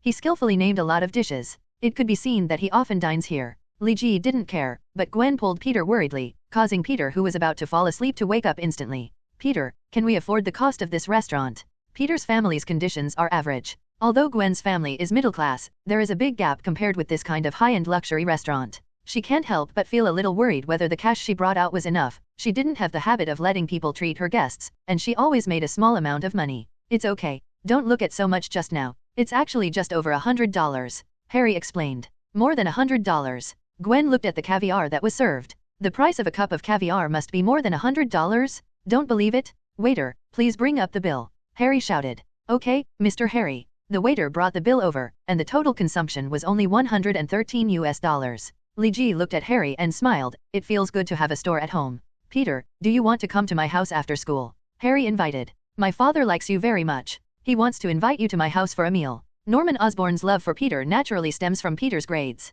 Peter got the best grade in the school last semester, with an A in every subject. He received a scholarship of $5,000 at the beginning of this semester. Compared to Peter, Harry's grades were a bit dismal, with only 1 A, and the rest of his homework was B's and C's. Fortunately, he got a little help from Peter during the exam, and there were no failed subjects. By the way, Li Ji's grades were second in the school, second only to Peter. In fact, Li Ji was able to get the first place in the school, but the first place in the school received a scholarship of $5,000, while the second place in the school only received $3,000. Li Ji felt that Peter needed the money, so he deliberately gave up the first place to Peter. No, Harry, I have an interview after school, Peter said weakly. He had been busy all night last night. There may not be much else in New York, but there are a lot of crimes and accidents, which keeps Peter busy. Interview, have you started looking for a part-time job so early? Harry asked strangely. Peter is miserable. Although he has been working very hard to adapt to his growing strength these days, the growth rate of strength is still faster than the speed of his adaptation. He always damages something intentionally or unintentionally.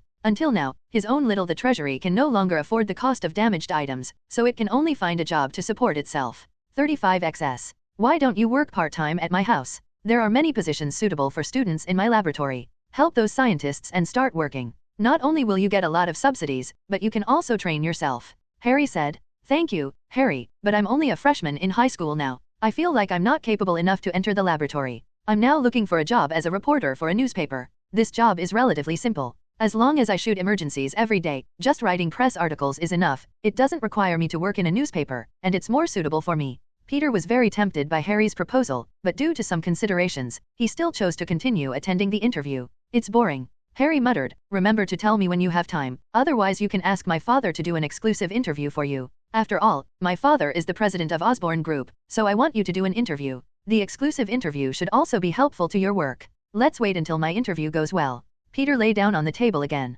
At this moment, before Peter was sure whether the newspaper wanted him, Harry told him about the exclusive interview. Okay, anyway, if you need it, I think my father would be very happy to do it. Harry nodded, but Peter did not reply, and a soft snore came from his mouth. Asleep. Li Ji spread his hands. He knew the reason why Peter was unwilling to go to the laboratory. Once he went to the laboratory, he didn't have so much free time. If Peter wanted to go out to save people or fight crimes, he had to find an excuse to leave. Secondly, the various equipment in the laboratory were complicated. Peter was worried about what he would do if he accidentally damaged the laboratory equipment due to his own strength, and he was also worried that the laboratory would detect his abnormal behavior. Let's go to the Bugle Daily. Li Ji pondered. The Daily Bugle has always been an important newspaper in the Marvel Universe, and it is one of the most important elements in the Spider-Man series. Li Ji watched movies in his previous life, and the Daily Bugle was missing from the Marvel Cinematic Universe until Spider-Man Far From Home. It reappeared in a post-credits Easter egg, which made Li Jizong feel that something was missing. Unexpectedly, after traveling to the Marvel Universe, he heard this familiar name again. Just after school ended in the afternoon, Peter left the classroom and took the bus to the headquarters of the Daily Bugle. Excuse me, is Peter here? Gwen stood at the door of the classroom, but did not see Peter. He went for an interview. Harry muttered. He was very disdainful of Peter's behavior of running away. He originally wanted to follow Peter to the newspaper office for fun. Okay. Gwen was holding a book, a little disappointed. Peter had made an appointment with her a few days ago to go to the library to read together. However, Peter was probably too busy to mention this matter. All forgotten. Li Ji's eyes narrowed. Is the poor little spider about to encounter an emotional crisis before we get on the right track? The person who interviewed Peter was Jonah Jameson, the editor-in-chief of the Daily Bugle, who was the boss of the Daily Bugle who had been focusing on smearing Spider-Man for many years. Peter, what do you think are the recent social hot spots? Jameson flipped through Peter's resume and asked. This is a regular interview question for reporters. If a reporter can't even catch social hot spots, then he can be laid off. The recent hot topic in society is probably Spider-Man. Peter scratched his head and felt a bit weird when he said his other identity from his own mouth. That's a good answer. So what's your first impression of Spider-Man? Jameson recorded some words on Peter's resume, not knowing what he was writing. I have a pretty good impression of him. After all, he has saved many people, fought crime, and has super mobility and strength. He seems to be a hero. Peter restrained himself a little and did not say the word super too. It was a word, but even so, his neck felt as if it was burning with embarrassment. Your ability to discern social hot spots is pretty good, but your perspective on things is a bit too superficial. You need to see through the surface of things to see the essence of things. Jameson commented. Spider-Man seems to have done a lot of good things, but he is actually an unstable factor in society. His abilities are too strong, and no one knows his identity. He is a complete bomb hidden in society. It's hard to imagine what would happen if he suddenly changed his mind and no longer cracked down on crimes, but committed crimes himself. Editor Jameson, I don't think Spider-Man would do this. Peter defended. Many people thought that Neon would not attack the United States during World War II, and then the Pearl Harbor incident occurred. Jameson's voice left no room for doubt. You are not Spider-Man. How do you know that Spider-Man will not do illegal and criminal things? Woolen cloth. Peter wanted to tell him I am Spider-Man, but his reason made him shut up obediently. Spider-Man now has many admirers of your age. If Spider-Man suddenly commits a crime, their worldview may collapse. In order to protect them, I decided to reveal Spider-Man's true identity and let them understand that Spider-Man is also a human being, not the god in their hearts. Peter, will you help me? Jameson stretched out his big hand. My pleasure, Editor Jameson. The job at the Daily Bugle is very easy for Peter. Jameson's requirement for him is to try his best to go to the places where Spider-Man has appeared, take first-hand photos and videos, and attach explanatory text. Peter himself is Spider-Man, so first-hand photos and videos are very easy to obtain, and Peter can also use these photos and videos to convey some wrong or omitted information to Jameson to divert Jameson's attention. Force. Jameson bought Peter a miniature camera so that Peter could take pictures anytime and anywhere. Peter was very satisfied with it. After all, no one wants to see a Spider-Man with a camera hanging around his neck, right?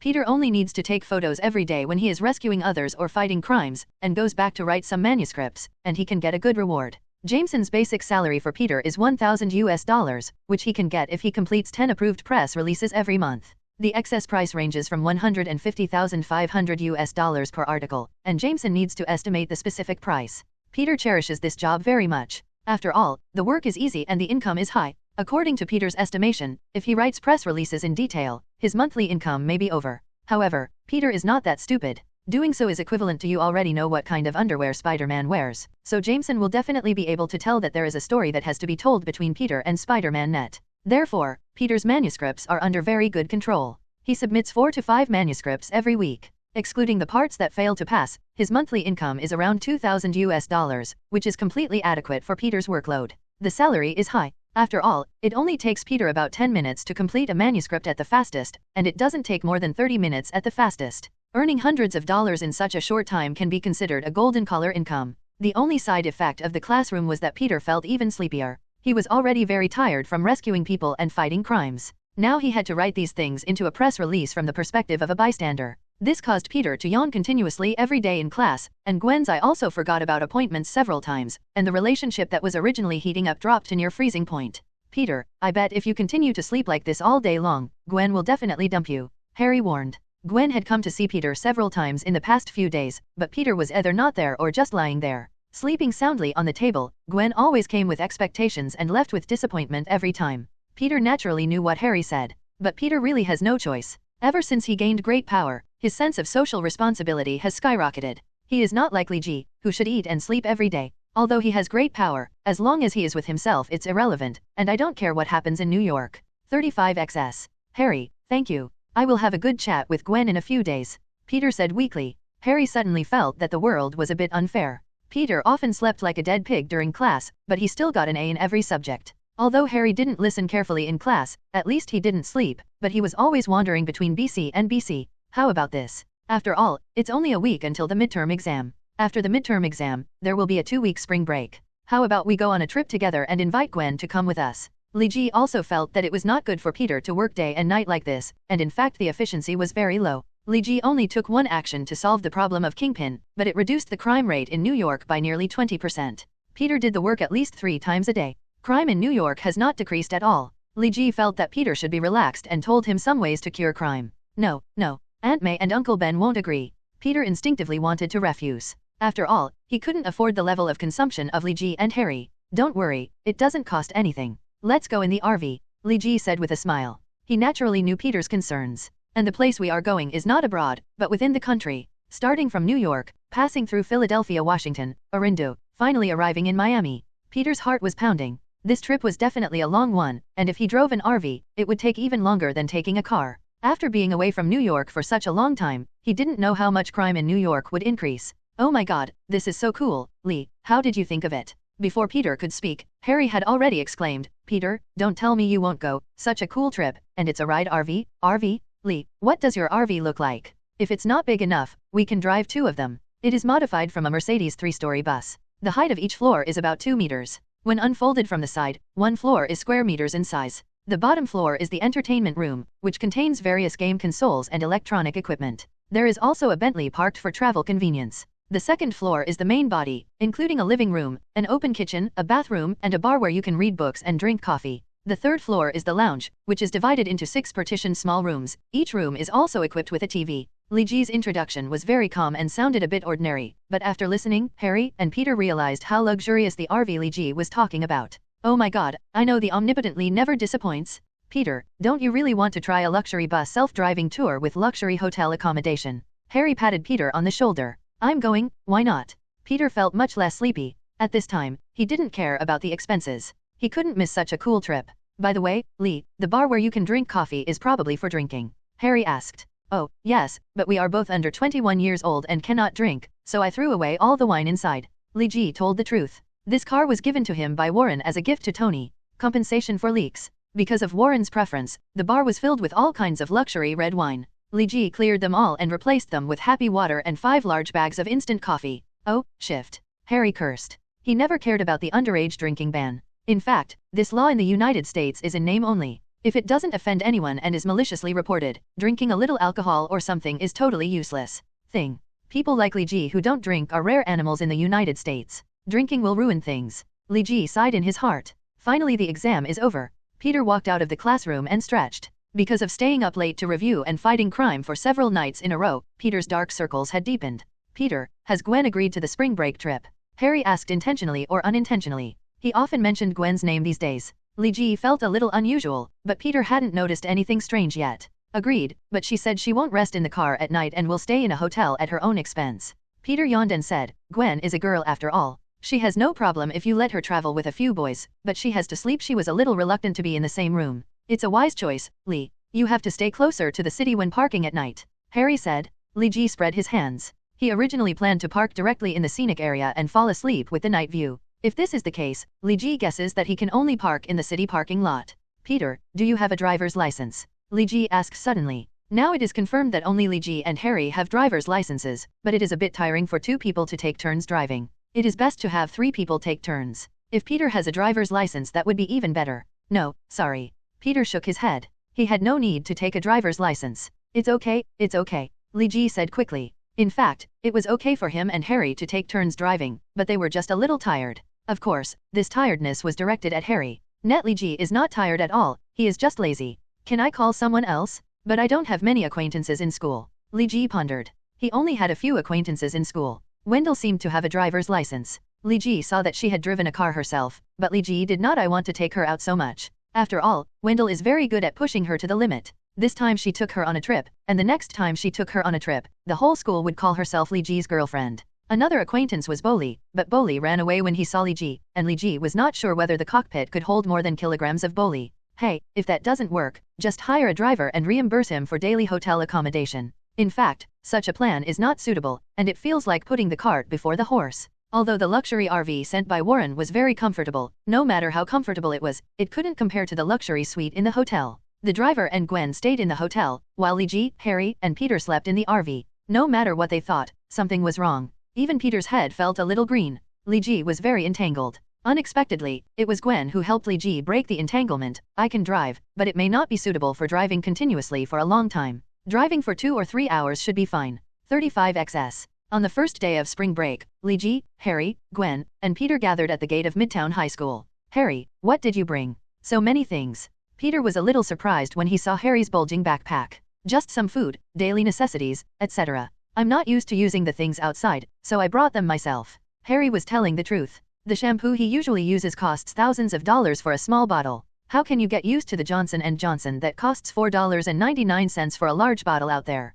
Li Ji didn't bring many things, so he traveled lightly. Li Ji didn't have as many problems as Harry. He only needed whatever he could use, and his consumption habits were also very advanced. He could buy wherever he went. If he had a need, he would buy it. If there was no need, he would buy it. I don't know where to go if I have something. Harry and Gwen's luggage was relatively standard travel equipment. A medium-sized suitcase contained all their luggage. Li Ji opened the bottom layer of the carriage and put all the luggage inside. We won't go far today, just go to Philadelphia. You should all be familiar with Philadelphia. Li Jideo. Philadelphia is only more than kilometers away from New York. Many people in Philadelphia come to New York for shopping on weekends. In comparison, there are fewer people from New York who go to Philadelphia, but there are still many. For short trips, Philadelphia is a good choice for New Yorkers. Of course we are familiar with it. My family still has a building and a villa in Philadelphia. How about just sleeping in my villa tonight? Harry said quickly. Li Ji glanced at him and said nothing. Gwen and Peter also maintained their silence. Silence. No? Well, that's fine.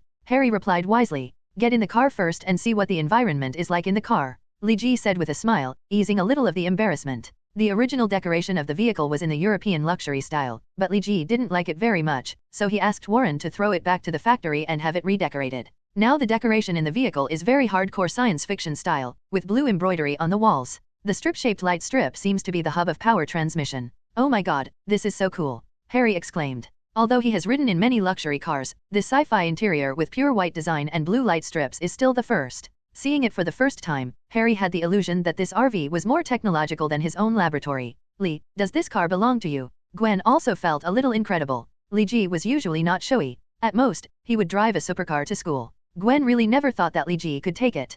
Come out with such an RV. In her original thought, she thought Li Ji's RV should be just an ordinary family RV. A friend gave it to me. I'll drive it first. You guys can take your time to see it. Li Ji walked into the cab. The space in the cab was relatively small, as is the case with RVs. The cab is designed to be relatively compact, but in the limited space, the comfort of the vehicle is quite good. The distance from New York to Philadelphia is more than kilometers. The speed of RV is generally yards, and it can be reached in 2 hours. Li Ji's driving skills were pretty good. The vehicle drove smoothly without any dangerous maneuvers such as sharp turns and sudden braking. 2 hours passed quickly. Philadelphia is here. Li Ji parked the car in the largest square in Philadelphia. Philadelphia has a population of just over a million and has as many as million parking spaces. Compared to New York, parking in Philadelphia is really random. After parking the car, Li Ji opened the back cabin and slowly drove the Bentley out of the back cabin. Luxurious capitalist life. Peter said something in Li Ji's ear. Li Ji smiled and ignored it. Where are we going? Harry got into the driver's seat. Li Ji had driven the RV before, so it was Harry's turn to drive.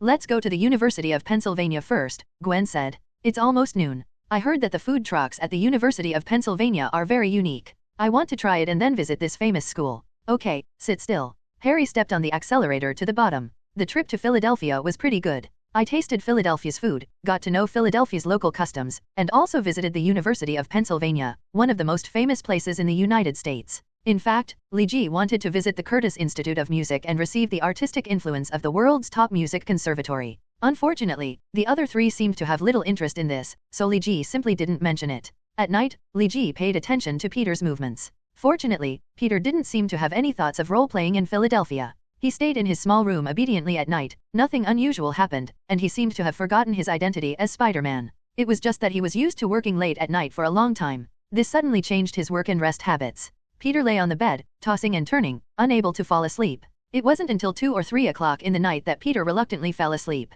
The next day's trip was to Washington. The distance was similar to yesterday. Gwen came to the parking lot from the hotel early and woke up the 3 people who were still sleeping soundly. I'll drive today, Li, Harry, you all drove yesterday, Gwen said. Li Ji and Harry nodded, indicating that there was no problem. Only Peter was a little ashamed and lowered his head. To Li Ji's expectation, Gwen's driving skills were quite good, at least much better than Harry's. Li Ji was frightened when Harry drove yesterday. Harry drove crookedly, as if a snake was driving. As if crawling, Li Ji was worried that he would hit the steering wheel to death in an instant, and then load it into the flower bed by the roadside. 35XS. In fact, there isn't much fun in Washington. It's just a political center with little to offer in terms of entertainment. If I have to say, the White House, Capitol Building, Capitol Hill, and Pentagon are barely places that can be visited, but they are not very interesting. The only commendable thing is that there are giant pandas in the National Zoo of the United States, which are very rare in the United States. Anyway, there are no giant pandas in the New York Zoo. After flashing their middle fingers in front of the White House and dancing to a social rock in front of Capitol Hill, the 4 of them rushed to the National Zoo. Pandas, pandas, I have only seen their pictures in the Internet Mountain, and their sculptures in the Natural History Museum. I have never seen real pandas. Peter was also a little excited. He fell asleep again when he was riding in the car. After a sleep, I am now in a very good state of mind. Peter, if it were you, I think you would be able to see pandas if you look in the mirror, Harry joked. He was not particularly excited. After all, there are many zoos with pandas around the world. When Harry was a child I was also obsessed with pandas. After visiting many zoos with pandas, this obsession has faded a lot. Peter didn't know why. Although he was resting well, his panda eyes became more serious. The big black frame made people laugh. He really looked like China's national treasure giant panda. If Peter could be fatter, he would look more like it. Harry. Peter's voice rose an octave, and Harry had the good sense not to continue speaking. The pandas of the National Zoo have always been the stars of the zoo. Although Li Ji and the others set off early in the morning, it took them 2.5 hours to arrive in Washington from Philadelphia. After visiting the White House and Capitol Hill, they arrived at the National Zoo. It's already 11 o'clock in the morning. There was already a long queue in front of the Panda Pavilion. Oh my god, there are so many people. How long will it take to wait in line? Gwen opened her mouth in shock. It doesn't matter, this is the last section of today's trip anyway. Peter smiled, his eyes narrowed a little, more like a giant panda, which made Gwen couldn't help laughing. For giant pandas, Li Ji was as uninterested as Harry. When Li Ji was in Kunlun, he sneaked out and went to the Wolong giant panda base. However, he was attacked by several giant pandas in the panda base. Although the attack did not cause any damage to Li Ji, but Li Ji's favorability towards pandas dropped to a freezing point from then on. Because the queue is so long that it may take several hours, some people have seized the business opportunity and sold their seats in the queue. Originally, Harry wanted to buy all the way to the front, but was stopped by Gwen. Firstly, buying a seat was expensive. It would probably cost several $1,000s for 4 people to buy the frontmost seat. Secondly, Gwen felt that waiting was also a form of waiting. Fun, there's nothing else to do in Washington anyway, right? 4 large Washington hot dogs. Li Ji bought food and brought a few bottles of drinking water. It would be really hard for such a long line to go without something to eat. Fortunately, the holiday is spring break. At this time, the wind and sunshine are beautiful, and the temperature and weather are just right. If it were summer vacation or winter vacation, it would be a bit unbearable. After a long wait of 4 hours, from M to PM, the 4 people finally entered the panda house. Each visitor can visit for 10 minutes. Please leave the panda house as soon as possible after the time is over to facilitate the next visitors. This sentence has been repeated on the radio. Most tourists are relatively abiding by the rules, but there are always some groups that do not abide by the rules. The panda house is so crowded that even if you want to enforce it, you can't tell the people apart. If you ask me, everyone should have a timer on their body. It will beep when 10 minutes are up, so that they won't stay in the hall shamelessly. Harry complained. He thought it was crowded enough outside the panda house, but he didn't expect it to be even more crowded inside. It could even catch up with the New York subway's evening rush hour. Of course, Harry had never taken the subway, and Li Ji had taken it in his previous life, but never in this life. It's a good idea, and the National Zoo produces millions more broken timers every year, which improves the GDP a lot. Li Ji smiled, and Harry scratched his head. Li Ji and Harry were joking here, while Peter and Gwen tried their best to squeeze closer to the panda. Peter, look how much they look like you. Gwen smiled. If I were a little fatter, maybe it would be more like that. Peter smiled, and if Harry heard him, he might feel that he was being treated a little unfairly. After visiting Washington, there was not much to do for 2 days. These 2 days were just driving. Although there were some scenic spots in the middle, none of the 4 of them were too interested. Li Ji, Gwen, and Harry took turns driving all the way, heading towards Orlando. Now Gwen was driving. Li Ji, Harry, and Peter were playing poker. Suddenly, their bodies fell forward, and there was a squeak sound of sudden braking. The RV barely stopped at high speed without overturning. What's wrong? The 3 of them walked towards the car. Look. Gwen pointed to the car window in front of her. On the highway, 2 cars rolled over and fell to the ground. I recommend tech giants from American comics. I just got recommended today. A technology tycoon who traveled to the world of American comics uses technology to gain great strength in this world. No, there are no steep slopes in this place. It shouldn't roll over.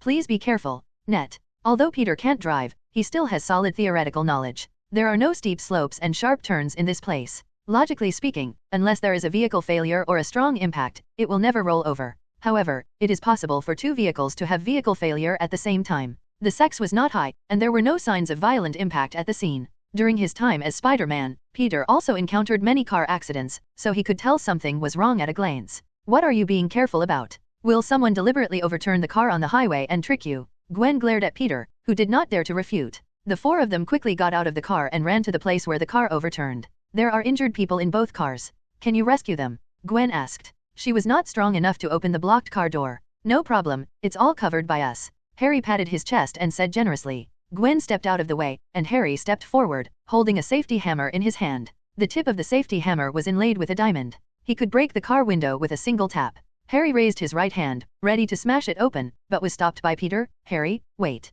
Peter, what's the matter? Harry asked a little strangely. Don't rush to open the window. I always feel that something is not right. Peter couldn't explain why, but there seemed to be a voice in his heart telling Peter that there was something wrong with this group of people. When Li Ji heard what Peter said, his pupils shrank unnaturally. He was a little weird about this group of people, but he couldn't really put it into words. However, judging from their appearance, they didn't have very obvious brain abnormalities. Impact injuries, Li Ji felt that their injuries should not make them unconscious. Peter has a spider sense and seems to be able to detect something. There is a high probability that this group of people is a little weird. Li Ji actually agrees with Peter's view. The best option is not to touch them yet. Call 911 and let the police handle it. But looking at the anxious Gwen and Harry who was eager to try, Li Ji knew that it was impossible to make a call, and then slowly waited for 911. Forget it, Peter and I are here anyway. Even if they have any plans, they won't be able to succeed. The wounded in the car were all ordinary people. Li Ji didn't think they would pose any threat to the 4 of them. Peter could take care of them all by himself, let alone Li Ji's plundering formation. Peter. Gwen's tone was a bit reproachful. In her eyes, Peter was affecting the rescue. Peter had no choice but to step aside and let Harry take action. He knew that he must not say no to Gwen at this time. He could not tell Gwen that in fact, these guys who looked seriously injured were actually only slightly injured at most. 35xs he bet that if he told Gwen like this, Gwen would definitely refute it on the spot. The safety hammer hit the window, and the sturdy tempered glass shattered, revealing the wounded inside. The people in this car seemed to be in pretty good condition. Harry tested the breathing of several people and found that they were breathing evenly, as if they were asleep and did not look like they were seriously injured. Rescue the people first. Peter also went up to help. Li, you also come over and help. Li Ji came over, reached into the car window, grabbed a person's shoulder, and pulled him out. Hey, Li, be gentle. Gwen shouted. Li Ji's rough movements made her feel a little scared. Sure enough, there is a problem. Li Ji quickly glanced at the wounds all over the body of the person who was pulled out. They were all skin wounds. It seemed that the amount of bleeding was relatively large. In fact, they were not even minor injuries. Apply some red potion and it would be completely fine. What is their purpose? Do they want to get into trouble? Li Ji frowned. He couldn't figure out what the purpose of this group of people was, but it awakened some not so good memories for him. Seeing that Li Ji and Peter were crowding next to this car, Harry walked to another overturned car and hammered it down, shattering another piece of tempered glass. Everyone in this car is in good condition, very lucky. Harry shouted, put the hammer aside and started to rescue people. Soon, the 3 people rescued all 7 people in the 2 cars and placed them on the side of the road in a row. Do I need to call an ambulance? Gwen asked. I don't think it's necessary. Li Ji pointed to the wounded person farthest away. He had awake at this time and sat up from the ground. Do you feel any discomfort on your body? Gwen quickly walked to his side and asked. It's okay, I'm just a little dizzy and my body feels a little numb. Hearing this answer, Gwen was relieved. This was a normal phenomenon, which also indirectly showed that their injuries were indeed not serious. The other 6 people also woke up one after another. Gwen asked them one by one and got the same results, including dizziness, brain swelling, body numbness, leg cramps, and so on. How did your car overturn? There should be no steep slopes in this area, just sharp turns. Harry followed Peter's explanation in a decent manner and asked the driver of a car. I was driving fatigued at the time and was a little sleepy. I didn't notice that their car was braking. When I found out, it was a little too late. I had to slam on the brakes and turn the steering wheel to the maximum, and then unfortunately the car overturned. He must have seen me in the rearview mirror, so he made the same choice as me, and the car also overturned. The driver said slowly. Although this excuse didn't sound very reliable, Harry still chose to accept it. After all, there seemed to be no more reliable reason. Then what do you do now? Call 911 and call the police to help. Peter asked. If possible, can you take us to Glen Allen? It's not far from here, and our home is there. When we get to Glen Allen, we will definitely treat you to a good taste of Glen Allen's food. To be honest, their request was a bit excessive, but unable to resist 2 guys who were overflowing with sympathy, Li Ji reluctantly agreed to them, drove them, and towed 2 cars behind, and arrived at Glen Allen. Glen Allen has arrived. As soon as Li Ji parked the car, Harry knew that the destination had been reached. Harry is missing. Li Ji didn't expect that their goal was not just to make money. In other words, they looked down upon Penkai's income. Their target from the beginning was Harry. Profit? I searched all around the parking lot, and I really didn't see any trace of Harry. Peter was the first to discover that Harry was missing, but he originally thought that Harry had just gone for a walk nearby. After all, Harry's mobile phone was still there. In the car, he didn't see any evil intentions in that group of people before, so he didn't notify Li Ji and Gwen immediately, but searched around the parking lot himself. Is it possible that Harry was taken away by their car? Gwen asked. It was strange to say that when the vehicle was on the highway, Li Ji had to drag it away with a towing rope. As a result, after arriving at Glen Allen, it started after just a few tinkerings. Gwen thought it was luck before, but now it seems that everything was premeditated. We don't rule out this possibility. Li Ji nodded, but he hadn't thought about how the other party took Harry away quietly. Even if Harry was invited to take the initiative to go with them, he should have informed Li Ji and the others. Let's not discuss this now. We have to think about how to get Harry back. Peter said anxiously. Don't worry, they should have premeditated their taking Harry away. In this case, Harry's life is unlikely to be in danger in a short time. 35XS we'd better analyze where they might go first. Although Glen Allen is only a building, it's a small town, but searching for a person in it is still like looking for a needle in a haystack. Li Ji was actually a little anxious. He was good at fighting, but he really didn't have much to do to find someone. I have a map of Glen Allen here. Gwen ran into the car and took out a map. Peter saw Gwen and Li Ji holding maps and preparing to analyze the route carefully, and said angrily, don't you know that you will miss the best rescue time? Peter, don't worry, I have analyzed 3 routes. Gwen stroked the pen back and forth on the map, and soon, 3 routes were drawn. Ha ha ha, I didn't expect the heir to the Osborne group to be such a loser. I gave him a drink and he drank it without thinking. On the streets of Glen Allen, an extended jeep was speeding. It's no wonder that the shareholders of Osborne Group don't trust him. They feel that after he inherits the group, he will put the group in trouble and ask us to help kidnap him. A female voice said. It was the woman who looked very seriously injured on the highway earlier. Her voice was loud at this moment, but there was no sign of injury at all. Willie, don't speak too loudly. The man sitting in the passenger seat pointed at Harry, who was lying between the driver and the passenger. 35XS. Don't worry, Joe, he drank enough to stun 3 adults for a day. He won't wake up so quickly. Willie said with a wild smile. It's better to be careful anyway. Joe turned his head and looked at the road ahead. Chaplain, turn left and drive along the river bank. Gwen, how did you analyze these 3 paths?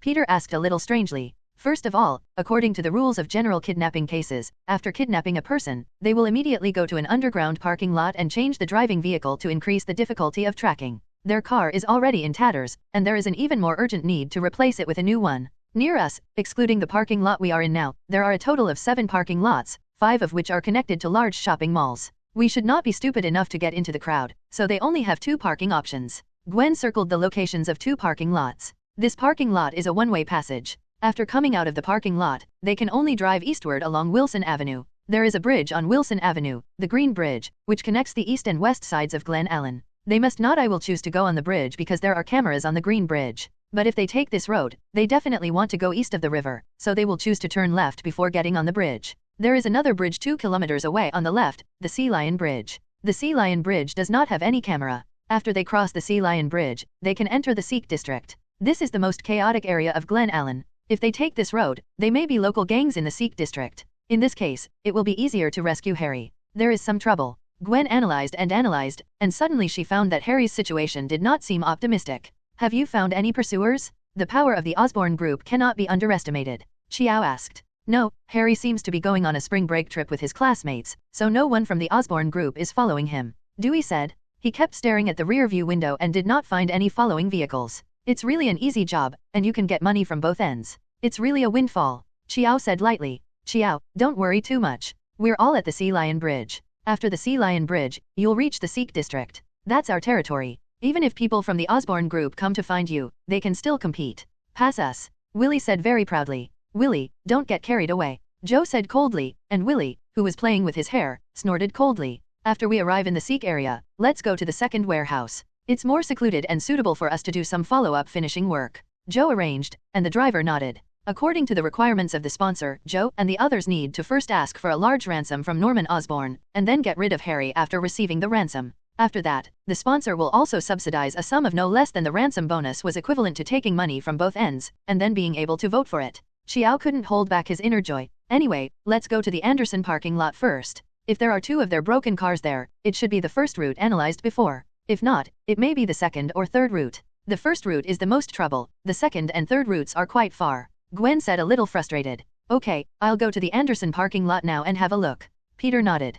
Peter, let's go together. It will be dangerous for you to go alone. It may be more dangerous than Harry, Gwen said quickly. No, Gwen, you stay in the car, I will lock the car, and Peter and I can go to a parking lot alone. Li Ji glanced at Peter, and happened to see Peter's somewhat wandering eyes, and the two nodded tacitly. There are not those 2 broken cars in this parking lot. I don't know if there are any in Peter's place. Li Ji rushed to the severe underground parking lot. He did not see the 2 cars with broken windows in the parking lot. Almost at the same moment, Peter arrived at the Anderson parking lot. The Anderson parking lot was relatively old, with not many guests coming and going, and naturally there were few parked vehicles. Peter immediately saw 2 broken cars parked in the corner. Gwen's analysis should be correct. Peter looked around and saw a public toilet on the side of the road. Peter walked in. Not long after, Peter walked out of the toilet wearing a spider suit, and on his body the backpack has disappeared. Just hang the backpack in the toilet, otherwise it will be easy for Harry to discover my identity. Peter climbed out from the toilet stall. The door of the stall was locked with a latch to prevent anyone from picking up the bag. Walk. After all, Peter is not very experienced now. If he is Spider-Man for a few more years, he won't be able to do such troublesome work. He threw his school bag directly into the sky, stuck it to a building, and went straight to fight crime. How could his methods be as unfamiliar as this one? There's just one thing that's not good about it. After fighting crime, I often forget where I left my bag. Peter walked straight east along Wilson Avenue, weaving in and out of the buildings on the roadside at an alarming speed. At this time, Li Ji had just arrived at the Anderson parking lot net. Sure enough, Gwen's analysis is good here. Li Ji was suspended in the air. It was already night. Glen Ellen was not a big city, and the lights were dim at night. Li Ji could fly over the city relaxedly. Do you want to steal Peter's business? Li Ji lowered his head. Forget it. Let's take a look before making a decision. Although Glen Ellen is not big, there may be a few hidden figures. If Peter can't deal with it, I will take action again. The Sikh area is in that direction. Li Ji flew straight to the Sikh area. This bridge is the Sea Lion Bridge. Peter looked at the bridge monument beside the bridge, which had the name of the Sea Lion Bridge written on it. After here is the Sikh district. Peter was ready for a fight. The gangsters might have guns in their hands, but Peter was not afraid. When he was fighting crime in New York, he fought with many criminals who owned firearms. They had fought before, and although guns were dangerous, Peter still had some experience in dealing with them. Let me find where those damn criminals are. Peter crossed the Sea Lion Bridge and entered the Sikh district. The Sikh district and the west of Glen Ellen seemed to be completely different places. Peter's first impression of this place was that it was dirty, messy, and poor. The roadside always smelled like dead fish. For those who don't know, I'm afraid he thought it was dirty. Which fishing village did we enter? 35XS. The houses in the Sikh district are relatively short, and the highest ones are no more than 3 stories. There is no point in Peter walking through the buildings. He might as well just walk on the streets. Not many people in Glen Ellen know Spider-Man. His psychology not a big burden. Have you noticed any strange people? Joe asked. I don't know why, but he was always a little distracted. Maybe it was because a large sum of money was about to arrive. There is a man wearing a strange red and blue tights wandering around the Sikh area. I think the target is probably us. A young man stepped forward and said, "Just deal with it." Normally, Joe rarely kills people. After all, he has to save some face for the Glen Allen police officers, but the situation is different now, and Joe doesn't want anything to happen again. Inside the Osborn Group building. Damn it, I shouldn't have let Harry go on a trip with his classmates. I thought it would be safe with Gage. But actually, Norman Osborn screamed in the chairman's office, and he smashed the office wantonly, everything in it. You even know my phone number? An acquaintance must have committed the crime? I still have 3 or 4 years to live, am I so impatient? Norman Osborn could tell at a glance who the real culprit was behind the scenes. It must be some members of the board of directors. They had been coveting Norman Osborn's position and shares for a long time, and they were the only ones who dared to attack Harry. They knew about Norman Osborn's condition. Ding ding ding, Norman Osborn's cell phone rang again. Mr. Norman, you still have 30 minutes to make a decision. If I still can't say the transfer information in 30 minutes, your precious son will die. I said, it takes time for me to raise funds. Norman Osborn said, dissatisfied. It's only $1,000,000. It's nothing to a super rich man like you. The voice on the other end of the phone was an electronic voice, which made Norman even more annoyed. He slapped the table angrily. He didn't know how to vent his anger. Of anger, I said, my money is in the company account. The identity of the other party must be confirmed when transferring money from the company account, and the transfer must be approved by the finance department. Can you give me a real name account? Norman Osborn, he growled and hung up the phone. Harry woke up in a daze and looked at the people in front of him. What are you doing? Harry didn't seem to realize that he was already a prisoner, but when he was about to stretch, he realized that he was tied to a chair. It was a conspiracy that you fell over on the highway, right? Harry finally figured out something. In fact, he was not stupid, but he often couldn't turn around. Yes, I have to thank you for your hard work in the rescue. Both of your 2 friends saw that something was wrong with us and stared at us all the way. Only you and that silly woman thought we were the real victims. Willie laughed loudly. Laughing, how stupid that the Osborn Group would cultivate an heir like you. You know I'm from the Osborn Group. Harry was a little surprised, and then said, yes, I am Harry Osborn, the only son of Norman Osborn. If you arrest me, you won't be afraid of my father's revenge. Your father? What revenge can a short-lived ghost take? After what happened this time, he will have a good life for at least 1 year. After we get the ransom from your father, we will travel abroad for a year. Nothing will happen when we come back. Willie laughed again. Willie, don't talk nonsense, Joe scolded. Xiao, it doesn't matter, he is going to die anyway. Suddenly, there was a noise outside the door. The iron gate of the second warehouse was kicked open, and Peter walked in carrying a gangster. It turns out you didn't lie to me. I originally thought that the gang members were hypocritical, cunning, and despicable, so they might lie to me. It seems that I wrongly blamed him. Peter threw the gangster boy to the ground and said in a deliberately high voice, damn it. Net, Xiao cursed. Unexpectedly, the little brother sent out to attack Peter turned out to be the key for Peter to find the location of the second warehouse. Under normal circumstances, the second warehouse was difficult to find by outsiders. Spider-Man. Harry knew Spider-Man. Although he was not keen on the city's street heroes, there were too many people discussing Spider-Man around him, as if he was too popular with entertainment stars, especially in school. One person discusses Hollywood, and another person discusses Spider-Man. Spider-Man. Joe's eyes locked. It sounds like a nosy name. No wonder those losers couldn't get rid of him. Although there were no so-called street heroes in Glen Allen, Joe knew something about street heroes. Most of them operate in the night, their identities are hidden, their skills are extraordinary, and they even have some special powers. The man in front of him obviously has extraordinary strength. He is losing ground against his own younger brother. Joe can also understood. I wonder what the purpose of your coming here is. Joe quickly protected Harry behind him. It wasn't that he wanted to protect Harry, but he was worried that Peter would suddenly take Harry away, which would ruin their plan. Failed. I was entrusted by someone to rescue him. Peter pointed at Harry behind Joe and said in a high voice, Spider-Man, it was my father who asked you to rescue me, right? Harry said excitedly. He knew Peter's great achievements. It is said that 10 crimes in New York were solved by Spider-Man. Of course, this figure is about a bit exaggerated. 35xs. Peter glanced at Harry and nodded.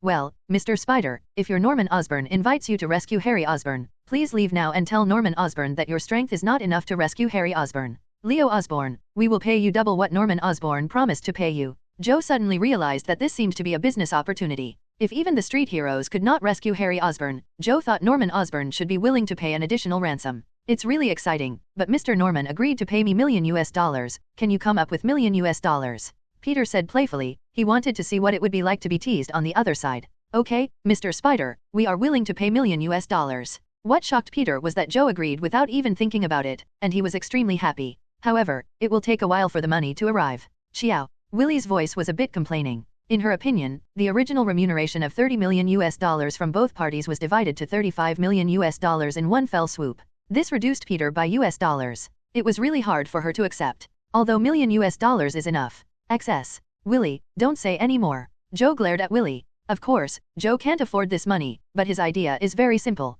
If I can't afford it, Norman Osborn must be able to afford it. He will definitely pass this cost on to Norman Osborn, even if he will also act as a middleman to earn the price difference. After Mr. Spider reports to Norman Osborn, I can ask him for a ransom of million $. Oh no, even million $. Is fine. I believe he will be willing to cut off his flesh. Xiao felt a little pleased. Oh, I'm so sorry. I can't believe your credit. If I have cash, I'm still willing to give it a try. Peter quickly found an excuse, otherwise he might actually give the other party sugar-coated bullets. Stunned. Then, let's do it. Joe knew that Peter was just playing tricks on him. Although he didn't feel angry in his heart, he still couldn't help it. The boys around him rushed forward with weapons. In fact, they all had firearms beside them. Why were they beating up Peter? Peter didn't quite know. Could it be that the ability that the spider gave me also had the effect of a halo that lowers my intelligence? Peter's body shook, and several enemies were bounced away. Spider silk was fired from his wrist. Peter climbed directly onto the beam, and spider silk webs were launched from his wrist. Several enemies were directly tied to the wall by the spider silk web.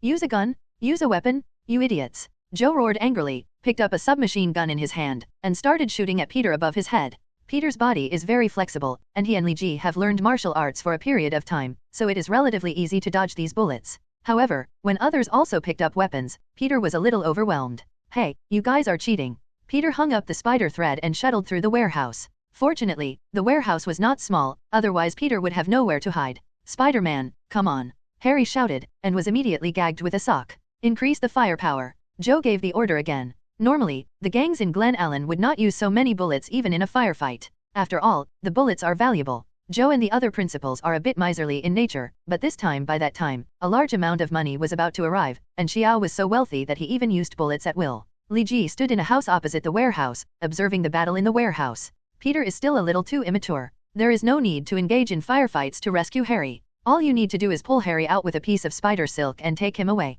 Martial arts skills are pretty good. It seems that although he hasn't trained martial arts specifically for a long time, he often fights with people, and his martial arts is still good. There are two people who seem to be hiding something, but it's not a big deal. Peter didn't use all his strength, otherwise he would have died all over the place. Peter is not good at this, he always starts too lightly, but that's why, so he is the most popular street hero among New York citizens. To be honest, in Li Ji's opinion, Harry's battle with these gangsters was not exciting, and even looked like a child's playhouse. However, Li Ji did not intend to interfere. Sometimes it was quite interesting to watch people play house. Peter dodged bullet attacks while launching spider webs. After a few minutes, only 5 or 6 of the gangsters present were still able to move. Damn street heroes, Willie cursed. Joe, let's use that power. Joe held the submachine gun in his hand tightly and said nothing. Xiao, don't hesitate, otherwise we will be killed by him alone. He is too flexible, bullets can't hit him at all. Willie said loudly. Wait a little longer, now is not the best time. Joe frowned. Xiao, do you mean you also want to use that power?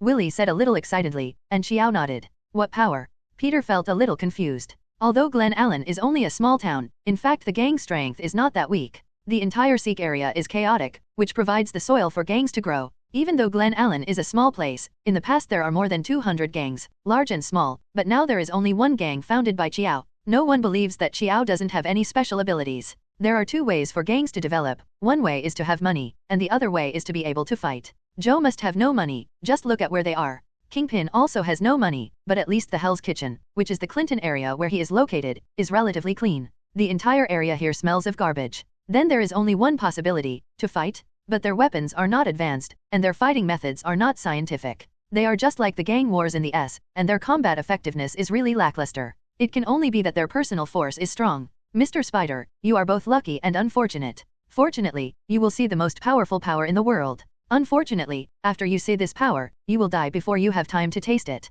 General Xiao throwing the submachine gun aside, veins sprouted on his neck, and the muscles in his body expanded wildly, tearing his clothes apart. From his body, you could see the Saiyan blood vessels from his heart to the top of his head. This is... Li Ji stared at Xiao, his face a little uncertain. Xiao's transformation was not unfamiliar. Many criminals transformed like this, but Xiao's transformed form made Li Ji a little suspicious. A bit it looks like the Hulk, but it also looks a bit like the devil. Is this also a branch of Hydra? Or is it? Li Ji's eyes were locked. No matter what the possibility was, it was not good news for him. These things were beyond his previous understanding of the Marvel world, which made him feel like he had nowhere to use his fists. The feeling of hitting cotton. 35XS. On the side, Willy also completed her transformation. Her transformation was not as rough as Joe's. Her ears were elongated, with 2 tufts of black hair on the tips of her ears. A black and white tail grew out from behind her, and her palms transformed into. His nails became very long, and he even licked his palms. Black cat. Li Ji almost exclaimed. Peter looked at the 2 people who had transformed in front of him with a strange expression.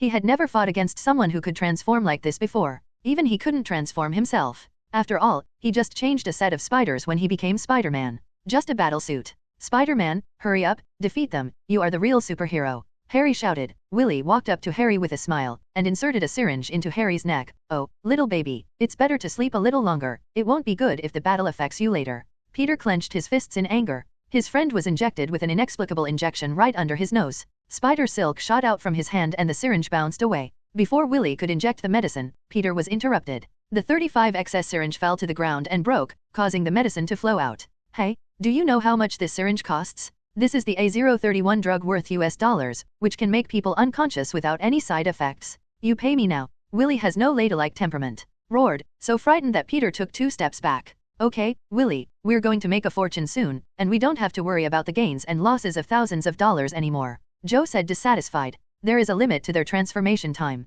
If they don't win after the time, Harry, that's dumbfounded. Mr. Spider, now please enjoy how wonderful it feels when the world's strongest power hits you. Joe looked at Peter and laughed. The transformation seemed to have affected his personality. I have the most agile movements in the world, and I also know the softest posture in the world. Willy suddenly flashed behind Peter, passing through a scent of wind, and instantly released his claws. Peter was shocked by Willy's words. A little distracted. Fortunately, Peter's spider reflexes didn't slip, and he reacted instantly. He lay down, his injury radiating spider silk, pulling Peter through Willy's body. White. Peter couldn't believe what he had just seen. He was a little distracted and bumped into a pillar. You. Although Peter's voice was very low, Willy still heard it clearly. Although she was wearing shorts, she liked large-sized clothes to facilitate movement. So you can still see the color through the gaps? Sorry, I didn't mean to see it. Peter apologized quickly, which made Willy even more angry. I'm going to kill you? Dig out those 2 eyes of yours. An angry woman is very scary. Peter understood this deeply. He quickly fired out spider silk and attacked Joe. Maybe you picked the wrong target to fight. Chiao punched down. Peter couldn't react in time and was hit on the pillar next to him. Fortunately, he had learned Li Ji's force-relieving skills, otherwise Peter would have been unbearable just by this one blow. Minor injury. Oh, my god, you are really powerful, but you are still a little short of being the most powerful in the world. You are at most the power of a grenade. Peter fired spider silk from his wrist and hung upside down on the beam. As far as I know, Li told me that there was a place in ancient China called Kunlun. He knew a friend there who could hit an attack with the power of an atomic bomb with one punch. You are still far from it. Peter's talkative attribute added. Erupted. Li Ji did tell Peter this person and this person's story, but he didn't tell him that the friend Li Ji mentioned was Li Ji himself. Impossible, you're lying. Joe roared. His body jumped up, but he seemed to have lost control and directly broke through the ceiling of the warehouse. Oh, my god, you look like a unique chandelier now. It would be even better if your butt could light up. Peter stared at Joe's butt and shot out a thread of spider silk from his hand, which was just sticky. On the left side of Joe's buttocks, his body moved forward along with the spider thread, and he kicked both of Joe's butt cheeks, kicking Joe out of the warehouse. Peter wanted to take advantage of the victory and pursue it, but was stopped by Willy. The sharp claws and sharp attack angle forced Peter to retreat continuously. The battle plan is indeed not yet mature, but it doesn't matter. The strength of these 2 people is average, and Peter's power has not been fully exerted. Li Ji's judgment of the strength of both sides is relatively accurate, although it seems that Peter is fighting with the other party. He felt anxious, but in fact this was just Peter not knowing how to use his power. Peter's immature attack techniques and weak attack power made Li Ji embarrassed to say that he had learned Kunlun's martial arts. And Peter also has a problem, that is, he always likes to be merciful to girls, even when dealing with enemies. Now against Willy, he has made this old habit. Kitten, you'd better be careful. I'm afraid that if I make a mistake, you will go to the Animal Protection Association and cry. Peter launched a spider web to Willy's feet, connecting Willy's feet to the ground, laughing. Rode. Willy pulled her long legs hard, but found that it had no effect. The stockings were completely connected to the ground. Willy smiled, put his hand into his pants, pulled hard, and split the upper part of the stockings into 2 halves. He slowly took it off, kicked off his feet again, and 2 jade feet stretched out from the shoes. These stockings cost $999. Little spider, remember to pay me, and you can take the socks away. Willy smiled, and Peter looked at her white thighs, his eyes a little lost. Fortunately, no one could see his eyes because of his spider suit. Peter's love for women is something that I can't get rid of. Li Ji naturally knew Peter's biggest weakness, which was that he was very carefree. If all the ex-girlfriends were invited to Peter's wedding, they would probably be able to fill about 10 tables, only a little less than Tony's ex-girlfriends, probably. But his philandering is different from Tony's. Tony hardly devotes his true feelings to any woman. In his eyes, those women are like prey, while Peter's philandering is sincere. He treats every woman. The girls all poured their true feelings into her, but of course, at the moment, she seemed to only like Gwen. Net. Taking advantage of Peter's daze, Willie hurriedly attacked, but Peter's spider sense was a bit too buggy. Even if Peter's brain couldn't react to the attack, he would be alert in advance. Peter swung his body back and dodged it. Willie's attack, and at the same time fired a spider silk from his wrist, and distanced himself from Willie. Kitten, you are very naughty. Peter said. Of course, I'm a wild cat, not your Persian cat. Willie licked her lips, and Peter swallowed a sip of saliva. Spider-Man, don't be tempted by beauty. If you like beautiful women, when I return to New York, I will take you to Los Angeles. You can choose the beauties in Hollywood. Harry shouted. Only then did Peter realize that he had been tricked by Willie. Maybe it's not because I'm not loyal enough to Gwen, but because she has some special abilities. Willie does have a special ability. When she transforms into Catwoman, her temptation to men will increase dozens of times. We have to get rid of him first. The big guy who looks a little stupid is far less dangerous than her. Peter made his choice. Joe is still outside and has not entered the warehouse. I don't know if he fell to the ground and fainted. At this moment, Xiao came to the first warehouse. He pulled down a few cabinets at will. There was a small hole in the wall behind the cabinets, and in the hole was a cipher box made of unknown black metal. Wang Qiao's thick fingers fiddled with the cipher box very dexterously, and he quickly opened the box, revealing several syringes inside. Damn, Mr. Spider, you made me waste another precious reagent. Joe took out a syringe and injected it into the deltoid muscle on his shoulder. The severe pain made him howl, and his muscles it is more swollen and the blood vessels are more ferocious. He rolled and struggled on the ground, and the empty syringe fell to the ground. At the end of the syringe, the group's low was shining with silver-gray light. A few minutes later, Joe felt that the pain in his body had finally subsided. He stood up, rearranged the cabinets, and walked towards the second warehouse. When Xiao walked out of the first warehouse, Li Ji appeared in the warehouse. The group?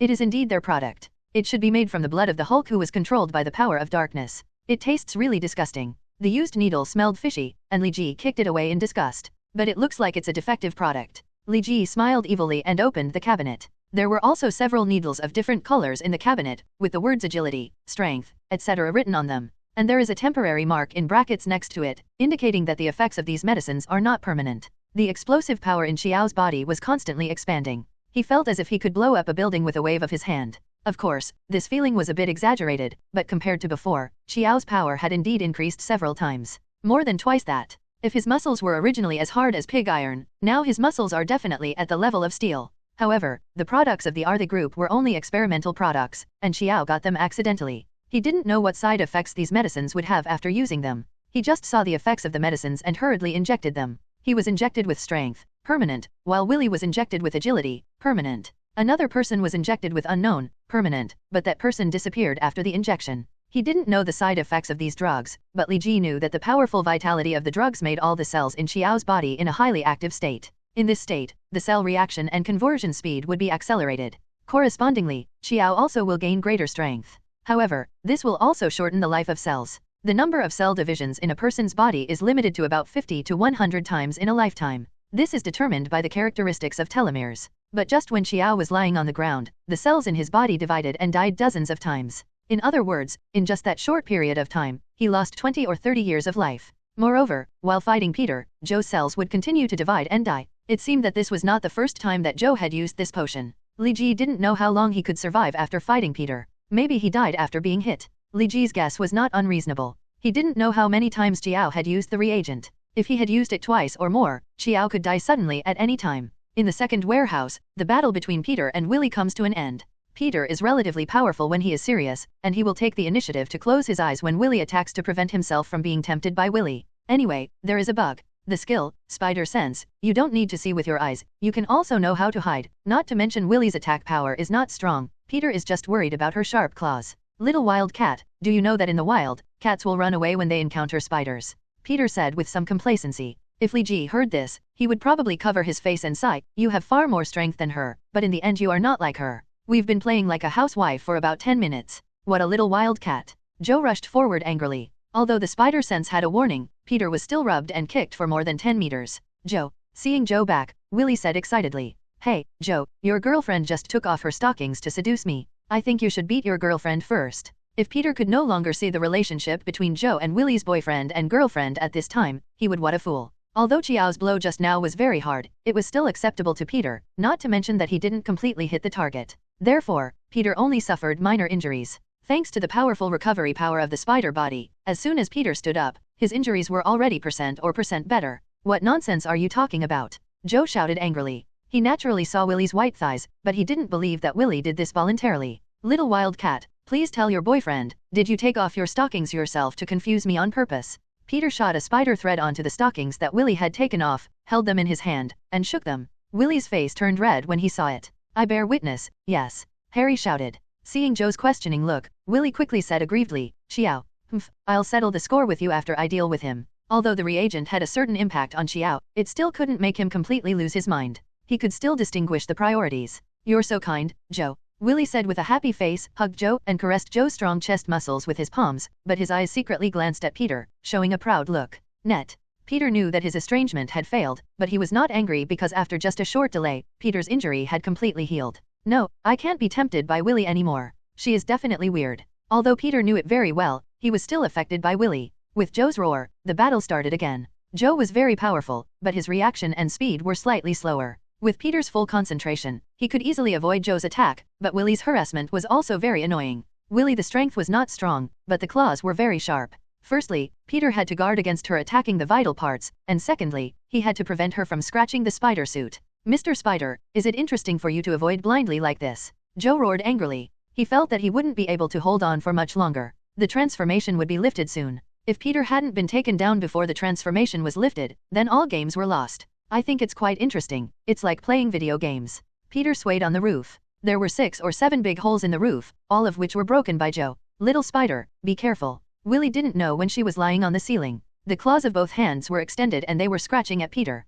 Peter's wrist shot out a milky white spider silk, which shot directly at Willie. Lee's face. Net. The milky white spider silk knocked Willie away and stuck to her face. Peter suddenly felt satisfied, and Willie's inexplicable attraction disappeared, as if he had entered sage mode. You actually shot these things on my face. Willie touched the spider silk on his face. It was sticky. There was also some secretion on the spider silk, which was also milky white. Willie touched it. There was also a layer of white stuff stuck to his hands. I'm going to kill you. Peter felt that it sounded a bit weird, but Willie was confused now, so he gave Peter a chance. He fired repeatedly from his wrist. Several threads and a spider web wrapped Willie's whole body, wrapping it into a zongzi. Hey, maybe I have to come up with a name for this move of mine. Should I call it the art of binding, or the entangling nest? Peter said in a broken voice. Seeing Willie about to speak, Peter fired another spider thread. It went out and ejaculated right into Willie's mouth and penetrated directly into her throat. Willie felt the fishy smell of mucus in her mouth and wanted to vomit but couldn't. She couldn't speak and could only hate it. Look at Peter.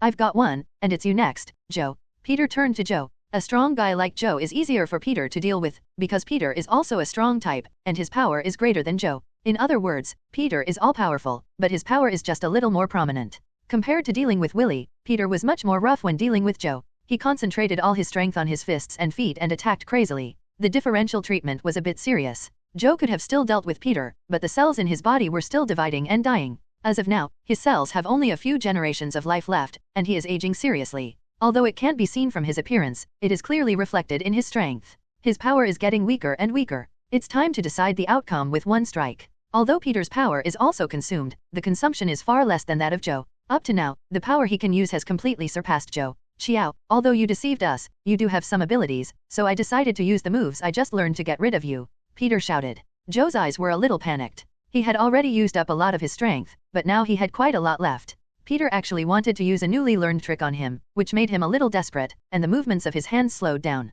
Haha, look at me. The cave art of wrapping and binding. Peter's wrists shot out spider threads one after another, wrapping Xiao. Xiao looked at Peter angrily and tried to break away from the spider threads, but found that he was powerless. When he was at the peak of his strength, these spider threads were nothing, but now, he really didn't have enough strength to be restrained. Let's go. Peter helped Harry untie the rope, put him under his arm, and led him out of the seek area. You were really careless. Li Ji broke the neck of a sniper, and his sight was pointed at Harry's head. If Li Ji hadn't discovered it in time, it is very likely that both Harry and Peter would have been killed by him. One shot solved it. There is actually a monster sniper rifle. It seems that this matter has something to do with Harry's family. Gangsters in this area can't get this thing. Li Ji pinched the head of the gun and shook it lightly, and the muzzle of the gun immediately changed into a ball of scrap metal. Should we eliminate the roots? Li Ji stood at the door of the second warehouse. In the end, he did not choose to kill them. After all, they were defeated by Peter, and Peter's traces were left on the scene. If Li Ji killed all these people, Petco is in a lot of trouble. That's enough, Peter, put me down quickly. Walking through the building, Harry felt a sense of fear and shouted. Peter stopped on a rooftop and looked at Harry with a look of disbelief on his face. Do you want to know how I know your identity? Harry smiled, and Peter nodded blankly. Do you remember that time we were singing in the home theater, and you broke your throat while singing, and then your voice failed the next day? Harry asked. Peter tried hard to recall, and it seemed that this happened. Your voice at that time was exactly the same as the one you pretended to be just now. I knew it was you as soon as I heard it. How about it, Mr. Spider-Man Peter? Peter took off his hood. He knew that he had no secrets in front of Harry. His identity had been seen through by Harry, so there was no need for him to continue wearing the hood. Harry, you won't blame me for hiding my identity, Peter said a little worriedly. In fact, he also had the idea of telling a few close friends about his identity, but in the end he chose to give up. He was a little worried about his own identity. Abnormality will cost you a precious friendship. Of course not. My best friend is the most famous superhero on the streets of New York. Why should I blame you? But Peter, you are not kind. Even though you are Spider-Man, you still write reports about Spider-Man all day long. Beautify your own image, tisk tisk. Harry shook his head and joked.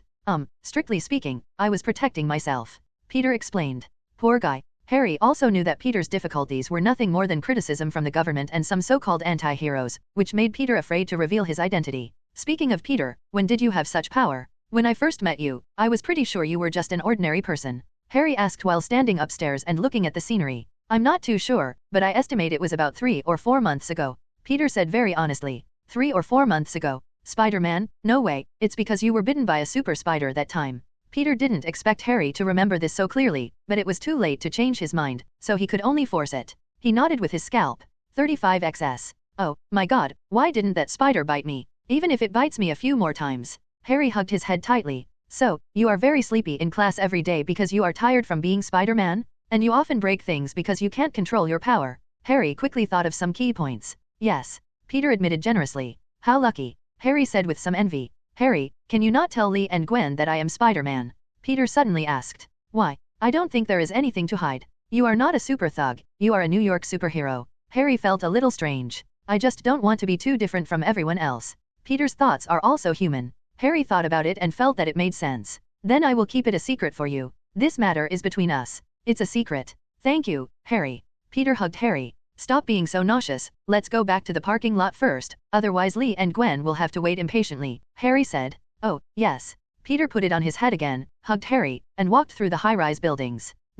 Peter, why did you bring me to the toilet? Harry couldn't understand Peter's intention. Although he was a little afraid of the thing swinging in the air, he didn't wet his pants. Put my school bag inside. You can keep an eye on it for me outside and don't let anyone in, Peter whispered. Haha, you actually threw your school bag in the toilet, and you're not afraid of someone throwing toilet paper in your school bag. Harry laughed. Peter was stunned for a moment, but finally said nothing and walked into the toilet. Soon Peter changed his clothes, put on his school bag and walked out. Peter, I feel like your clothes smell like a toilet. Harry teased. That might be the smell on your body. The clothes I wore when I fought were inside the spider suit. Peter retorted. Harry spread his hands and said, Peter, it suddenly occurred to me that I might have to explain your identity to my father. No need. Peter was a little unhappy. He had promised not to reveal the secret before. That's it. If I don't give my father a reasonable reason, he probably won't let me continue this trip. I will only tell him that Spider-Man saved me, but I won't tell him that you are Spider-Man.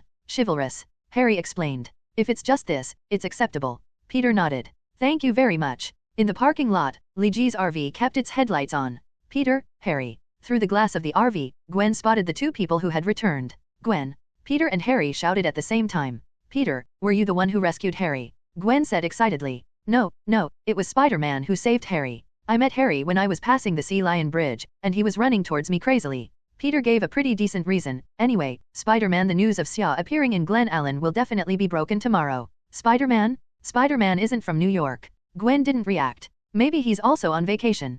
Peter said timidly, and then quickly changed the subject. By the way, where is Lee? Isn't he back yet? I don't know. He didn't come back after going out with you, and he couldn't get through on the phone. Gwen shook her head. I don't want to look for Lee again. Peter was a little worried. After all, he was an unfamiliar place here, and maybe Li Ji got lost. There was a reason why Li Ji turned off his cell phone. He couldn't have been secretly watching the battle when his cell phone rang, so he turned it off directly and forgot to turn it on after the battle. Are you discussing me? Li Ji walked in from the door of the parking lot. He was indeed delayed by some things just now, but he also collected some useful information. Lee, it's great that you came back safe and sound. Peter hugged Li Ji. Peter, why do you smell like a toilet? Li Ji pretended to be a little disgusted. He could clearly see the scene where Peter left his school bag in the toilet, but Li Ji didn't expect that Harry had said the same thing.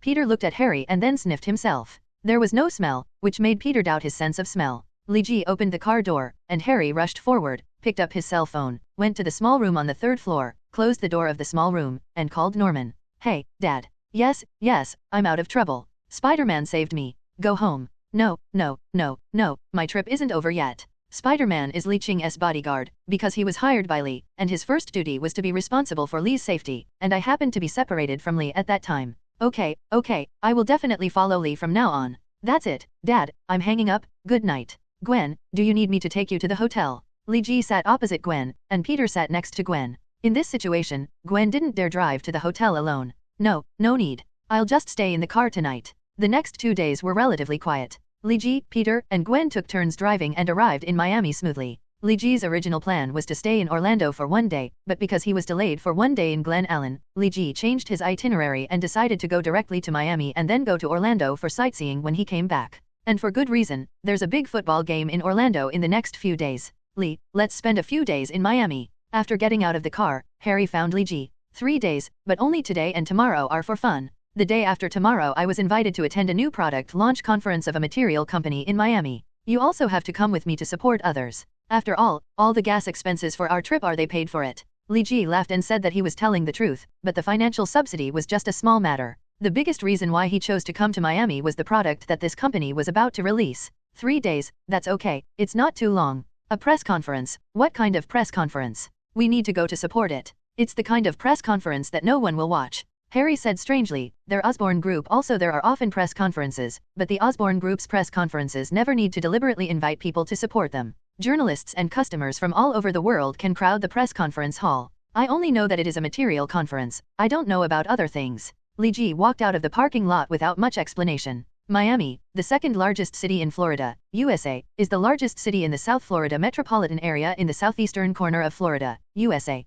With a population of more than 559 million, it is one of the most densely populated cities in the United States. The South Florida metropolitan area is the largest city in the United States, the largest metropolitan area in the Southeast and the 4th largest metropolitan area in the United States. When talking about Miami, you may have to mention the heat, the place where James once was the king. Therefore, in people's impression, Miami should also be passionate, unrestrained, and energetic, which is indeed the case. Miami is an international metropolis and a melting pot of ethnic cultures. It is greatly influenced by the large Latin American ethnic group and residents of Caribbean island countries. It is culturally and linguistically related to North America, South America, Central America, and the Caribbean. It is so close that it is sometimes nicknamed the capital of America. Due to the extensive multicultural influence, in Miami, you can feel the customs and delicacies of many different countries. In the morning, you can taste an authentic Cuban food, yes, it is Cuba, not France, at the Versailles restaurant. At noon, you can enjoy a Brazilian barbecue in downtown Miami. In the evening, you can drive south along highway to arrive at the Southernmost restaurant in Miami, Key West, in the United States, and then stay in Key West for 1 night. Enjoy the private life on the island. But Li Ji had no plan for any of this. After all, it's business to attend the material release conference. It's just a way to travel. Li Ji is not interested in traveling either. He has traveled around time and space and came to the Marvel world. He has traveled a lot, although Miami has unique customs, in Li Ji's opinion, it is better to find a buffet restaurant to have a full meal, but the buffet restaurant may close down on the spot. Harry also lacks interest. During the winter in New York, Norman Osborn would either take him to Hawaii or come to Miami for vacation to escape the cold. Miami is simply Harry's second hometown. It is no exaggeration to say that Miami residents in the 90s have eaten at more luxury restaurants in Miami than Harry's. Gwen and Peter were very excited. This was their first time in Miami. Over the past 2 days, Peter and Gwen seemed to have deepened their relationship. Harry's eyes looked at the two of them with expressions of envy from time to time. The itinerary for these 2 days will be arranged by the two of you, no problem. Li Ji walked to Peter and Gwen who were discussing with a map. I think it should be possible, Gwen said unceremoniously. The map in her hand was filled with notes, and she seemed to be well prepared. Where to go? Harry immediately cheered up after hearing that it was your arrangements. Go to John's Stone Crab House at noon, then set off for Key West at PM, on highway at sunset. After arriving in Key West, eat at a Miami Key West restaurant, and spend the evening in Key West. We stayed overnight and got up at 5 o'clock the next morning to watch the sunrise, then taste Key West seafood breakfast, and then drive back to downtown Miami. At noon, enjoy lunch at the Versailles restaurant, and then go to Zuma restaurant in the evening. After dinner, go to watch a basketball game around 9 o'clock. After watching the basketball game, rest for one night, and on the third day, go to the press conference that Lee mentioned. Peter was talking so fast that Gwen couldn't get a word in, so she had to give him a fierce look. It's a very good plan. Although Lee Ji didn't understand it very well, he still praised it. He didn't know anything about Versailles restaurant or Key West. The only thing he was familiar with in Miami was the University of Miami, Miami Heat and more. It turns out that Gwen and Peter's choices were not bad. The four of them played well these 2 days. Even Harry, a half Miami native, felt that he had played new tricks. Of course, this feeling may be due to him as a liquor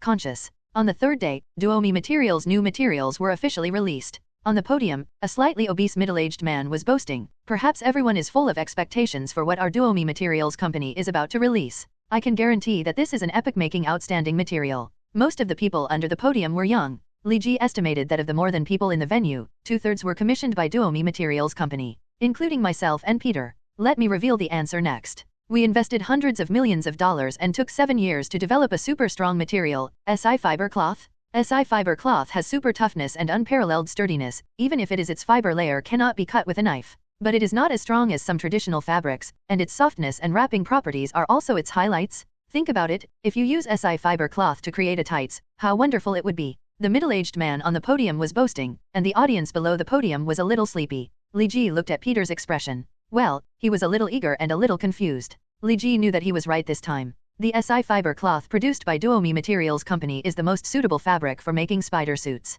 Only $500 per meter. $500 a meter. Peter was a little frightened by this number. $500 per meter. This price is not expensive in Lee Ji's eyes. Duomi Materials is among the top companies in the United States in the field of fiber materials. Although its reputation is not outstanding, its research capabilities are indeed obvious to all in the industry. This time they promoted this product so hard, they must have spent a lot of money on research and development, and Lee Ji actually inspected the product in advance, and the effect was indeed good. The main reason why Lee Ji chose to bring Peter to attend the Duomi Materials press conference was that Peter's spider suit was so ugly that Lee Ji didn't even want to look directly at it. Spider-Man is probably only close to the red and blue color combination, which is not the cool Spider-Man that Lee Ji remembers at all. If I have to say it, it's like it was picked up from the trash can. And Spider-Man's spider suit is far from just having the function of hiding Spider-Man's identity. The spider suit has many functions, including defense, auxiliary attack, etc. In the Avengers movie, Tony even designed one for Peter. He has a spider armor with 8 spider legs behind him, which is very powerful. As for Peter's suit at this time, even the most basic function of hiding his identity is somewhat difficult.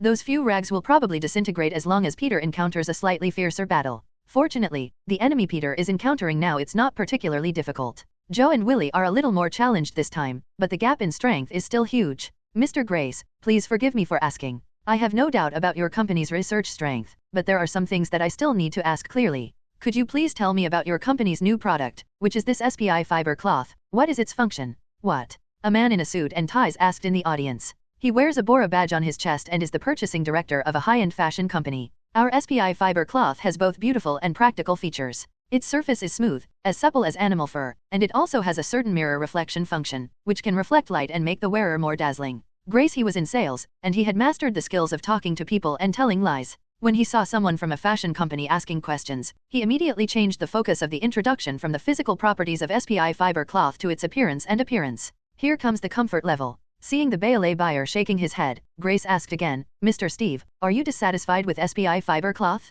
Could it be the price? But our price should be several times cheaper than animal skins." "That's right." Steve shook his head. "Our company is mainly responsible for the design of high-end custom fashion, and price is not an issue at all. The main thing is that your SPI fiber cloth has nothing to attract customers. Our customers probably will not choose your products as their products. Fashion material. Highlights? Why are there no highlights? Our product is fireproof, waterproof, and extremely tough, but it is also so soft and has such strong pulling performance. These are the highlights of SPI fiber cloth." 35XS Grace said anxiously. He is the first customer to inquire. If he is really judged as having no highlights, other customers will also be shunned. "Grace, I don't know why you invited me to attend the press conference of your Duomi Materials company. I originally had high expectations for this material, but the reality has disappointed me. There is nothing wrong with your material, but it is not suitable for fashion. High-end fashion is about high-end and fashion, but your fabric looks like polyethylene, so customers may not be too interested." Steve has said it as tactfully as possible, but Grace is still not very satisfied. "Steve, as far as I know, technology is also the trend of high fashion now. Why can't you see SPI fiber cloth?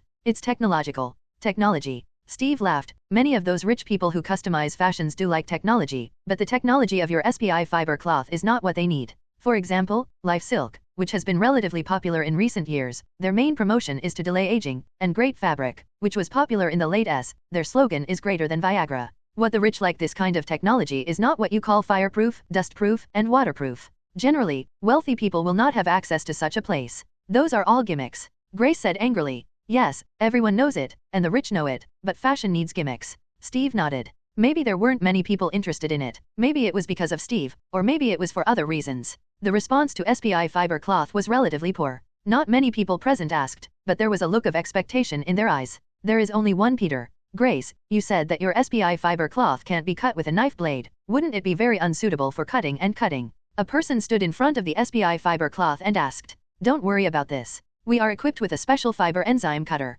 As long as you use this cutter, it is easy to cut the SPI fiber cloth. Grace quickly took out a plane-like tool and introduced, you only need to buy 2 at a time. If you buy 10 meters of fabric, we will give you a fiber enzyme cutter for free. If you purchase more than meters, we will help you build a fiber enzyme cutting machine to quickly cut SPI fiber cloth. Buy 20 meters at a time, forget it. The person who inquired shook his head. He probably only needed about 3 meters. The waterproof and dustproof effect attracted him a bit. He wanted to make a suit of clothes for his German Shepherd to avoid having to worry about it every time. After going out to play for the first time, I came home covered in mud and water. 20 meters. Peter was also a little worried. 20 meters is $10,000, and it would take him 5 months to earn it. Of course, if Peter is willing to release more news, it will definitely speed up the speed of making money, but in this way, his identity will be more likely to be exposed. Harry had discovered Peter's identity, which had to make Peter more cautious. What's the price if you buy the fiber enzyme cutter separately? Peter thought for a long time before walking forward and asking. Both Harry and Gwen's eyes widened and they didn't know why Peter would be interested in such expensive SPI fiber cloth.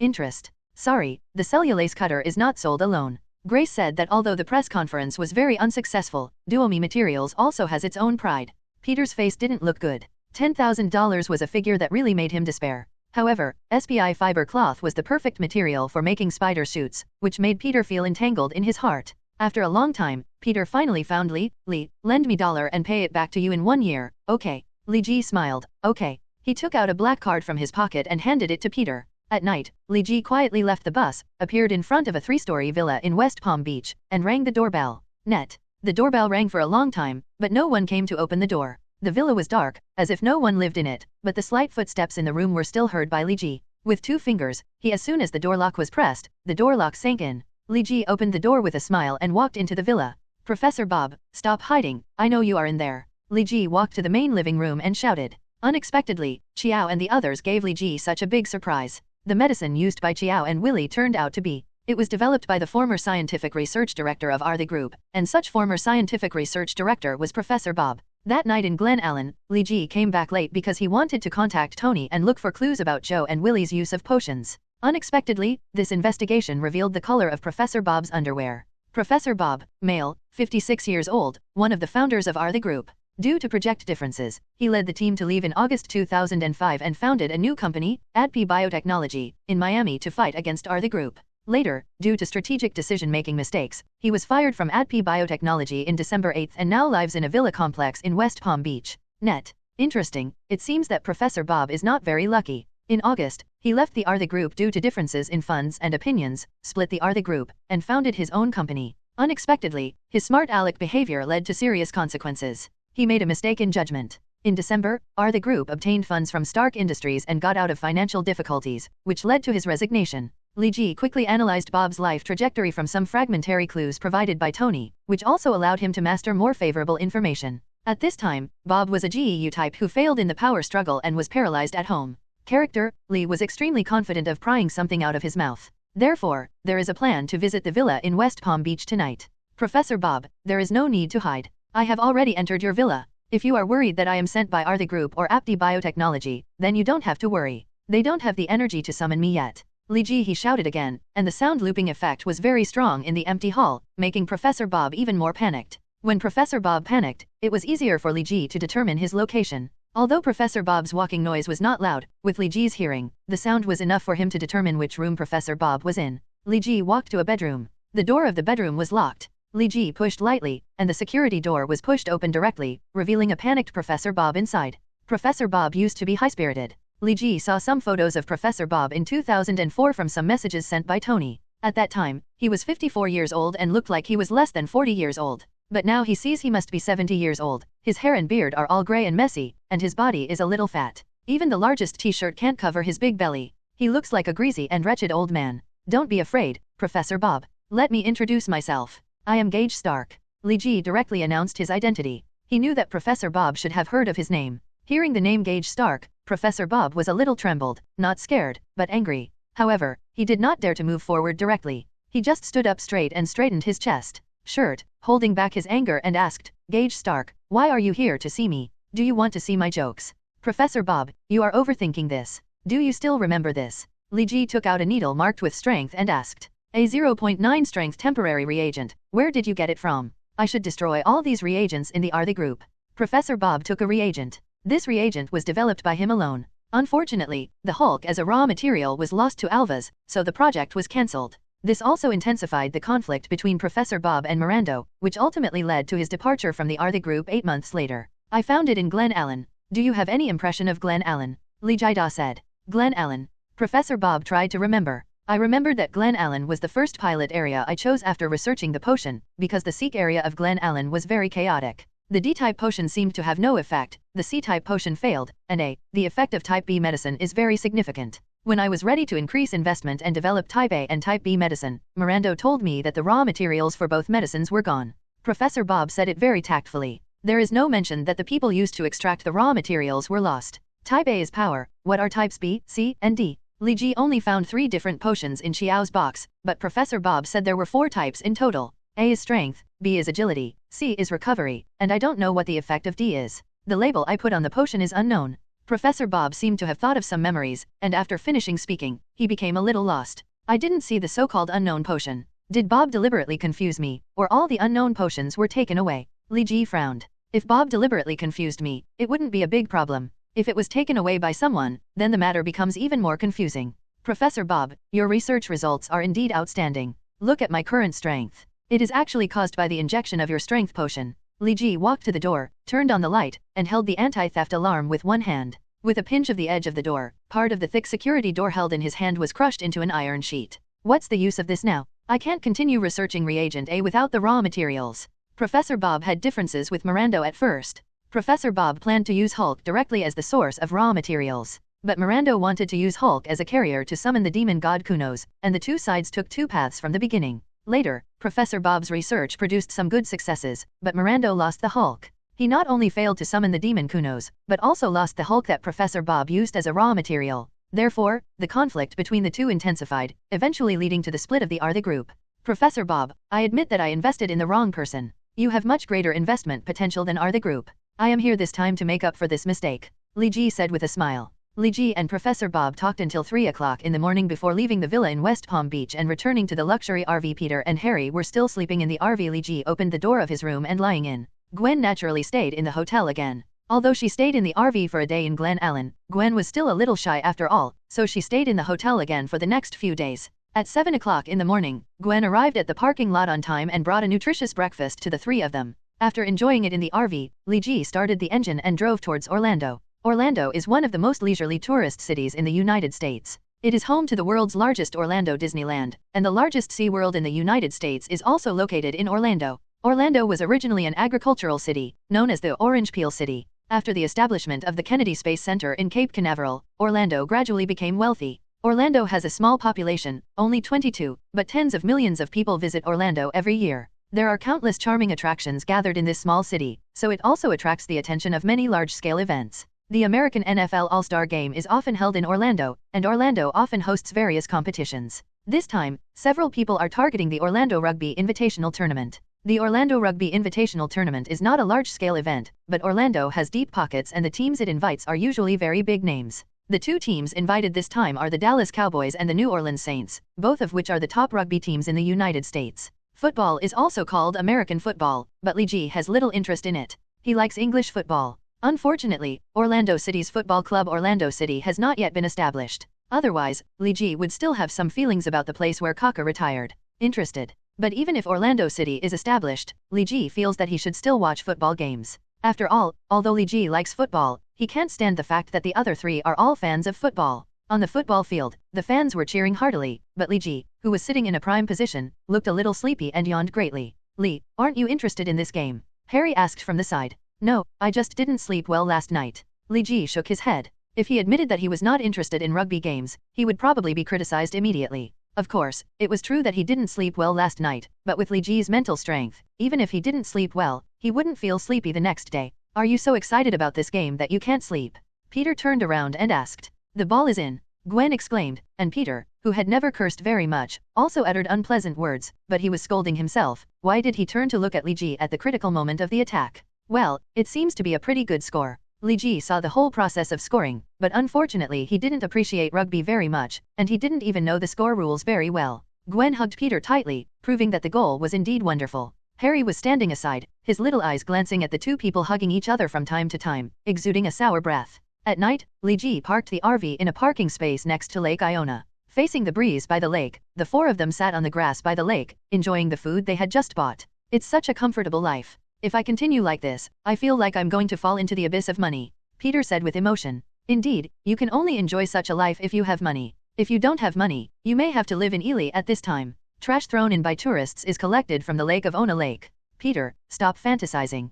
Please pay back my dollar first, and then you can imagine a leisurely life, Li Ji said inappropriately. By the way, Peter, what are you buying those SI fiber cloths for? Gwen asked. She still can't figure out why Peter spent a lot of money to buy these seemingly useless things. Aunt May knows a Chinese named Martin Li. He seems to be interested in these strange things. I bought them for him. Peter said nonsense. He didn't want to tell Gwen that he was Spider-Man. So that's it. Gwen nodded. Martin Li. Li Ji's voice was a little confused. Li, do you know him? Peter asked. He has the same surname as you, so it's normal for you to know him. No, I just seem to have heard of this name. Li Ji shook his head. He was slightly impressed by the name Martin Li, like a villain, but the impression was not too deep. In fact, it is normal for Li Ji not to remember. After all, it has been more than 10 years since he came to the Marvel world, and some things have long been forgotten. And Martin Li is not a very important villain. He has never even appeared in a Spider-Man movie. He has only appeared in comics and the Marvel Spider-Man game. It seems normal for Li Ji to forget this character. In the evening, Gwen drove to the hotel by herself, and Li Ji and the other three came to the third floor of the RV and prepared to sleep.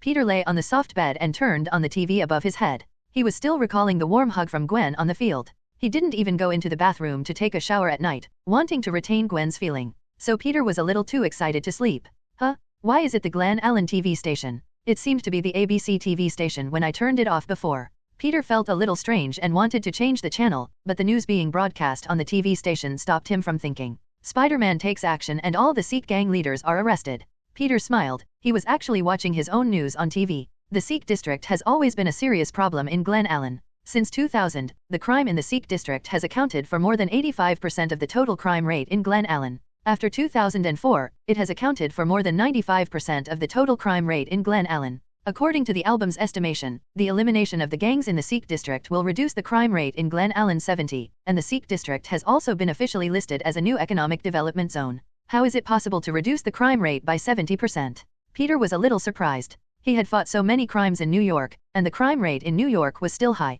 But when he came to Glen Allen and killed a gangster, he was able to reduce the crime rate by 70%. The crime rate was incredible to Peter. The news was followed by a chart, which clearly stated that the number of crimes in Glen Allen in recent years has remained high, with more than 70 crimes every year, and the most in 1 year was even crimes. By as many as percent, that means an average of 5,000 to 6,000 fewer crimes per year. Peter works overtime every day in New York and can only fight a dozen or so crimes at most, all year round, which is not as good as this result. Am I wrong in the way I fight crime? Peter couldn't help but fell into deep thought. Back in New York, there are still 2 days left for the four of them on their spring break. The 12-day-long trip allowed the four of them to see all the beauty of the East Coast of the United States, and also brought the relationship between Peter and Gwen a step closer. The RV was still parked at the entrance of Zhongcheng High School. The four of them gathered here and set off, and then went back to their respective homes. After the other three people left, Li Ji drove the car to Stark Industries. His own villa cannot accommodate such a big thing, so it can only be placed in Stark Industries. Gage, are you back? Li Ji came to Tony's office, where Tony was designing a new missile. Li Ji nodded. I parked the car in the garage. Don't destroy it as garbage. It doesn't matter if a car has been used for more than 10 days and is destroyed as rubbish, Tony said without looking back. To Tony, the car and the woman were both fast-moving consumer goods. The muscles on Li Ji's face twitched. He still couldn't reach Tony's level. He turned around and wanted to walk out of Tony's office, but Tony added, "By the way, yesterday Jarvis found something strange in the Arthi group." Since then, a well-equipped team appeared in their company building, and then appeared at the place monitored by number 198 10 minutes later. Sandra Welfare Home. Li Ji said. Yes, they appeared in the Sandra Welfare Home, and then a white-haired woman walked out of it. They left the range of the camera, and did not return to the Arthi group after that. The last time they appeared in the city's surveillance system was in Wubai over there at the museum. Tony said. Why didn't you tell me earlier? Li Ji was a little anxious. He learned some inside information from Professor Bob. The Arthi group's operation was probably to capture Chalice, experiment on Chalice, or sacrifice. Aren't you traveling? I didn't tell you yet. Tony said it lightly, but Li Ji felt that things were getting more tense. When did you last appear in the Fearless Museum? Li Ji asked. About 3 in the morning, less than 7 hours from now. Thanks, Tony. Li Ji left Tony's office, flew out of Stark Industries when no one was paying attention, and quickly arrived at the Sandra orphanage. Children, do you know where Chalice went? Li Ji thought that Sandra's orphanage might leave some clues, but he didn't expect that he would be kicked out by the children in the orphanage. Sister Shalizi said that those who ask her for news are bad people. Bad people, get out. Get out, we won't say anything. Get out of the Sandra home.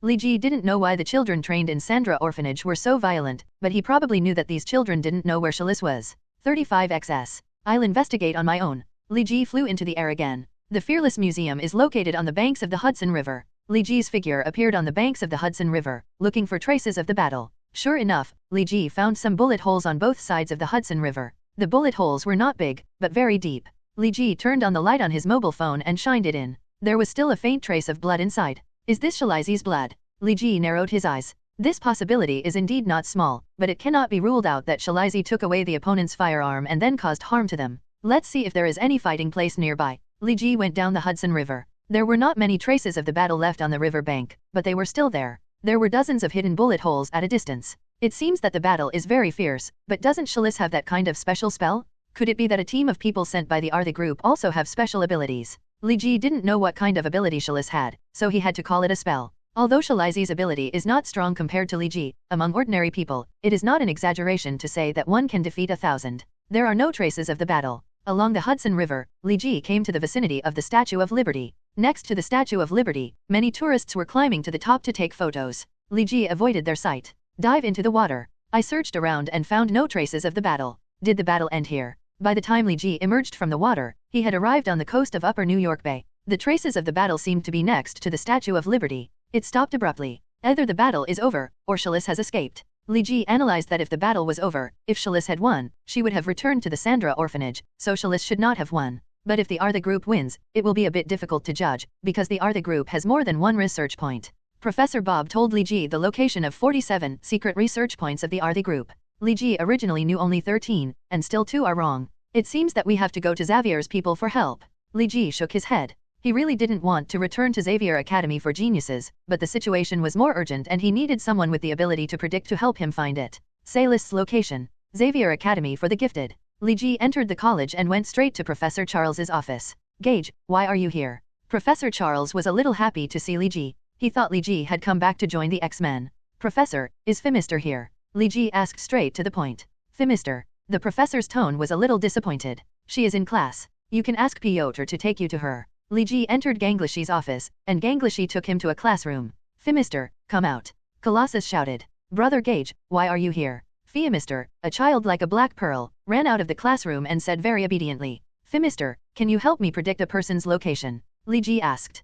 Phimister shook his head. No, prophecy is not a global GS and does not have this function. A trace of disappointment flashed across Li Ji's face, but Phimister added, but I can help you predict where that person will be in 1 hour. This is the scope of prediction. You need to tell me the name of the prophet and the relationship between him and me. Things he related to. The name is Shalizi, something related. I don't know if this is something related to her. Li Ji took out a piece of soil with blood stains. It doesn't matter, whether it's her own blood or not, the blood she caused is also related to her. Phimister closed his eyes, and a map appeared in the air. Here. Phimister pointed to a point in the Atlantic Ocean. In the sea. Although he had doubts about Phimister's prediction, Li Ji came to the sky over the Atlantic Ocean early. The waves on the ocean were rough. Li Ji scanned the sea surface, trying to find traces of Chalice, but unfortunately there were only a few passing fish schools. Saw nothing. Net.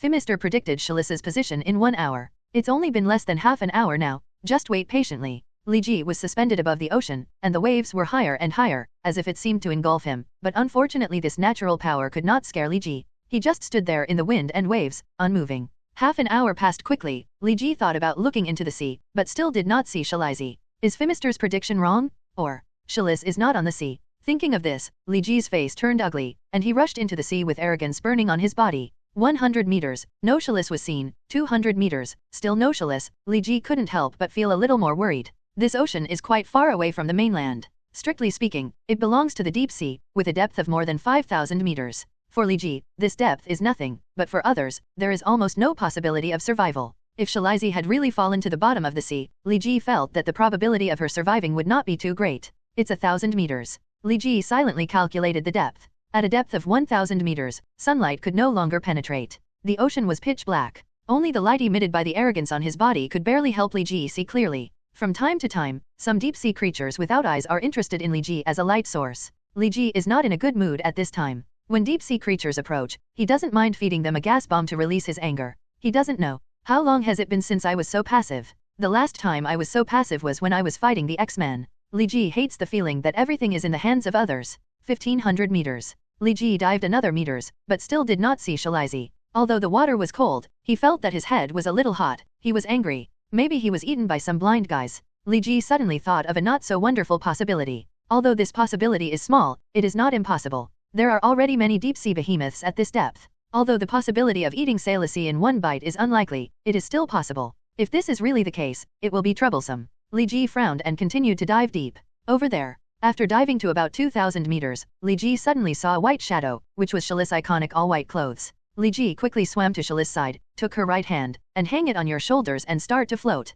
Li Ji was very fast, but he had to consider the speed that Shalis could withstand. If he floated up with all his strength, the huge seawater pressure would tear Shali's body apart. Therefore, it took a full 3 minutes for Li Ji to float to the surface of the sea. Normally, such a distance would only take a second or two. Shalizi's heart was still beating vigorously, but her eyes were closed tightly. She seemed unable to wake up in a short time. There were a few blood flowers on her white skirt. Looking through the center of the blood flowers, one could see that Shalizi had been beaten. Li Ji gently pressed on the wounds soaked in seawater and injected a bit of phoenix power. Shalizi's eyebrows moved slightly. It seems that the effect is not very good. As soon as the phoenix power entered Shalizi's body, Li Ji felt that it dissipated quickly, and the wound did not get better. It only played a disinfecting role. Li Ji didn't know the reason, but he knew that he couldn't deal with Shalizi's injury. Warren seems to have a private hospital at home. Ask him. Li Ji took out his wet mobile phone and dialed Warren's number. This mobile phone has been modified by Tony, even under the water depth of meters. None of it will break. You want to come to my hospital? Okay, the hospital is at 1036 St. John's Avenue. I will wait for you at the door. How long will it take to get there? Warren happened to be in New York. With his presence, some things would be much easier to handle. Right now, 15 minutes? Go to the roof of the hospital and wait for me. Just don't ask anyone to wait for me. Li Ji carried Shalizi on his back and flew up. 15 minutes later, Li Ji arrived at the roof of the hospital. A helicopter was roaring on the roof. Warren sat in the helicopter and waved to Li Ji. It's not a good thing to appear from the top floor of the hospital without the sound of a helicopter. Warren knew that Li Ji didn't want to reveal his identity, so he arranged a helicopter for him. Thank you. Li Ji pointed to Sailasi on his shoulder. Find a doctor to help her treat the wound. In addition, she may have drank a lot of seawater, so help her clean it up as well. Okay, let's send her to the special ward first. Warren led Li Ji into a luxuriously decorated special ward. The special ward was very large, covering hundreds of square meters. Li Ji put Shalizi in the special ward. On the hospital bed. Hello, Director Leo? I'm Warren. There is a patient here who drowned in seawater and had a gunshot wound. Find a female doctor who can handle it and take care of it. This is Special Ward 1919. Warren opened the door to the hospital. Long phone call. Come right over, wait a minute. After making the call, Warren looked at Li Ji. Why do you emphasize that she is a female doctor? Li Ji felt a little strange. Warren seemed to have misunderstood his relationship with Shalis. Huh? Do you think male doctors are better? Do you have any special hobbies? Warren indeed misunderstood the relationship between Li Ji and Shalis. Li Ji was speechless for a while. The doctor arrived soon, and Li Ji and Warren walked out of the ward and waited outside. Warren seemed to want to ask about Shalizi, but Li Ji didn't know the specific situation of Shalizi, so he didn't talk to him. 20 minutes later, the doctor walked out of the ward. Dr. Mayo, how's it going? Warren asked forward. The patient's wound has been soaked in seawater for more than 6 hours and has become necrotic. I helped her with simple disinfection and induced vomiting to help the patient expel the seawater from her stomach. Now I need to make some preparations. In 15 minutes, I will help the patient remove the necrotic flesh. After Dr. Mayo finished speaking, he hurried away to prepare for the operation. The advantage of the special ward is that there is no need to prepare a separate operating room. The special ward has a complete operating room. More than 6 hours. Warren looked at Li Ji a little exaggeratedly. Don't look at me, I don't know what happened. Li Ji spread his hands. In his eyes, the group should not have such great energy. Dr. Mayo's surgery didn't take long. After all, it was just a minor surgery. Some community hospitals could handle it. When he came to the Warren family's private hospital, he also invited Mayo, one of the world's greatest medical experts, to diagnose and treat it in person. Of course it doesn't take much time. I have repaired all the rotten wounds, but it is a bit strange. I did not find the existence of a warhead in her body, and her wounds were obviously caused by bullets. Did someone help her remove the warhead in advance? No, sorry, I don't have the intention to pry for information. Seeing Li Ji's eyes gradually becoming colder, Dr. Mayo said very wisely. If Li Ji can stand with Warren, then he must not be offended by Mayo. It's okay. I didn't know there were such twists and turns until I just heard you say it. Li Ji explained that his initial judgment was also bullet damage, but now listening to Mayo's statement, it seems that this is not the case. In short, the patient still needs to be recuperated. Although her vitality is amazing, blood replenishment is still essential. Moreover, the patient has been soaked in water for too long, and the body has lost a lot of salt. It is best to pay attention to supplementing potassium in the diet, sodium, iron, and other elements. Mayo saw that Li Ji was not angry, so he continued talking. Okay, thank you Dr. Mayo. Li Ji walked into the ward. Later, you will write a note with some precautions, as well as dietary recommendations and medication recommendations, and send it over. Warren also walked into the ward. On the hospital bed, Shalizi had already opened her eyes, and several wounds had been bandaged, but Shalizi still looked very weak. Li, you really saved me. When Shalis saw Li Ji, she shouted out, but her voice was very low and her breath was seriously lacking. Among the people I know, you are the only one who has this kind of power. Li Ji moved a stool and sat beside the bed. How do you feel now? Do you want to sleep? I don't want to at all. I have slept in the sea for long enough. Shalis shook her head. Then I want to ask you a few questions, is that okay? Li Ji asked. Just ask, even if you ask about something as private as my age, I will tell you. Shalis lowered her head and said. Li Ji scratched his head, why am I interested in your age? I just want to ask about the group. Sorry, sir, this lady needs to rest. Can you please let her rest first? Dr. Mayo came in, holding a form in his hand. It's okay, doctor. Shalis looked at Dr. Mayo and smiled. Thank you, doctor, for the surgery just now. I'm already in good condition. Dr. Mayo looked at the three of them suspiciously, and finally chose to walk out of the ward. If Shalis was an ordinary person, Li Ji would definitely choose to wait for her to cultivate herself before asking these things. But Shalis is not the case. For people with superpowers, getting out of the dangerous period is almost the same as being cured. Li Ji, it doesn't matter much now to ask questions. Warren, are you sure you don't want to talk about your relationship with Dr. Mayo? Li Ji glanced at Warren. Warren knew that Li Ji was chasing people away. Although he could understand Li Ji's approach, he's still staring at Li Ji. Dr. Mayo was in his 40s. Although he was well maintained, Li Ji actually led Dr. Mayo and Warren to a red line, which made Warren feel very uncomfortable. Warren walked out of the ward and gave Li Ji a middle finger. Li Ji moved his finger, manipulated it, and slammed the door shut, startling Warren. Okay, now that everyone has left, I will ask questions. Li Jida said, and Shalizi nodded. Does they have so much energy? It can actually hurt you like this. Li Ji felt very puzzled. If the group had such a powerful power, it would never give in to Stark Industries for $1 million. This team alone went to banks to rob money, which amounted to more than $1 million a month. The group. Shalizi's tone was a little confused. There is indeed a group of people who are from the group, but I quickly dealt with that group. They were not the cause of my injury. Li Ji narrowed his eyes. Sure enough, there was a third party. And I think it may not be the team sent by the group. The group that appeared later appeared too coincidental, as if it was a designed level. It may be that the group behind them manipulated the group from the group. A team. Shalis thought for a while and then said. Sailasi's guess was not very representative. After all, she was a bit silly and sweet. Li Ji simply nodded and motioned for her to continue. The second group of people is very strange. Their strength is actually not strong, and they are even weaker than those of the group, but their strength is just like my reflection. Shalis tried hard to recall what happened at that time. Condition. I opened my moon skin, and even the cannonballs couldn't penetrate the defense of my moon skin, but their submachine guns penetrated easily. Their bullets were attached to my moon skin. With the same force, although the bullet casing was bounced away, that force penetrated my body, Shalizi said, and Li Ji's brows furrowed tighter. Is this why Dr. Mayo said that no bullet casings were found in your body? Li Jideo. Shalis nodded. Yeah, but I didn't tell Dr. Mayo. You said those people have the same power as others. Are they all people, or just one person? Li Ji thought for a while and asked again. I'm not sure, but I feel it should be a certain one, because I can also help others to bless the power of moonlight. Shalizi raised her hand, and Li Ji's body flashed with white light, and Li Ji felt that his blood was restless again. Stand up.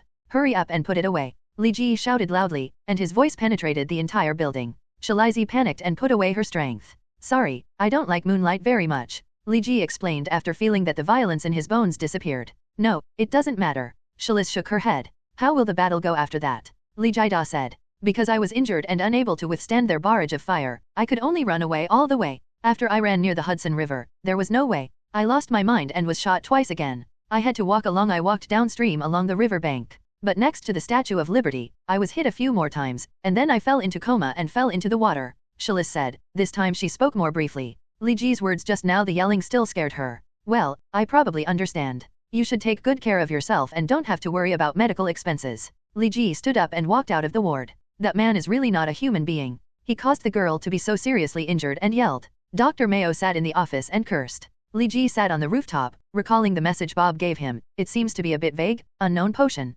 Peter, you are finally back. When you were not in New York, Spider-Man was no longer in New York. Instead, he went to Glen Allen? What a coincidence. Harry reported to the Daily Bugle after his vacation. Jameson teased when they arrived at Jameson's office. He shouldn't have noticed anything wrong. Peter's heart beat, but he still pretended to be calm, and the expression on his face did not change. I heard that you went on this trip with the head of the Osborn Group. The fact that the head of the Osborn Group was rescued by Spider-Man has spread throughout the country, and Norman Osborn even made it public. Thank you, Spider-Man. Yes. Peter felt that there was no need to hide something like this that everyone knew. If he concealed it, it would easily make Jameson suspicious. Get in touch more with the heirs of the Osborn Group. I suspect that Spider-Man is the bodyguard hired by Norman Osborn for his son. This can also explain why Spider-Man left with him as soon as he left New York. More, get some information from him, and maybe you'll learn Spider-Man's true identity. Jameson educated Peter, which made Peter relieved. His real Spider-Man was used as a pendant by Jameson and became Harry's bodyguard. Although he was a little unhappy, his identity was not exposed at least.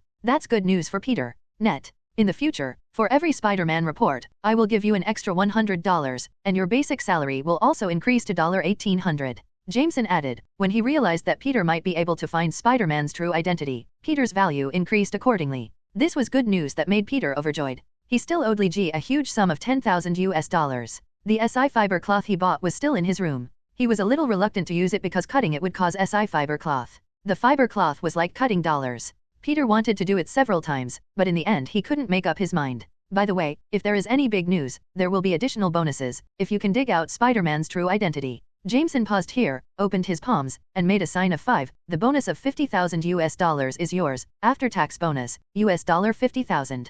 Peter almost had the urge to tell Jameson his identity. $50,000. Peter's uncle and aunt's family could not make so much money in a year. But now, for Peter, this $50,000 can be said to be nothing more than $. Easily available. After forcibly suppressing the impulse in his heart, Peter said, "Thank you for your consideration, I will definitely work hard." Go on, go on. You have only submitted 3 manuscripts this month. There are still half a month left, so you have to work hard. Jameson waved. When Peter returned home, the TV was broadcasting a gun conflict somewhere in New York. Peter looked carefully and found several familiar places. It's this kind of suit again. I seem to have defeated a lot of criminals wearing this kind of suit. Are they all affiliated with a certain organization? Peter opened his somewhat old computer and looked up information. Peter's computer skills were also very good. Soon, he found the gangsters' information. The Heinz Gang, Hell's Kitchen, a new gang? The Kingpin actually let a new gang occupy Hell's Kitchen. Peter's understanding of Hell's Kitchen was still in the Kingpin era. He didn't know that his old gang had his opponent, Jin Bing, had been driven to the west coast of the United States by Li Ji to work as a coolie.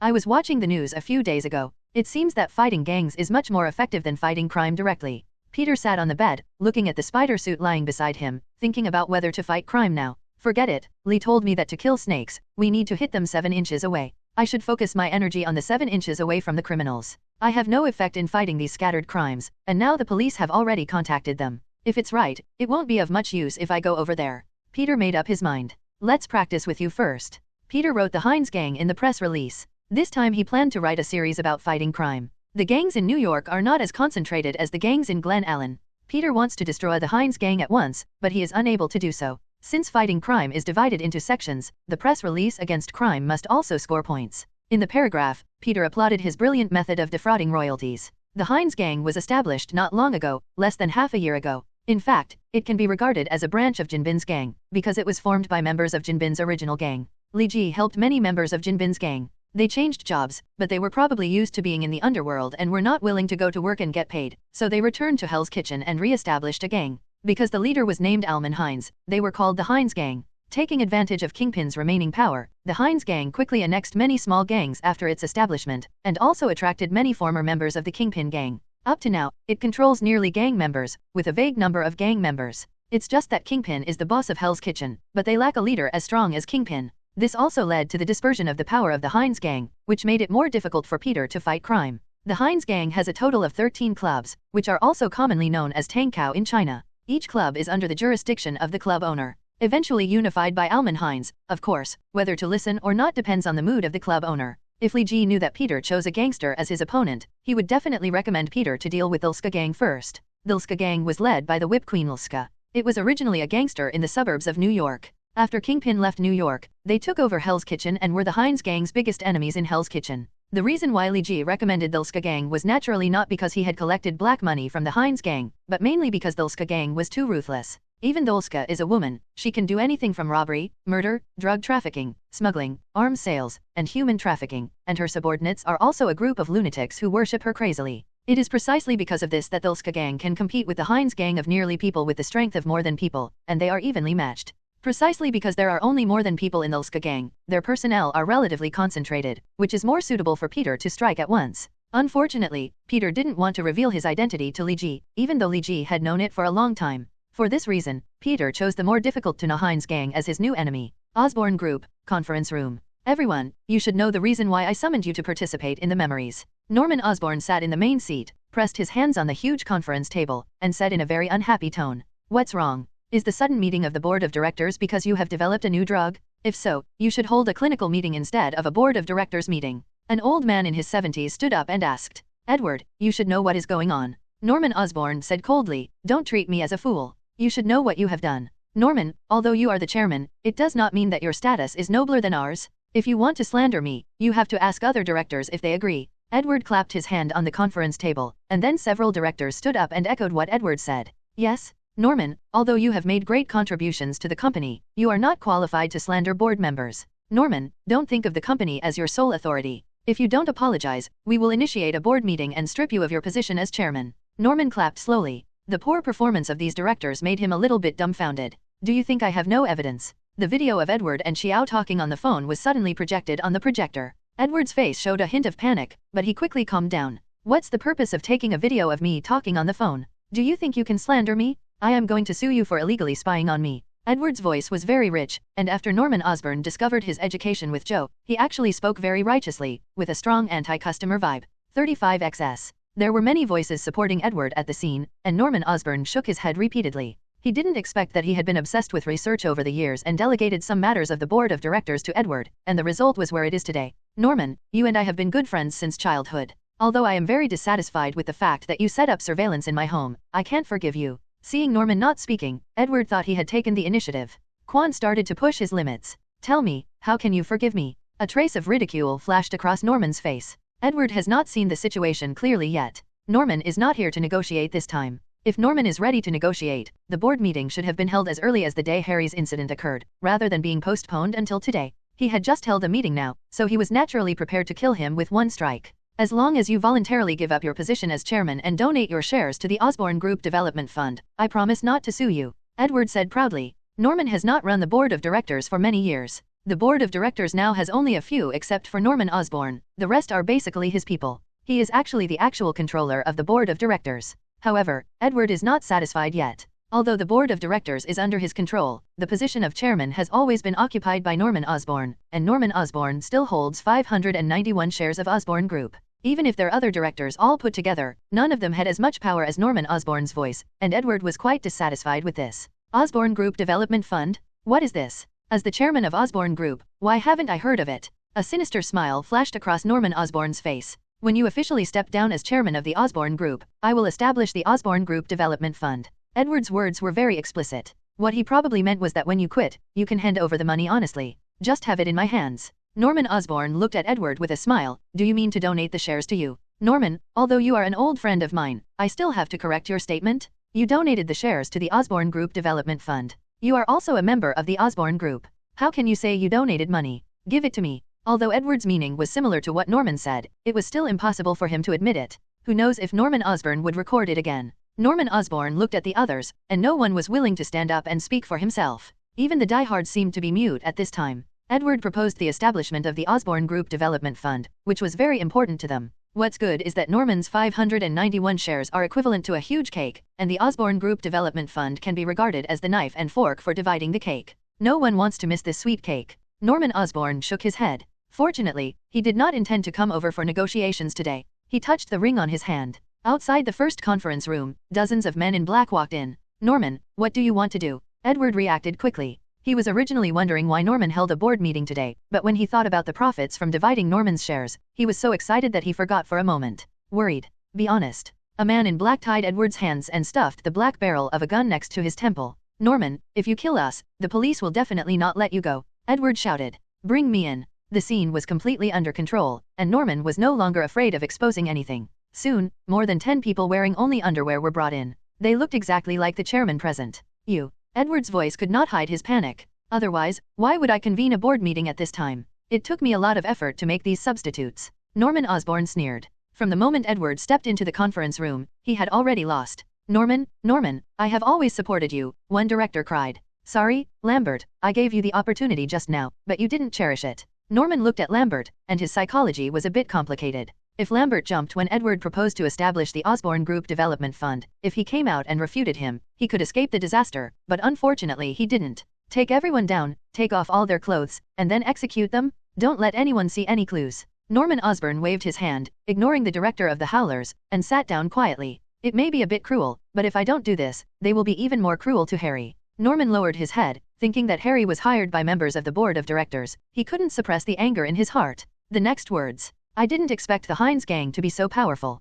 I almost exposed my identity. Peter returned home from the window. He had just played against the first club of the Hines gang and was badly beaten. Spider suit almost completely torn. Fortunately, he wore 2 layers of hoods on his face, otherwise his true face would probably be seen. The micro camera isn't broken either. That's great. I can write at least 3 reports now. Peter took out the micro camera from his pocket, connected it to the computer, and selected suitable photos. I didn't expect them to have such intensive firepower. It's not at the same level as the criminal gangs I usually fight against. Peter is still a little scared. If it weren't for his super recovery ability, he might have died in tonight's battle because of died due to excessive blood loss. New York is an international metropolis. Not only the financial industry, manufacturing industry, and tourism industry are very international, even the gangs are equipped with international equipment. Peter usually attacks external members of these gangs. They are usually equipped with outdated weapons and have weak individual capabilities. But today he attacked a branch of one of the largest gangs in New York. The two are completely different. Different concepts. Although Peter had fought against a large gang in Glen Allen, that gang was nothing like the Hines gang. Although Joe and Willie have special powers in that gang, if they were to fight 100 regular New York gangs, they would still be invincible. The gap in firepower and order was too great, and there was no possibility of victory at all. Just these photos. Peter finally selected a few clearer photos and stored them on the computer. The information in the memory card of the mini camera was completely deleted and formatted by him. Peter does this every time he connects his camera to his computer. Don't rush the manuscript, the focus is on the suit. Looking at the tattered spider suit on the bed, with only one well-preserved hood, Peter felt a little heartbroken. Will we finally use SI fiber cloth to make a new suit? To be honest, Peter was very reluctant to use SI fiber cloth in his heart, but there was no way. The original suit was already in pieces, and the intensity of today's battle made Peter understand the importance of a good suit. If Peter had used SI fiber in advance, a battle suit made of fiber cloth should not be so embarrassing. Peter spread the SI fiber cloth flat on the table, holding a special fiber enzyme cutter in his hand, his hands trembling slightly. These are all US dollars. Peter finally put down the fiber enzyme cutter. He didn't quite believe in his skills. The previous ugly spider suit wasted 20 meters of fabric, and the SI fiber cloth was also only 20 meters in total were in his hands. It's better to ask Harry. Their company should have automated cutting instruments. Peter called Harry. Peter, what do you want to borrow a cutting instrument for? Harry felt a little strange. Peter shouldn't have any need for such advanced equipment. I need to make a new spider suit. The SI fiber cloth I bought in Miami is just for this. Peter explained, and Harry agreed. Oh, okay, no problem. I will help you arrange a separate one tomorrow. Laboratory. I will send you the design software first. You can design the appearance of the suit on the computer and cut it tomorrow. Peter didn't expect Harry to be so considerate. He immediately took care of another headache for Peter. Apart from cutting, Peter's biggest headache was design. To be honest, what kind of experiment should Peter design? The equipment was okay. It would be really difficult for him to design the appearance of the suit. Harry quickly sent a file, and after Peter received it, he installed it on his computer. The software ran a little laggy, but Peter didn't care. It was a daily occurrence for this old computer to lag. If it stopped lagging one day, Peter would have to wonder if his computer had been invaded by two-dimensional creatures. Occupied. The software that Harry passed on was relatively simple to operate, and it was foolproof. Peter only needed to pull the wires, and then analyze the floor plan to determine the shape and direction of the cutting. Wow, this look is so cool, but it seems like such a waste of material. This style is not bad, very close to this year's trend, but it's a waste of material. This shape is quite economical. Why is it so ugly if it saves materials? Peter planned a whole night. Since becoming Spider-Man, he has become accustomed to the feeling of staying up late. Even though he and Li Ji traveled for more than 10 days, his ability to stay up late has not deteriorated at all. After a whole night of designing, Peter finally chose the one with the least consumables. It's okay. There are few consumables, but it's not ugly. At most, just add some patterns. According to Grace, using a 123 concentration pyruvic acid solution can quickly oxidize the surface of the SI fiber cloth to black without affecting the effect. Performance of SI fiber cloth. Peter transferred the designed files to a USB flash drive and went to the Osborne group with SI fiber cloth and a fiber enzyme cutter. Hey, Peter. Harry led Peter into a dark laboratory. There were many instruments in the laboratory. The cutting instrument that Peter needed was in the most inconspicuous place in the laboratory. This laboratory was used by Dr. Leo before. Since Dr. Leo left, no one has used this laboratory. You are the first one. Harry turned on the control computer of the cutting machine. Peter installed the fiber enzyme cutter at the cutting edge of the cutter and laid 2 pieces of SI fiber cloth, one blue and one red, flat on the cutting surface. You are really obsessed with red and blue. If it were me, I would definitely use golden SI fiber cloth. After uploading the file to the computer, the cutting machine started working quickly, and within a few minutes, the fabric Peter needed was cut. Seeing the pieces of cloth, Peter's heart was filled with pride and elation. Remember yesterday you said you needed strong glue and 123 pyruvate solution. Harry took out a glue gun and a test tube from the side. Yes, thank you, Harry, for even preparing this. Peter gave Harry a big hug. No problem. Harry waved his hand. I'm going out first. Don't worry, no one else will come in this laboratory. When you're done, call me and I'll open the door for you. Harry walked out of the laboratory and locked the door. Peter put all the fabrics on the experimental table and began to piece them together bit by bit. After spring break, what follows is the announcement of midterm exam results and the exciting spring sports meet. Peter and Li Ji's midterm test scores continued to rank first and second in the school, but the gap between them narrowed. It wasn't that Li Ji deliberately improved his grades, but that Peter spent too much energy fighting crime these days. Oh, thank God, there are no failed subjects. Harry looked at the results list and said with some excitement. In fact, Harry's grades in most subjects were pretty good, but history and humanities were a bit worse. Harry felt that he didn't do very well in the midterm exam, but he didn't expect to pass it. Peter, do you have any plans for the spring sports meeting in 2 days? Harry asked cheerfully as people feel in high spirits during happy events. I can't run fast or jump high, so I won't participate. If it were in the past, Peter would definitely choose to participate in the sports meeting. After all, athletes participating in the sports meeting will receive free supplies. But now that Peter has the power of Spider-Man, he needs to hide his power so that others at school don't know about it. Harry secretly cursed in his mind, just lie to me, and looked at Li Ji again. Don't ask. If you ask, you won't participate. Li Ji glanced at Harry. He had never been interested in sports meets or anything like that. The only English football he liked, he didn't dare to play. Most people can kick the football away when they play football. With Li Ji's kick, the whole football field will be blown away. Am I the only one to participate in the sports meeting? Harry suddenly turned bitter. He signed up to participate in the 5,000-meter long-distance running event. He originally wanted to get the 2 strong men to run together, but in the end, neither Li Ji nor Harry was willing to participate in the sports meeting. Come on, Harry, we are your strongest cheerleading team. Peter patted Harry on the shoulder. Oh, okay, you have to sing Hey to me then. Harry put his hands on the table and smiled mischievously. We can sing Candle the D 1997 to you. Li Ji chuckled. Oh, forget it then. Harry turned his head and sat down. Hey is a commonly used song by American cheerleading teams. These songs have a common characteristic, which is to stimulate the hormone secretion of athletes and make them stronger. And Candle the D 1997 mentioned by Li Ji is a funeral song, composed for the death of Diana. Candlethi D 1997 is adapted from the original song Candlethi D, which was written in memory of Marilyn Monroe. In short, this song is full of remembrance and sorrow. Why didn't the 3 of you leave the classroom after class?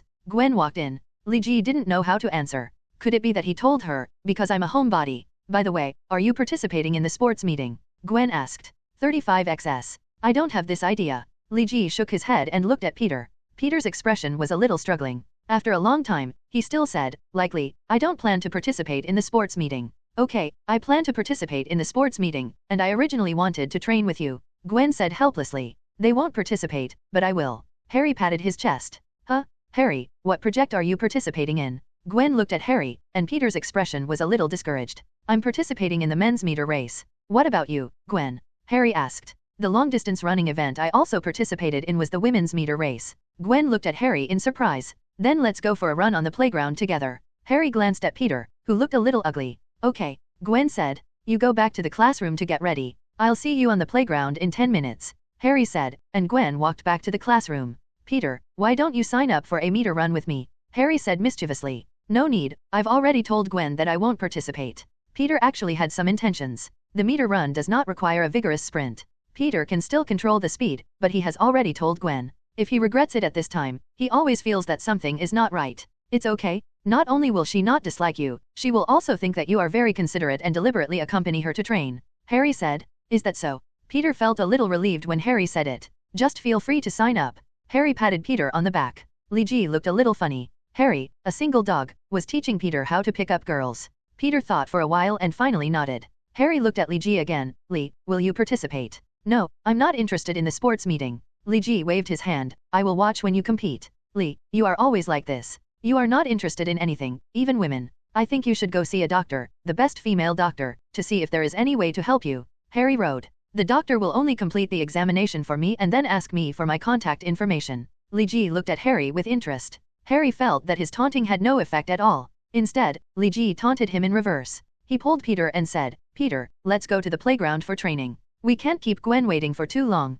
Are you just training in this jacket and jeans? Gwen felt a little confused when she saw Peter and Harry's outfits. He had changed into tight-fitting sportswear, exposing his perfect thighs and flat belly, with the six-pack muscles clearly visible. I'm not ready today, I'm not ready, Harry said with a smile. Peter, why are you here? Aren't you not going to participate in the sports meeting? Gwen asked while doing warm-up exercises and stretching. Peter was a little speechless by Gwen's question, and he quickly looked at Harry. Gwen, I pulled Peter here. Lee is a lazy guy and can't pull him away, so I had to bully Peter, Harry explained. That's it. Gwen changed one leg to do stretching, and Peter and Harry also wanted to stretch when they saw this. Just stop stretching. Just rub your wrists and ankles. If you stretch your jeans, they will easily turn into ripped jeans. Gwen stopped her. Peter and Harry blushed, but they didn't expect Gwen to be an experienced driver. After 10 minutes of warm-up, Gwen and Harry felt almost done, and Peter also stopped. Although he had not even sweated a drop during the 10 minutes of warm-up. I am running a meter race, and you are running a meter race. Let's compromise and run a meter race.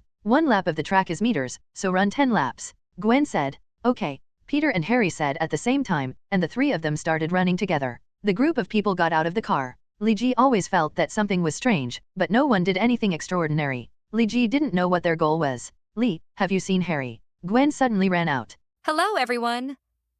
As we wrap up this video, I want to share a quick note. I have a Patreon account. If you'd like to support me and enjoy on-demand audiobooks, you can become a Patreon member. Alternatively, you can check out my Google Drive link, which has 500+ novel audiobooks available through my Ko-fi or Patreon shop. I appreciate your support.